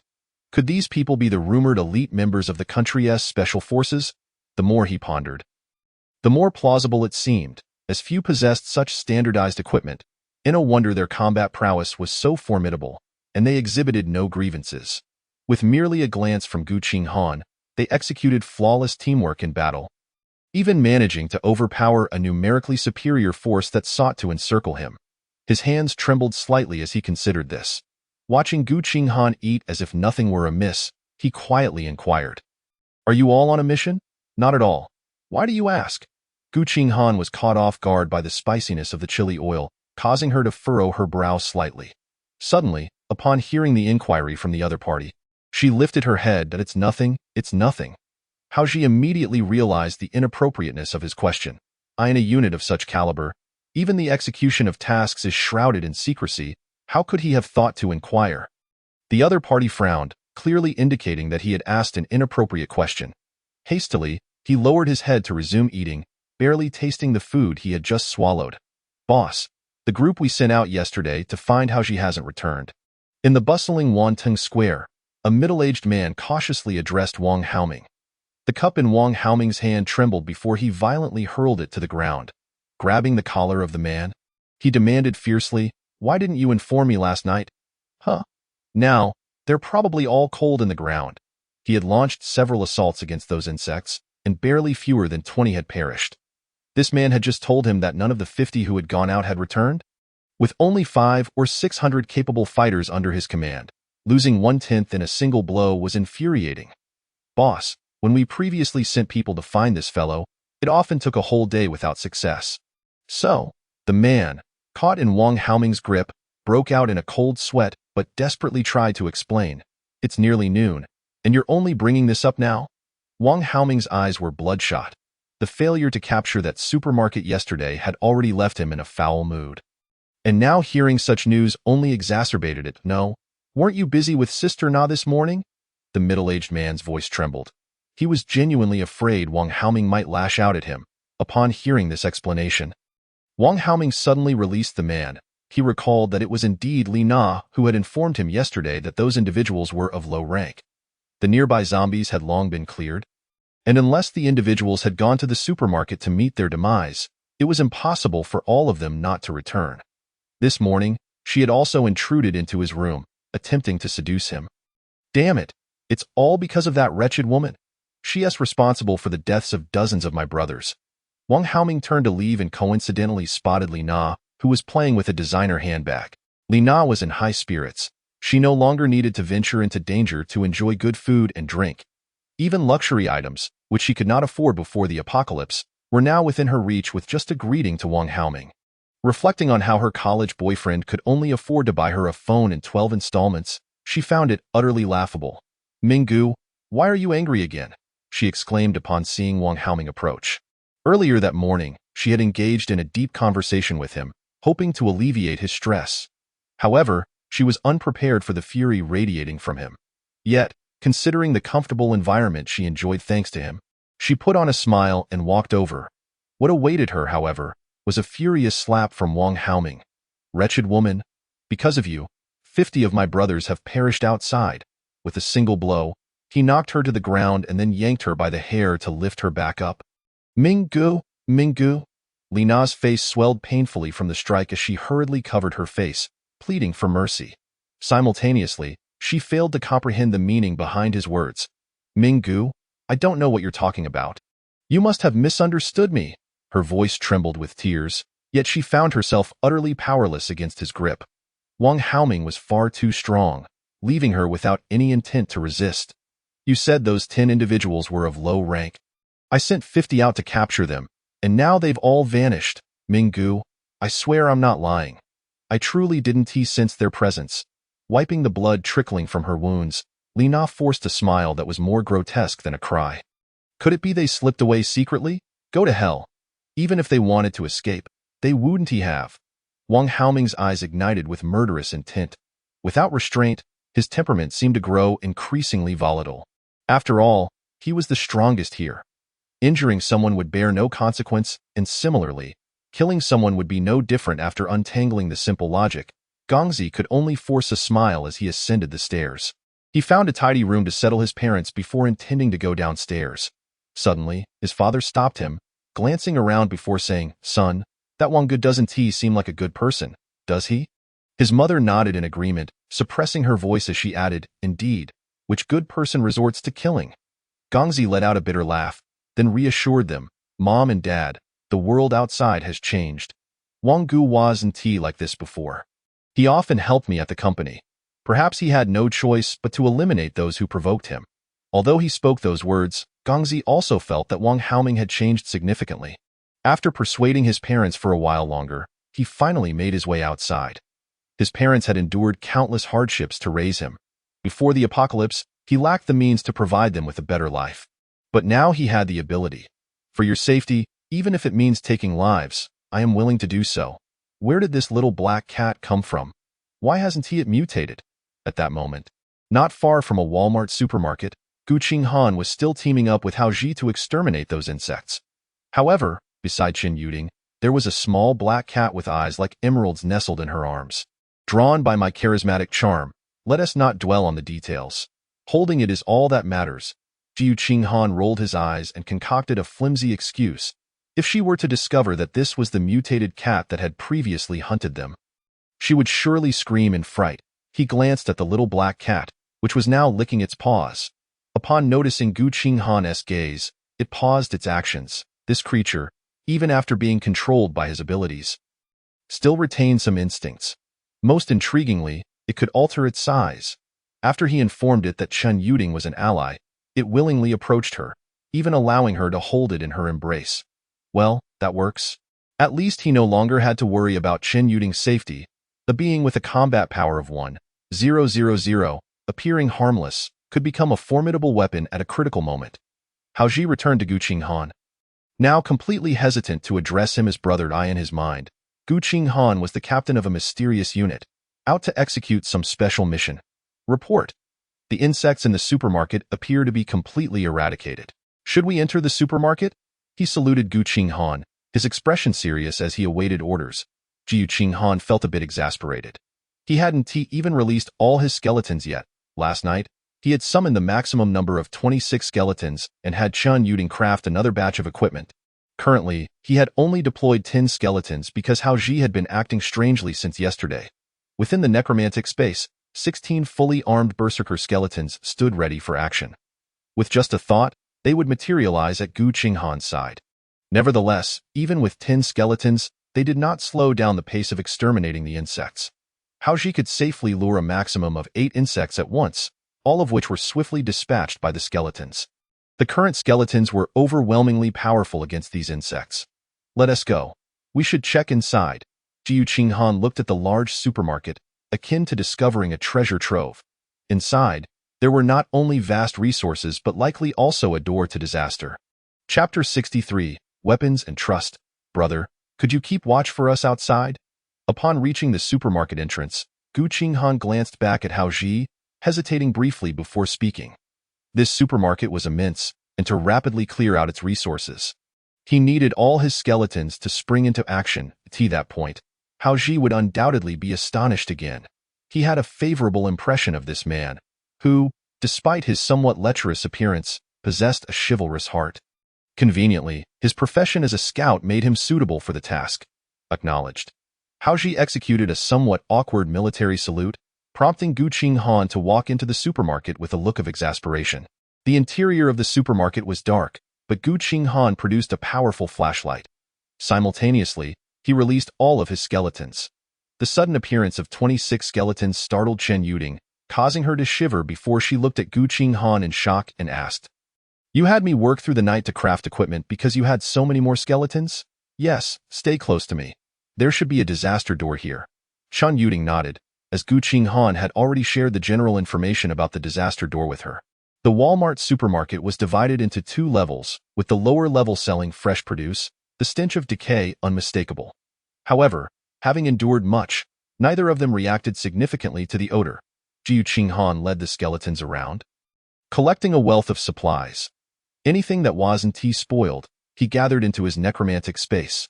Occasionally, an insect would dart out from a corner, only to be swiftly dispatched by the skeletons. Previously, with Hao Ji's assistance, Gu Qinghan had eliminated at least several hundred of these insects. These were merely stragglers, posing no threat whatsoever. Just as they were about to finish exploring the first floor, Gu Qinghan finally spotted a different kind of insect. This insect resembled the previous scarlet armored beetle beast, but its eyes glimmered with a vibrant red light. Moreover, it seemed to have flickering flames at the corners of its mouth. Upon seeing Gu Qinghan, it rolled swiftly, smashing nearby shelves to pieces. Scarlet armored breath emitter, level 13, combat power, 800, description. A variant of the scarlet armored beetle beast, possessing greater speed and more formidable attack capabilities. Just as Gu Qinghan's skeletons charged towards it, a foul-smelling liquid suddenly sprayed onto them. Instantly, a sizzling sound erupted as the skeletons lost over 200 health points.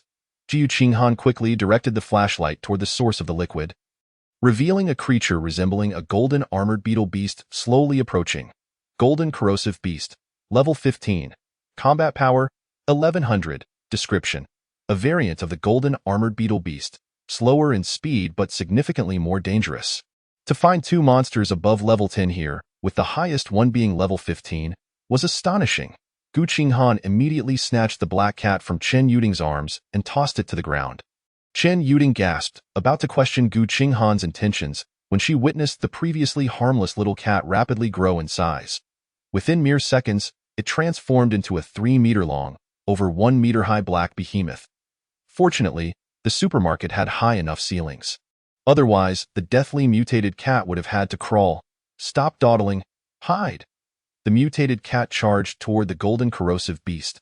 It didn't need to kill the opponent, merely to delay it until the skeletons could eliminate the scarlet armored breath emitter. Meanwhile, the scarlet armored breath emitter continued to maneuver within the supermarket, periodically opening its mouth to unleash fireballs that forced the skeletons to retreat. Jiu Qinghan and Chen Yuding crouched behind a wall, quietly awaiting the conclusion of the battle. Wait a moment, that cat. It can't be the one that was hunting us before, can it? Chen Yuding stared at Gu Qinghan for a long time before suddenly posing the question. Gu Qinghan chuckled, not hiding anything. Correct answer. You earn a piece of insect meat. It1T suddenly attack me, will it? Chen Yuding shrank her neck, her delayed realization causing Gu Qinghan to laugh. He shook his head and replied, I am its master now. As for you, you will be its mobile cat climbing frame from now on. Chen Yuding softly acknowledged, though her expression still bore traces of fear. However, compared to before, she had grown significantly. After a few minutes, the sounds of battle gradually diminished. Jiu Qinghan used the sight of the dead to check. The scarlet armored breath emitter had been defeated, and the golden corrosive beast was nearly finished as well. Once both monsters lay dead, Gu Qinghan stepped out with Chen Yuding. The scarlet armored breath emitter dropped a staff that caught Gu Qinghan's eye.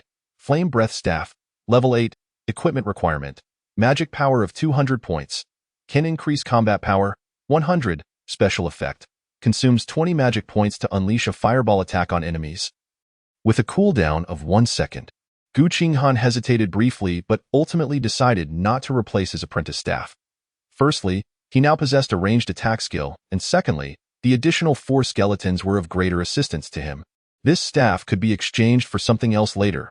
Jiu Qinghan waved the staff, which radiated a slight warmth, intending to stow it in his necromantic space. Suddenly, he glanced at Chen Yuding beside him. If he recalled correctly, her profession also had a high growth rate for magic power. He handed the staff to her and asked, Can you use this? Chen Yuding was momentarily taken aback before replying. I am still 1 level short. Are you sure you want to give it to me? No need to return it, Gu Qinghan insisted. Chen Yuding immediately clutched the staff to her chest, a sweet smile spreading across her face. Gu Qinghan had never given her a weapon before, always training her as a support figure in such an environment. She was a strong-willed woman who wanted to participate in the battles. Each time, she found herself lingering behind Qinghan, silently awaiting the outcome. This sensation was unbearably excruciating. Yet, she never broached the subject. As her interactions with Qinghan deepened, Chen Yuding discerned that he was an exceedingly cautious individual. During their previous meals, it was always she who commenced eating first, prompting Qinghan to pick up his chopsticks thereafter. In his dealings with others, he invariably retained a few cards up his sleeve. The absence of weapons signified a lack of complete trust in the other party. Thus, she ardently endeavored to earn Qinghan's trust through every feasible means. Now, it appeared that her efforts had not been in vain. Qinghan gazed at Chen Yuding, whose face was adorned with a silly grin, somewhat perplexed. However, he was soon captivated by the item revealed by the golden armor corruptor. Corruption Aura, special item, effect, enhances a projectile skill, imbuing it with a corrosive effect. As he regarded the pulsating mass of gas before him, Qinghan's eyes gradually sparkled with intrigue. Could this possibly augment my bone spike technique? Chapter 64. Encirclement. Without hesitation, Qinghan opted to utilize the item, and the gas swiftly infiltrated his body through his pores. He felt no discomfort, and shortly thereafter, his bone spike technique was enhanced. He surveyed his surroundings and hurled a bone spike at a nearby metal shelf. With a resounding clang, the spike embedded itself in the shelf, only to remain motionless thereafter. Where was the corrosive effect? Qinghan's eyes widened in disbelief. After a prolonged inspection, he noted a charred ring encircling the edge of the bone spike. This was rather feeble. The initial excitement he felt swiftly dissipated, as he had anticipated the corrosive effect to be far more potent. If a metaphor were to be drawn, he imagined it akin to slicing through butter with a hot knife. However, it was evident that the corrosive effect's destructive power was not particularly pronounced. He was merely left wondering how it would perform against living beings. Nevertheless, Qinghan quickly set aside his focus on this skill and began searching for the door of calamity on this level. If his conjecture held true, these two monsters were the final trump cards concealed within that door of calamity. Near the elevator leading to the second floor, Qinghan stumbled upon a black iron treasure chest. Eagerly rubbing his hands together, he opened the chest, only to find that it did not trigger the precursor's skill effect. The contents were rather simple: 5 magic crystals and a statue resembling a miniature insect beast. Insect Tide Secret Realm Key Fragment, Black Iron Special Item. Effect: collect 3 fragments to forge the Insect Tide Secret Realm Key, granting entry to the Insect Tide Secret Realm. A secret realm? Could it be akin to a game dungeon? Qinghan toyed with the statue in his hands, but it offered no clues. He stored the item away and, alongside Chen Yuding and his skeletal minions, finally set about looting the entire supermarket. Including the goods on the second floor and in the storeroom, it took Qinghan nearly an hour to clear everything. The necromancer's space was an extraordinarily peculiar existence. Aside from necromantic beings, other items seemed to enter a state of temporal stasis. The fruits he had previously placed in the school remained virtually unchanged upon retrieval. Qinghan surmised that, barring any unforeseen circumstances, these supplies would suffice for several decades of living. It was time to depart. Speaking of which, he had not heard from Hao Ji in quite some time. Had he perhaps fallen asleep? Qinghan smiled at Chen Yuding. But suddenly, his smile froze on his face. He had just heard the faint sound of footsteps echoing through the supermarket. Pat, pat. He and Chen Yuding remained standing motionless, and his skeletons certainly wouldn't move about without cause. This was clearly not the sound of a single person. It resonated eerily within the supermarket. Qinghan silently extinguished his flashlight, grasped Chen Yuding's hand, and concealed themselves in a corner. Simultaneously, the green flames in the eyes of the surrounding skeletons gradually dimmed. When not engaged in combat, the souls of the skeletons could almost completely extinguish their ethereal flames. However, once battle commenced, those flames would blaze fiercely, instilling what an absurdity. What exactly is a Qi Shueg was sure. Wang Haoming continued to strike, but his words caused Qinghan to furrow her brows slightly. Did you not see the items and the note I left behind? Items? Wang Haoming unleashed another skill, only to suddenly realize something was amiss. Tin Qi Shuegua surely hold greater value than your mere vehicles. If they have not been received, then it must be that your subordinates have faltered. The death mutant cat ceaselessly prowled around the group, eliciting skills while gradually causing beads of sweat to form on the foreheads of certain individuals. Who were the guards of those vehicles yesterday? Wang Haoming abruptly halted his assault, coming to the realization that there seemed to be some treacherous characters among his ranks, and one stepped forward. In the darkness, all faces remained obscured. Wang Haoming inhaled deeply, then seized a flashlight from one individual, shining it upon the crowd while bellowing, "Are you all deaf? Who was on guard yesterday? Step forward." The blinding light caused the individuals to shield their faces. Yet no one uttered a word. Just as Wang Haoming was on the verge of fury, one person suddenly spoke. "Boss, it seems that Xiao Zhao and his crew were guarding the vehicles. Probably outside the supermarket." Only 300 people had entered the supermarket, while the remainder blocked the entrances to prevent anyone from fleeing. Wang Haoming suddenly comprehended the situation, letting out a cold chuckle. "Very well. Very well, daring to play tricks beneath my very nose." He turned away from the group and shouted loudly, "My men will handle this, but all supplies in this supermarket must remain. Otherwise, Haoji is as good as dead." He kicked Haoji, stepping on the hilt of the knife, eliciting more cries of pain from him. A faint sound of wind slicing through the air followed, and a scream erupted from the crowd. A man clutched his shoulder, his expression one of extreme agony. "Ah, it hurts so much." Gritting his teeth, he forcefully pulled out a sharp bone spur resembling a dagger from his shoulder, to the tip of the bone spur. Bright red blood sizzled ominously. Those nearby narrowed their eyes, recognizing the corrosive effect, and upon seeing the bone spur in the man's hand, several timid individuals instinctively took 2 steps back, attacking with bones. Vanishing without a trace. What manner of being lurked in the darkness? "If you dare to touch him, I will kill one of you. If he dies, all of you shall be buried with him." Qinghan's voice resonated through the supermarket, sending chills down the spines of the 300 professionals. An overt enemy is not frightening, but an unknown adversary is truly terrifying, particularly in this environment. Qinghan exerted psychological pressure on the group to an extreme degree. The man struck by the bone spur continued to wail, even more pitifully than Haoji had before. "Useless fool, stop your wailing." Wang Haoming slapped the man's face, yet it did nothing to quell his cries. He was about to strike again when he noticed a pungent odor emanating from the man's shoulder. The hissing sound persisted, the pain from the corrosion akin to a blunt knife slicing flesh, rendering the man unable to control himself. "Healer, dispel this for him." A girl with a strikingly beautiful face stepped forward, casting a skill to alleviate the man's suffering. His cries diminished, yet the heavy breaths he took conveyed the torment he had just endured. "Is this all you are capable of? No wonder your subordinates dared to pilfer your possessions." Qinghan's words continued, calm yet causing Wang Haoming's expression to darken. "Search for him, find him, kill him, and the items shall all be ours." He unleashed another skill in that direction, only to find that no one dared to step forward. Qinghan's mysterious tactics had instilled a sense of hesitation within them. "What are we afraid of with over 300 of us?" he roared, shoving one subordinate forward.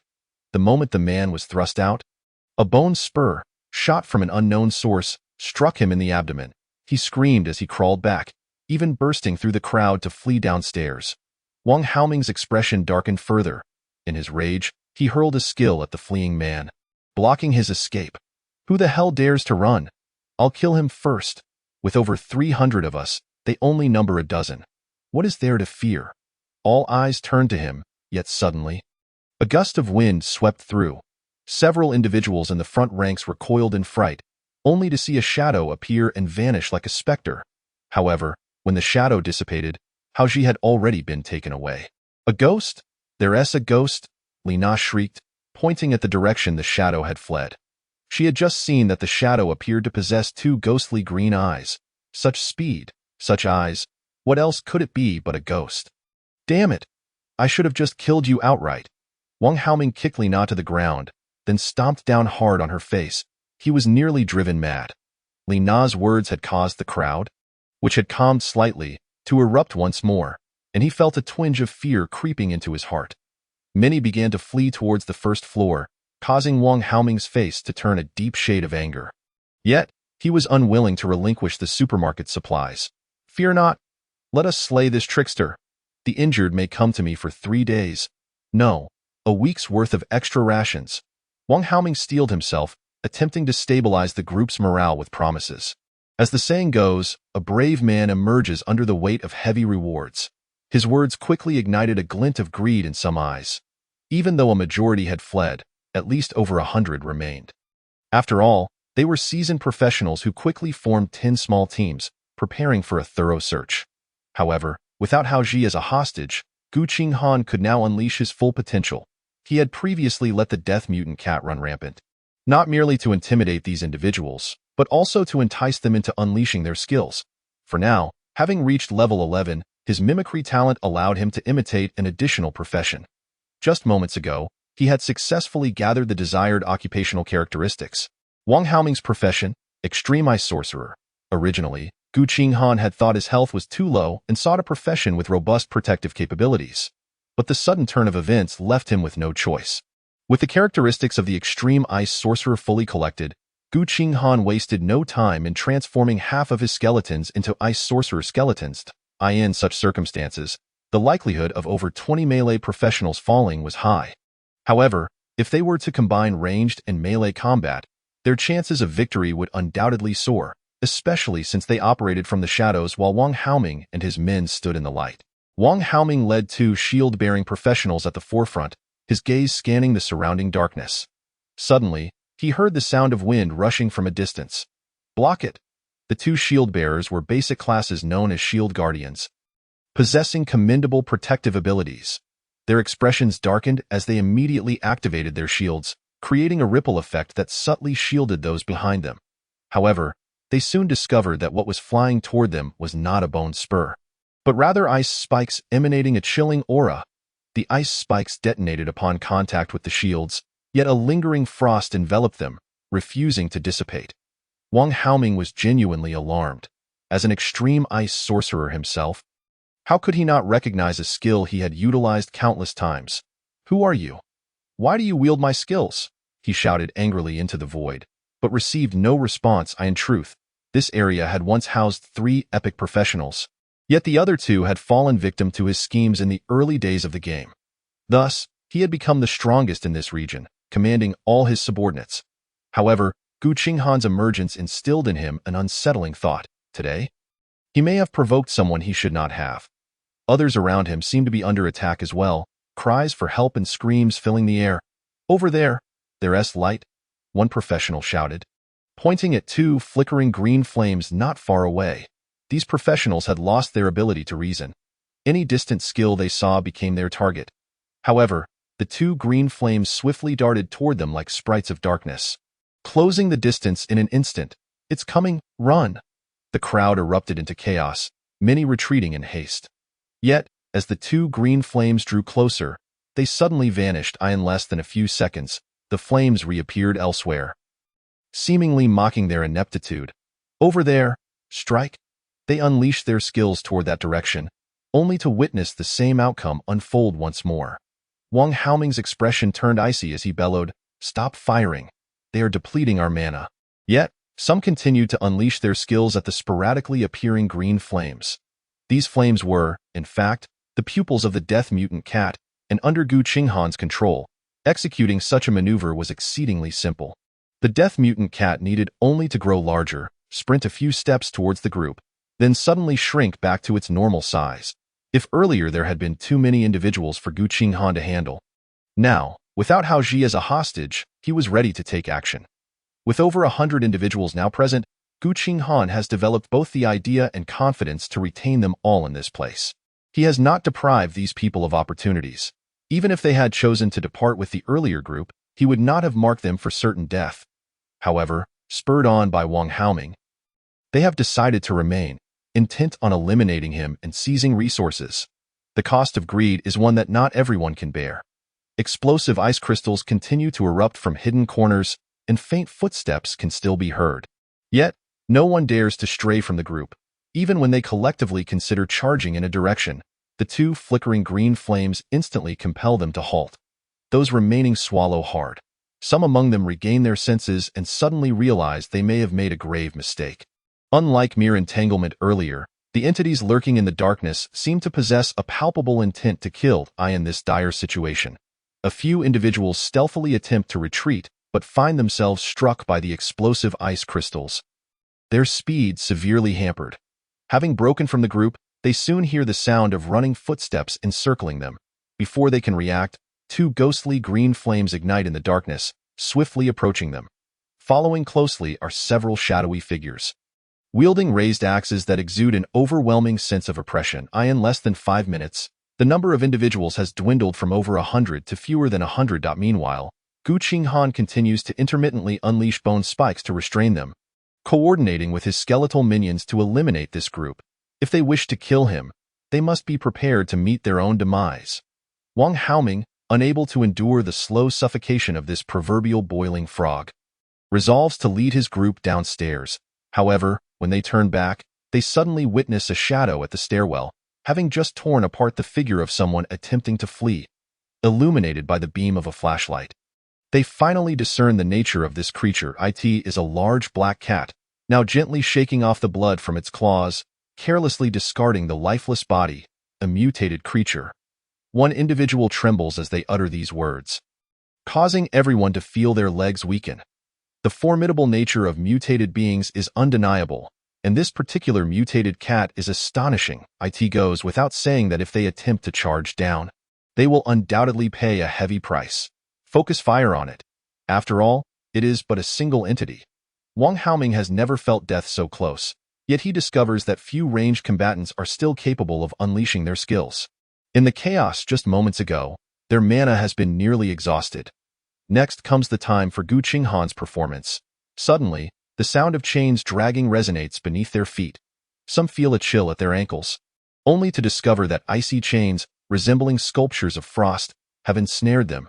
Boss, what are you doing? Someone immediately recognizes this as Wang Haoming's second skill, frozen shackles. Wang Haoming's face turns ashen, gritting his teeth to exclaim, "Not me. Why would I cast skills on you?" It is clear that he is not the one casting, for he realizes that over a dozen individuals beneath him are now bound by frozen shackles. This skill can only be cast once at a time, and he no longer possesses the mana to cast more. Yet, the strength of this skill lies in its unparalleled solidity, restricting the movement of captured enemies to within the chain's reach. Suddenly, he feels a wave of chill wash over him, his limbs momentarily losing warmth. The presence of multiple frozen shackles indicates that there are at least a dozen opponents with the same class as himself. Is that even possible? It cannot be. A dozen epic-class combatants. Merely contemplating this fills him with an overwhelming sense of helplessness. At this moment, Wang Haoming's instinct for survival kicks in, prompting his mind to race. He knows that his chances of survival today are slim, yet there remains one opportunity, one chance that might allow him to escape with his life. Chapter 67. Cleverness leading to downfall. Earlier, he had left Gongzi and his mutated dog lying in ambush nearby. He had not anticipated that the individuals within would prove so formidable, intending for Gongzi to prevent their escape. "Gongzi, I will take care of your parents." His fingers caressed a ring before he slowly chose to activate it. Transposition ring, black iron level 5, effect. Exchanges the positions of oneself and a designated individual. The straight line distance cannot exceed 1,000 meters. Warning. The user will suffer significant backlash, and the ring will disappear after use. Initially, he had designated an 8th level combatant to ensure his safety in the event of danger. However, upon seeing Gongzi return and embracing him, he had already switched the designated individual to himself. The reasoning behind this choice was that only a powerful ally could provide him with more time to escape in dire situations. Suddenly, the ring shattered, and blood gushed from Wang Haoming's mouth and nose, yet he unexpectedly began to laugh. His body was enveloped by a surge of blue light, making him conspicuously visible in the darkness. Qinghan immediately noticed this change and commanded all his skeletons and the mutated cat to launch a fierce assault against him. He sensed an ominous shift and was determined to eliminate Wang Haoming among the crowd. Even at great cost, he was unwilling to let a tiger return to the mountain. However, thick blue ice blocks suddenly appeared around Wang Haoming's body. The mutated cat endured several combatants' attacks, using its sharp claws to scratch at the thick ice. Yet, a cacophony of grating sounds erupted. Those claws, capable of shattering stone and iron, merely stirred a few shards of ice. Simultaneously, Wang Haoming's maniacal laughter echoed. "Ha ha ha, do you think you can break my talent? Just wait for me, 30 years east of the river, 30 years west of the river." His voice trailed off abruptly, along with his figure. All present were left in shock, especially those combatants who had stayed behind with him, bewildered by the sudden turn of events. However, through the eyes of the mutated cat, Qinghan's expression darkened. He realized that within the depths of the thick blue ice, a slightly hunched figure had emerged.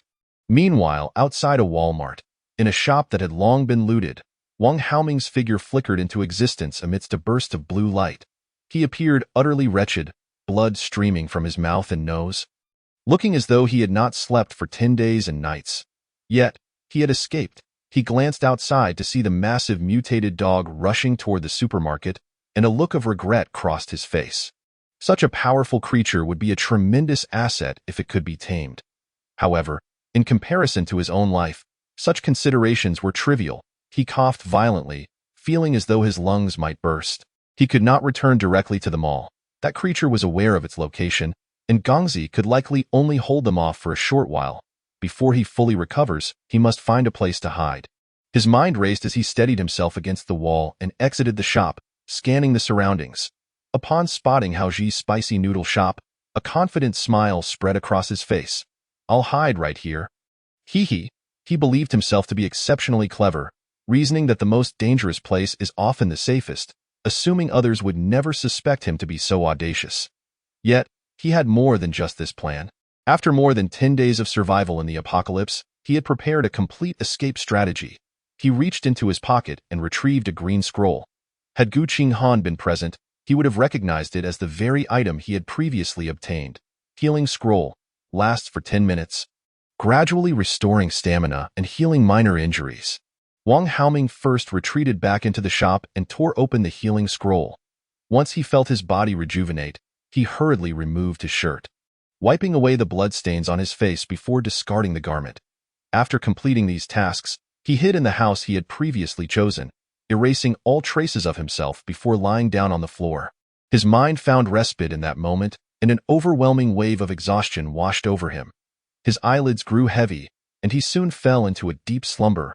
However, this slumber was not peaceful. He was plagued by nightmares.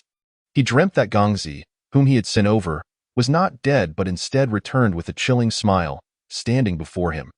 Next to him, the mutated dog began to tear into his flesh, devouring him piece by piece. He jolted upright, frantically searching his body.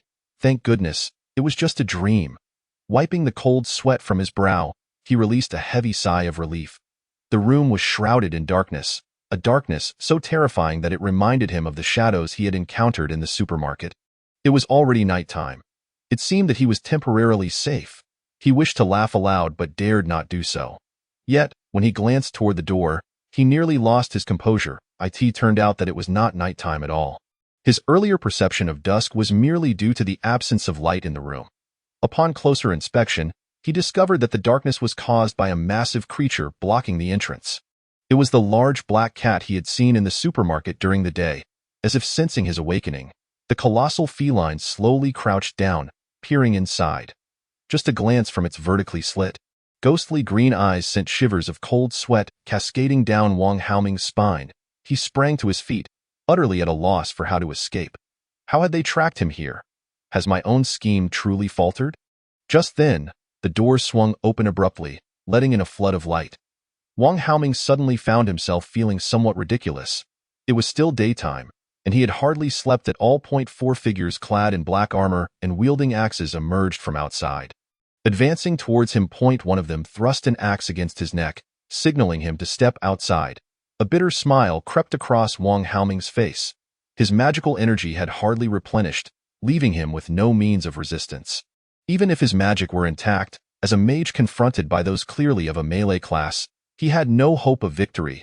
His head spun, and he was uncertain whether he was still dreaming. With a pallid expression, he followed outside, where he observed a few individuals engaged in discussion. Nearby stood a man, unmistakably Haoji, already bound in gauze. He held a cigarette between his lips, squinting at Wang Haoming with a cold smirk and a raised middle finger. Wang Haoming ignored him, instead turning his gaze towards the group deep in conversation. One among them was the hunchbacked Gongzi. He survived? Why is he still alive?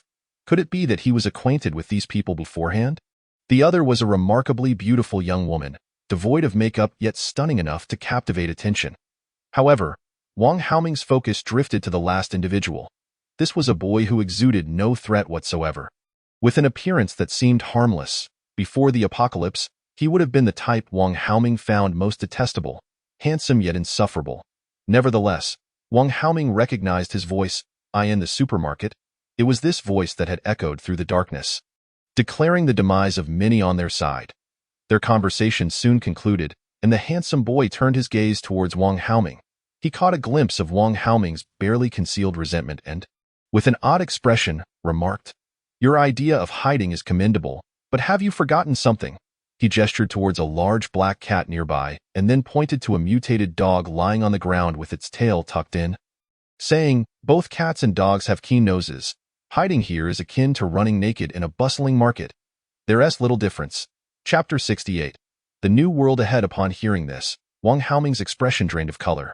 After the apocalypse, he had only understood that the combat power of mutated creatures had become increasingly terrifying, neglecting their inherent traits. Go ahead, he thought, realizing that Han Jigang had returned with them. It was my oversight.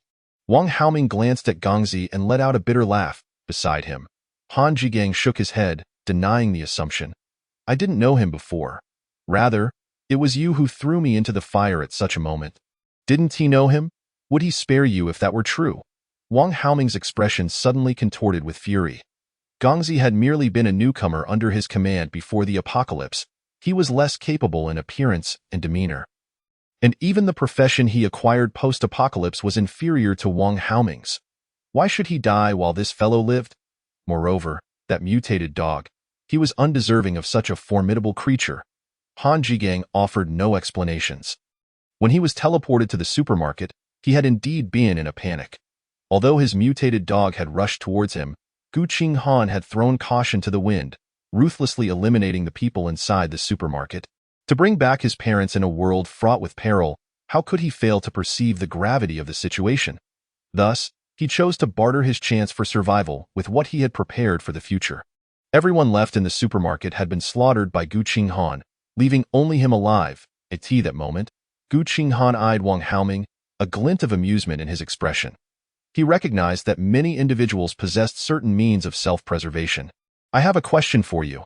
Answer it well, and I will spare you. Suddenly, Qinghan uttered a phrase that reignited the flicker of hope in Wang Haoming's eyes. Really? Wang Haoming doubted but was reluctant to abandon even the slightest glimmer of hope. Indeed, I keep my word. With that, Qinghan instructed his skeleton to release Wang Haoming, creating an exit. I managed to escape because I acquired an item that allows me to.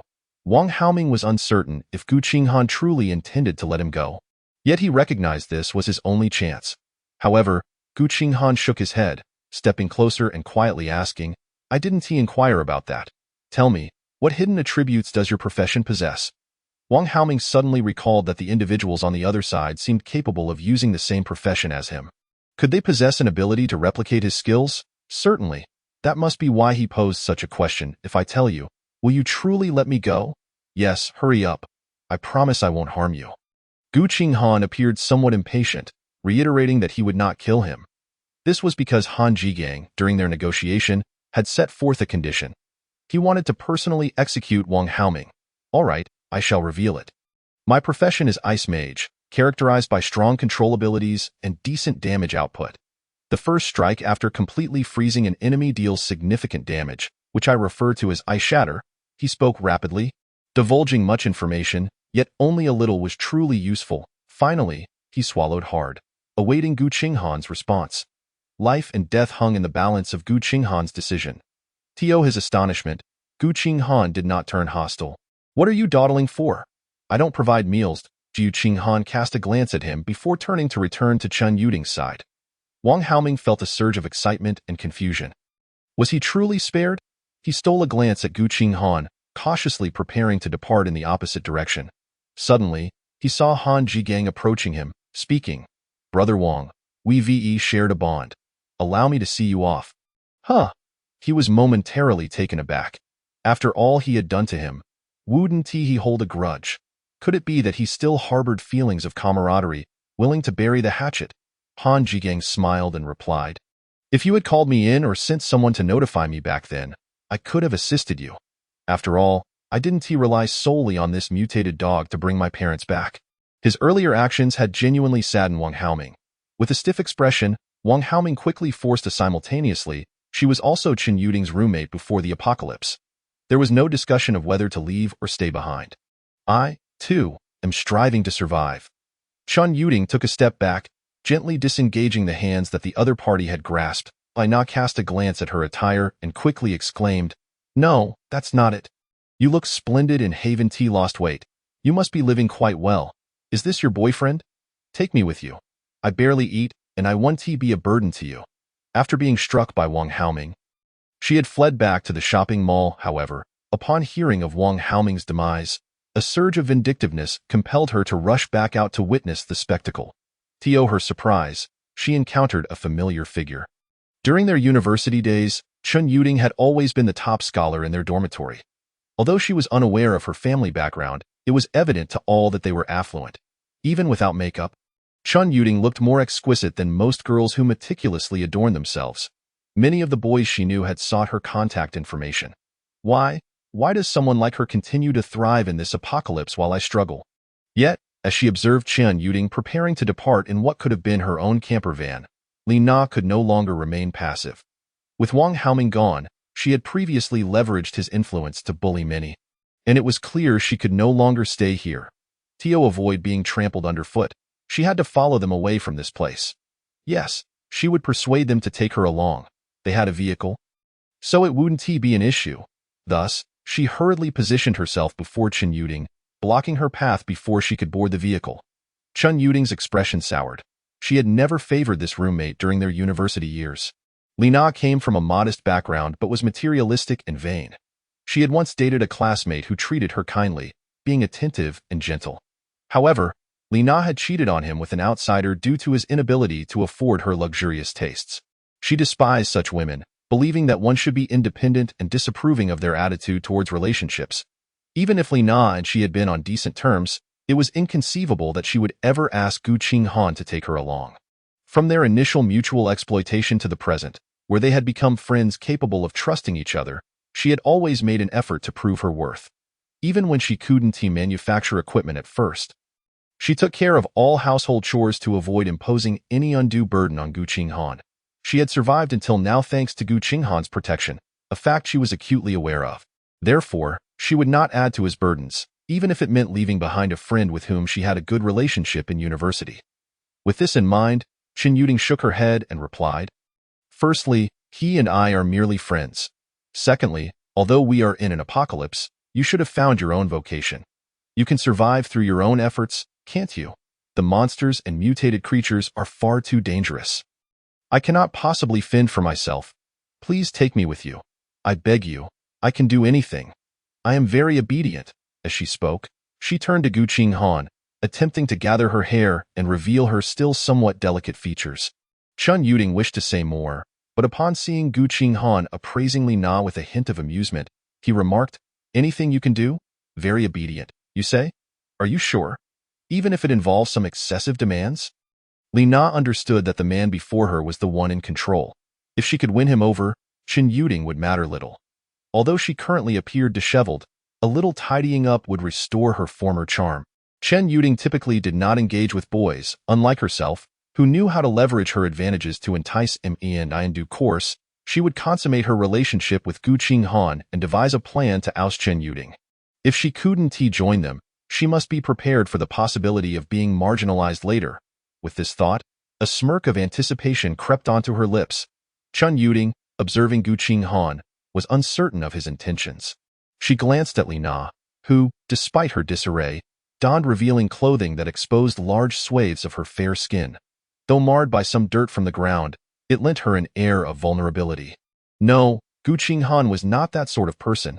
She trusted her instincts. He had never behaved inappropriately during their time together, so how could he be swayed by Li Na? In terms of appearance and figure, she surpassed Li Na in every regard, the only difference being that Li Na dressed more provocatively. Clearing his throat, Qinghan spoke with utmost seriousness, "Since you claim to be obedient and can do anything, then I suggest you remain here to engage in constructive endeavors. Employ your diligent hands to work towards the betterment of our collective future. I believe your efforts will yield rewards beside them. Hao Ji burst into laughter, while even the stoic Han Qinghan couldn't suppress a smirk. Chen Yuding erupted into laughter, and indeed, Gu Qinghan did not disappoint her. Li Na, momentarily taken aback, soon realized that Gu Qinghan was merely teasing her. Incensed, her face turned a shade of purple, yet she dared not confront him. Instead, she forced a smile as she addressed the laughing Chen Yuding, seemingly casually remarking, "In that case, I wish you both a safe journey. By the way, Ting Ting, do be mindful of your limits while you're having fun. Don't end up like last time and ruin your health. There are no hospitals available now." With that, she turned on her heel and walked away towards the mall. Chen Yuding's smile froze on her face as she quickly comprehended the implication behind Li Na's words. That malicious woman, seeing her own chances of leaving dwindling, resorted to slandering her. Li Na's intent was straightforward. If she couldn't have a good life, then neither should Chen Yuding. Whether Gu Qinghan believed it or not was irrelevant. As long as a rift could be created between them, Li Na deemed it worthwhile. Chen Yuding's face flushed with anger as she shot a glance at Gu Qinghan. Wishing to explain but at a loss for words, Gu Qinghan, however, merely chuckled heartily and then pushed her into the driver's seat, saying, "If you could end up in the hospital from playing with someone, you wouldn't have been so famished when you encountered me. Now, let us drive." He waved goodbye to Hao Ji and Han Qinghan before settling into the passenger seat. Earlier outside, Hao Ji had informed Gu Qinghan that he already knew Han Qinghan, who was a regular at his spicy hot pot restaurant.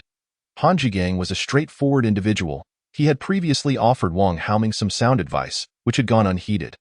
Consequently, Hao Ji had altered his plans and decided to stay and strive alongside Han Qinghan. As for the rewards from clearing out the bugs with Gu Qinghan, he had only accepted a few packs of cigarettes, not even taking a vehicle. Sitting in the driver's seat, Chen Yuding felt slightly awkward. "I've never driven a camper van before. You've passed your driving test, haven't you? Just give it a try. It should be similar." Chen Yuding nodded and, after several attempts, finally managed to maneuver the camper van onto the road. Over 20 skeletons clad in armor cleared the debris from the path ahead. As they observed the oversized off-road camper vehicle gradually moving forward, Han Qinghan turned to Hao Ji and remarked, "Brother Hao, that woman earlier must have been Wang Haoming's partner. I believe she should be eliminated. Yes, get rid of her. A woman like that is nothing but trouble. And we should also take care of the group that had previously given Wang Haoming misguided advice." He glanced in the direction where Li Na had departed, his expression suddenly shifting.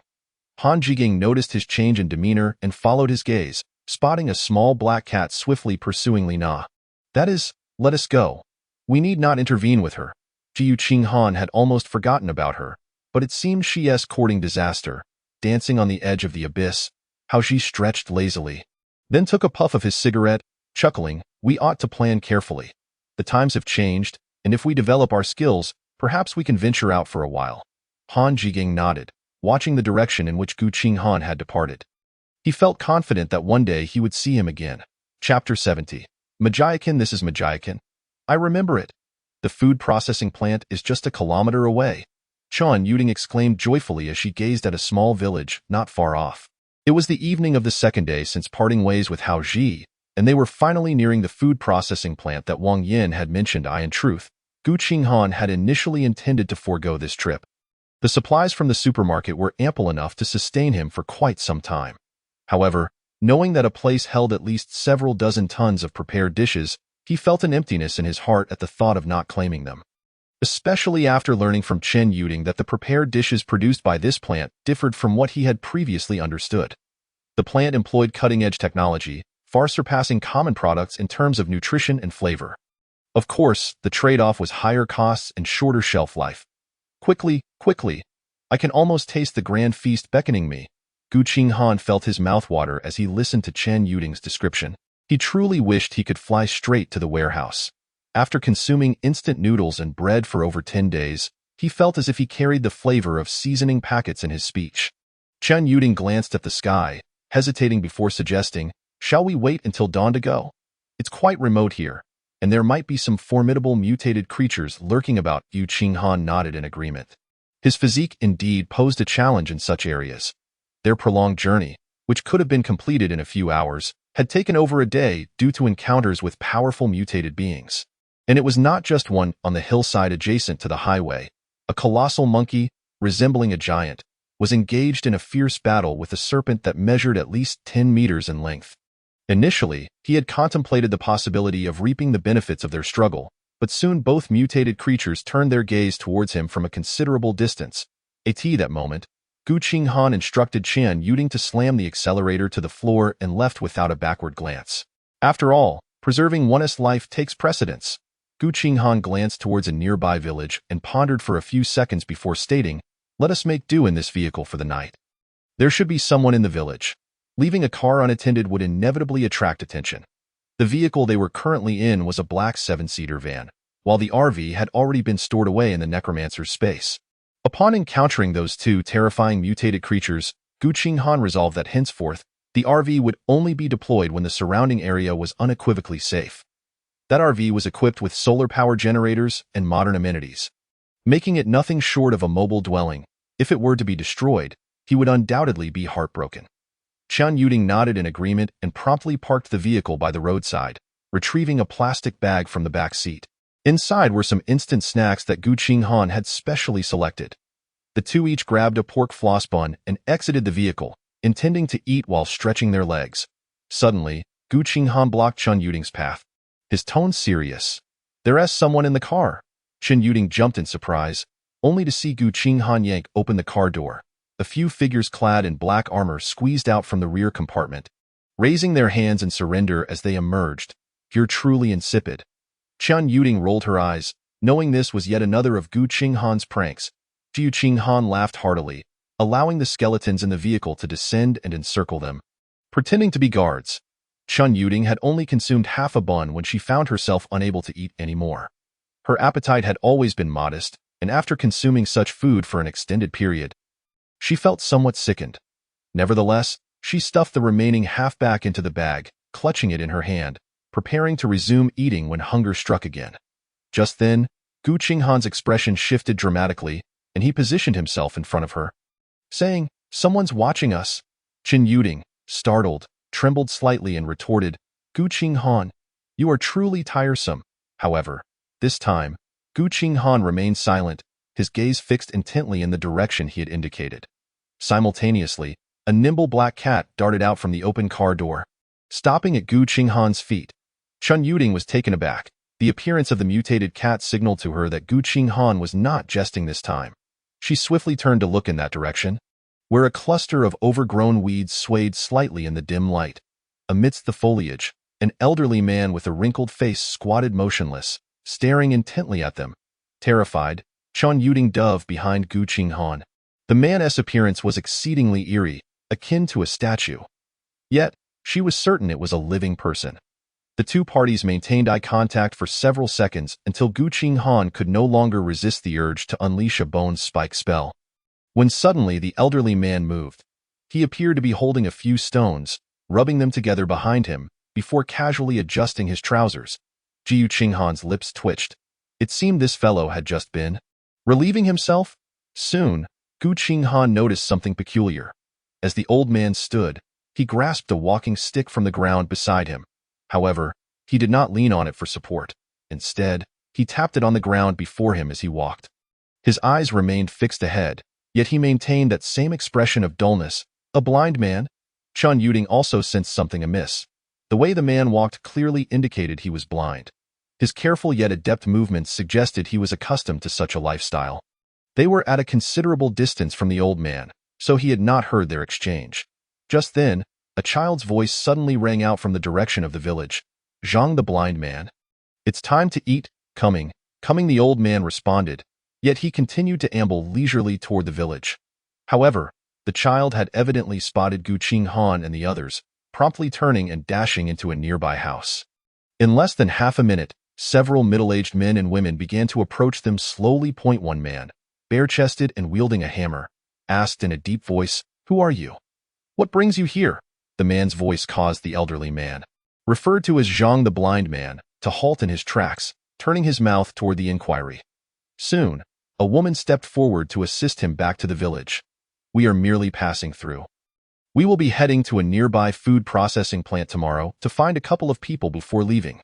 Qinghan, noticing the villagers' wary expressions, promptly conveyed his lack of hostility. The villagers continued to scrutinize Qinghan and his companions, their gazes lingering especially on the figures clad in black armor. The leading man hesitated before speaking again, his words causing Qinghan to frown. "Don't go there. That place has been claimed by a pack of mutated animals as their den. The people there have long since perished." Chapter 71. Overzealous hospitality. At this moment, the two parties were merely 10 meters apart, and Qinghan's expression was evidently noted by the villagers. The hammer-wielding man hesitated for a moment before continuing. "What do you intend to do there? Do you have family there?" Qinghan shook his head. "It's merely a request from someone. Since they are all dead, it is of no consequence. We will rest at the village entrance for the night before departing." Despite saying this, Qinghan was determined to investigate the area further before making any decisions. The man displayed a look of realization, about to say something when suddenly the previously mentioned young boy peeked out from behind him. His eyes darted around before he shouted, "I want to eat that." Qinghan noticed the child was pointing at Chun Yuding. Chun Yuding glanced at the half-bun in her hand. Such food was indeed rare at present, so it was only natural for a child to crave it. She remained silent, but the adults nearby quickly pulled the child back behind them. However, the child then spotted the small black cat by Qinghan's feet and exclaimed, "I want to eat this." The hammer-wielding man chuckled awkwardly, apologizing to Qinghan. "The child is just being silly. Please don't take offense. By the way, my name is Ma Guangqing, the current village head of our Ma family village." "Hello, I am Qinghan," he replied, nodding. Suddenly, he caught a whiff of a delicious aroma wafting through the air. Observing Qinghan's subtle reaction, Ma Guangqing laughed heartily and said, "As it happens, we are having a meal. Today we have braised pork and sauerkraut vermicelli. Would you like to join us for a bite?" A woman nearby displayed an expression of displeasure and was about to speak when Ma Guangqing shot her a glare. Silencing her, she cast a disdainful look at Qinghan and the others before turning away with the child, heading back toward the village. Upon hearing the words braised pork, Qinghan instinctively felt inclined to nod in agreement. However, he prudently restrained his impulse and politely declined. No, we have a large group, and everyone is short on food." The man's gaze lingered on Qinghan's companions for a few seconds before he cheerfully added, "No worries, we previously raised pigs, so we still have some meat, and our village has a habit of stockpiling grain, so there's enough to eat. Forget it, we have already eaten." When Ma Guangqing noticed Qinghan's firm refusal, he pointed to the houses behind him and inquired, "Are you planning to sleep in the car tonight? That must be uncomfortable. How about I arrange a room for you?" No need. We will be leaving tomorrow. Everyone should hurry back for dinner. It's getting dark." Qinghan gestured towards the dimming sky, smiling as he politely declined the offer. "Very well then. If you need anything, just come find me at the house with the couplets on the door. You all rest well. I'll bring you some food later." These are challenging times for everyone. Guangqing waved goodbye to Qinghan with a smile, not waiting for him to decline before leading the villagers back to the village. Chun Yuding watched the departing figures and muttered softly, "The people here are so warm-hearted." "No, it's this village head who is so warm-hearted." Qinghan glanced at her, smiled, and said nothing, turning back to the vehicle. However, the skeletons did not join them. They remained outside, vigilant for any potential dangers. The skeletons left outside were still 10 in number, all of them being the Extreme Ice Mage skeletons. Extreme Ice Mage skeleton, level 11, health, 110, mana, 440, combat power, 385, skills. Explosive Ice Crystal. Frost Chains. Explosive Ice Crystal consumes 20 mana points to release an ice spike that explodes upon hitting an enemy, capable of slowing and eventually freezing them. Frost Chains consumes 100 mana points to summon a frost chain from the ground. Attempting to bind the target, the chain has 2,000 health points and only one can exist at a time. The attributes of the Extreme Ice Mage skeletons were quite impressive, yet they were unable to equip melee weapons, which hindered their ability to unleash their skills. Thus, their single-target combat power was slightly lower than that of the Berserker skeletons, and with their training gear, they only reached 485 points. However, this did not imply they were weaker than the previous Berserker skeletons. On the contrary, their formidable control paired with the Berserker skeleton's offensive capabilities would prove to be exceedingly terrifying. Qinghan discovered that not only was his vitality lower than that of his own skeleton, But his combat prowess also seemed to lag behind. However, he did not perceive this as a misfortune. With a limited vitality, he was certain that there would be items to increase his health cap in the future. As long as his strength was sufficient, this would pose no significant issue. Furthermore, he had the advantage of his skeleton to share the damage, and even an opportunity to become immune to fatal injuries. As for combat capability, no matter how formidable his skeletons were, they ultimately adhered to his commands, did they not? The global game had only commenced a mere few days prior. Who could predict whether there would be items or skills capable of detecting a player's combat strength in the future?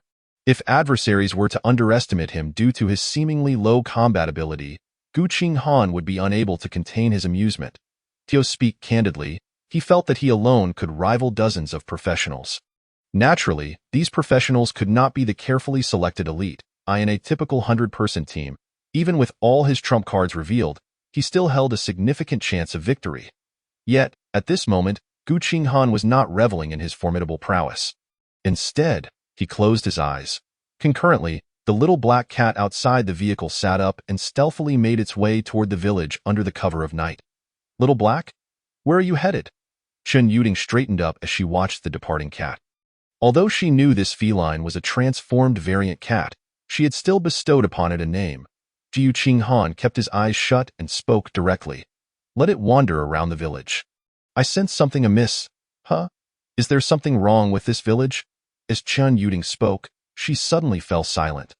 The villagers were undeniably warm, yet upon reflection, it seemed their enthusiasm might have crossed a line. Qinghan remained with his eyes closed, his voice resonating softly. "It's uncertain whether their meat is truly pork." Chen Yuding failed to comprehend at first and instinctively laughed. What else could it be if not pork? Surely not human flesh, however. As the words left her mouth, she instinctively covered her mouth in disbelief. She cast an incredulous glance at Qinghan, seemingly seeking his denial. Yet, Qinghan merely sighed gently. "I cannot say for certain. Let me gather my thoughts. Perhaps I am overthinking this." While he had felt a fleeting temptation when the invitation to dine was extended, a moment's contemplation led him to realize how abnormal it was. Given the current circumstances, as long as the other party was not foolish, they would recognize that certain modern resources had become luxuries. Some foods, even seasonings, could surpass the value of common equipment, such as the ubiquitous spiked wooden clubs. Even though Qinghan possessed a vast array of resources within his necromantic space, he would not readily share with a stranger. Yet, the other party had done just that, leaving Qinghan utterly perplexed. He attempted to adopt their perspective. If he were to share food with an unfamiliar individual, it would surely be with the expectation of receiving at least an equivalent return. What did they wish to obtain? Was it food, equipment, or something else entirely? Chapter 72. Turning the tables at that moment, the little black cat had found its way to the courtyard where Ma Guangxing and the others were dining. Effortlessly leaping onto the wall without making a sound. Through his connection with the little black cat, Qinghan observed the villagers gathered around the table. The woman who had previously been glared at by Ma Guangxing was feeding a mischievous child. Casting a glance at the smoking village chief as she inquired, "That leading man looks frail and weak. He seems utterly incompetent. Why do you fawn over him, village chief? Would it not be better to use the leftover pork for our own people?" Ma Guangxing finished his cigarette with a disdainful glance at her and replied, "It's no wonder women lack perception. If he had no capability, could he have traveled all this way? Perhaps they are simply fortunate? Fortune is also a form of ability. Without luck, could I have attained my current profession and kept you all alive until now?" At this moment, Ma Guangxing bore no semblance of his previous honest and simple demeanor. Instead, he exuded a certain roguishness. He stood up, fetched an iron basin, and ladled food from the two large pots. Amidst the reluctant gazes of the onlookers, he filled a basin to the brim and added a dozen or so buns to another. Seemingly aware of the forlorn looks from those around him, he urged, "Don't be stingy with your food.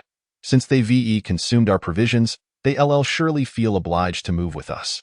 When we seize that factory, we'll have as much food as we desire." A lean man scooped another spoonful of food and inquired, "But what if we fail to take it?" "If we fail, we let these people serve as our shields, and we'll retreat. After all, if we cannot take it this time, our rations will be nearly depleted anyway. We can simply leave in the direction they came from. However, I believe we can succeed. Those two youngsters may be unaware of their limitations, but those 10 armored individuals should not be weak. Once we take it, we can find an opportunity to deal with these people. At this point, he instructed the man who had just served the food. Check to see how many of the workers we captured from the factory are still alive. It's been 2 days since they were fed, and we mustn't let them perish. The man shoved all the food in his bowl into his mouth nonchalantly and replied, "They're merely bait to divert those mutated creatures. If they die, they die dama liozai. I warn you, if they perish, it'll be you trying to lure that big black bear. Have you forgotten? That thing only has an interest in the living," chided. Ma Liozai dared not retort and sheepishly retreated to his room to grab a large bottle of water before heading outside.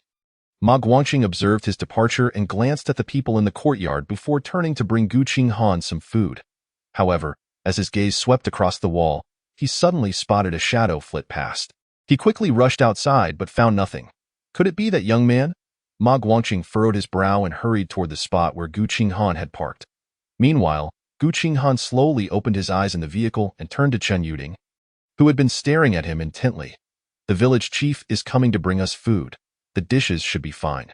Keep your expression natural." Chen Yuding nodded, but Gu Qinghan could still discern the pallor on her face and the lingering fear in her eyes. Clearly, his earlier speculations had unsettled her.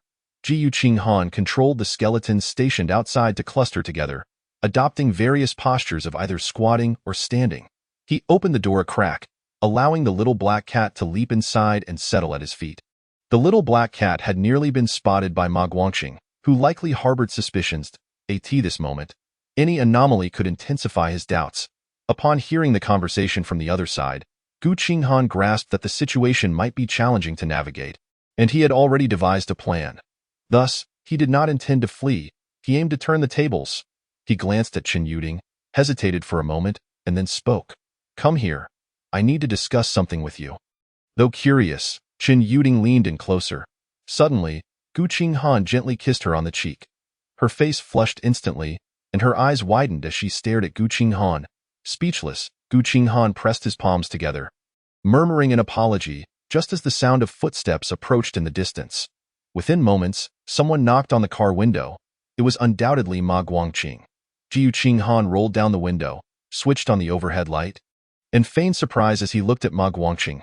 "Village chief, what brings you here?"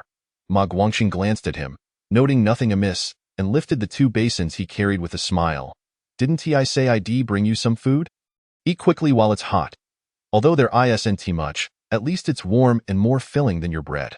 Simultaneously, he naturally turned his gaze toward Chen Yuding in the driver's seat. Upon seeing the lingering blush on her face, his initial wariness dissipated significantly. The pair's demeanor suggested they had been engaged in some clandestine antics within the vehicle.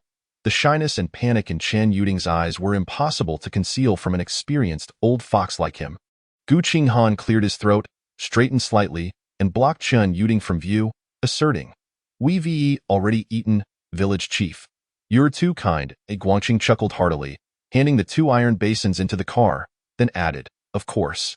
I wouldn't let you eat for free. Your presence here indicates your strength and that we share a connection. Didn't you say you wanted to check out that food processing factory? We're planning to venture inside, and we can certainly share the food with you." Gu Qinghan appeared taken aback, his expression betraying confusion. "But village chief, didn't you say that place is crawling with mutated beasts?" "Indeed, that's why we want you to accompany us to give it a try. You'll only need to assist. We'll handle the rest, and we absolutely won't let you encounter any danger." Ma Guangqing's peripheral vision caught a glimpse of the little black cat at Gu Qinghan's feet, and the last traces of his caution gradually faded. Gu Qinghan seemed hesitant for a moment before stepping out of the vehicle and handing the 2 basins of food to Chen Yuding. "Let us get out and talk. You can eat a little in the car for now." As he spoke, he directly opened the door and stepped out of the car, engaging in conversation with the other party by the roadside. Chen Yuding observed Gu Qinghan's demeanor, which radiated an unmistakable lack of suspicion. It was evident he was putting on an act at that moment. She comprehended the motive behind his earlier kiss. It was a calculated move to lower Ma Guangqing's guard. The recent hurried exit and return of the small black figure hinted that it had indeed raised Ma Guangqing's suspicions. Meanwhile, Gu Qinghan's seemingly harmless appearance, coupled with his youth, served as the perfect disguise. Who could have imagined that such a clearly youthful individual, appearing to be merely around 20, would possess such cunning. His flawless acting and remarkable adaptability further convinced Ma Guangqing to abandon any doubts. With the car window left ajar, Qin Yuding could overhear their conversation. So, you're Gu, right? Since we're going to collaborate, we ought to familiarize ourselves a bit. Let me introduce myself. I am an epic-class Earth Warrior, currently at level 9, with a total combat power exceeding 700. I see. I'm a rare-class Bone Spike Mage, also at level 9, with a total combat power of over 500. Very well, Gu Qinghan was deceiving him once more. Chapter 73. The Old Fox and the Young Fox. And what about your girlfriend? What is her profession? She is an ordinary class warlock, currently only capable of casting a single skill, Fireball. Ma Guangqing nodded. Then suddenly realized something. He glanced around the car and noticed a group of people squatting by the roadside not far away. Those were the same black-armored individuals he had seen earlier. Are these your friends, Gu? Gu Qinghan followed his gaze and smiled smugly. These are my father's subordinates, specifically here to protect me. You needn't worry about them, although they may not be as formidable as I am. Each of them is at least level 7, with an average combat power around 300. Ma Guangqing scrutinized Gu Qinghan, beginning to ponder the young man's true identity. Nevertheless, he maintained his innocent facade as he replied, "All right. We'll set off tomorrow. We can discuss the specifics in the morning." In his mind, the higher Gu Qinghan's status, the less likely he would be permitted to leave alive after their venture. If Gu Qinghan's father was some significant figure who learned of the abundant food supply here, they would be in a precarious situation. Fortunately, he had managed to gain a tentative trust from Gu Qinghan, extracting a rough estimate of their group's strength.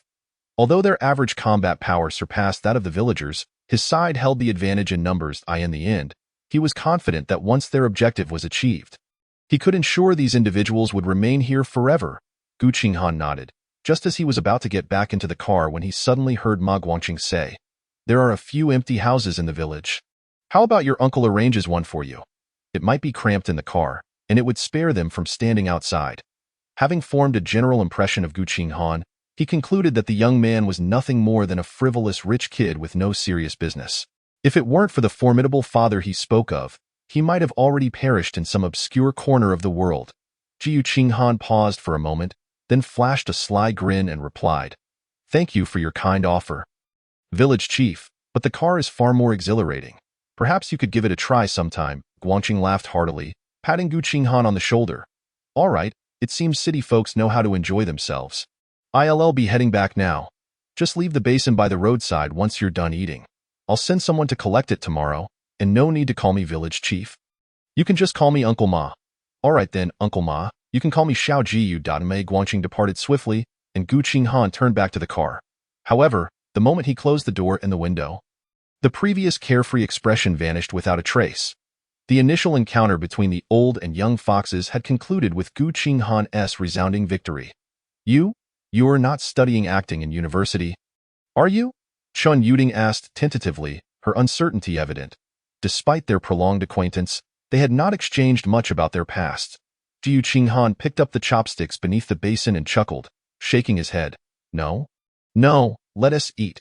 Village Chief Ma is quite considerate, providing exactly 12 pairs of chopsticks." Qin Yuding gazed at the steaming white buns and 2 fragrant hot dishes before swallowing hard and inquiring, "Are you brave enough to eat? Even if the meat is fine, are you not worried they might poison it? They're eating the same thing, and it is indeed pork. There's no issue. Besides, you were given an anti-poison artifact earlier. So don't fret." As he spoke, he began to eat, revealing a look of pure satisfaction. This was the first time since the game began that he had tasted authentic food, rather than Qin Yuding's spicy hot pot or his own instant noodles. It was a sensation akin to being reborn. Qin Yuding nodded and joined him in the meal. The two of them devoured the 2 basins of food with great enthusiasm. After placing the empty containers by the roadside, Gu Qinghan returned to the car and began outlining his plans to Qin Yuding. The villagers aimed to leverage his strength to seize that factory, only to discard him afterward. Thus, he could exploit their mentality, turning them into his cannon fodder. "Tomorrow, I'll leave you here while I accompany them. Unless unforeseen circumstances arise, I intend to leave them all behind and return to bring you with me." "But what if something unexpected happens?" Qin Yuding asked, her eyes betraying a hint of worry as she regarded Gu Qinghan in films. Those who typically voiced such sentiments often met a tragic end. Qinghan smiled reassuringly. If something unexpected occurs, that means they return before I do. When that happens, you should drive back along the same route until they give up pursuing you. I will certainly return to find you. He could not take Chun Yuding with him. The destination would undoubtedly be perilous. Although leaving her behind posed its own risks, in this apocalyptic world, where was there ever absolute safety? From Ma Guangqing's earlier description, it seemed there was a formidable black bear nearby, one that he was deeply wary of. It was clear that such a creature was a mutated beast of considerable strength. Moreover, Qinghan had an inkling that there would likely be more than one mutated creature in that area. Otherwise, these people would have stormed in long ago.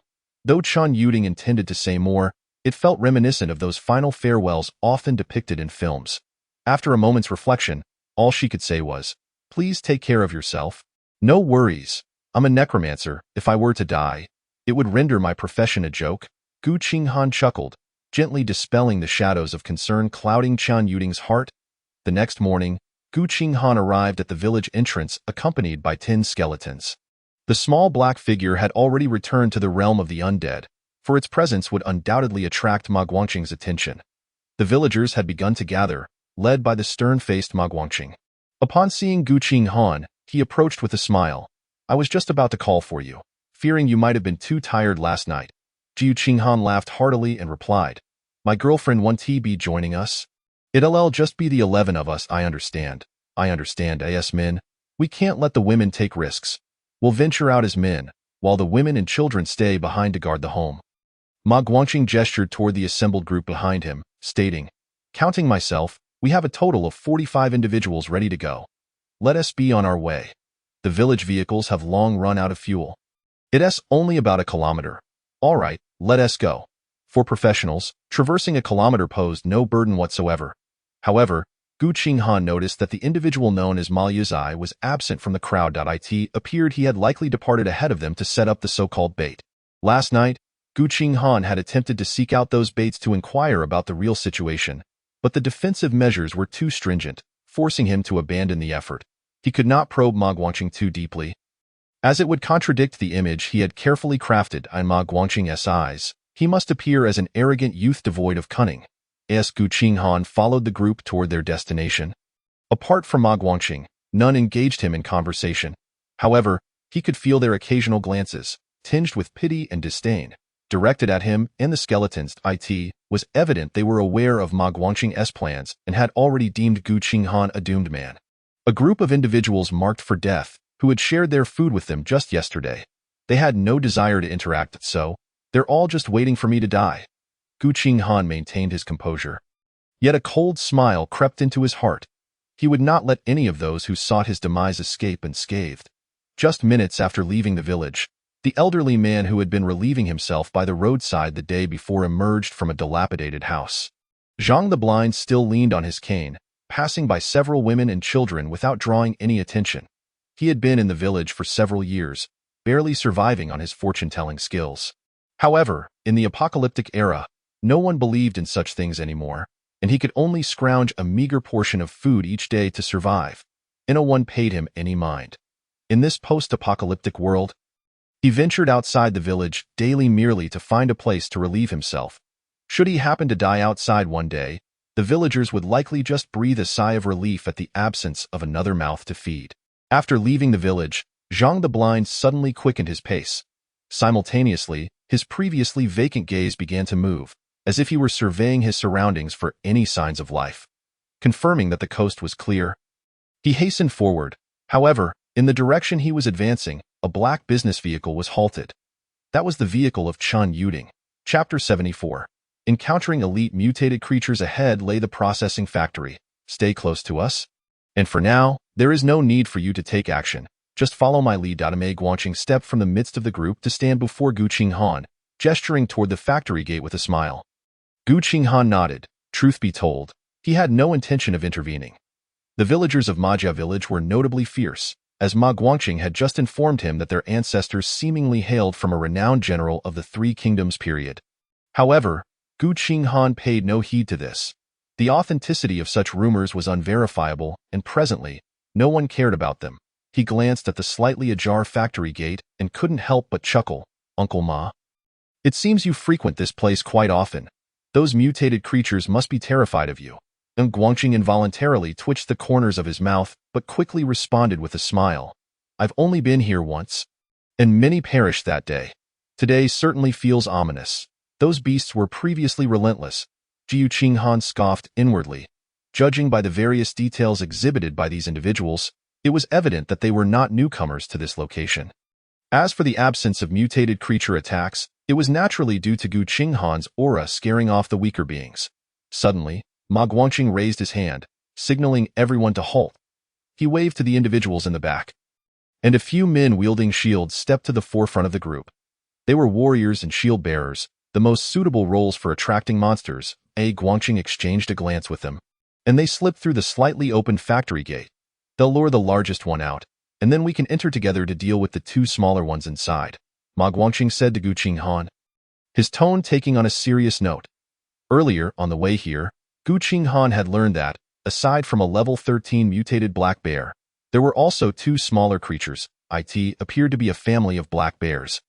Treating this place as their residence, a few minutes after the men entered, Qinghan heard hurried footsteps from within, accompanied by a series of thudding sounds.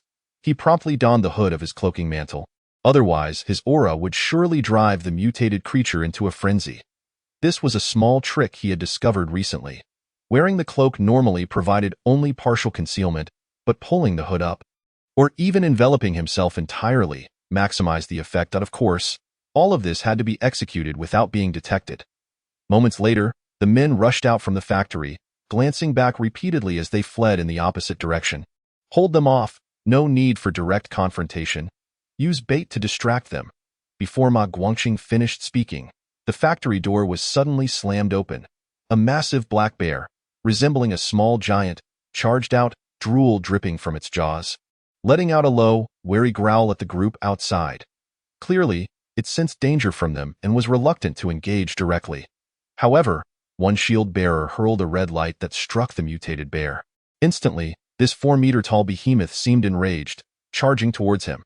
The prepared team immediately raced in one direction, while shield bearers continuously used their skills to provoke the mutated bear. Gradually, the massive creature was led far away. As it passed by Qinghan, he gleaned its information. Mutated black bear, level 13, combat power, 1500. Previously, the level 13 red armored breathgiver had only 800 combat power. Yet this mutated black bear boasted a staggering 1500. Moreover, this creature lacked the elite suffix, yet it was already so formidable. Xiao Gu, move quickly. We must deal with the smaller one. If the large one returns, we will have to abandon the mission. Ma Guangqing's voice rang in Qinghan's ears, prompting him to join the others as they entered the factory. The factory yard was spacious, littered with dismantled items, and the ground bore numerous bite marks. A sizable mound that appeared to be excrement rested atop a cart. Looking both comical and absurd, it was clear that this was the handiwork of the black bear family. Two small black bears soon emerged upon hearing the commotion, charging at them from both sides upon spotting the intruders. Let us concentrate our fire on one, while you hold off the other. Once we've dealt with ours, we will assist you. Ma Guangqing swiftly instructed Qinghan, raising the hammer in his hand as he led the charge against the bear on the right.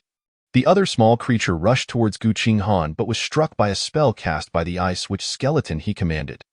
Though labeled a small creature, this one stood nearly 3 meters tall, its gaze filled with ferocity and bloodlust. However, it was presently enveloped in a large mass of icy blue mist, which continuously formed layers of ice on its body. Left with no choice, it halted its advance, clawing at the ice encasing it. Mutated black bear, level 10, combat power, 800. Qinghan felt a twinge of disappointment upon seeing this. He had hoped to capture a mutated creature for his death control, but it seemed both the one led away and this one were too weak. He even regretted pretending to cooperate with these villagers, realizing he could have easily dispatched these two on his own. The only potential headache would arise if all 3 mutated black bears charged at once. Nevertheless, having come this far, Qinghan decided to conserve his energy, allowing the villagers to expend their combat strength. With the buildings obstructing the view between the two battlefields, Qinghan needn't worry about Ma Guangqing discovering his reluctance to engage. As long as he maintained control over this level 10 mutated black bear without affecting the other battlefield. All would be well. Curiosity drove him to step a few paces closer to observe the other skirmish. He surmised that Ma Guangqing, accompanied by over 20 individuals, should be nearing a resolution. However, to his surprise, he discerned casualties on Ma Guangqing's side. Casting a backward glance at the subdued black bear, Qinghan confirmed that it showed no signs of escape. After a few moments, he realized that the black bear facing Ma Guangqing appeared slightly larger than the one he was restraining. Additionally, its speed and strength seemed to surpass that of his captive. The serious expressions on their faces indicated that they had not anticipated this mutated black bear's prowess. Contemplating this, Qinghan sprinted towards Ma Guangqing's group, stopping at a distance where he could acquire the creature's information without being detected. Elite mutated black bear, level 10, combat power, 1100, description. Inherited a more powerful lineage, capable of shattering any adversary it encounters with its immense strength. An elite. Qinghan was taken aback. This bear was, indeed, an elite mutated creature. Chapter 75. Unexpected developments. The combat power of the previous mutated death cat had already been formidable, yet this creature surpassed it even while maintaining the same level. At that moment, he regretted giving the mutated heart he had obtained from Han Jigang to the little black bear. It had shown no change after consuming it. Worthless, however, this sentiment was fleeting, as he promptly summoned the little black bear from the realm of the undead, preparing it to deliver a decisive blow to the elite black bear when the moment arose. After all, only enemies he defeated could be influenced by his death control. Even if this exposed his true strength, Qinghan was unconcerned. In his eyes, these individuals were already doomed. What difference did it make how much they knew? However, upon summoning, the little black bear conveyed a thought to Qinghan. It took him a moment to comprehend. And he asked, puzzled, "Are you saying you can consume it and thereby enhance your own power?" The little black bear radiated a wave of joy, confirming that Qinghan's understanding was correct. Suddenly, it struck him that the mutated heart did not directly enhance a mutated creature's strength, but rather allowed it to break through limitations. In a wonder, the little black bear had shown no reaction after consuming that heart. It had lacked the necessary nourishment. Nevertheless, this elite mutated black bear was indeed a promising specimen, and Qinghan did not wish to treat it as mere fodder. Observing that the battle on their side still appeared tense, Qinghan quickly returned to his skeletons with the little black bear. "Will this one suffice?" he inquired. The little black bear seemed momentarily taken aback, questioning why it was being offered a subpar substitute. However, it ultimately conveyed a positive sentiment, causing Qinghan to break into a smiled eye in an instant. The previously passive skeletons transformed into a flurry of ice spikes, unleashing a barrage of explosive ice crystals that ensnared the mutated black bear in place. As a thin layer of ice began to form on the creature's body, its struggles grew feebler. "Let us see how this freezing damage plays out," Qinghan mused as he instructed the little black bear to shift into combat mode and leap towards the immobilized black bear. With a crunch, the little black bear's claws pierced effortlessly into the black bear's neck, and the ice layers clinging to it shattered, transforming into countless shards that embedded themselves in the gaping wound. In an instant, the massive creature collapsed to the ground, blood mixed with ice fragments flowing from the injury. It opened its mouth, yearning to roar, yet no sound escaped. Goodness! How ferocious! Qinghan's eyes widened considerably. Although he was aware that acquiring a level 10 mutated creature would not pose much trouble, he never imagined it would be this effortless. The profession of the ice sorcerer was truly terrifying when a certain number was reached. While Qinghan was in shock, Xiao He was not idle. A series of attacks rendered the black bear utterly lifeless. Qinghan felt a surge of immense necromantic power flood into his body, nearly propelling him to level 12. Simultaneously, with Qinghan's consent, Xiao He gently stepped onto the corpse of the deceased black bear. It lowered its head to bite into the flesh, and just as Qinghan anticipated a feast, he suddenly noticed a swirling mass of black energy enveloping both Xiao He and the fallen bear. Qinghan scratched his head. Was this what was meant by the consumption of a deceased creature? Perhaps it would be more accurate to describe it as devouring.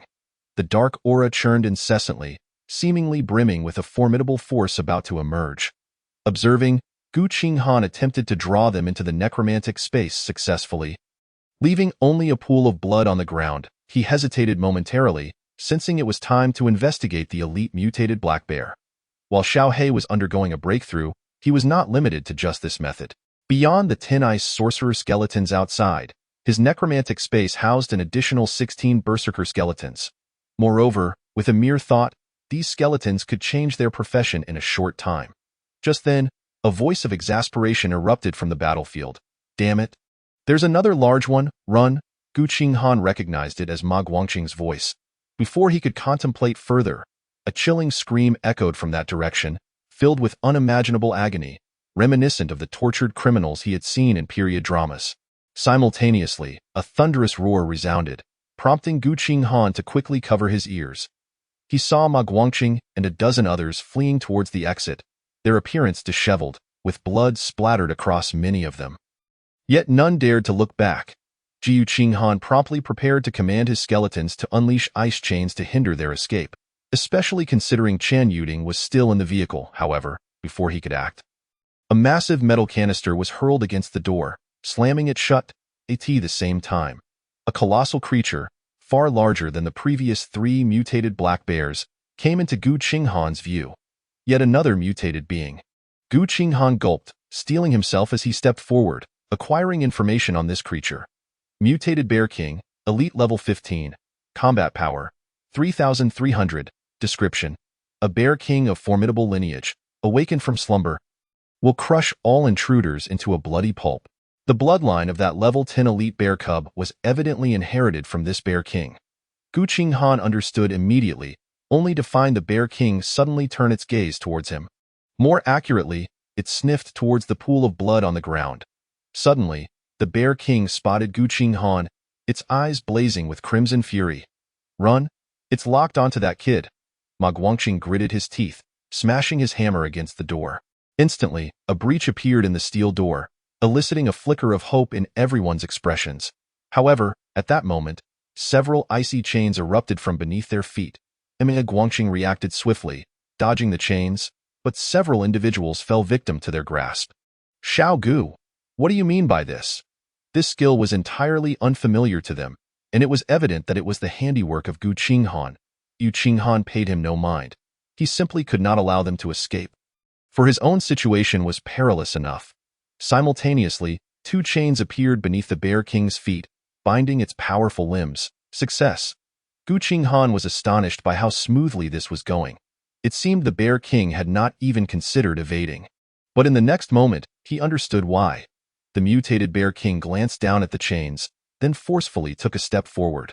With a resounding crack, the chain's health points plummeted by over 600. The skeletons immediately unleashed explosive ice crystals at the Bear King.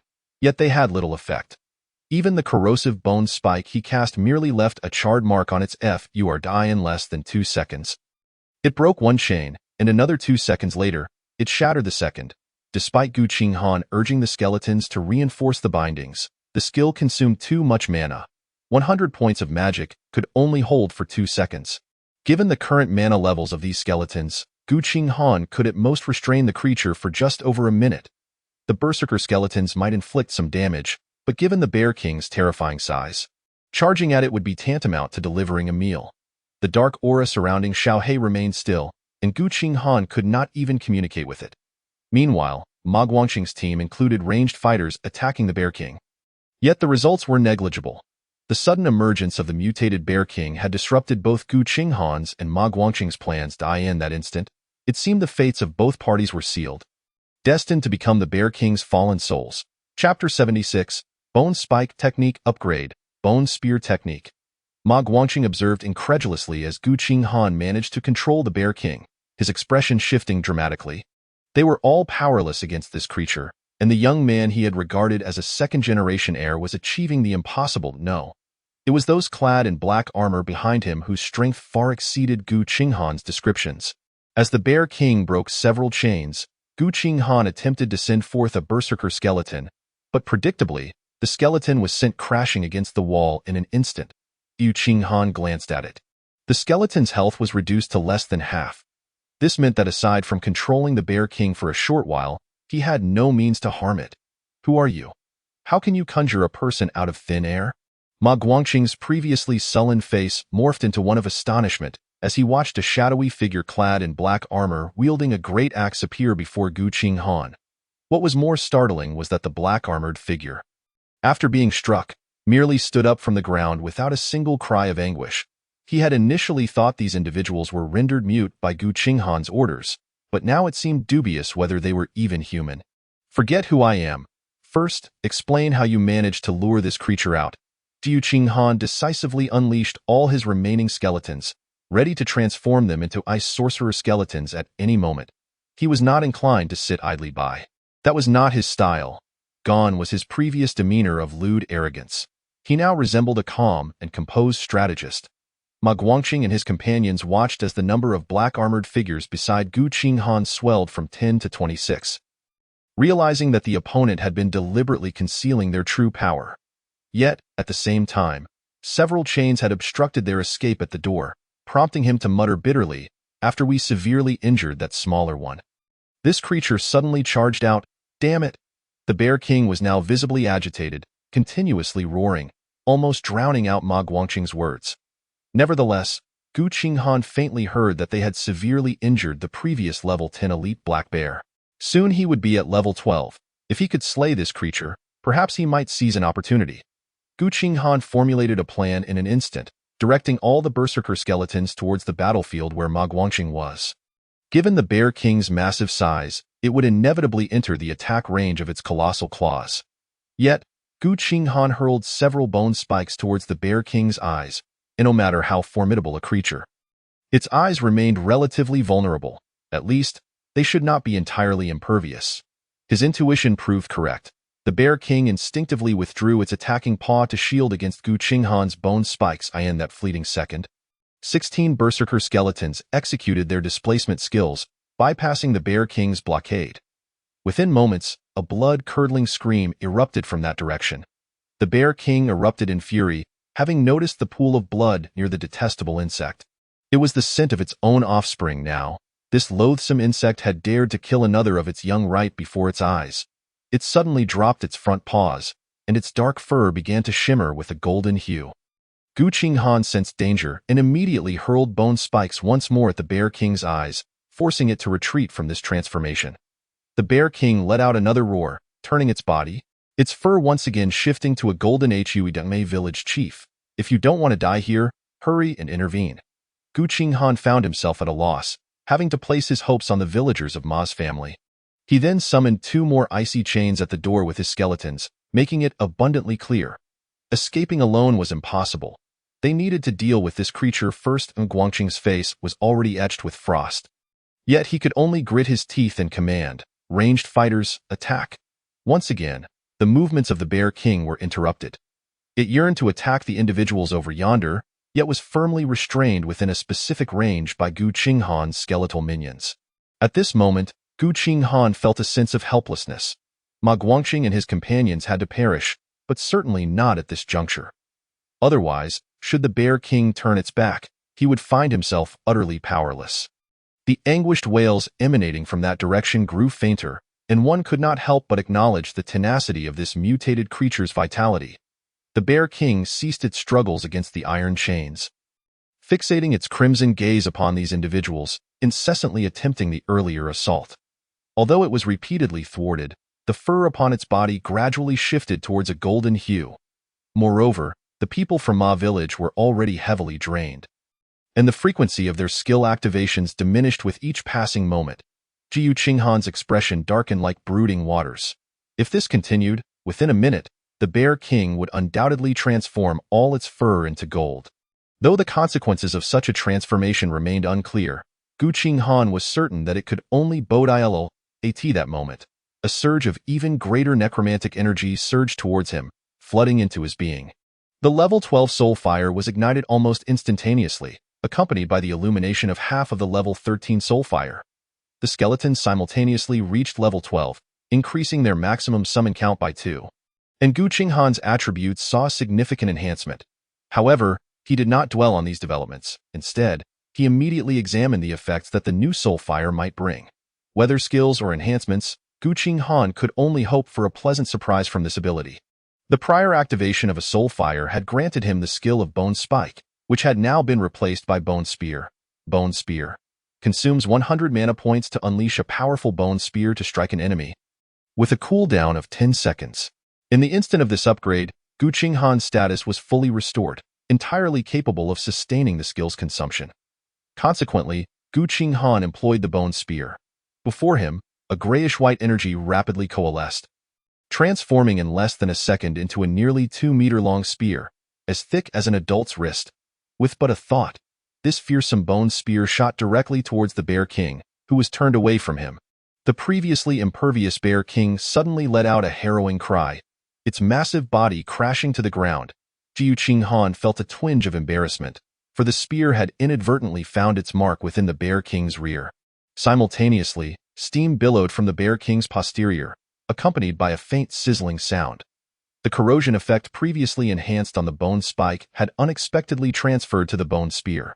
The villagers of Ma Village, who were still puzzled by the Bear King's agonizing cries, suddenly clenched their posteriors and cast strange glances at Qinghan upon witnessing the spear tip barely protruding. Qinghan's expression turned slightly awkward. He swore he had not intended for this to happen, just as he prepared to wait for the skill's cooldown to pass before attempting another strike. A series of thundering footsteps echoed from outside. Ma Guangqing's expression shifted drastically as he realized something, shouting at those near the door, "Get back! The black bear that left has returned." However, a few individuals found their feet ensnared by Qinghan's icy shackles, rendering them unable to flee. With a resounding crash, the heavy door was violently flung open, smashing several despairing villagers into two. Coincidentally, the returning mutated black bear was ensnared by the icy shackles binding its legs. Witnessing the gruesome fate of his villagers, Ma Guangqing turned towards Qinghan and berated him furiously. "Gu, you have condemned these innocent people. Do you possess any humanity?" Chapter 77. The only opportunity to strike. Qinghan cast a sidelong glance at him. Remaining silent, innocent? The moment they regarded themselves as cannon fodder, these individuals had forfeited any claim to innocence. He once again conjured a bone spear before him, murmuring, "Fear not, you shall soon meet them." The mutated Bear King extracted the spear from its rear, breaking free from one of the chains, now facing Qinghan directly. This second attack of Qinghan's was not as effective as the first. The bone spear struck the Bear King's arm but penetrated less than 1/10 of an inch. The Bear King casually swatted it away, discarding it to the ground, where it dissipated into a wisp of white energy. Qinghan furrowed his brow slightly. This Bear King was indeed a level 15 elite mutated creature, possessing an astonishingly high defense. The initial success had been predicated on the Bear King's unpreparedness, coupled with an extraordinary stroke of luck. However, once the Bear King began to defend itself, Qinghan's attacks proved ineffective. Thus, a stalemate ensued between Qinghan and the Bear King, neither able to gain the upper hand. Yet, there was also a level 13 mutated black bear persistently attempting to break free from the icy shackles. Intent on annihilating the intruders before Qinghan refrained from squandering his mana further. He was acutely aware of the disparity between himself and the Bear King. Upon upgrading from Bone Spike to Bone Spear, Qinghan's overall combat power had risen to 660 points. Yet, in the face of the current predicament, this was woefully inadequate. He required a more formidable strength. His level 12 self was insufficient to contend with this mutated black bear. Compared to the mutated Bear King, he felt exceedingly feeble at this moment. Nevertheless, at this very juncture, there was not a shred of fear or retreat in his eyes. A sentiment of stubbornness swelled from the depths of his being. Qinghan suddenly gazed into the Bear King's eyes, where the brutal killing intent glimmering within its crimson orbs seemed poised to rend him asunder. He smiled, abruptly transforming all his skeletons into frost witches. In that instant of transformation, the battle axes they wielded clattered to the ground, as an aura of frigid energy began to coalesce around them. Explosive ice crystals materialized in their vicinity, gathering an aura of extreme cold. The Bear King observed Qinghan's movements with a flicker of disdain in its animalistic gaze. This entity posed no threat to it, and the freezing effect would have no impact. This insignificant insect was merely exhausting its own energy. The Bear King broke free from another chain, yet was still bound by another. However, it bore no concern. All it needed to do was shield its eyes, as the myriad ice crystals posed no danger to it whatsoever. Finally, as the ice crystals amassed to a certain scale, they hurtled towards Qinghan. The Bear King lowered its head, using its paws to shield its face while preparing to endure this seemingly terrifying onslaught. Moments passed, yet it felt no attacks landing upon it. Confused, it lowered its paws, only to behold Qinghan conjuring a fearsome bone spear. This foolish insect still dared to attempt this maneuver. However, it soon realized that the fearsome bone spear was not aimed at itself. A dangerous glint flickered between the spear's prongs, aimed directly behind it. Its target was another formidable beast. The Bear King roared ferociously, causing Qinghan to instinctively cover his ears. Yet, Qinghan's smile slowly re-emerged. "Are you afraid?" The bone spear shot forth from beside him, akin to a white lightning bolt racing towards its target. And that target was the level 13 mutated black bear. The mutated black bear was now entirely encased in a thick layer of ice crystals, as if it were a specimen frozen within. The bone spear effortlessly pierced through the icy layer, driving straight into the black bear's chest. Had the Bear King altered the trajectory of the bone spear? Qinghan frowned slightly, for he had aimed for the creature's eyes. Yet, as the bone spear passed near the Bear King, it seemed to unleash a golden glow, redirecting the spear's path. Regardless, the level 13 mutated black bear was instantly grievously wounded, collapsing to the ground and unable to emit a sound. The thick layer of ice upon it now resembled countless blades embedded within its wounds. Despite sustaining such a dramatic assault, the mutated black bear remained alive. Though its breath had significantly weakened, Qinghan did not relent, awaiting the cooldown of his skill to launch another attack. The Bear King ceased its roaring, glancing at the barely alive black bear, emitting a mournful wail. Yet, it soon directed its gaze back at Qinghan, the murderous intent in its beastly eyes coalescing into something tangible. The Bear King's entire body radiated with a golden glow, its fur transforming into gold at a visibly discernible rate. At that moment, it had no intention of defending against Qinghan's assault. Meanwhile, the cooldown for Qinghan's bone spear still had several seconds remaining, and the icy spikes from his skeletons were wholly dispelled by the golden light. It appeared that Qinghan had no recourse against this Bear King. In such dire circumstances, every second stretched into an eternity, and beads of sweat began to form on Qinghan's forehead. With 3 seconds remaining on the bone spear's cooldown, he hesitated momentarily. Should he attempt to strike the Bear King's eyes? If successful, it could result in a devastating blow. However, the golden light clearly had the capacity to affect surrounding objects and even skills, leading Qinghan to swiftly dismiss this notion. With only 2 seconds left on cooldown, he glanced at the barely breathing mutated black bear. It lay on the ground, half of its face turned towards him. Given a guaranteed hit, he should be able to eliminate it. Yet, would the Bear King allow his skill to fly past? Qinghan noticed that, regardless of his actions, the probability of success seemed pitifully low. With but 1 second remaining on cooldown, Qinghan took a deep breath. He felt as if the entire world had slowed to a crawl. Even able to hear the rhythm of his own heartbeat and breath, in an instant, a multitude of plans flashed through his mind, only to be systematically dismissed one by one. He was left with but a single opportunity to strike. Should he fail, the Bear King might complete its transformation with the next bone spear. At that moment, his diminutive frame would surely find no refuge from death. As the cooldown period concluded, Qinghan did not immediately unleash the bone spear technique. Instead, he suddenly touched his chest. There lay a medallion, exquisitely carved from wood, reminiscent of trinkets one might acquire for a mere 50 cents at a roadside stall during peacetime. Yet, this item afforded him a chance to gamble. Wooden Man Talisman, Black Iron Level 10, Effect. Blocks 1 lethal blow, vanishing upon activation. This time, there was no way to retain this equipment.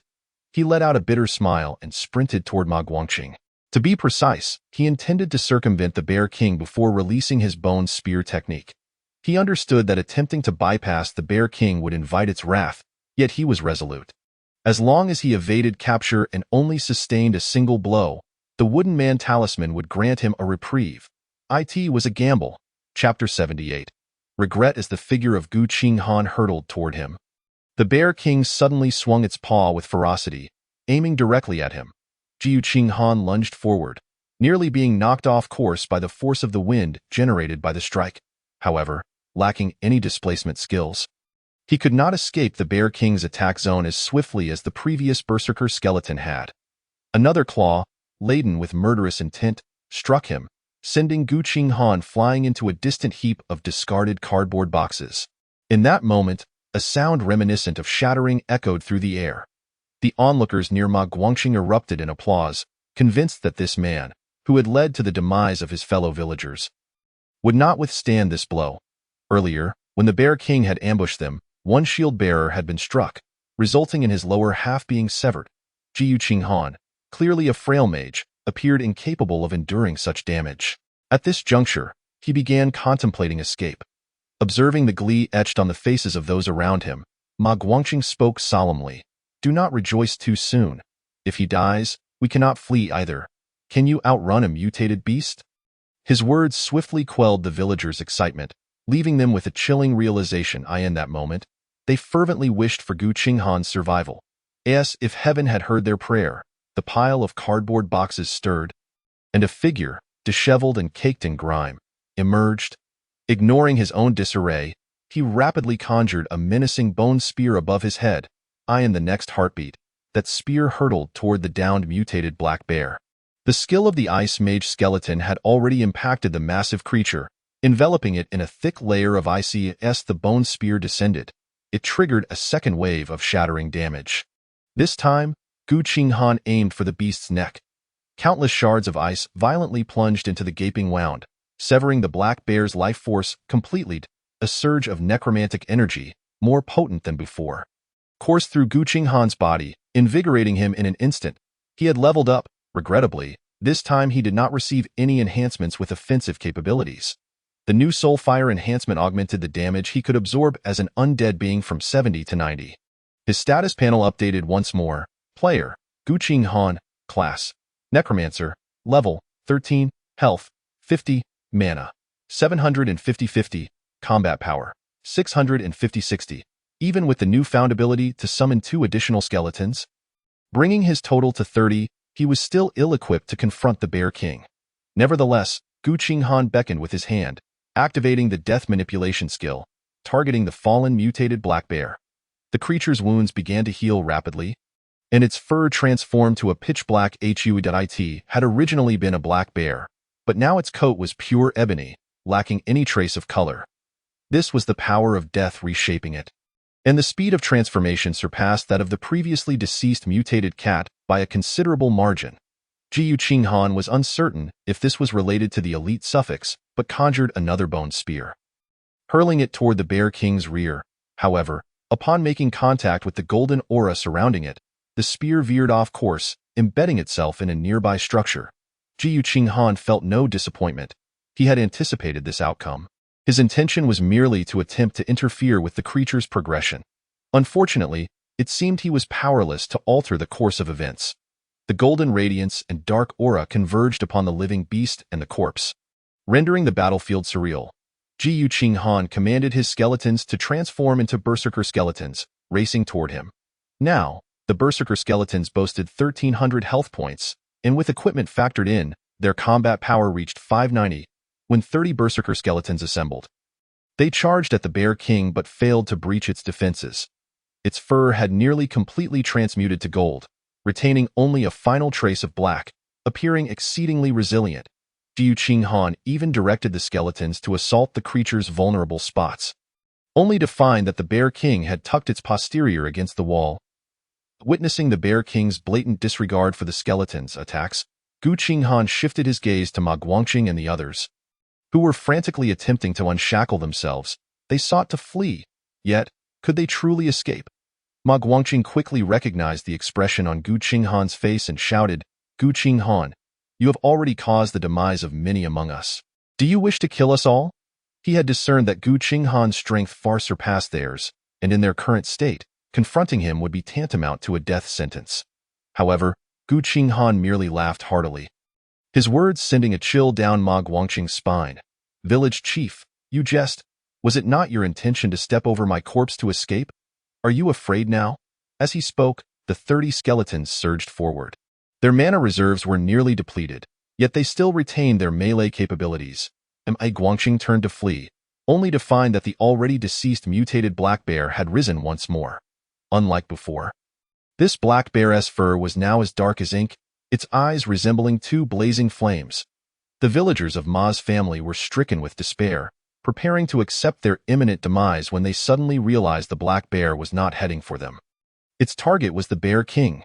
This mutated black bear was actually obeying his command. A man of somewhat portly stature, his voice grew hoarse as he struggled to comprehend the terror that Qinghan embodied.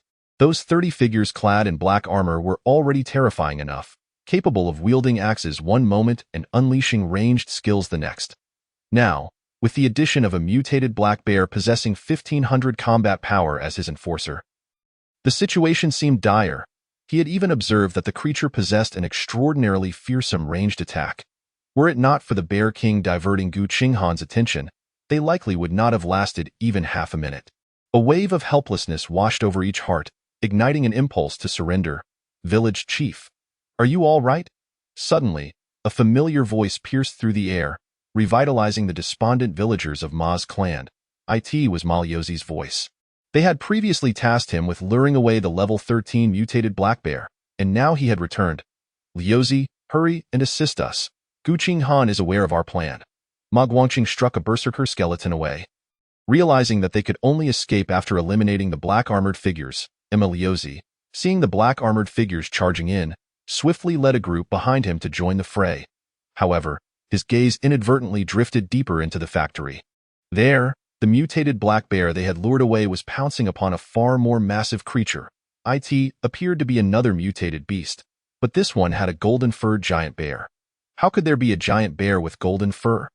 Were they competing for territory, or was there another reason? Countless questions flooded Ma Liuzi's mind, causing his movements to slow in the next moment.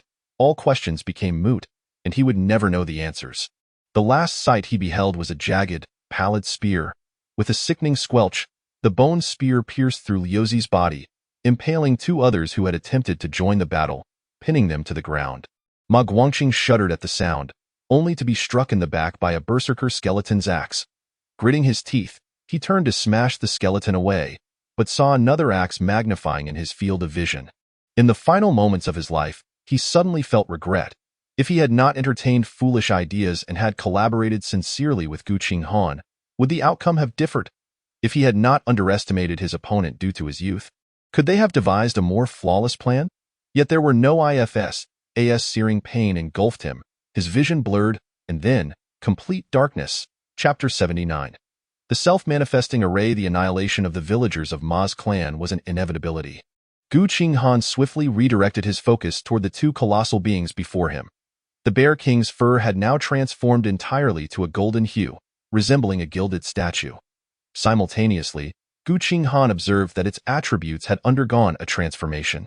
Mutated Bear King, Quasi-Leader Level 15. Combat Power, 3,600. Description: a formidable being whose bloodline forcibly erupts after receiving intense stimulation, granting it special abilities. This creature's title has escalated from elite to quasi-leader. Moreover, based on the description, it seems that this entity has triggered its bloodline on its own, which accounts for the prefix quasi before leader. Nevertheless, even in this state, the Bear King's combat prowess has significantly increased, indicating that Qinghan's situation has become even more perilous. Qinghan witnessed the level 13 death mutated black bear charge forward, but its embrace was utterly incapable of shaking the Bear King even slightly. The mutated Bear King slowly rose, its physique now more imposing, akin to a mountain looming before him. With a mere swipe of its paw, it sent the mutated black bear staggering backward, and even Qinghan could hear the sound of bones shattering. The disparity of over 2,000 points in combat power left no room for doubt regarding the outcome of their battle. Qinghan's expression remained unchanged, yet his body discreetly began to retreat. This was undoubtedly the strongest adversary he had encountered thus far, and it instilled within him an overwhelming sense of helplessness. It was too powerful. He simply could not breach its defenses. Qinghan felt that even a mutated creature with a similar combat power of over 3,000 would struggle to contend with this Bear King. After all, the Bear King's transformed appearance clearly indicated that it was primarily a defensive type of mutated creature. As long as its defenses remained unbreached, it was virtually invincible in light of this. Qinghan promptly chose to flee.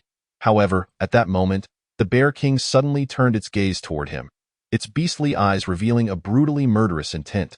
Following its mutation, the Bear King had not only gained immense physical strength, but also seemed to have significantly heightened intelligence. Qinghan's very presence elicited its extreme aversion, especially since he had annihilated its entire family. It was determined to tear Qinghan apart and swallow him whole. Qinghan felt every hair on his body stand on end as he immediately sprinted away. This was no jest. He was devoid of any means of survival, and a mere brush from this colossal beast would surely lead to his demise. As soon as he made a move, the Bear King sprang into action. However, the death-mutated black bear, now under Qinghan's command, charged forward in an attempt to buy him some time. The Bear King clearly had no desire to waste time on its former kin, repeatedly swatting it aside, yet it was persistently entangled. Just as Qinghan had managed to cover several meters in his escape, the Bear King let out a deafening roar. Then it struck the head of its former companion with its golden paw, nearly sending it flying. In a fit of rage, it lifted the creature high and hurled it toward Qinghan. As Qinghan glanced back, he instinctively dove aside, only to be struck by the flying debris, which caused him considerable pain. The death-mutated black bear lay sprawled on the ground, attempting to rise. Yet, its effort would inevitably lead to a merciless defeat at the hands of the Bear King. Qinghan sighed heavily. Escape was no longer an option. He could not outrun this Bear King. He realized that the Bear King had developed a notable degree of intelligence, while he found himself utterly powerless. The Bear King approached Qinghan slowly, each step feeling as though it were treading upon his heart, rendering him breathless. Suddenly, it accelerated toward him, only to be intercepted once again by the death-mutated black bear. This time, the Bear King sank its teeth into the creature's neck, nearly decapitating it. Yet, this once mighty beast, now a harbinger of death, refused to perish, continuing to buy precious moments for Qinghan. The creature was hurled once more. Yet Qinghan managed to evade it in a state of utter disarray. He coughed, scrambling to his feet, and saw his skeletons surrounding the Bear King. Each skeleton was shattered in mere moments. The Bear King's sheer size meant that each strike could obliterate multiple skeletons at once. This was not an order from Qinghan, but rather an instinctive response from the skeletons. Whenever Qinghan found himself cornered, these skeletons seemed to awaken a protective instinct, sacrificing themselves to secure a fleeting chance of survival for him. However, their strength was woefully inadequate, lasting only a few seconds. The death-mutated black bear charged again, only to have its arm torn off. Damn it, who would have thought that I would one day be moved by the actions of soulless skeletons? Qinghan felt his eyes redden, forcing a bitter smile as he conjured a bone spear aimed at the Bear King. At that moment, the Bear King had just ripped off the second paw of the death-mutated black bear, and the sheen of its golden fur appeared somewhat diminished. The bone spear, directed toward its head, struck its shoulder instead, yet it still penetrated. The Bear King roared in fury, poised to charge at Qinghan, but was momentarily hindered by the surrounding skeletons. Qinghan did not flee. In truth, escape was futile at this juncture. He bore no regret for provoking the creature, as the vast majority of mutated beings and humans had already taken opposing stances. Whenever they crossed paths, one side would inevitably pay a bloody price. He simply lamented his own weakness, feeling as though he had squandered the lives of his skeletons. He had always regarded his skeletons as his soldiers, capable of being destroyed, but not so easily trampled upon. "Wake up, you gluttonous creature! Your master is about to be killed." He attempted to rouse the small black entity residing within his necromantic space, yet received no response. That dark mass had shrunk considerably, and its aura had grown increasingly powerful and distinct. However, it was evident that summoning the small black entity would require additional time. Suddenly, Qinghan sensed his magical energy depleting rapidly, akin to a flowing stream. Startled, he discovered that the summoning circle he had previously used to conjure skeleton servants had appeared before him.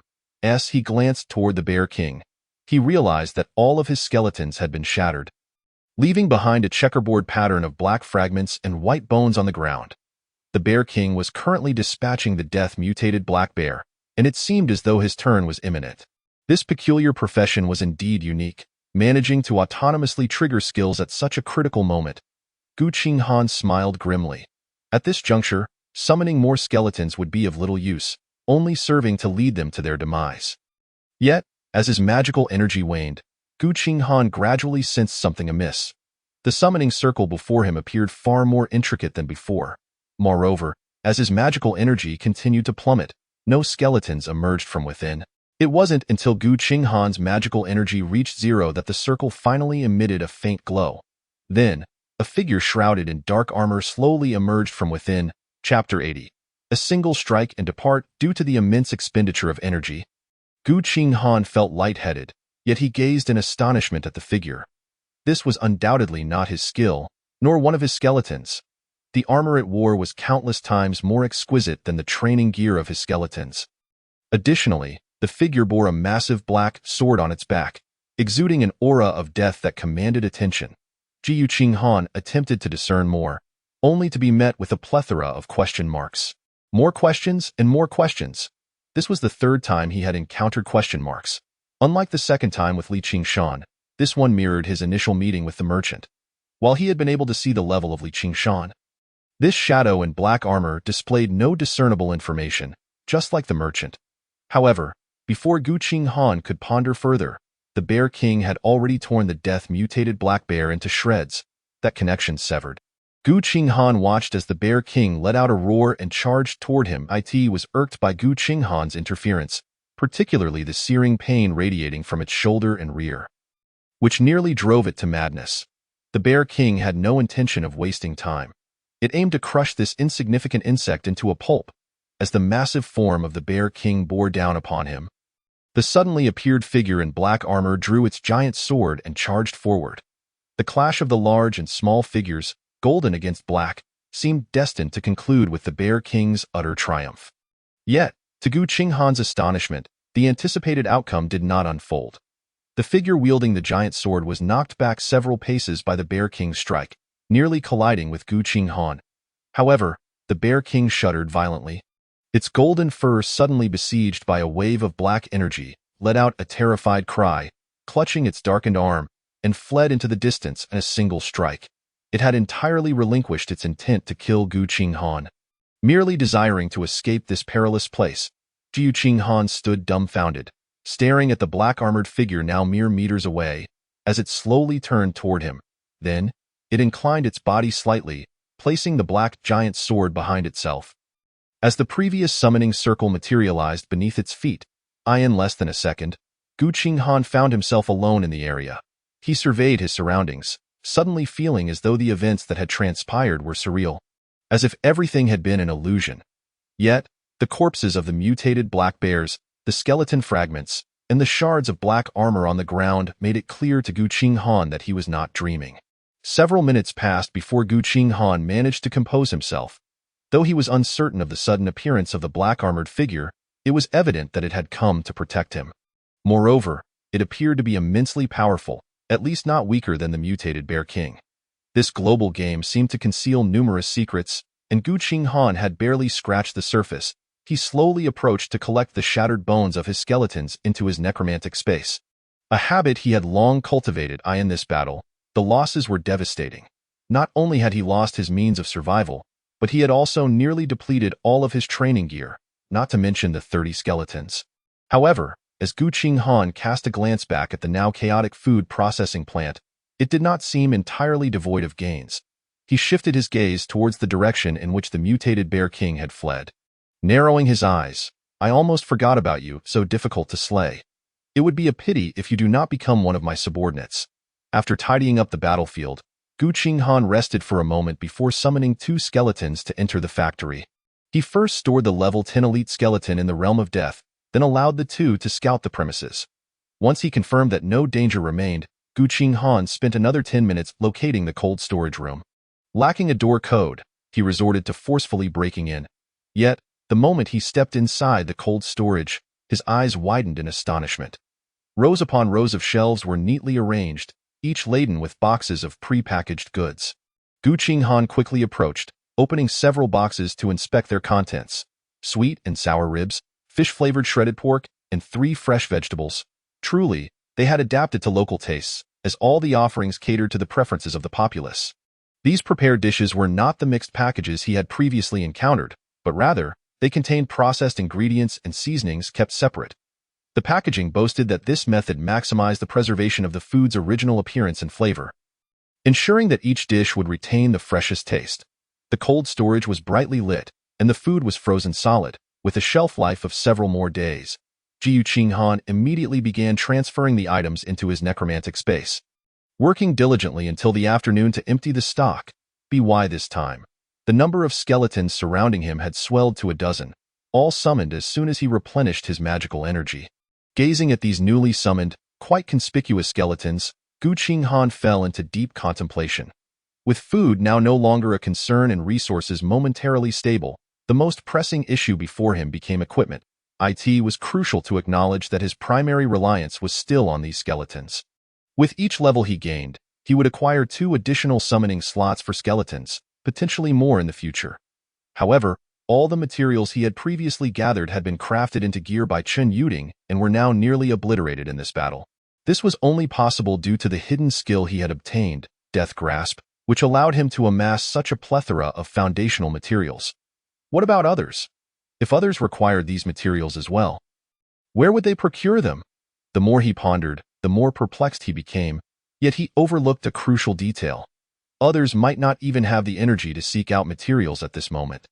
The vast majority were preoccupied with securing basic supplies and food or were exhausted from navigating a perilous world. Suddenly, Qinghan raised an eyebrow, gesturing with his hand.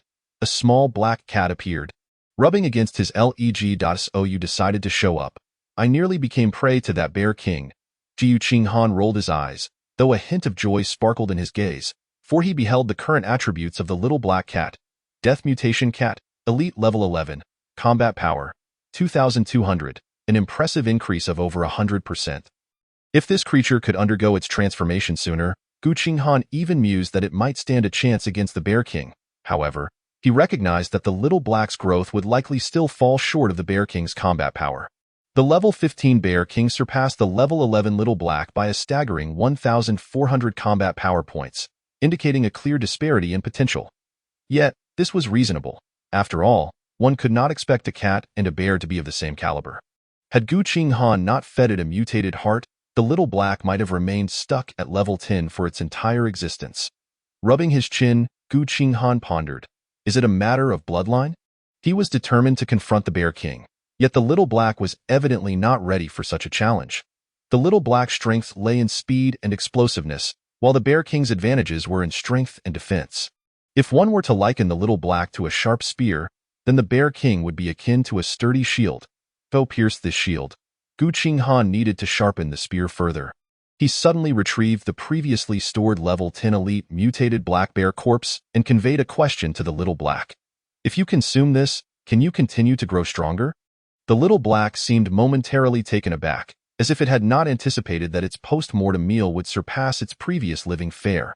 However, it swiftly communicated an affirmative response. Eat, devour it wholeheartedly. Qinghan waved his hand, granting the lifeless body to the Little Black, who had just completed its metamorphosis. He had no intention of using skills to manipulate this black bear. Even with a measly combat power of 1,000. It would barely withstand a few blows from the Bear King. His target was clearly the Bear King, who possessed some formidable abilities. Just as the Little Black began to drag the corpse back to the command space, the sound of an engine echoed from outside. Qinghan abruptly looked up, only to hear Qinghan's voice. Qinghan, are you in there? He frowned slightly. Why was Qinghan here? She usually obeyed his instructions and would remain at the entrance of Mutation, awaiting his return unless there was a pressing matter. Venturing outside, he was taken aback to find Qinghan supporting a blood-soaked middle-aged man as they entered. Behind them, his previous vehicle was slowly driving away. What on earth was happening? Qinghan regarded Qinghan, noticing that she appeared unfazed by the departing vehicle, which piqued his curiosity. Qinghan sighed, glancing at the man beside her. This is Wang Yan's father. We encountered him on the road. The situation with the vehicle is rather complicated. I'll explain later. Nodding, Qinghan turned his attention to the man, who was covered in blood and grime. One of his legs was visibly broken, and he exuded a foul odor. suggesting he had not been cleaned in quite some time. Nevertheless, from the man's facial features, Qinghan could discern some resemblance to Wang Yan.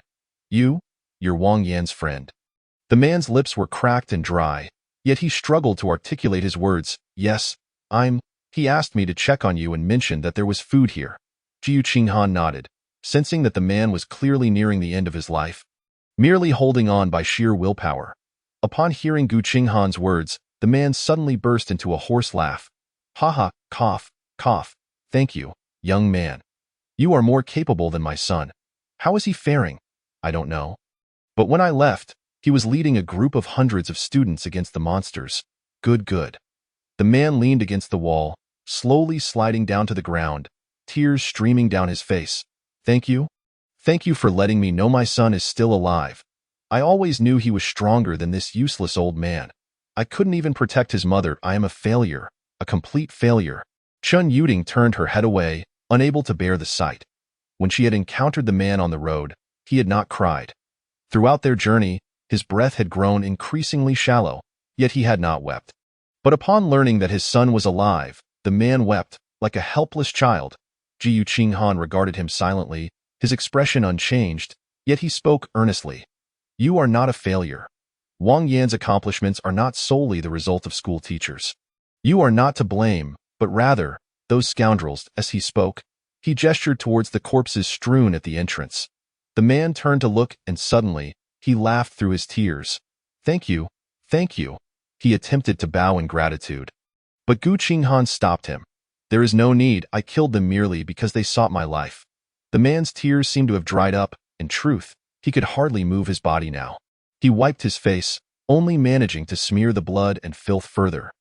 Taking several deep breaths, the man weakly inquired, Do you have a phone? I want to record a video. If you ever see my son again, please let him watch it. Consider it my farewell.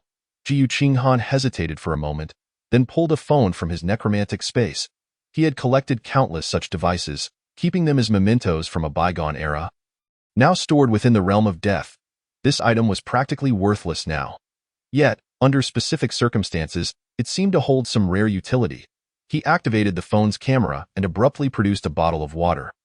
Placing it beside the man in the midst of the man's astonished gaze, Qinghan tossed him a towel. Wipe your face. If there is a chance he sees you, at least he won't be as saddened. Then, Qinghan handed the phone to Chen Yuding and quietly stepped outside. Having lost his father at a young age, he had little understanding of familial bonds. Yet, if his own father were still alive, he would undoubtedly worry for his son. He squatted at the door, listening to the sounds emanating from within, letting out a soft sigh. Mother has departed. She was timid, as you are aware, which is why father has gone to accompany her. You are now a big child. In our absence, you must take good care of yourself. Although your parents have never voiced it, in our hearts, you have always been the finest. Initially, this year, my supervisor mentioned the possibility of transferring me to the sales department, which would have allowed me to be closer to you. Alas, that moment has not arrived. Father has many words he wishes to share with you, yet at present, he is uncertain of what to say. I have heard from your classmates that you are now capable of leading your peers against these monstrous adversaries. You surpass me, for I have never led 100 individuals in my lifetime. In your childhood, you could lift with both hands.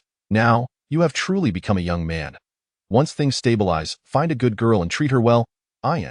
Although I have never said it aloud, Father loves you, and Mother loves you. You have always been our pride.